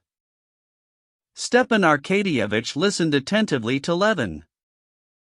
Yes, he said, it's very possible you're right. But I'm glad you're in good spirits, and are hunting bears, and working, and interested. Shcherbatsky told me another story he met you that you were in such a depressed state, talking of nothing but death. Well, what of it? I've not given up thinking of death, said Levin. It's true that it's high time I was dead, and that all this is nonsense. It's the truth I'm telling you. I do value my idea and my work awfully, but in reality only consider this, all this world of ours is nothing but a speck of mildew, which has grown up on a tiny planet. And for us to suppose we can have something great ideas, work it's all dust and ashes. But all that's as old as the hills, my boy. It is old, but do you know, when you grasp this fully, then somehow everything becomes of no consequence. When you understand that you will die tomorrow, if not today, and nothing will be left, then everything is so unimportant. And I consider my idea very important, but it turns out really to be as unimportant too, even if it were carried out, as doing for that bear. So one goes on living, amusing oneself with hunting, with work, anything, so as not to think of death. Stepan Arkadyevitch smiled a subtle affectionate smile as he listened to Levin. Well, of course. Here you've come round to my point. Do you remember you attacked me for seeking enjoyment in life? Don't be so severe, O moralist. No, all the same, what's fine in life is. Levin hesitated. Oh, I don't know. All I know is that we shall soon be dead. Why so soon? And do you know, there's less charm in life, when one thinks of death, but there's more peace. On the contrary, the finish is always the best. But I must be going, said Stepan Arkadyevitch, getting up for the 10th time. Oh, no, stay a bit, said Levin, keeping him. Now, when shall we see each other again? I'm going tomorrow. I'm a nice person. Why, that's just what I came for. You simply must come to dinner with us today. Your brother's coming, and Karenin, my brother-in-law. You don't mean to say he's here? Said Levin, and he wanted to inquire about Kitty. He had heard at the beginning of the winter that she was at Petersburg with her sister, the wife of the diplomat, and he did not know whether she had come back or not, but he changed his mind and did not ask. Whether she's coming or not, I don't care, he said to himself. So you'll come? Of course. At 5 o'clock, then, and not evening dress.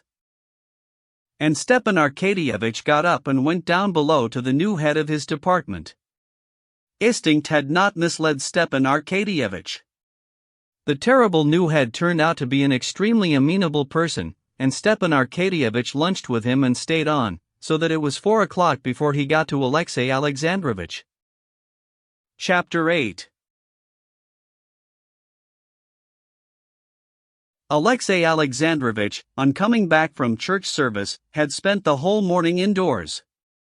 He had two pieces of business before him that morning: first, to receive and send on a deputation from the native tribes which was on its way to Petersburg, and now at Moscow; secondly, to write the promised letter to the lawyer. The deputation, though it had been summoned at Alexey Alexandrovitch's instigation, was not without its discomforting and even dangerous aspect, and he was glad he had found it in Moscow. The members of this deputation had not the slightest conception of their duty and the part they were to play.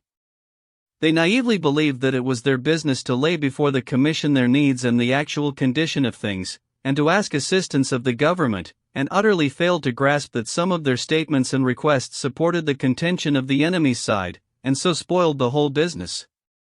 Alexey Alexandrovitch was busily engaged with them for a long while, drew up a program for them from which they were not to depart, and on dismissing them wrote a letter to Petersburg for the guidance of the deputation.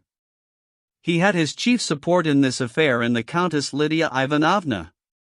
She was a specialist in the matter of deputations, and no one knew better than she how to manage them, and put them in the way they should go. Having completed this task, Alexey Alexandrovitch wrote the letter to the lawyer. Without the slightest hesitation he gave him permission to act as he might judge best. In the letter he enclosed 3 of Vronsky's notes to Anna, which were in the portfolio he had taken away. Since Alexey Alexandrovitch had left home with the intention of not returning to his family again, and since he had been at the lawyer's and had spoken, though only to one man, of his intention, since especially he had translated the matter from the world of real life to the world of ink and paper, he had grown more and more used to his own intention, and by now distinctly perceived the feasibility of its execution. He was sealing the envelope to the lawyer, when he heard the loud tones of Stepan Arkadyevitch's voice. Stepan Arkadyevitch was disputing with Alexey Alexandrovitch's servant, and insisting on being announced. No matter, thought Alexey Alexandrovitch, so much the better. I will inform him at once of my position in regard to his sister, and explain why it is I can't dine with him. Come in, he said aloud, collecting his papers, and putting them in the blotting paper. There, you see, you're talking nonsense, and he's at home, responded Stepan Arkadyevitch's voice, addressing the servant, who had refused to let him in, and taking off his coat as he went. Oblonsky walked into the room. Well, I'm awfully glad I've found you. So I hope. Stepan Arkadyevitch began cheerfully. I cannot come, Alexey Alexandrovitch said coldly, standing and not asking his visitor to sit down. Alexey Alexandrovitch had thought to pass at once into those frigid relations in which he ought to stand with the brother of a wife against whom he was beginning a suit for divorce. But he had not taken into account the ocean of kindliness brimming over in the heart of Stepan Arkadyevitch. Stepan Arkadyevitch opened wide his clear, shining eyes. Why can't you? What do you mean? He asked in perplexity, speaking in French. Oh, but it's a promise. And we're all counting on you. I want to tell you that I can't dine at your house, because the terms of relationship which have existed between us must cease. How? How do you mean? What for? Said Stepan Arkadyevitch with a smile. Because I am beginning an action for divorce against your sister, my wife. I ought to have. But, before Alexey Alexandrovich had time to finish his sentence, Stepan Arkadyevich was behaving not at all as he had expected. He groaned and sank into an armchair. "No, Alexey Alexandrovich! What are you saying?" cried Oblonsky, and his suffering was apparent in his face. "It is so. Excuse me, I can't believe it." Alexey Alexandrovich sat down, feeling that his words had not had the effect he anticipated, and that it would be unavoidable for him to explain his position, and that, whatever explanations he might make, his relations with his brother-in-law would remain unchanged. "Yes, I am brought to the painful necessity of seeking a divorce," he said. "I will say one thing, Alexey Alexandrovich. I know you for an excellent, upright man. I know Anna, excuse me, I can't change my opinion of her for a good, an excellent woman, and so, excuse me, I cannot believe it." "There is some misunderstanding," said he. "Oh, if it were merely a misunderstanding." "Pardon, I understand," interposed Stepan Arkadyevich. "But of course. One thing, you must not act in haste. You must not act in haste." "I am not acting in haste," Alexey Alexandrovich said coldly, "but one cannot ask advice of anyone in such a matter. I have quite made up my mind." "This is awful," said Stepan Arkadyevich. "I would do one thing, Alexey Alexandrovich. I beseech you, do it," he said. "No action has yet been taken, if I understand rightly. Before you take advice, see my wife, talk to her. She loves Anna like a sister, she loves you, and she's a wonderful woman. For God's sake, talk to her. Do me that favor, I beseech you." Alexey Alexandrovich pondered, and Stepan Arkadyevich looked at him sympathetically, without interrupting his silence. "You will go to see her?" "I don't know. That was just why I have not been to see you. I imagine our relations must change." "Why so?" "I don't see that.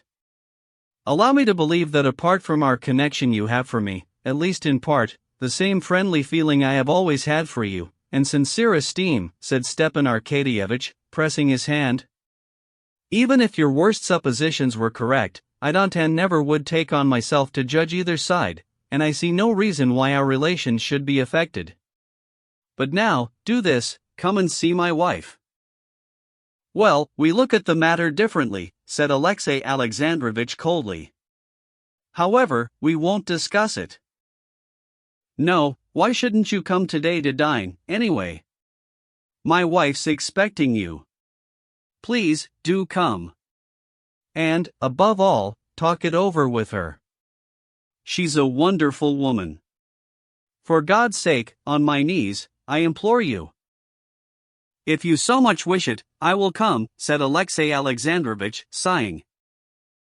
And, anxious to change the conversation, he inquired about what interested them both the new head of Stepan Arkadyevich's department, a man not yet old, who had suddenly been promoted to so high a position.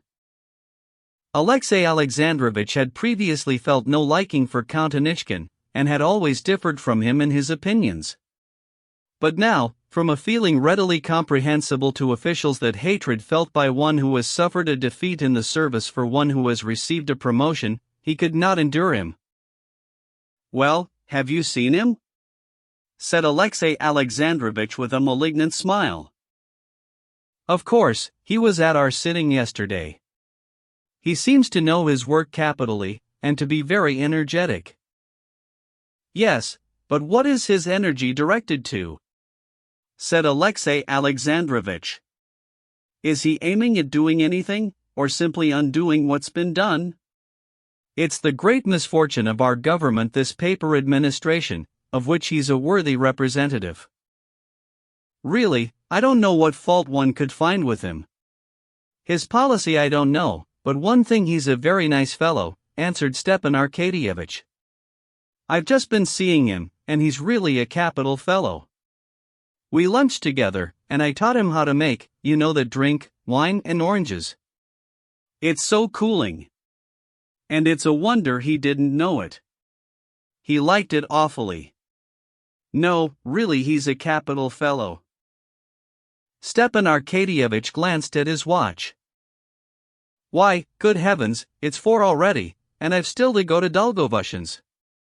So please come round to dinner. You can't imagine how you will grieve my wife and me. The way in which Alexey Alexandrovitch sought his brother-in-law out was very different from the manner in which he had met him. I've promised, and I'll come, he answered wearily. Believe me, I appreciate it, and I hope you won't regret it, answered Stepan Arkadyevitch, smiling. And, putting on his coat as he went, he patted the footman on the head, chuckled, and went out. At 5 o'clock, and not evening dress, please, he shouted once more, turning at the door. Chapter 9. It was past 5, and several guests had already arrived, before the host himself got home. He went in together with Sergei Ivanovich Kaznishev and Pestsov, who had reached the street door at the same moment. These were the 2 leading representatives of the Moscow intellectuals, as Oblonsky had called them. Both were men respected for their character and their intelligence. They respected each other, but were in complete and hopeless disagreement upon almost every subject, not because they belonged to opposite parties, but precisely because they were of the same party. Their enemies refused to see any distinction between their views, but, in that party, each had his own special shade of opinion. And since no difference is less easily overcome than the difference of opinion about semi-abstract questions, they never agreed in any opinion, and had long, indeed, been accustomed to jeer without anger, each at the other's incorrigible aberrations. They were just going in at the door, talking of the weather, when Stepan Arkadyevitch overtook them. In the drawing-room there were already sitting Prince Alexander Dmitrievich Shcherbatsky, young Shcherbatsky, Turovtsin, Kitty, and Karenin. Stepan Arkadyevitch saw immediately that things were not going well in the drawing-room without him. Darya Alexandrovna, in her best grey silk gown, obviously worried about the children, who were to have their dinner by themselves in the nursery, and by her husband's absence, was not equal to the task of making the party mix without him. All were sitting like so many priests' wives on a visit, so the old prince expressed it, obviously wondering why they were there, and pumping up remarks simply to avoid being silent. Turovtsin, good, simple man, felt unmistakably a fish out of water, and the smile with which his thick lips greeted Stepan Arkadyevitch said, as plainly as words, "Well, old boy, you have popped me down in a learned set. A drinking party now, or the Chateau de Fleurs, would be more in my line." The old prince sat in silence, his bright little eyes watching Karenin from one side, and Stepan Arkadyevitch saw that he had already formed a phrase to sum up that politician of whom guests were invited to partake as though he were a sturgeon. Kitty was looking at the door, calling up all her energies to keep her from blushing at the entrance of Konstantin Levin. Young Shcherbatsky, who had not been introduced to Karenin, was trying to look as though he were not in the least conscious of it. Karenin himself had followed the Petersburg fashion for a dinner with ladies and was wearing evening dress and a white tie. Stepan Arkadyevitch saw by his face that he had come simply to keep his promise, and was performing a disagreeable duty in being present at this gathering. He was indeed the person chiefly responsible for the chill benumbing all the guests before Stepan Arkadyevitch came in. On entering the drawing-room, Stepan Arkadyevitch apologized, explaining that he had been detained by that prince, who was always the scapegoat for all his absences and unpunctualities, and in one moment he had made all the guests acquainted with each other, and, bringing together Alexey Alexandrovitch and Sergei Kaznishev, started them on a discussion of the Russification of Poland, into which they immediately plunged with Pestsov. Slapping Turovtsin on the shoulder, he whispered something comic in his ear, and set him down by his wife and the old prince. Then he told Kitty she was looking very pretty that evening, and presented Shcherbatsky to Karenin. In a moment he had so kneaded together the social dough that the drawing-room became very lively, and there was a merry buzz of voices. Konstantin Levin was the only person who had not arrived. But this was so much the better, as going into the dining room, Stepan Arkadyevitch found to his horror that the port and sherry had been procured from Depra, and not from Levy, and, directing that the coachman should be sent off as speedily as possible to Levy's, he was going back to the drawing room. In the dining room he was met by Konstantin Levin. "I'm not late?" "You can never help being late," said Stepan Arkadyevitch, taking his arm. "Have you a lot of people?" "Who's here?" asked Levin, unable to help blushing, as he knocked the snow off his cap with his glove. "All our own set. Kitty's here. Come along, I'll introduce you to Karenin." Stepan Arkadyevitch, for all his liberal views, was well aware that to meet Karenin was sure to be felt a flattering distinction, and so treated his best friends to this honor. But at that instant Konstantin Levin was not in a condition to feel all the gratification of making such an acquaintance. He had not seen Kitty since that memorable evening when he met Vronsky, not counting, that is, the moment when he had had a glimpse of her on the highroad. He had known at the bottom of his heart that he would see her here today. But to keep his thoughts free, he had tried to persuade himself that he did not know it. Now when he heard that she was here, he was suddenly conscious of such delight, and at the same time of such dread, that his breath failed him and he could not utter what he wanted to say. "What is she like? What is she like? Like what she used to be, or like what she was in the carriage? What if Darya Alexandrovna told the truth? Why shouldn't it be the truth?" he thought. "Oh, please, introduce me to Karenin," he brought out with an effort, and with a desperately determined step he walked into the drawing room and beheld her. She was not the same as she used to be, nor was she as she had been in the carriage. She was quite different. She was scared, shy, shamefaced, and still more charming from it. She saw him the very instant he walked into the room. She had been expecting him. She was delighted, and so confused at her own delight that there was a moment, the moment when he went up to her sister and glanced again at her, when she, and he, and Dolly, who saw it all, thought she would break down and would begin to cry. She crimsoned, turned white, crimsoned again, and grew faint, waiting with quivering lips for him to come to her. He went up to her, bowed, and held out his hand without speaking. Except for the slight quiver of her lips and the moisture in her eyes that made them brighter, her smile was almost calm as she said, "How long it is since we've seen each other." And with desperate determination she pressed his hand with her cold hand. "You've not seen me, but I've seen you," said Levin, with a radiant smile of happiness. "I saw you when you were driving from the railway station to Ergoshovo." "When?" she asked, wondering. "You were driving to Ergoshovo," said Levin, feeling as if he would sob with the rapture that was flooding his heart. And how dared I associate a thought of anything not innocent with this touching creature? And, yes, I do believe it's true what Darya Alexandrovna told me, he thought.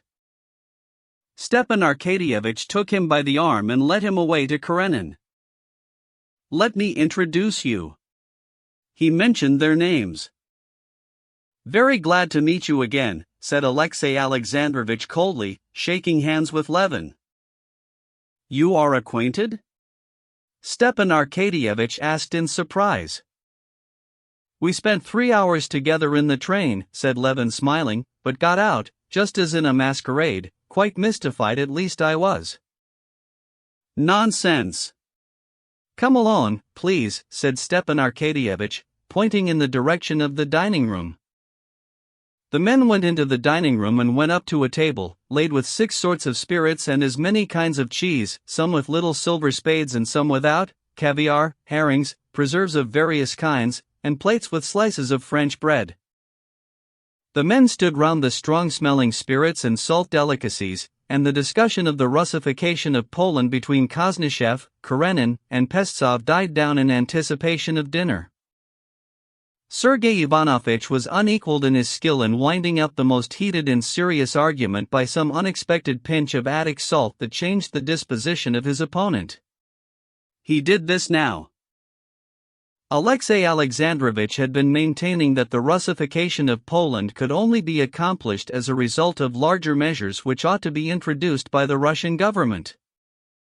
Pestsov insisted that one country can only absorb another when it is the more densely populated. Koznishev admitted both points, but with limitations. As they were going out of the drawing room to conclude the argument, Koznishev said, smiling, "So, then, for the Russification of our foreign populations there is but one method to bring up as many children as one can. My brother and I are terribly in fault, I see. You married men, especially you, Stepan Arkadyevitch, are the real patriots. What number have you reached?" he said, smiling genially at their host and holding out a tiny wine glass to him. Everyone laughed, and Stepan Arkadyevitch with particular good humor. "Oh, yes, that's the best method," he said, munching cheese and filling the wineglass with a special sort of spirit. The conversation dropped at the jest. "This cheese is not bad. Shall I give you some?" said the master of the house. "Why, have you been going in for gymnastics again?" he asked Levin, pinching his muscle with his left hand. Levin smiled, bent his arm, and under Stepan Arkadyevitch's fingers the muscles swelled up like a sound cheese, hard as a knob of iron, through the fine cloth of the coat. "What biceps! A perfect Samson." "I imagine great strength is needed for hunting bears," observed Alexei Alexandrovich, who had the mistiest notions about the chase. He cut off and spread with cheese a wafer of bread fine as a spiderweb. Levin smiled. "Not at all. Quite the contrary, a child can kill a bear," he said, with a slight bow, moving aside for the ladies, who were approaching the table.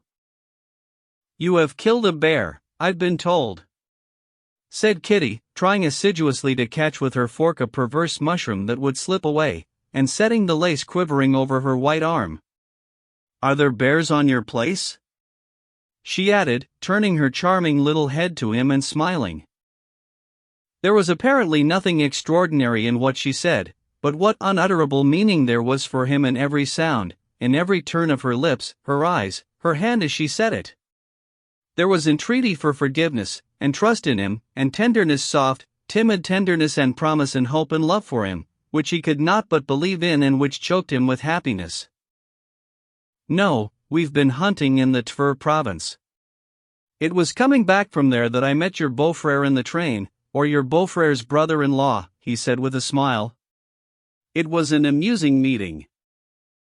And he began telling with droll good humor how, after not sleeping all night, he had, wearing an old fur-lined, full-skirted coat, got into Alexei Alexandrovich's compartment.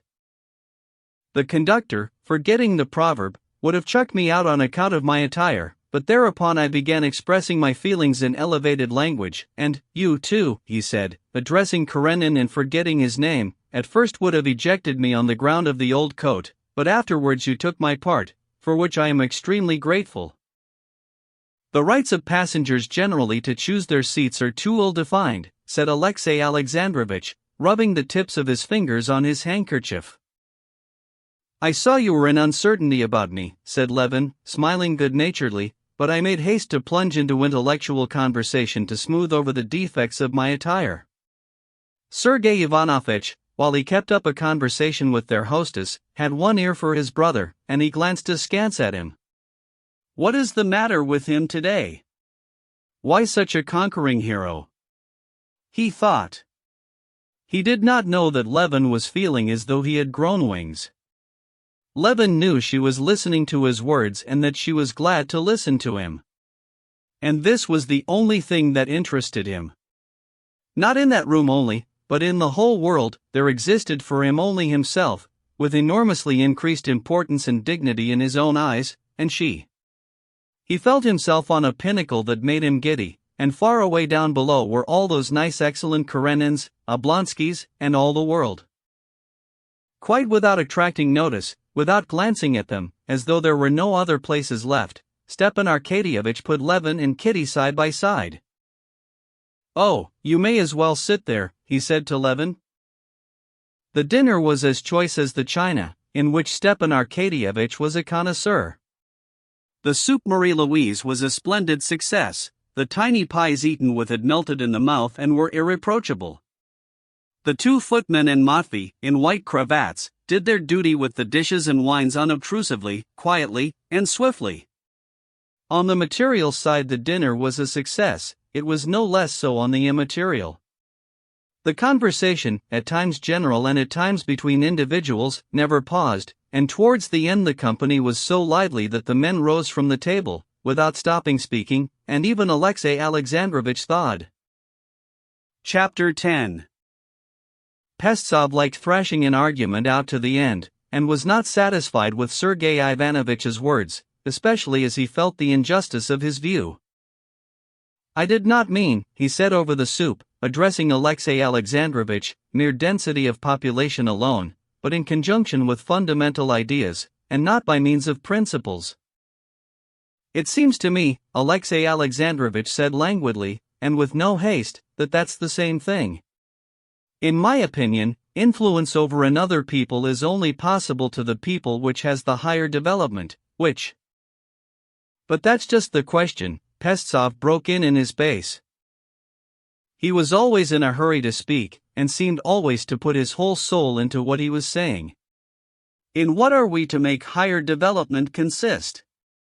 The English, the French, the Germans, which is at the highest stage of development? Which of them will nationalize the other? We see the Rhine provinces have been turned French, but the Germans are not at a lower stage." He shouted. "There is another law at work there. I fancy that the greater influence is always on the side of true civilization," said Alexey Alexandrovitch, slightly lifting his eyebrows. "But what are we to lay down as the outward signs of true civilization?" said Pestsov. "I imagine such signs are generally very well known," said Alexey Alexandrovitch. "But are they fully known?" Sergei Ivanovitch put in with a subtle smile. "It is the accepted view now that real culture must be purely classical, but we see most intense disputes on each side of the question, and there is no denying that the opposite camp has strong points in its favor." "You are for classics, Sergei Ivanovitch. Will you take red wine?" said Stepan Arkadyevitch. "I am not expressing my own opinion of either form of culture," Sergei Ivanovitch said, holding out his glass with a smile of condescension, as to a child. "I only say that both sides have strong arguments to support them," he went on, addressing Alexey Alexandrovitch. "My sympathies are classical from education, but in this discussion I am personally unable to arrive at a conclusion.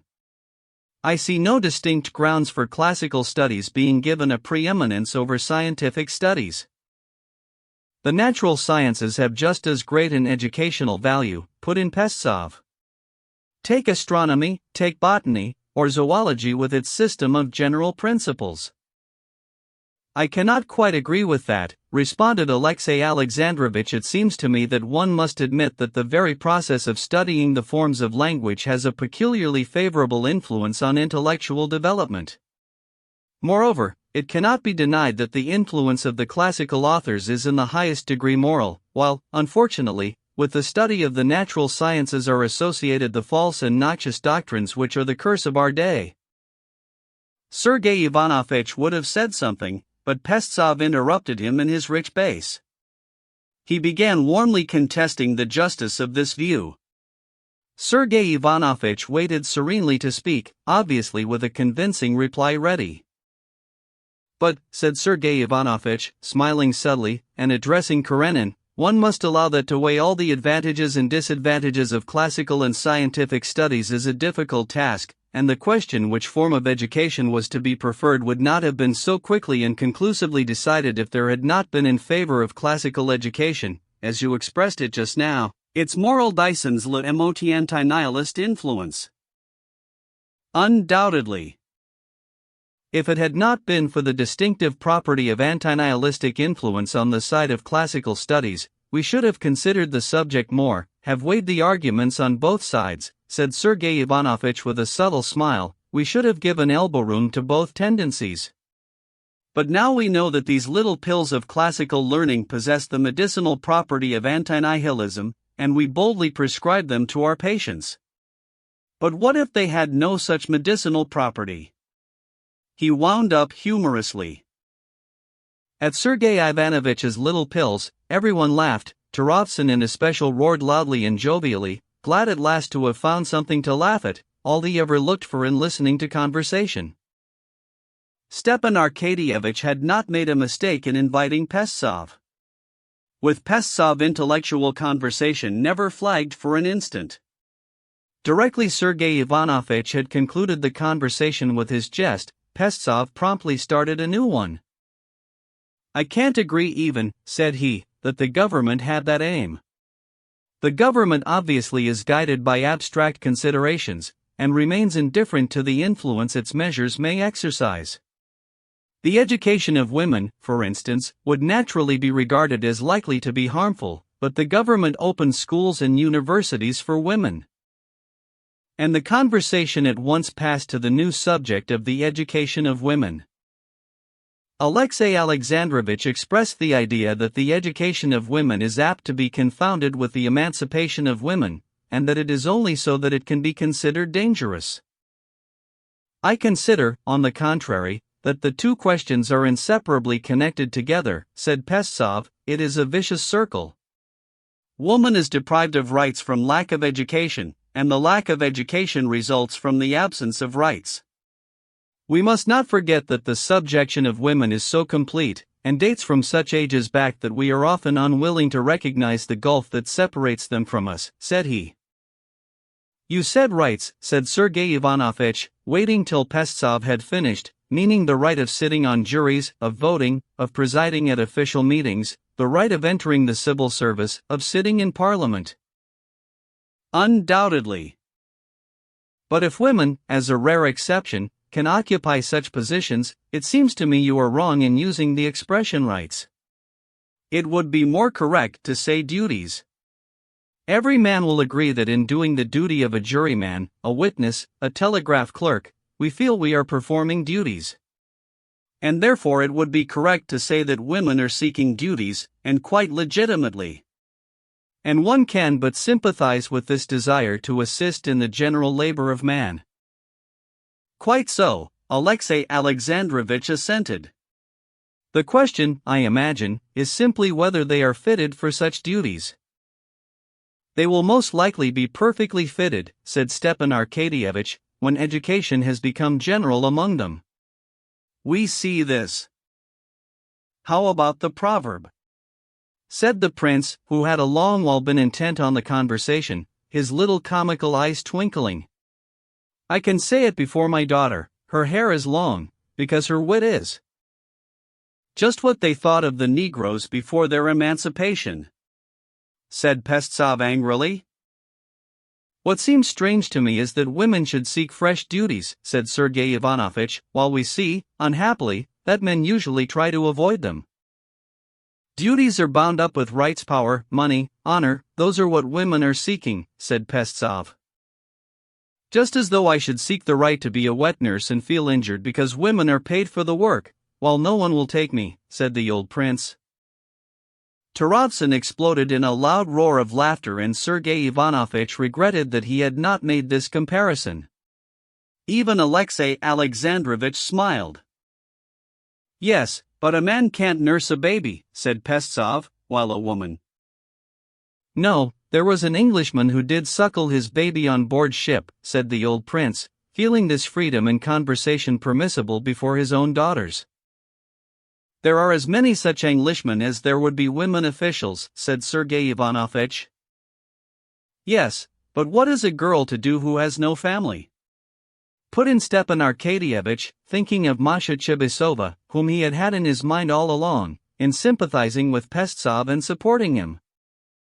"If the story of such a girl were thoroughly sifted, you would find she had abandoned a family, her own or a sister's, where she might have found a woman's duties." Darya Alexandrovna broke in unexpectedly in a tone of exasperation, probably suspecting what sort of girl Stepan Arkadyevitch was thinking of. "But we take our stand on principle as the ideal," replied Pestsov in his mellow bass. Woman desires to have rights, to be independent, educated. She is oppressed, humiliated by the consciousness of her disabilities.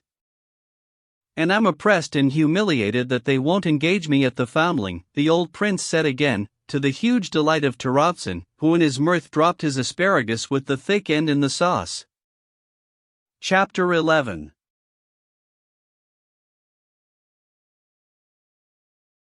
Everyone took part in the conversation except Kitty and Levin. At first, when they were talking of the influence that one people has on another, there rose to Levin's mind what he had to say on the subject. But these ideas, once of such importance in his eyes, seemed to come into his brain as in a dream, and had now not the slightest interest for him. It even struck him as strange that they should be so eager to talk of what was of no use to anyone. Kitty, too, should, one would have supposed, have been interested in what they were saying of the rights and education of women. How often she had mused on the subject, thinking of her friend abroad, Varenka, of her painful state of dependence. How often she had wondered about herself what would become of her if she did not marry, and how often she had argued with her sister about it. But it did not interest her at all. She and Levin had a conversation of their own, yet not a conversation, but some sort of mysterious communication, which brought them every moment nearer, and stirred in both a sense of glad terror before the unknown into which they were entering. At first Levin, in answer to Kitty's question how he could have seen her last year in the carriage, told her how he had been coming home from the mowing along the highroad and had met her. It was very, very early in the morning. You were probably only just awake. Your mother was asleep in the corner. It was an exquisite morning. I was walking along wondering who it could be in a four-in-hand. It was a splendid set of 4 horses with bells, and in a second you flashed by, and I saw you at the window. You were sitting like this, holding the strings of your cap in both hands, and thinking awfully deeply about something, he said, smiling. How I should like to know what you were thinking about then. Something important? Wasn't I dreadfully untidy? She wondered, but seeing the smile of ecstasy these reminiscences called up, she felt that the impression she had made had been very good. She blushed and laughed with delight. Really, I don't remember. How nicely Turovtsin laughs, said Levin, admiring his moist eyes and shaking chest. Have you known him long? Asked Kitty. Oh, everyone knows him. And I see you think he's a horrid man? Not horrid, but nothing in him. Oh, you're wrong. And you must give up thinking so directly, said Kitty. I used to have a very poor opinion of him too, but he's an awfully nice and wonderfully good-hearted man. He has a heart of gold. How could you find out what sort of heart he has? We are great friends. I know him very well. Last winter, soon after you came to see us, she said, with a guilty and at the same time confiding smile, all Dolly's children had scarlet fever, and he happened to come and see her. And only fancy, she said in a whisper, he felt so sorry for her that he stayed and began to help her look after the children. Yes, and for 3 weeks he stopped with them, and looked after the children like a nurse. I am telling Konstantin Dmitrievitch about Turovtsin and the scarlet fever, she said, bending over to her sister. Yes, it was wonderful, noble, said Dolly, glancing towards Turovtsin, who had become aware they were talking of him, and smiling gently to him. Levin glanced once more at Turovtsin, and wondered how it was he had not realized all this man's goodness before. I'm sorry, and I'll never think ill of people again, he said gaily, genuinely expressing what he felt at the moment. Chapter 12. Connected with the conversation that had sprung up on the rights of women, there were certain questions as to the inequality of rights in marriage improper to discuss before the ladies. Pestsov had several times during dinner touched upon these questions, but Sergei Ivanovitch and Stepan Arkadyevitch carefully drew him off them. When they rose from the table and the ladies had gone out, Pestsov did not follow them, but addressing Alexey Alexandrovitch, began to expound the chief ground of inequality. The inequality in marriage, in his opinion, lay in the fact that the infidelity of the wife and infidelity of the husband are punished unequally, both by the law and by public opinion. Stepan Arkadyevitch went hurriedly up to Alexey Alexandrovitch and offered him a cigar. "No, I don't smoke," Alexey Alexandrovitch answered calmly, and as though purposely wishing to show that he was not afraid of the subject, he turned to Pestsov with a chilly smile. "I imagine that such a view has a foundation in the very nature of things," he said, and would have gone on to the drawing-room. But at this point Tarasovin broke suddenly and unexpectedly into the conversation, addressing Alexey Alexandrovitch. "You heard, perhaps, about Pryachnikov?" said Tarasovin, warmed up by the champagne he had drunk, and long waiting for an opportunity to break the silence that had weighed on him.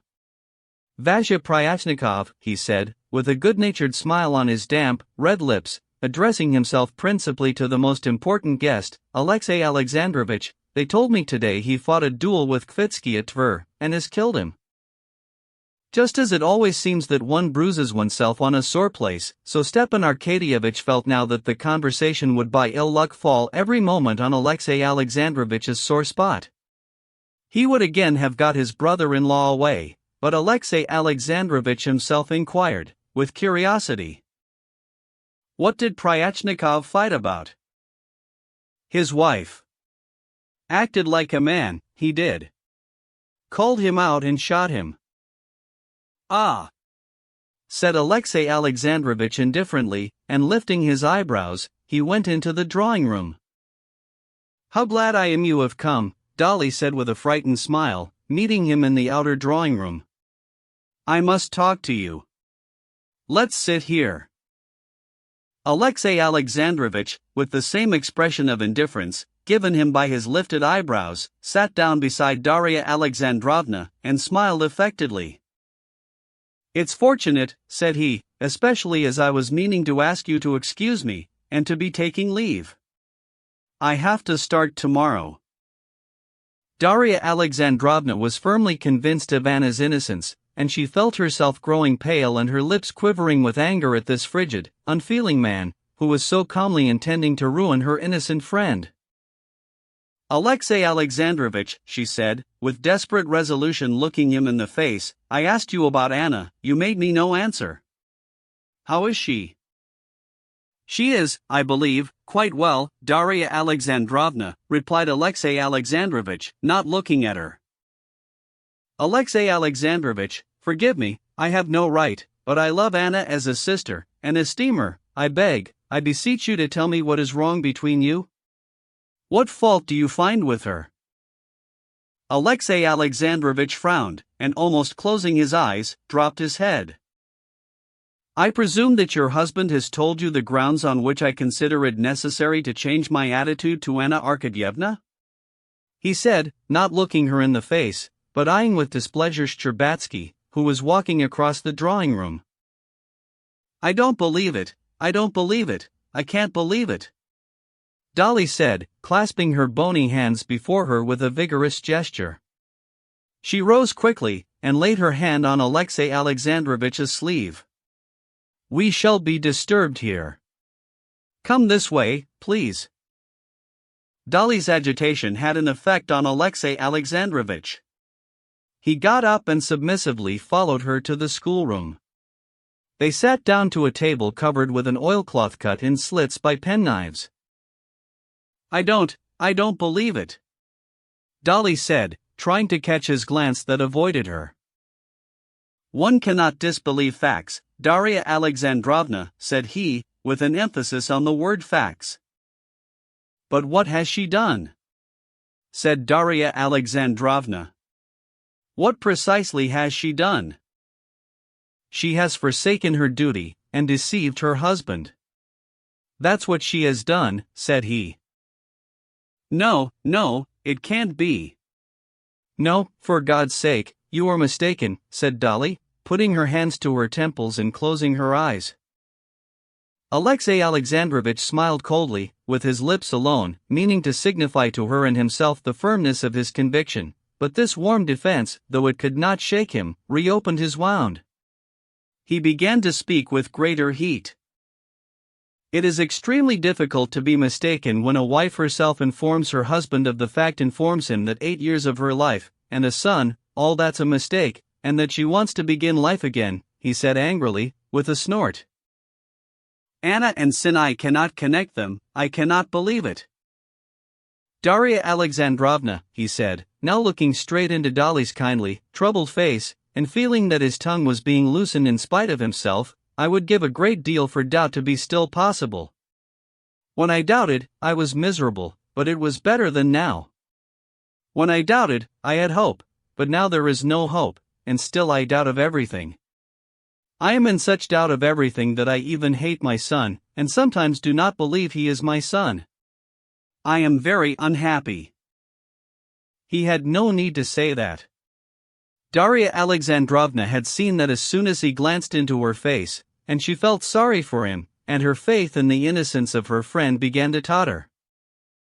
Oh, this is awful, awful. But can it be true that you are resolved on a divorce?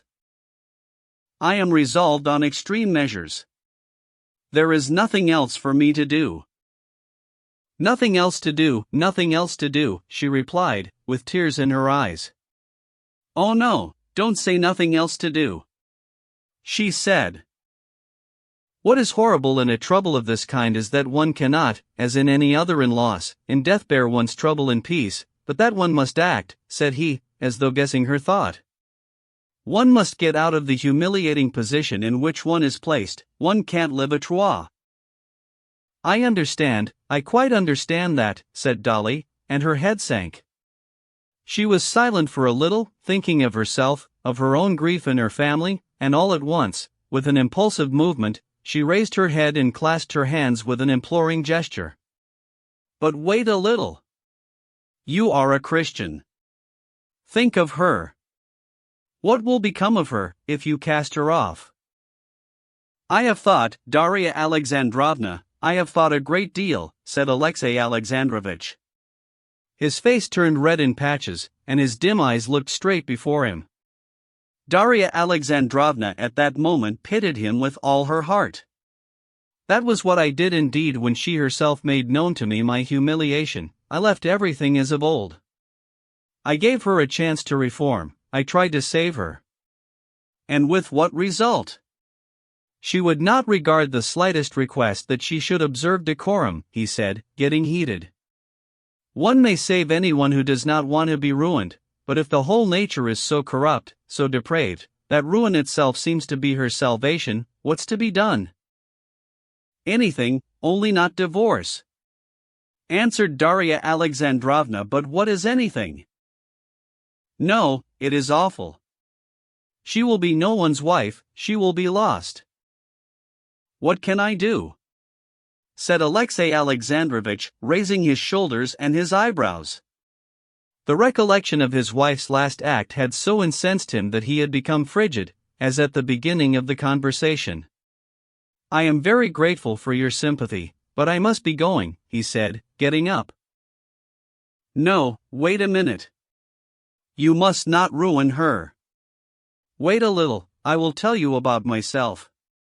I was married, and my husband deceived me. In anger and jealousy, I would have thrown up everything, I would myself. But I came to myself again, and who did it? Anna saved me. And here I am living on. The children are growing up, my husband has come back to his family, and feels his fault, is growing purer, better, and I live on. I have forgiven it, and you ought to forgive. Alexey Alexandrovich heard her, but her words had no effect on him now. All the hatred of that day when he had resolved on a divorce had sprung up again in his soul. He shook himself, and said in a shrill, loud voice, Forgive I cannot, and do not wish to, and I regard it as wrong. I have done everything for this woman, and she has trodden it all in the mud to which she is akin. I am not a spiteful man, I have never hated anyone, but I hate her with my whole soul, and I cannot even forgive her, because I hate her too much for all the wrong she has done me. He said, with tones of hatred in his voice. Love those that hate you. Darya Alexandrovna whispered timorously. Alexey Alexandrovich smiled contemptuously. That he knew long ago, but it could not be applied to his case. Love those that hate you, but to love those one hates is impossible. Forgive me for having troubled you. Everyone has enough to bear in his own grief. And regaining his self-possession, Alexey Alexandrovich quietly took leave and went away. Chapter 13. When they rose from table, Levin would have liked to follow Kitty into the drawing room, but he was afraid she might dislike this, as too obviously paying her attention. He remained in the little ring of men, taking part in the general conversation, and without looking at Kitty, he was aware of her movements, her looks, and the place where she was in the drawing room. He did at once, and without the smallest effort, keep the promise he had made her always to think well of all men, and to like everyone always. The conversation fell on the village commune, in which Pestsov saw a sort of special principle, called by him the choral principle. Levin did not agree with Pestsov, nor with his brother, who had a special attitude of his own, both admitting and not admitting the significance of the Russian commune. But he talked to them, simply trying to reconcile and soften their differences. He was not in the least interested in what he said himself, and even less so in what they said. All he wanted was that they and everyone should be happy and contented. He knew now the one thing of importance, and that one thing was at first there, in the drawing room, and then began moving across and came to a standstill at the door. Without turning round he felt the eyes fixed on him, and the smile, and he could not help turning round. She was standing in the doorway with Shcherbatsky, looking at him. "I thought you were going towards the piano," said he, going up to her. "That's something I miss in the country music." "No, we only came to fetch you and thank you," she said, rewarding him with a smile that was like a gift, for coming. "What do they want to argue for? No one ever convinces anyone, you know." "Yes, that's true," said Levin. "It generally happens that one argues warmly simply because one can't make out what one's opponent wants to prove." Levin had often noticed in discussions between the most intelligent people that after enormous efforts, and an enormous expenditure of logical subtleties and words, the disputants finally arrived at being aware that what they had so long been struggling to prove to one another had long ago, from the beginning of the argument, been known to both, but that they liked different things, and would not define what they liked for fear of its being attacked. He had often had the experience of suddenly in a discussion grasping what it was his opponent liked and at once liking it too, and immediately he found himself agreeing, and then all arguments fell away as useless. Sometimes, too, he had experienced the opposite, expressing at last what he liked himself, which he was devising arguments to defend, and, chancing to express it well and genuinely, he had found his opponent at once agreeing and ceasing to dispute his position. He tried to say this. She knitted her brow, trying to understand. But directly he began to illustrate his meaning, she understood at once. "I know, one must find out what he is arguing for, what is precious to him, then one can." She had completely guessed and expressed his badly expressed idea. Levin smiled joyfully. He was struck by this transition from the confused, verbose discussion with Pestsov and his brother to this laconic, clear, almost wordless communication of the most complex ideas. Shcherbatsky moved away from them, and Kitty, going up to a card table, sat down, and, taking up the chalk, began drawing diverging circles over the new green cloth. They began again on the subject that had been started at dinner: the liberty and occupations of women. Levin was of the opinion of Darya Alexandrovna that a girl who did not marry should find a woman's duties in a family. He supported this view by the fact that no family can get on without women to help, that in every family, poor or rich, there are and must be nurses, either relations or hired. "No," said Kitty, blushing, but looking at him all the more boldly with her truthful eyes, "a girl may be so circumstanced that she cannot live in the family without humiliation, while she herself." At the hint he understood her. "Oh, yes," he said. Yes, you're right. And he saw all that Pestsov had been maintaining at dinner of the liberty of woman, simply from getting a glimpse of the terror of an old maid's existence and its humiliation in Kitty's heart, and loving her, he felt that terror and humiliation, and at once gave up his arguments. A silence followed. She was still drawing with the chalk on the table. Her eyes were shining with a soft light. Under the influence of her mood, he felt in all his being a continually growing tension of happiness. "Ah! I've scribbled all over the table," she said, and laying down the chalk, she made a movement as though to get up. "What? Shall I be left alone without her?" He thought with horror, and he took the chalk. "Wait a minute," he said, sitting down to the table. "I've long wanted to ask you one thing." He looked straight into her caressing, though frightened eyes. "Please, ask it." "Here," he said, and he wrote the initial letters, W, Y, T, M, I, C, N, B, D, T, M, N, O, T. These letters meant, when you told me it could never be, did that mean never, or then? There seemed no likelihood that she could make out this complicated sentence, but he looked at her as though his life depended on her understanding the words. She glanced at him seriously, then leaned her puckered brow on her hands and began to read.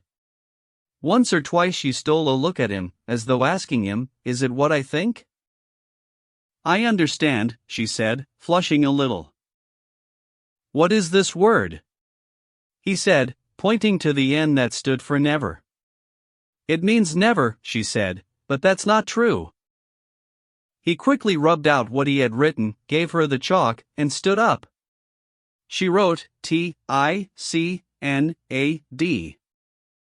Dolly was completely comforted in the depression caused by her conversation with Alexey Alexandrovich when she caught sight of the two figures, Kitty with the chalk in her hand, with a shy and happy smile looking upwards at Levin, and his handsome figure bending over the table with glowing eyes fastened 1 minute on the table and the next on her. He was suddenly radiant. He had understood. It meant, then I could not answer differently. He glanced at her questioningly, timidly. "Only then?" "Yes," her smile answered. "And now?" he asked. "Well, read this. I'll tell you what I should like so much." She wrote the initial letters, I, Y, C, F, A, F, W, H. This meant, if you could forget and forgive what happened. He snatched the chalk with nervous, trembling fingers, and breaking it, wrote the initial letters of the following phrase, I have nothing to forget and to forgive, I have never ceased to love you. She glanced at him with a smile that did not waver. "I understand," she said in a whisper. He sat down and wrote a long phrase. She understood it all, and without asking him, "Is it this?" took the chalk and at once answered. For a long while he could not understand what she had written, and often looked into her eyes. He was stupefied with happiness. He could not supply the word she had meant, but in her charming eyes, beaming with happiness, he saw all he needed to know. And he wrote 3 letters. But he had hardly finished writing when she read them over her arm, and herself finished and wrote the answer, yes. "You're playing secrétaire?" said the old prince. "But we must really be getting along if you want to be in time at the theater." Levin got up and escorted Kitty to the door. In their conversation everything had been said. It had been said that she loved him, and that she would tell her father and mother that he would come tomorrow morning. Chapter 14. When Kitty had gone and Levin was left alone, he felt such uneasiness without her and such an impatient longing to get as quickly as possible, to tomorrow morning, when he would see her again and be plighted to her forever, that he felt afraid, as though of death, of those 14 hours that he had to get through without her. It was essential for him to be with someone to talk to, so as not to be left alone, to kill time. Stepan Arkadyevitch would have been the companion most congenial to him, but he was going out, he said, to a soirée, in reality to the ballet. Levin only had time to tell him he was happy, and that he loved him, and would never forget what he had done for him. The eyes and the smile of Stepan Arkadyevitch showed Levin that he comprehended that feeling fittingly. "Oh, so it's not time to die yet?" said Stepan Arkadyevitch, pressing Levin's hand with emotion. "And no," said Levin. Darya Alexandrovna too, as she said goodbye to him, gave him a sort of congratulation, saying, "How glad I am you have met Kitty again. One must value old friends." Levin did not like these words of Darya Alexandrovna's. She could not understand how lofty and beyond her it all was, and she ought not to have dared to allude to it. Levin said goodbye to them, but, not to be left alone, he attached himself to his brother. "Where are you going?" "I'm going to a meeting." "Well, I'll come with you." "May I?" "What for?" "Yes, come along," said Sergey Ivanovitch, smiling. "What is the matter with you today?" "With me? Happiness is the matter with me," said Levin, letting down the window of the carriage they were driving in. "You don't mind, it's so stifling. It's happiness is the matter with me. Why is it you have never married?" Sergey Ivanovitch smiled. "I am very glad, she seems a nice GI." Sergey Ivanovitch was beginning. "Don't say it! Don't say it!" shouted Levin, clutching at the collar of his fur coat with both hands, and muffling him up in it. "She's a nice girl" were such simple, humble words, so out of harmony with his feeling. Sergey Ivanovitch laughed outright, a merry laugh, which was rare with him. "Well, anyway, I may say that I'm very glad of it." "That you may do tomorrow, and nothing more." Nothing, silence," said Levin, and muffing him once more in his fur coat, he added, "I do like you so." "Well, is it possible for me to be present at the meeting?" "Of course it is." "What is your discussion about today?" asked Levin, never ceasing smiling. They arrived at the meeting. Levin heard the secretary hesitatingly read the minutes which he obviously did not himself understand, but Levin saw from the secretary's face what a good, nice, kind-hearted person he was. This was evident from his confusion and embarrassment in reading the minutes. Then the discussion began. They were disputing about the misappropriation of certain sums and the laying of certain pipes, and Sergey Ivanovitch was very cutting to two members, and said something at great length with an air of triumph, and another member, scribbling something on a bit of paper, began timidly at first, but afterwards answered him very viciously and delightfully. And then Sviazhsky, he was there too, said something too, very handsomely and nobly. Levin listened to them, and saw clearly that these missing sums and these pipes were not anything real, and that they were not at all angry, but were all the nicest, kindest people, and everything was as happy and charming as possible among them. They did no harm to anyone, and were all enjoying it. What struck Levin was that he could see through them all today, and from little, almost imperceptible signs knew the soul of each, and saw distinctly that they were all good at heart. And Levin himself in particular, they were all extremely fond of that day. That was evident from the way they spoke to him, from the friendly, affectionate way even those he did not know looked at him. "Well, did you like it?" Sergey Ivanovitch asked him. "Very much.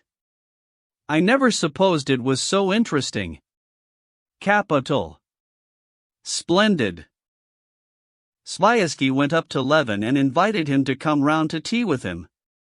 Levin was utterly at a loss to comprehend or recall what it was he had disliked in Sviazhsky, what he had failed to find in him. He was a clever and wonderfully good-hearted man. "Most delighted," he said, and asked after his wife and sister-in-law. And from a queer association of ideas, because in his imagination the idea of Sviazhsky's sister-in-law was connected with marriage, it occurred to him that there was no one to whom he could more suitably speak of his happiness, and he was very glad to go and see them. Sviazhsky questioned him about his improvements on his estate, presupposing, as he always did, that there was no possibility of doing anything not done already in Europe, and now this did not in the least annoy Levin. On the contrary, he felt that Sviazhsky was right, that the whole business was of little value, and he saw the wonderful softness and consideration with which Sviazhsky avoided fully expressing his correct view. The ladies of the Sviazhsky household were particularly delightful. It seemed to Levin that they knew all about it already and sympathized with him, saying nothing merely from delicacy. He stayed with them 1 hour, 2, 3, talking of all sorts of subjects but the one thing that filled his heart, and did not observe that he was boring them dreadfully, and that it was long past their bedtime. Sviazhsky went with him into the hall, yawning and wondering at the strange humor his friend was in. It was past 1 o'clock.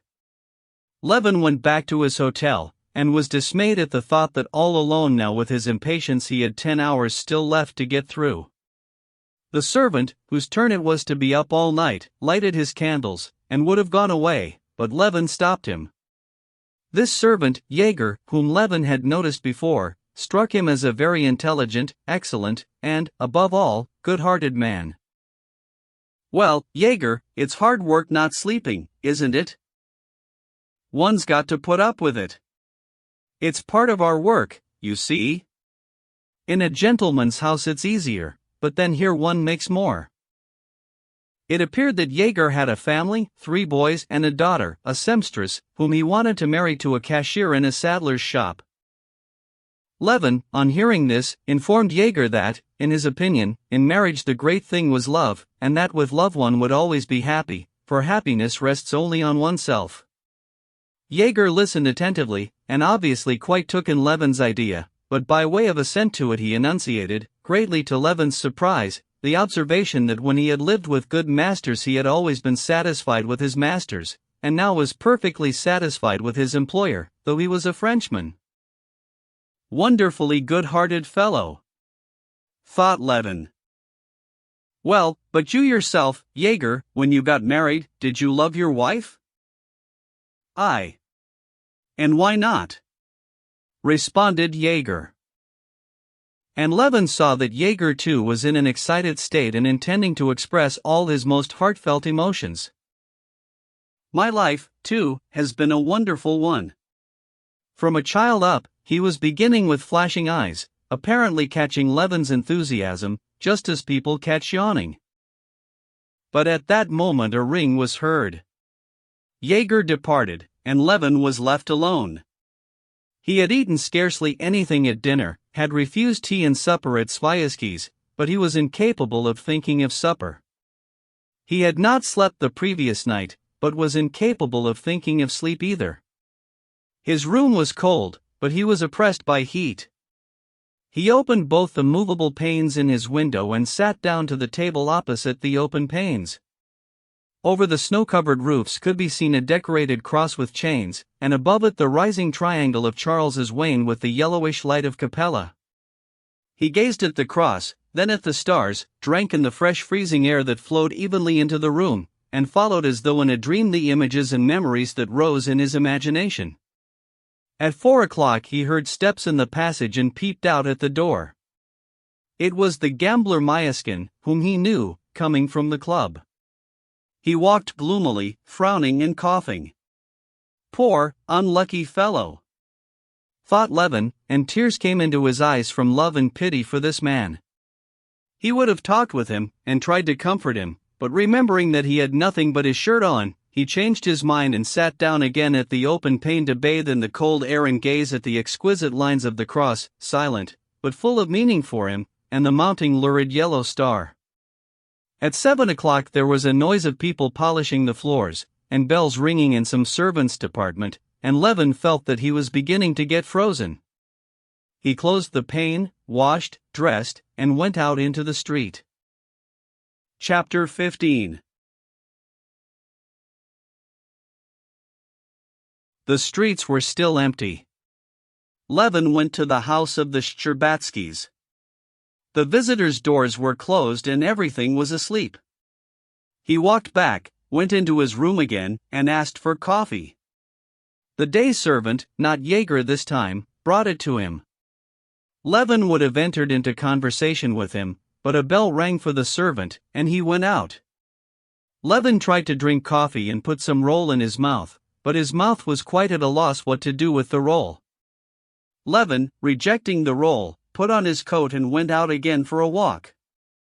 It was 9 o'clock when he reached the Shtcherbatskys' steps the second time.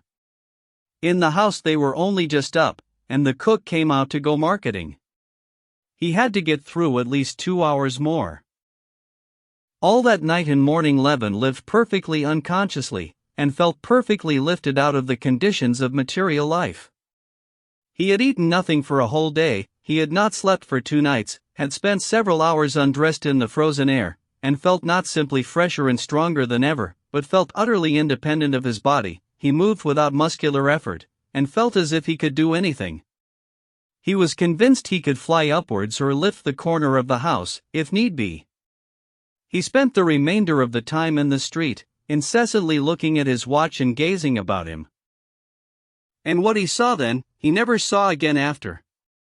The children especially going to school, the bluish doves flying down from the roofs to the pavement, and the little loaves covered with flour, thrust out by an unseen hand, touched him. Those loaves, those doves, and those 2 boys were not earthly creatures. It all happened at the same time. A boy ran towards a dove and glanced smiling at Levin. The dove, with a whir of her wings, darted away, flashing in the sun, amid grains of snow that quivered in the air, while from a little window there came a smell of fresh baked bread, and the loaves were put out. All of this together was so extraordinarily nice that Levin laughed and cried with delight. Going a long way round by Gazadny Place in Kislavka, he went back again to the hotel, and putting his watch before him, he sat down to wait for 12 o'clock. In the next room they were talking about some sort of machines, and swindling, and coughing their morning coughs. They did not realize that the hand was near 12. The hand reached it. Levin went out onto the steps. The sledge drivers clearly knew all about it. They crowded round Levin with happy faces, quarreling among themselves, and offering their services. Trying not to offend the other sledge drivers, and promising to drive with them too, Levin took one and told him to drive to the Shtcherbatskys'. The sledge driver was splendid in a white shirt collar sticking out over his overcoat and into his strong, full-blooded red neck. The sledge was high and comfortable, and altogether such a one as Levin never drove in after, and the horse was a good one, and tried to gallop but didn't seem to move.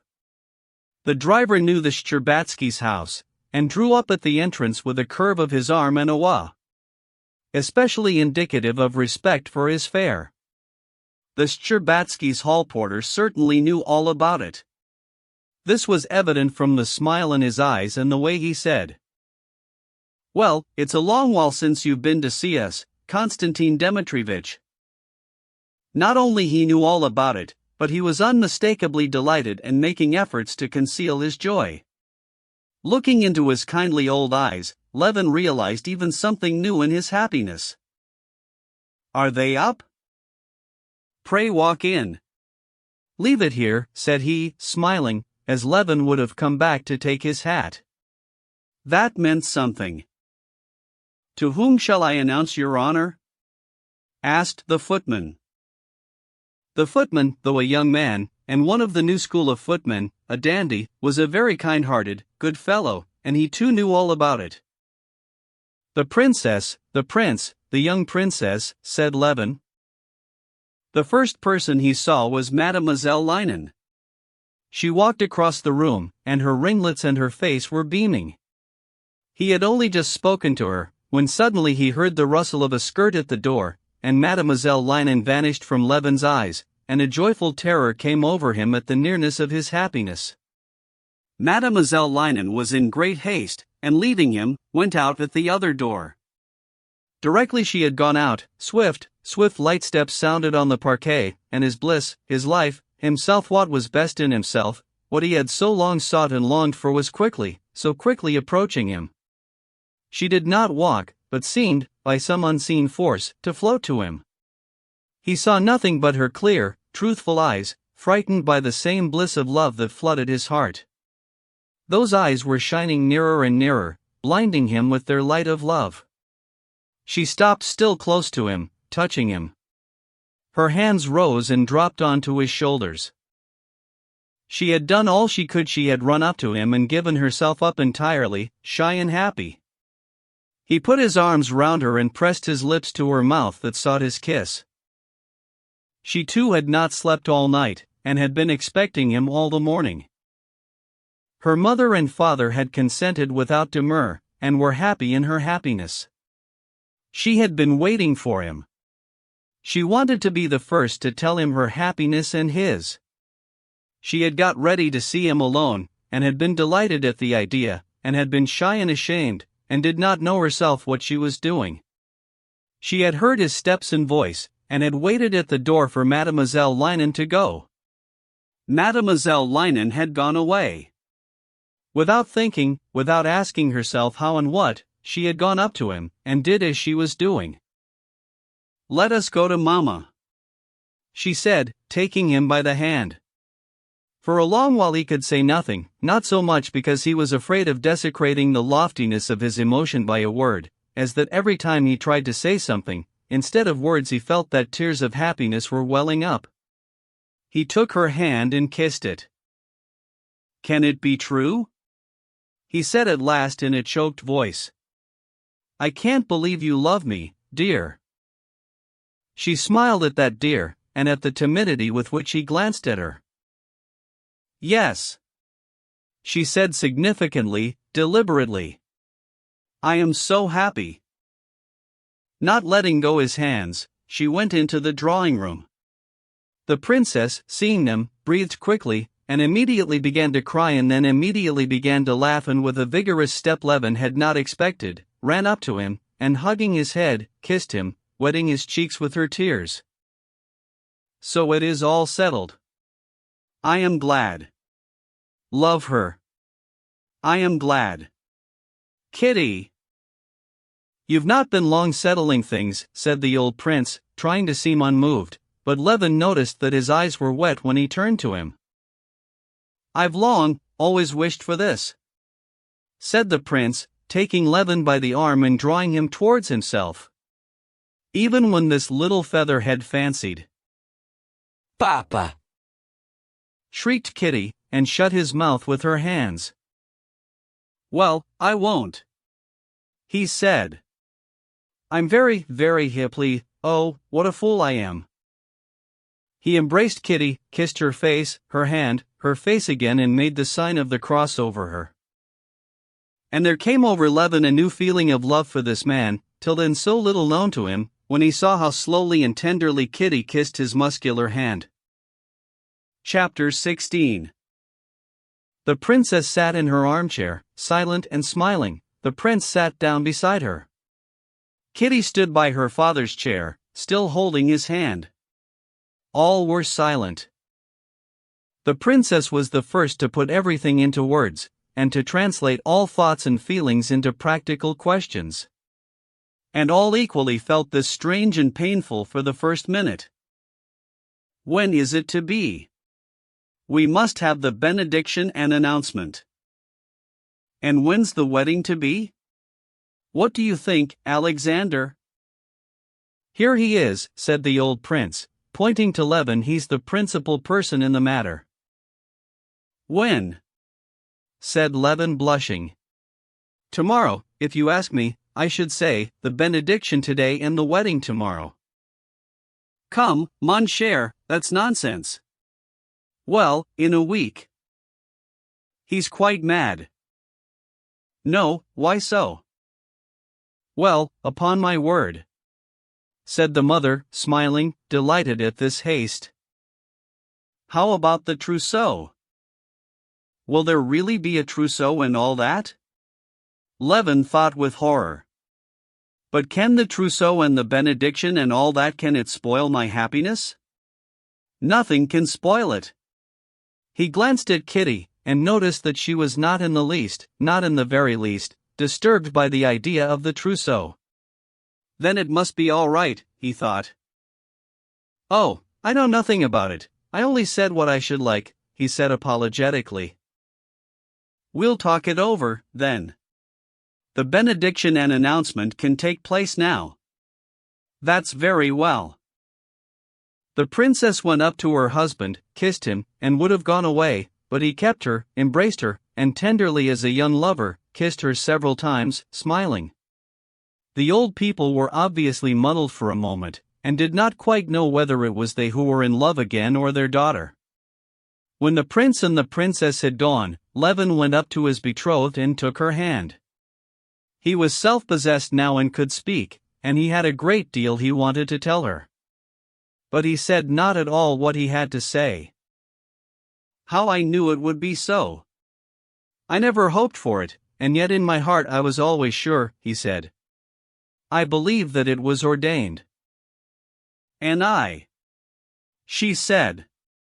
"Even when—" She stopped and went on again, looking at him resolutely with her truthful eyes, "even when I thrust from me my happiness. I always loved you alone, but I was carried away. I ought to tell you. Can you forgive that? Perhaps it was for the best. You will have to forgive me so much. I ought to tell you." This was one of the things he had meant to speak about. He had resolved from the first to tell her two things: that he was not chaste as she was, and that he was not a believer. It was agonizing, but he considered he ought to tell her both these facts. "No, not now, later," he said. "Very well, later, but you must certainly tell me. I'm not afraid of anything. I want to know everything. Now it is settled." He added, "Settled that you'll take me whatever I may be, you won't give me up?" "Yes? Yes, yes." Their conversation was interrupted by Mademoiselle Linen, who with an affected but tender smile came to congratulate her favorite pupil. Before she had gone, the servants came in with their congratulations. Then relations arrived, and there began that state of blissful absurdity from which Levin did not emerge till the day after his wedding. Levin was in a continual state of awkwardness and discomfort, but the intensity of his happiness went on all the while increasing. He felt continually that a great deal was being expected of him, what, he did not know, and he did everything he was told, and it all gave him happiness. He had thought his engagement would have nothing about it like others, that the ordinary conditions of engaged couples would spoil his special happiness, but it ended in his doing exactly as other people did, and his happiness being only increased thereby and becoming more and more special, more and more unlike anything that had ever happened. "Now we shall have sweetmeats to eat," said Mademoiselle Linen, and Levin drove off to buy sweetmeats. "Well, I'm very glad," said Sviazhsky. "I advise you to get the bouquets from Fomin's." "Oh, are they wanted?" And he drove to Fomin's. His brother offered to lend him money, as he would have so many expenses, presents to give. "Oh, are presents wanted?" And he galloped to Fold's. And at the confectioner's, and at Fomin's, and at Fold's he saw that he was expected, that they were pleased to see him, and prided themselves on his happiness, just as everyone whom he had to do with during those days. What was extraordinary was that everyone not only liked him, but even people previously unsympathetic, cold, and callous, were enthusiastic over him, gave way to him in everything, treated his feeling with tenderness and delicacy, and shared his conviction that he was the happiest man in the world because his betrothed was beyond perfection. Kitty too felt the same thing. When Countess Nordsten ventured to hint that she had hoped for something better, Kitty was so angry and proved so conclusively that nothing in the world could be better than Levin, that Countess Nordsten had to admit it, and in Kitty's presence never met Levin without a smile of ecstatic admiration. The confession he had promised was the one painful incident of this time. He consulted the old prince, and with his sanction gave Kitty his diary, in which there was written the confession that tortured him.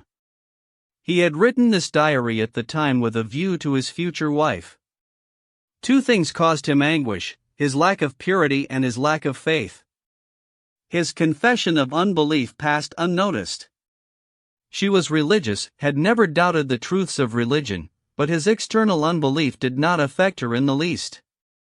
Through love she knew all his soul, and in his soul she saw what she wanted, and that such a state of soul should be called unbelieving was to her a matter of no account. The other confession set her weeping bitterly. Levin, not without an inner struggle, handed her his diary. He knew that between him and her there could not be, and should not be, secrets, and so he had decided that so it must be. But he had not realized what an effect it would have on her, he had not put himself in her place. It was only when the same evening he came to their house before the theater, went into her room and saw her tear-stained, pitiful, sweet face, miserable with suffering he had caused and nothing could undo, he felt the abyss that separated his shameful past from her dove-like purity, and was appalled at what he had done. "Take them, take these dreadful books," she said, pushing away the notebooks lying before her on the table. "Why did you give them me?" "No, it was better anyway," she added, touched by his despairing face. "But it's awful, awful."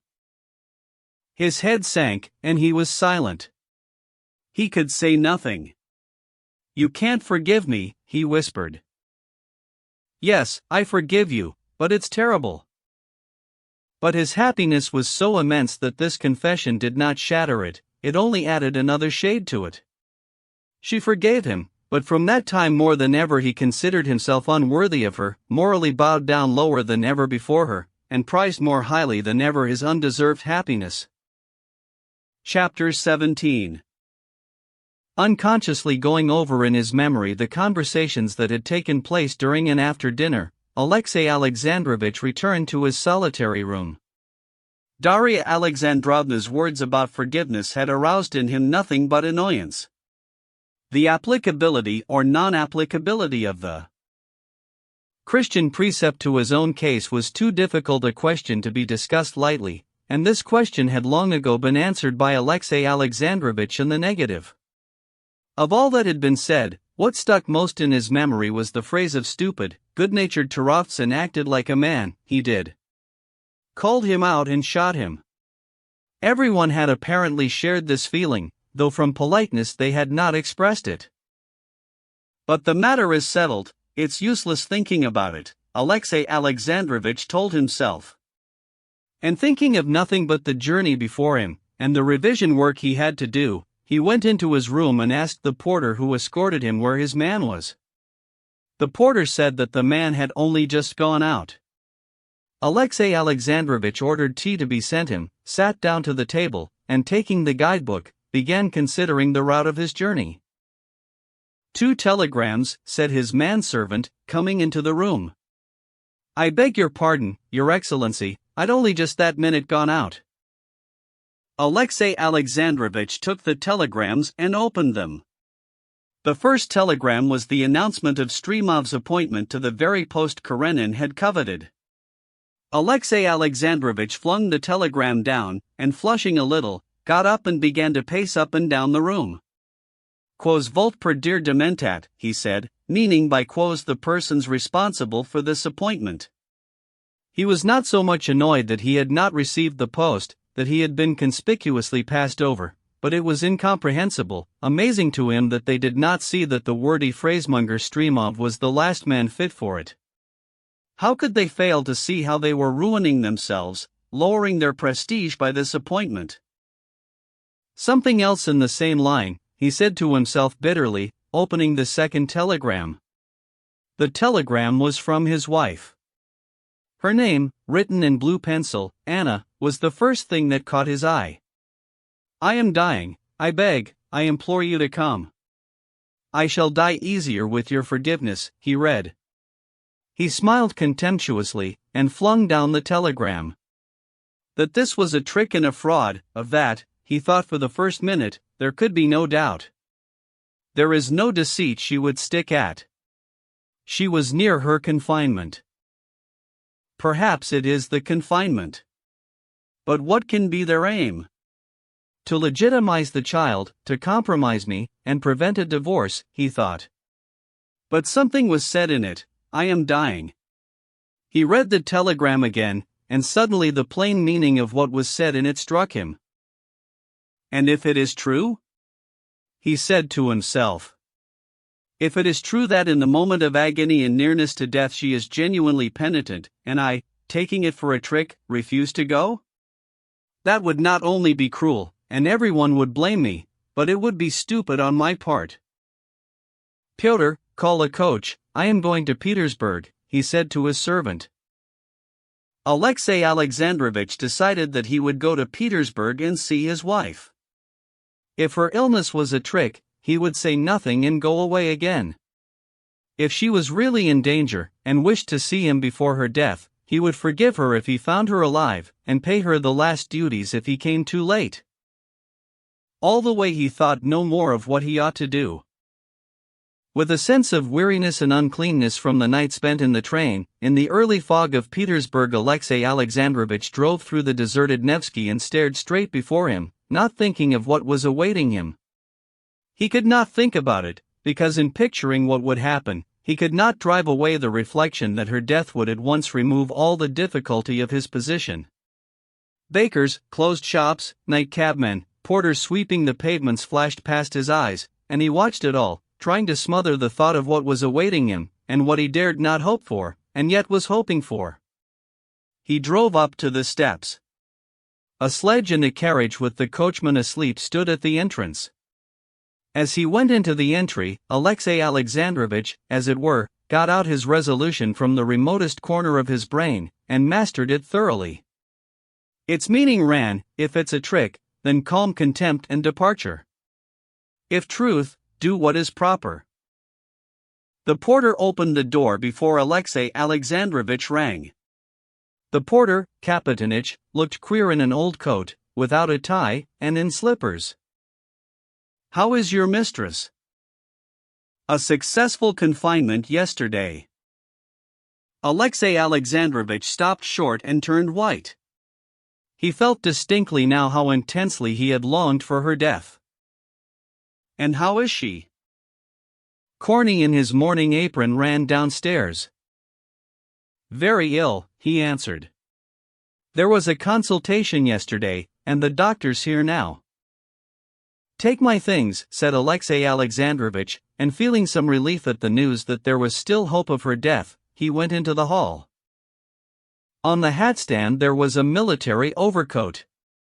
Alexey Alexandrovich noticed it and asked, "Who is here?" The doctor, the midwife, and Count Vronsky. Alexey Alexandrovich went into the inner rooms. At the drawing room there was no one. At the sound of his steps there came out of her boudoir the midwife in a cap with lilac ribbons. She went up to Alexey Alexandrovich, and with the familiarity given by the approach of death took him by the arm and drew him towards the bedroom. "Thank God you've come. She keeps on about you and nothing but you," she said. "Make haste with the ice," the doctor's peremptory voice said from the bedroom. Alexey Alexandrovich went into her boudoir.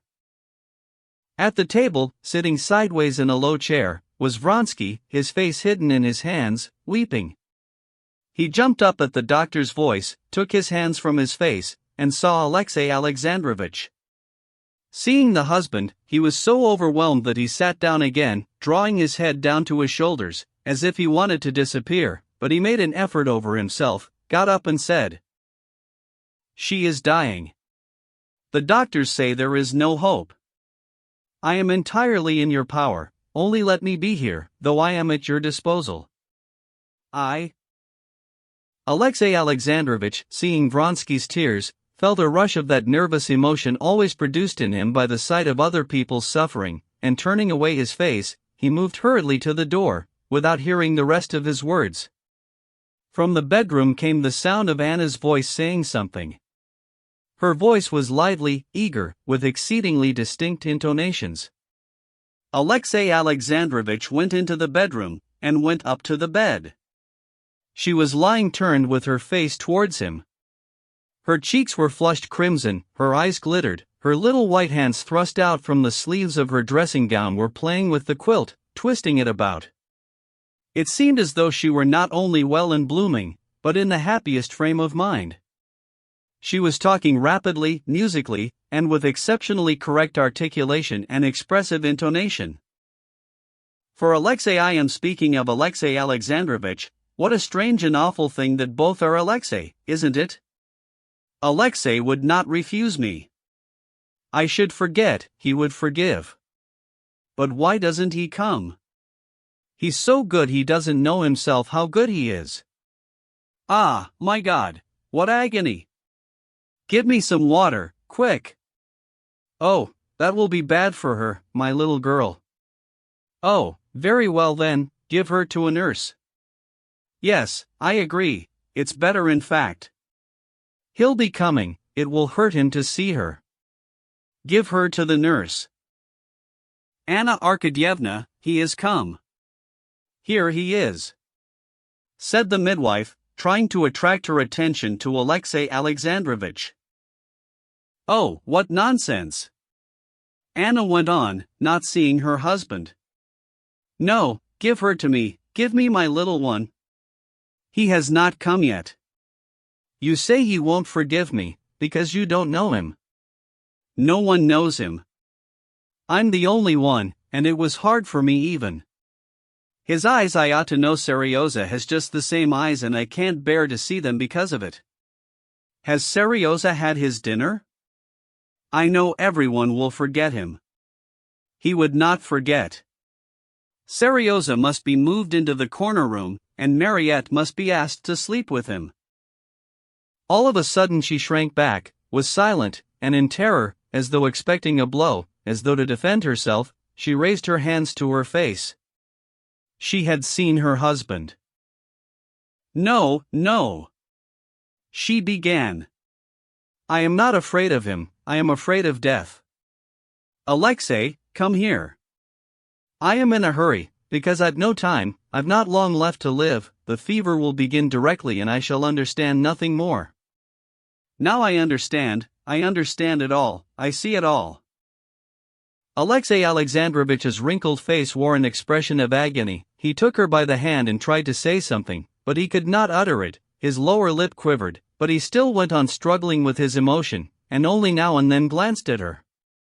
And each time he glanced at her, he saw her eyes gazing at him with such passionate and triumphant tenderness as he had never seen in them. Wait a minute, you don't know, stay a little, stay. She stopped, as though collecting her ideas. Yes, she began, yes. This is what I wanted to say. Don't be surprised at me. I'm still the same. But there is another woman in me, I'm afraid of her, she loved that man, and I tried to hate you, and could not forget about her that used to be. I'm not that woman. Now I'm my real self, all myself. I'm dying now, I know I shall die, ask him. Even now I feel, see here, the weights on my feet, on my hands, on my fingers. My fingers, see how huge they are. But this will soon all be over, only one thing I want, forgive me quite. I'm terrible, but my nurse used to tell me, the holy martyr, what was her name? She was worse. And I'll go to Rome, there's a wilderness, and there I shall be no trouble to anyone, only I'll take Seryoza and the little one. No, you can't forgive me. I know, it can't be forgiven. No, go away, you're too good. She held his hand in one burning hand, while she pushed him away with the other. The nervous agitation of Alexei Alexandrovich kept increasing, and had by now reached such a point that he ceased to struggle with it. He suddenly felt that what he had regarded as nervous agitation was on the contrary a blissful spiritual condition that gave him all at once a new happiness he had never known. He did not think that the Christian law that he had been all his life trying to follow, enjoined on him to forgive and love his enemies, but a glad feeling of love and forgiveness for his enemies filled his heart. He knelt down, and laying his head in the curve of her arm, which burned him as with fire through the sleeve, he sobbed like a little child. She put her arm around his head, moved towards him, and with defiant pride lifted up her eyes. That is he. I knew him. Now, forgive me, everyone, forgive me. They've come again, why don't they go away? Oh, take these cloaks off me. The doctor unloosed her hands, carefully laying her on the pillow, and covered her up to the shoulders. She lay back submissively, and looked before her with beaming eyes. "Remember one thing, that I needed nothing but forgiveness, and I want nothing more. Why doesn't he come?" she said, turning to the door towards Vronsky. Do come, do come. Give him your hand." Vronsky came to the side of the bed, and seeing Anna, again hid his face in his hands. "Uncover your face, look at him. He's a saint," she said. "Oh. Uncover your face, do uncover it," she said angrily. "Alexey Alexandrovitch, do uncover his face. I want to see him."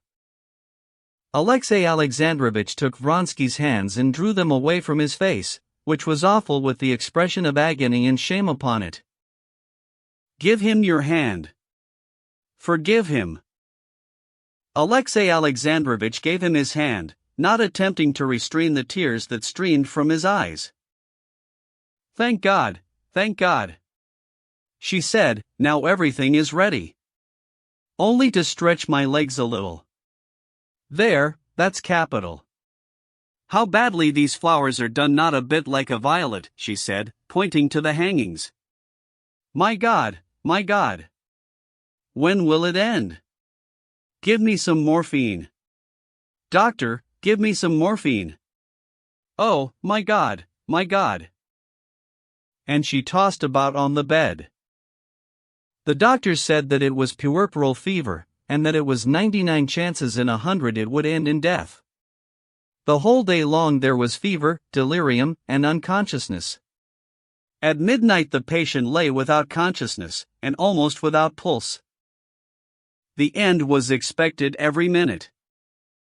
Vronsky had gone home, but in the morning he came to inquire, and Alexey Alexandrovitch, meeting him in the hall, said, "Better stay, she might ask for you," and himself led him to his wife's boudoir.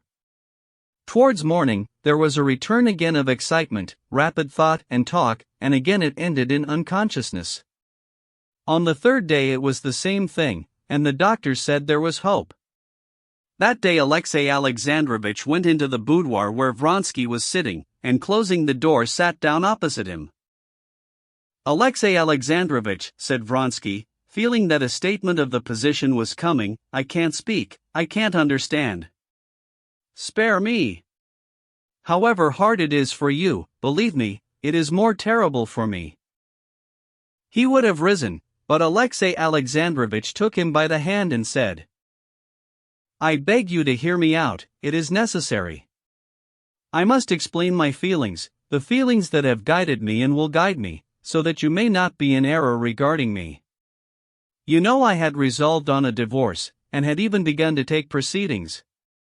I won't conceal from you that in beginning this I was in uncertainty, I was in misery. I will confess that I was pursued by a desire to revenge myself on you and on her. When I got the telegram, I came here with the same feelings. I will say more, I longed for her death. But..." He paused, pondering whether to disclose or not to disclose his feeling to him. "But I saw her and forgave her. And the happiness of forgiveness has revealed to me my duty. I forgive completely. I would offer the other cheek, I would give my cloak if my coat be taken. I pray to God only not to take from me the bliss of forgiveness." Tears stood in his eyes, and the luminous, serene look in them impressed Vronsky. "This is my position, you can trample me in the mud, make me the laughingstock of the world, I will not abandon her, and I will never utter a word of reproach to you," Alexey Alexandrovitch went on. "My duty is clearly marked for me, I ought to be with her, and I will be. If she wishes to see you, I will let you know, but now I suppose it would be better for you to go away." He got up, and sobs cut short his words. Vronsky too was getting up, and in a stooping, not yet erect posture, looked up at him from under his brows. He did not understand Alexey Alexandrovitch's feeling, but he felt that it was something higher and even unattainable for him with his view of life. Chapter 18.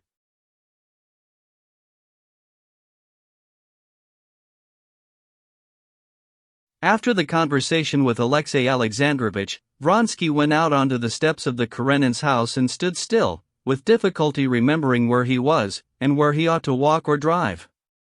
He felt disgraced, humiliated, guilty, and deprived of all possibility of washing away his humiliation.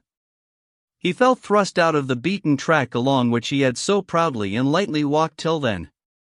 All the habits and rules of his life that had seemed so firm, had turned out suddenly false and inapplicable.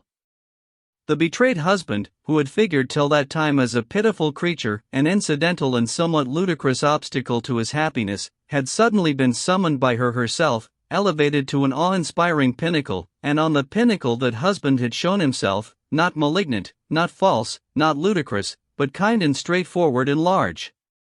Vronsky could not but feel this, and the parts were suddenly reversed. Vronsky felt his elevation and his own abasement, his truth and his own falsehood. He felt that the husband was magnanimous even in his sorrow, while he had been base and petty in his deceit. But this sense of his own humiliation before the man he had unjustly despised made up only a small part of his misery. He felt unutterably wretched now, for his passion for Anna, which had seemed to him of late to be growing cooler, now that he knew he had lost her forever, was stronger than ever it had been.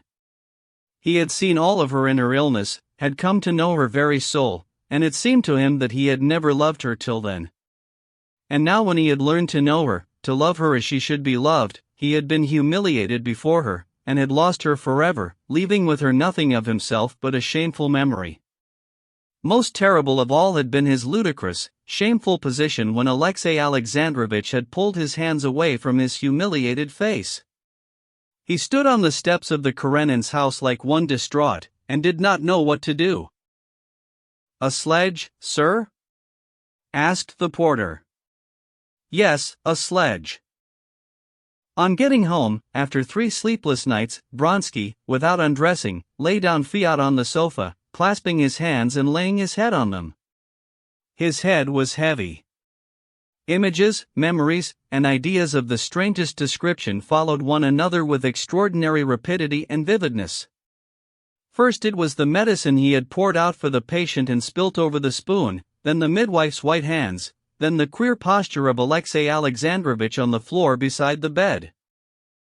To sleep. To forget. He said to himself with the serene confidence of a healthy man that if he is tired and sleepy, he will go to sleep at once.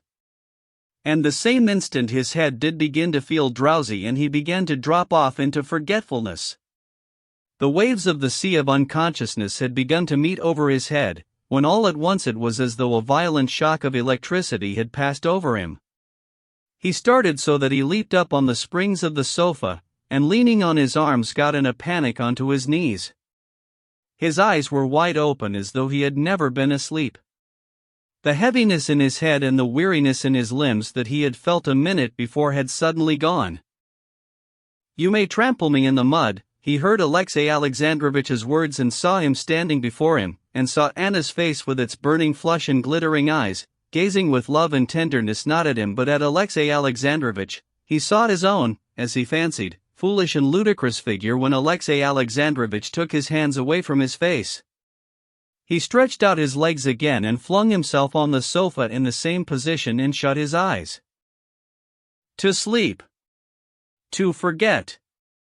He repeated to himself. But with his eyes shut he saw more distinctly than ever Anna's face as it had been on the memorable evening before the races. That is not and will not be, and she wants to wipe it out of her memory.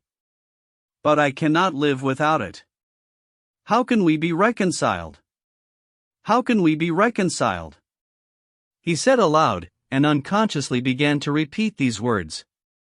This repetition checked the rising up of fresh images and memories, which he felt were thronging in his brain. But repeating words did not check his imagination for long. Again in extraordinarily rapid succession his best moments rose before his mind, and then his recent humiliation. Take away his hands, Anna's voice says. He takes away his hands and feels the shame-struck and idiotic expression of his face. He still lay down, trying to sleep, though he felt there was not the smallest hope of it, and kept repeating stray words from some chain of thought, trying by this to check the rising flood of fresh images. He listened, and heard in a strange, mad whisper words repeated, "I did not appreciate it, did not make enough of it. I did not appreciate it, did not make enough of it. What's this? Am I going out of my mind?" he said to himself. Perhaps. What makes men go out of their minds? What makes men shoot themselves? He answered himself, and opening his eyes, he saw with wonder an embroidered cushion beside him, worked by Varya, his brother's wife. He touched the tassel of the cushion, and tried to think of Varya, of when he had seen her last. But to think of anything extraneous was an agonizing effort. No, I must sleep. He moved the cushion up, and pressed his head into it, but he had to make an effort to keep his eyes shut. He jumped up and sat down. That's all over for me, he said to himself. I must think what to do. What is left? His mind rapidly ran through his life apart from his love of Anna. Ambition? Sir Puhovskoy? Society? The court? He could not come to a pause anywhere. All of it had had meaning before, but now there was no reality in it. He got up from the sofa, took off his coat, undid his belt, and uncovering his hairy chest to breathe more freely, walked up and down the room. This is how people go mad, he repeated, and how they shoot themselves, to escape humiliation, he added slowly. He went to the door and closed it, then with fixed eyes and clenched teeth he went up to the table, took a revolver, looked round him, turned it to a loaded barrel, and sank into thought. For 2 minutes, his head bent forward with an expression of an intense effort of thought. He stood with the revolver in his hand, motionless, thinking. Of course, he said to himself, as though a logical, continuous, and clear chain of reasoning had brought him to an indubitable conclusion. In reality this of course, that seemed convincing to him, was simply the result of exactly the same circle of memories and images through which he had passed 10 times already during the last hour, memories of happiness lost forever. There was the same conception of the senselessness of everything to come in life, the same consciousness of humiliation. Even the sequence of these images and emotions was the same. Of course, he repeated, when for the 3rd time his thought passed again round the same spellbound circle of memories and images, and pulling the revolver to the left side of his chest, and clutching it vigorously with his whole hand, as it were, squeezing it in his fist, he pulled the trigger. He did not hear the sound of the shot, but a violent blow on his chest sent him reeling. He tried to clutch at the edge of the table, dropped the revolver, staggered, and sat down on the ground, looking about him in astonishment. He did not recognize his room, looking up from the ground, at the bent legs of the table, at the wastepaper basket, and the tiger skin rug. The hurried, creaking steps of his servant coming through the drawing room brought him to his senses.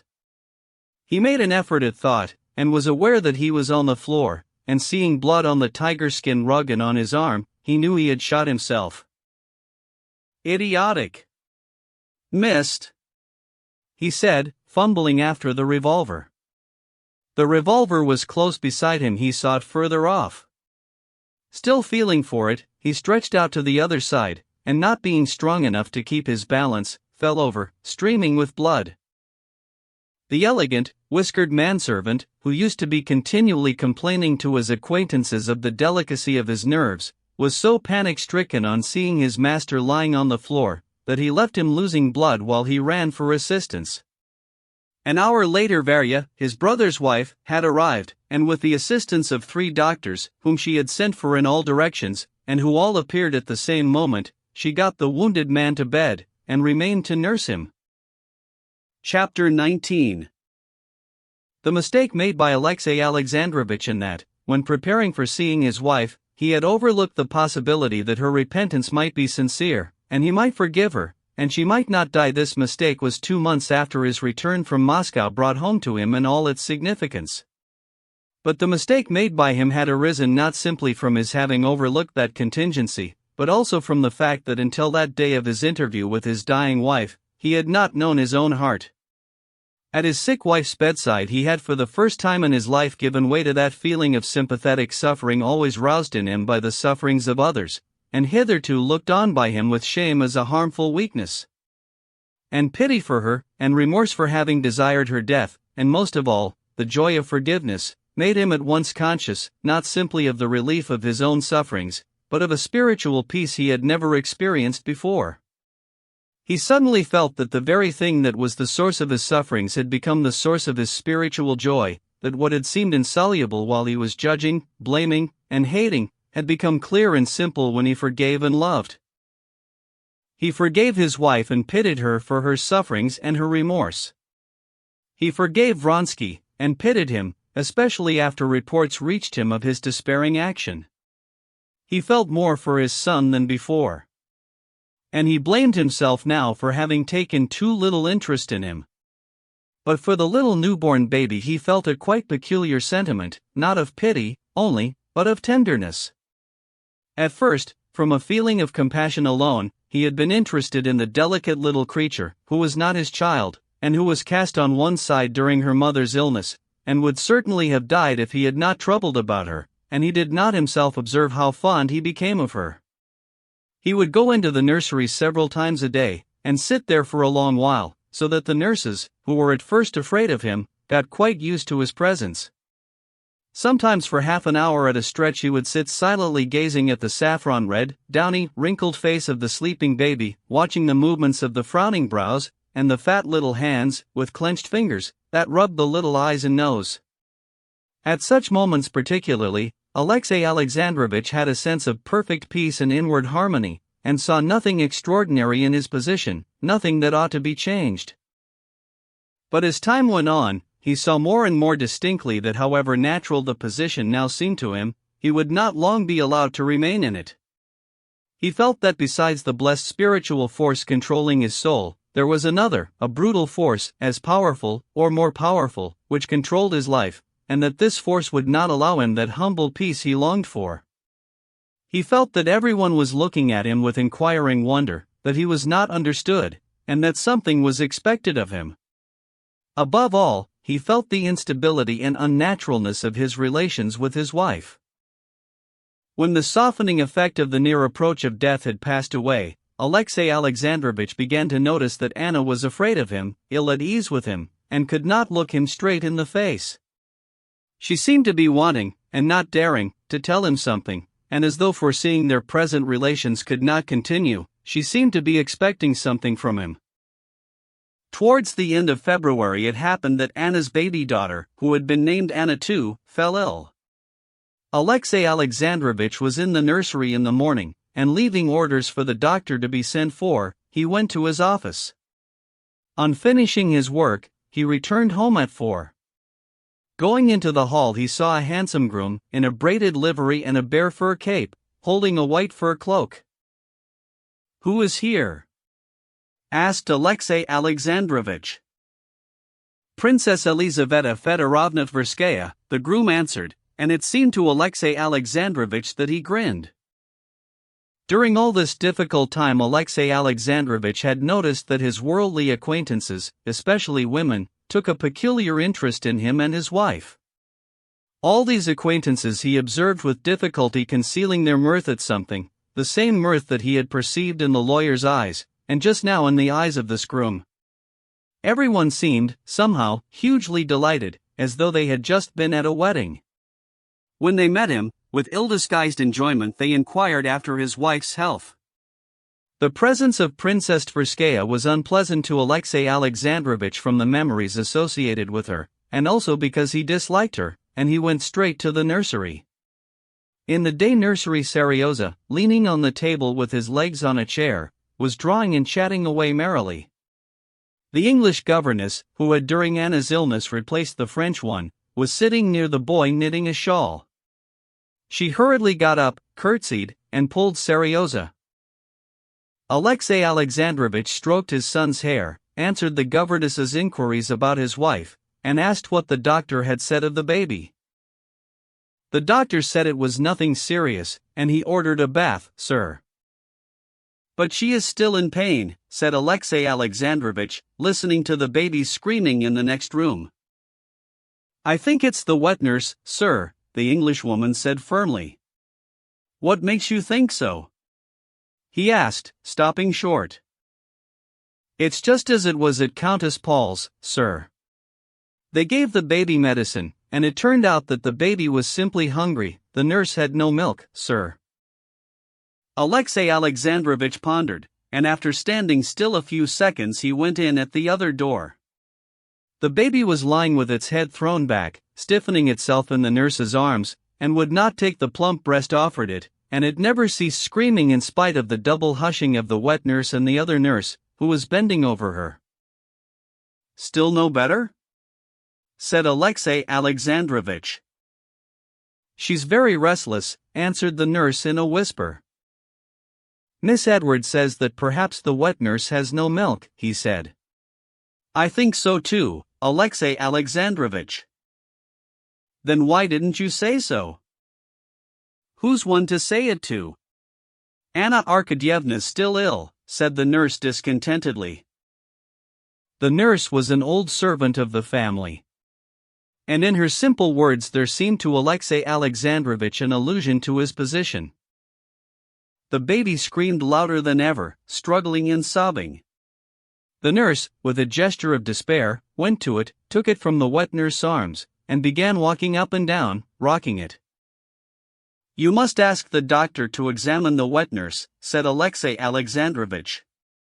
The smartly dressed and healthy-looking nurse, frightened at the idea of losing her place, muttered something to herself, and covering her bosom, smiled contemptuously at the idea of doubts being cast on her abundance of milk. In that smile, too, Alexey Alexandrovich saw a sneer at his position. Luckless child, said the nurse, hushing the baby, and still walking up and down with it. Alexey Alexandrovich sat down, and with a despondent and suffering face watched the nurse walking to and fro. When the child at last was still, and had been put in a deep bed, and the nurse, after smoothing the little pillow, had left her, Alexey Alexandrovich got up, and walking awkwardly on tiptoe, approached the baby. For a minute he was still, and with the same despondent face gazed at the baby, but all at once a smile, that moved his hair and the skin of his forehead, came out on his face, and he went as softly out of the room. In the dining room he rang the bell, and told the servant who came in to send again for the doctor. He felt vexed with his wife for not being anxious about this exquisite baby, and in this vexed humor he had no wish to go to her. He had no wish, either, to see Princess Betsy. But his wife might wonder why he did not go to her as usual, and so, overcoming his disinclination, he went towards the bedroom. As he walked over the soft rug towards the door, he could not help overhearing a conversation he did not want to hear. If he hadn't been going away, I could have understood your answer and his too. But your husband ought to be above that, Betsy was saying. It's not for my husband, for myself I don't wish it. Don't say that, answered Anna's excited voice. Yes, but you must care to say goodbye to a man who has shot himself on your account. That's just why I don't want to. With a dismayed and guilty expression, Alexey Alexandrovich stopped and would have gone back unobserved. But reflecting that this would be undignified, he turned back again, and clearing his throat, he went up to the bedroom. The voices were silent, and he went in. Anna, in a grey dressing gown, with a crop of short clustering black curls on her round head, was sitting on a settee. The eagerness died out of her face, as it always did, at the sight of her husband. She dropped her head and looked round uneasily at Betsy. Betsy, dressed in the height of the latest fashion, in a hat that towered somewhere over her head like a shade on a lamp, in a blue dress with violet crossway stripes slanting one way on the bodice and the other way on the skirt, was sitting beside Anna, her tall flat figure held erect. Bowing her head, she greeted Alexey Alexandrovich with an ironical smile. "Ah," she said, as though surprised. "I'm very glad you're at home. You never put in an appearance anywhere, and I haven't seen you ever since Anna has been ill. I have heard all about it, your anxiety. Yes, you're a wonderful husband," she said, with a meaning and affable air, as though she were bestowing an order of magnanimity on him for his conduct to his wife. Alexey Alexandrovich bowed frigidly, and kissing his wife's hand, asked how she was. "Better, I think," she said, avoiding his eyes. "But you've rather a feverish-looking color," he said, laying stress on the word feverish. "We've been talking too much," said Betsy. "I feel it's selfishness on my part, and I am going away."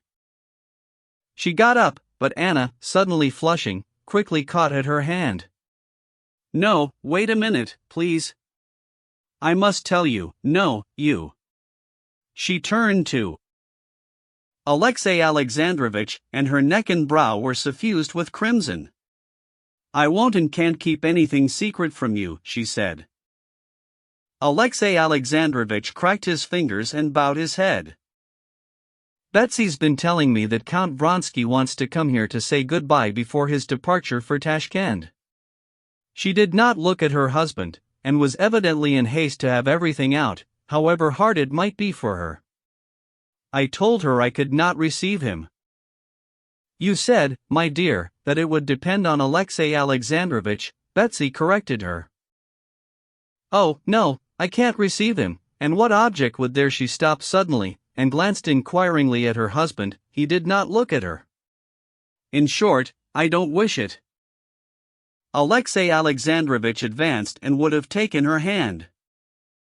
Her first impulse was to jerk back her hand from the damp hand with big swollen veins that sought hers, but with an obvious effort to control herself she pressed his hand.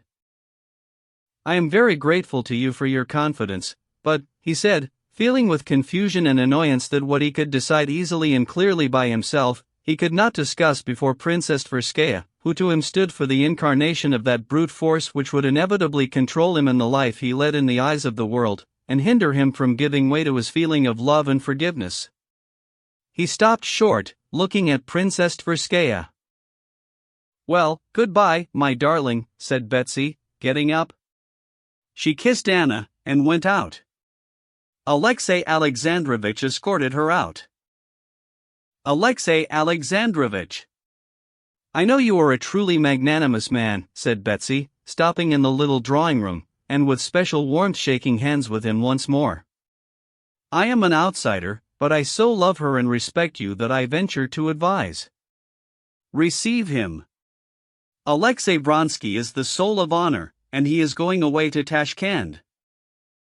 Thank you, Princess, for your sympathy and advice. But the question of whether my wife can or cannot see anyone she must decide herself." He said this from habit, lifting his brows with dignity, and reflected immediately that whatever his words might be, there could be no dignity in his position. And he saw this by the suppressed, malicious, and ironical smile with which Betsy glanced at him after this phrase. Chapter 20. Alexey Alexandrovich took leave of Betsy in the drawing room, and went to his wife. She was lying down, but hearing his steps she sat up hastily in her former attitude, and looked in a scared way at him. He saw she had been crying. "I am very grateful for your confidence in me." He repeated gently in Russian the phrase he had said in Betsy's presence in French, and sat down beside her. When he spoke to her in Russian, using the Russian now of intimacy and affection, it was insufferably irritating to Anna. "And I am very grateful for your decision. I, too, imagine that since he is going away, there is no sort of necessity for Count Vronsky to come here. However, if... But I've said so already, so why repeat it?" Anna suddenly interrupted him with an irritation she could not succeed in repressing. No sort of necessity, she thought, for a man to come and say goodbye to the woman he loves, for whom he was ready to ruin himself, and has ruined himself, and who cannot live without him. No sort of necessity. She compressed her lips, and dropped her burning eyes to his hands with their swollen veins. They were rubbing each other. "Let us never speak of it," she added more calmly. "I have left this question to you to decide, and I am very glad to see." Alexey Alexandrovich was beginning. That my wish coincides with your own, she finished quickly, exasperated at his talking so slowly while she knew beforehand all he would say. Yes, he assented, and Princess Tverskaya's interference in the most difficult private affairs is utterly uncalled for. She especially. I don't believe a word of what's said about her, said Anna quickly. I know she really cares for me. Alexey Alexandrovich sighed and said nothing. She played nervously with the tassel of her dressing gown, glancing at him with that torturing sensation of physical repulsion for which she blamed herself, though she could not control it. Her only desire now was to be rid of his oppressive presence. I have just sent for the doctor, said Alexey Alexandrovich. I am very well. What do I want the doctor for? No, the little one cries, and they say the nurse hasn't enough milk. Why didn't you let me nurse her, when I begged to? Anyway, Alexey Alexandrovich knew what was meant by that anyway, she's a baby, and they're killing her. She rang the bell and ordered the baby to be brought her. I begged to nurse her, I wasn't allowed to, and now I'm blamed for it. I don't blame. Yes, you do blame me. My God! Why didn't I die? And she broke into sobs. Forgive me, I'm nervous, I'm unjust, she said, controlling herself, but do go away. No, it can't go on like this, Alexey Alexandrovich said to himself decidedly as he left his wife's room. Never had the impossibility of his position in the world's eyes, and his wife's hatred of him, and altogether the might of that mysterious brutal force that guided his life against his spiritual inclinations, and exacted conformity with its decrees and change in his attitude to his wife, been presented to him with such distinctness as that day. He saw clearly that all the world and his wife expected of him something, but what exactly, he could not make out. He felt that this was rousing in his soul a feeling of anger destructive of his peace of mind and of all the good of his achievement. He believed that for Anna herself it would be better to break off all relations with Vronsky, but if they all thought this out of the question, he was even ready to allow these relations to be renewed, so long as the children were not disgraced, and he was not deprived of them nor forced to change his position. Bad as this might be, it was anyway better than a rupture, which would put her in a hopeless and shameful position, and deprive him of everything he cared for. But he felt helpless. He knew beforehand that everyone was against him, and that he would not be allowed to do what seemed to him now so natural and right, but would be forced to do what was wrong, though it seemed the proper thing to them. Chapter 21. Before Betsy had time to walk out of the drawing room, she was met in the doorway by Stepan Arkadyevitch, who had just come from Yeliseyev's, where a consignment of fresh oysters had been received. Ah! Princess! What a delightful meeting! He began. I've been to see you. A meeting for 1 minute, for I'm going, said Betsy, smiling and putting on her glove. Don't put on your glove yet, Princess, let me kiss your hand. There's nothing I'm so thankful to the revival of the old fashions for as the kissing the hand. He kissed Betsy's hand.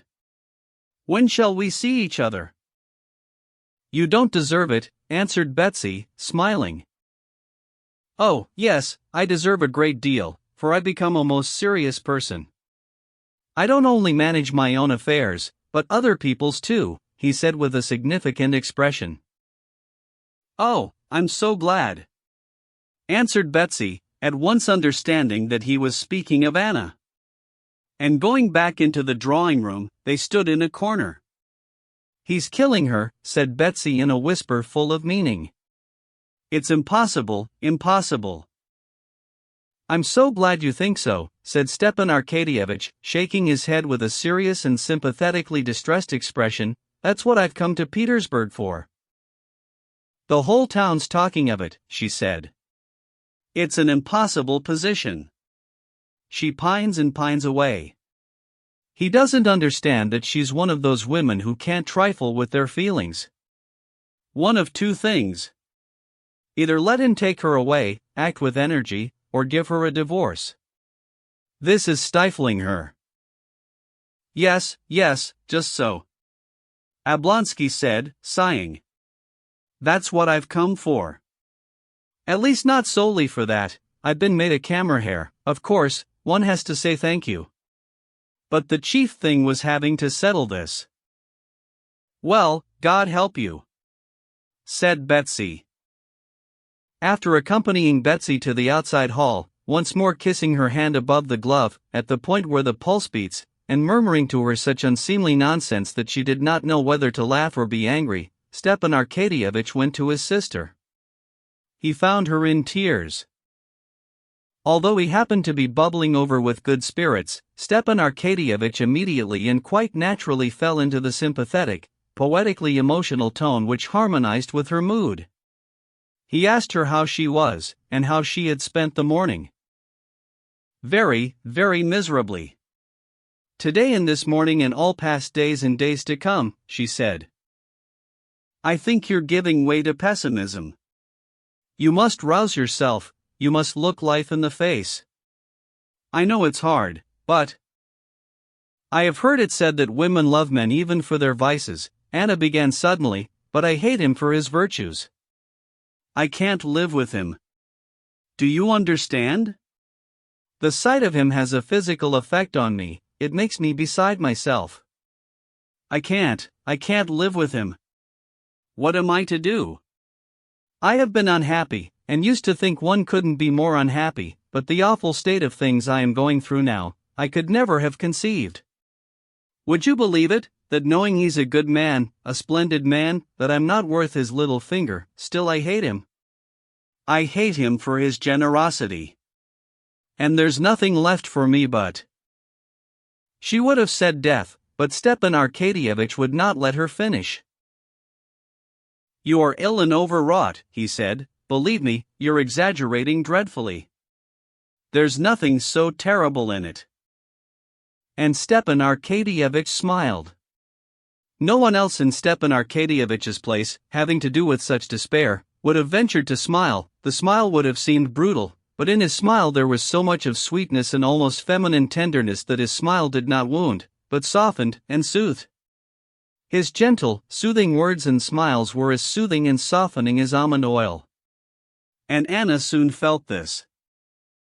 No, Stiva, she said, I'm lost. Worse than lost. I can't say yet that all is over, on the contrary, I feel that it's not over. I'm an overstrained string that must snap. But it's not ended yet, and it will have a fearful end. No matter, we must let the string be loosened, little by little. There's no position from which there is no way of escape.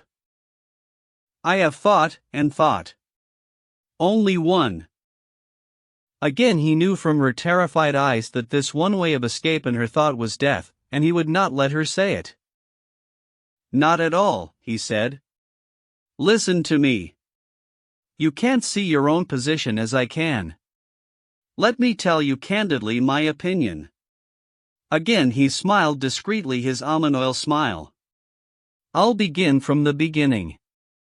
You married a man 20 years older than yourself. You married him without love and not knowing what love was. It was a mistake, let's admit. A fearful mistake, said Anna. But I repeat, it's an accomplished fact. Then you had, let us say, the misfortune to love a man not your husband. That was a misfortune, but that, too, is an accomplished fact. And your husband knew it and forgave it. He stopped at each sentence, waiting for her to object, but she made no answer. That's so. Now the question is, can you go on living with your husband? Do you wish it? Does he wish it? I know nothing. But you said yourself that you can't endure him. No, I didn't say so. I deny it. I can't tell, I don't know anything about it. Yes, but you can't understand. I feel I'm lying head downwards in a sort of pit, but I ought not to save myself. And I can't. Never mind, we'll slip something under and pull you out. I understand you, I understand that you can't take it on yourself to express your wishes, your feelings. There's nothing I wish, except for it to be all over. But he sees this and knows it. And do you suppose it weighs on him any less than on you? You're wretched, he's wretched, and what good can come of it? While divorce would solve the difficulty completely. With some effort Stepan Arkadyevitch brought out his central idea, and looked significantly at her. She said nothing, and shook her cropped head in dissent.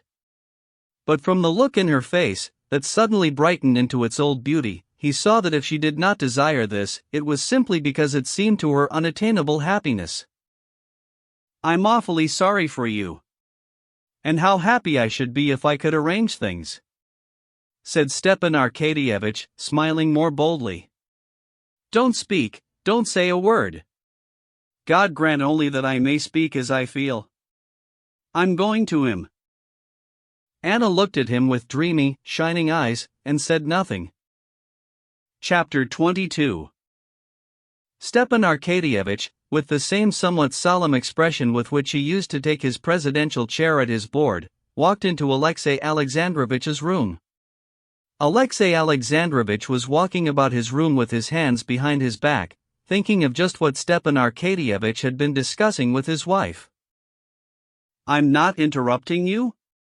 Said Stepan Arkadyevitch, on the sight of his brother-in-law becoming suddenly aware of a sense of embarrassment unusual with him. To conceal this embarrassment he took out a cigarette case he had just bought that opened in a new way.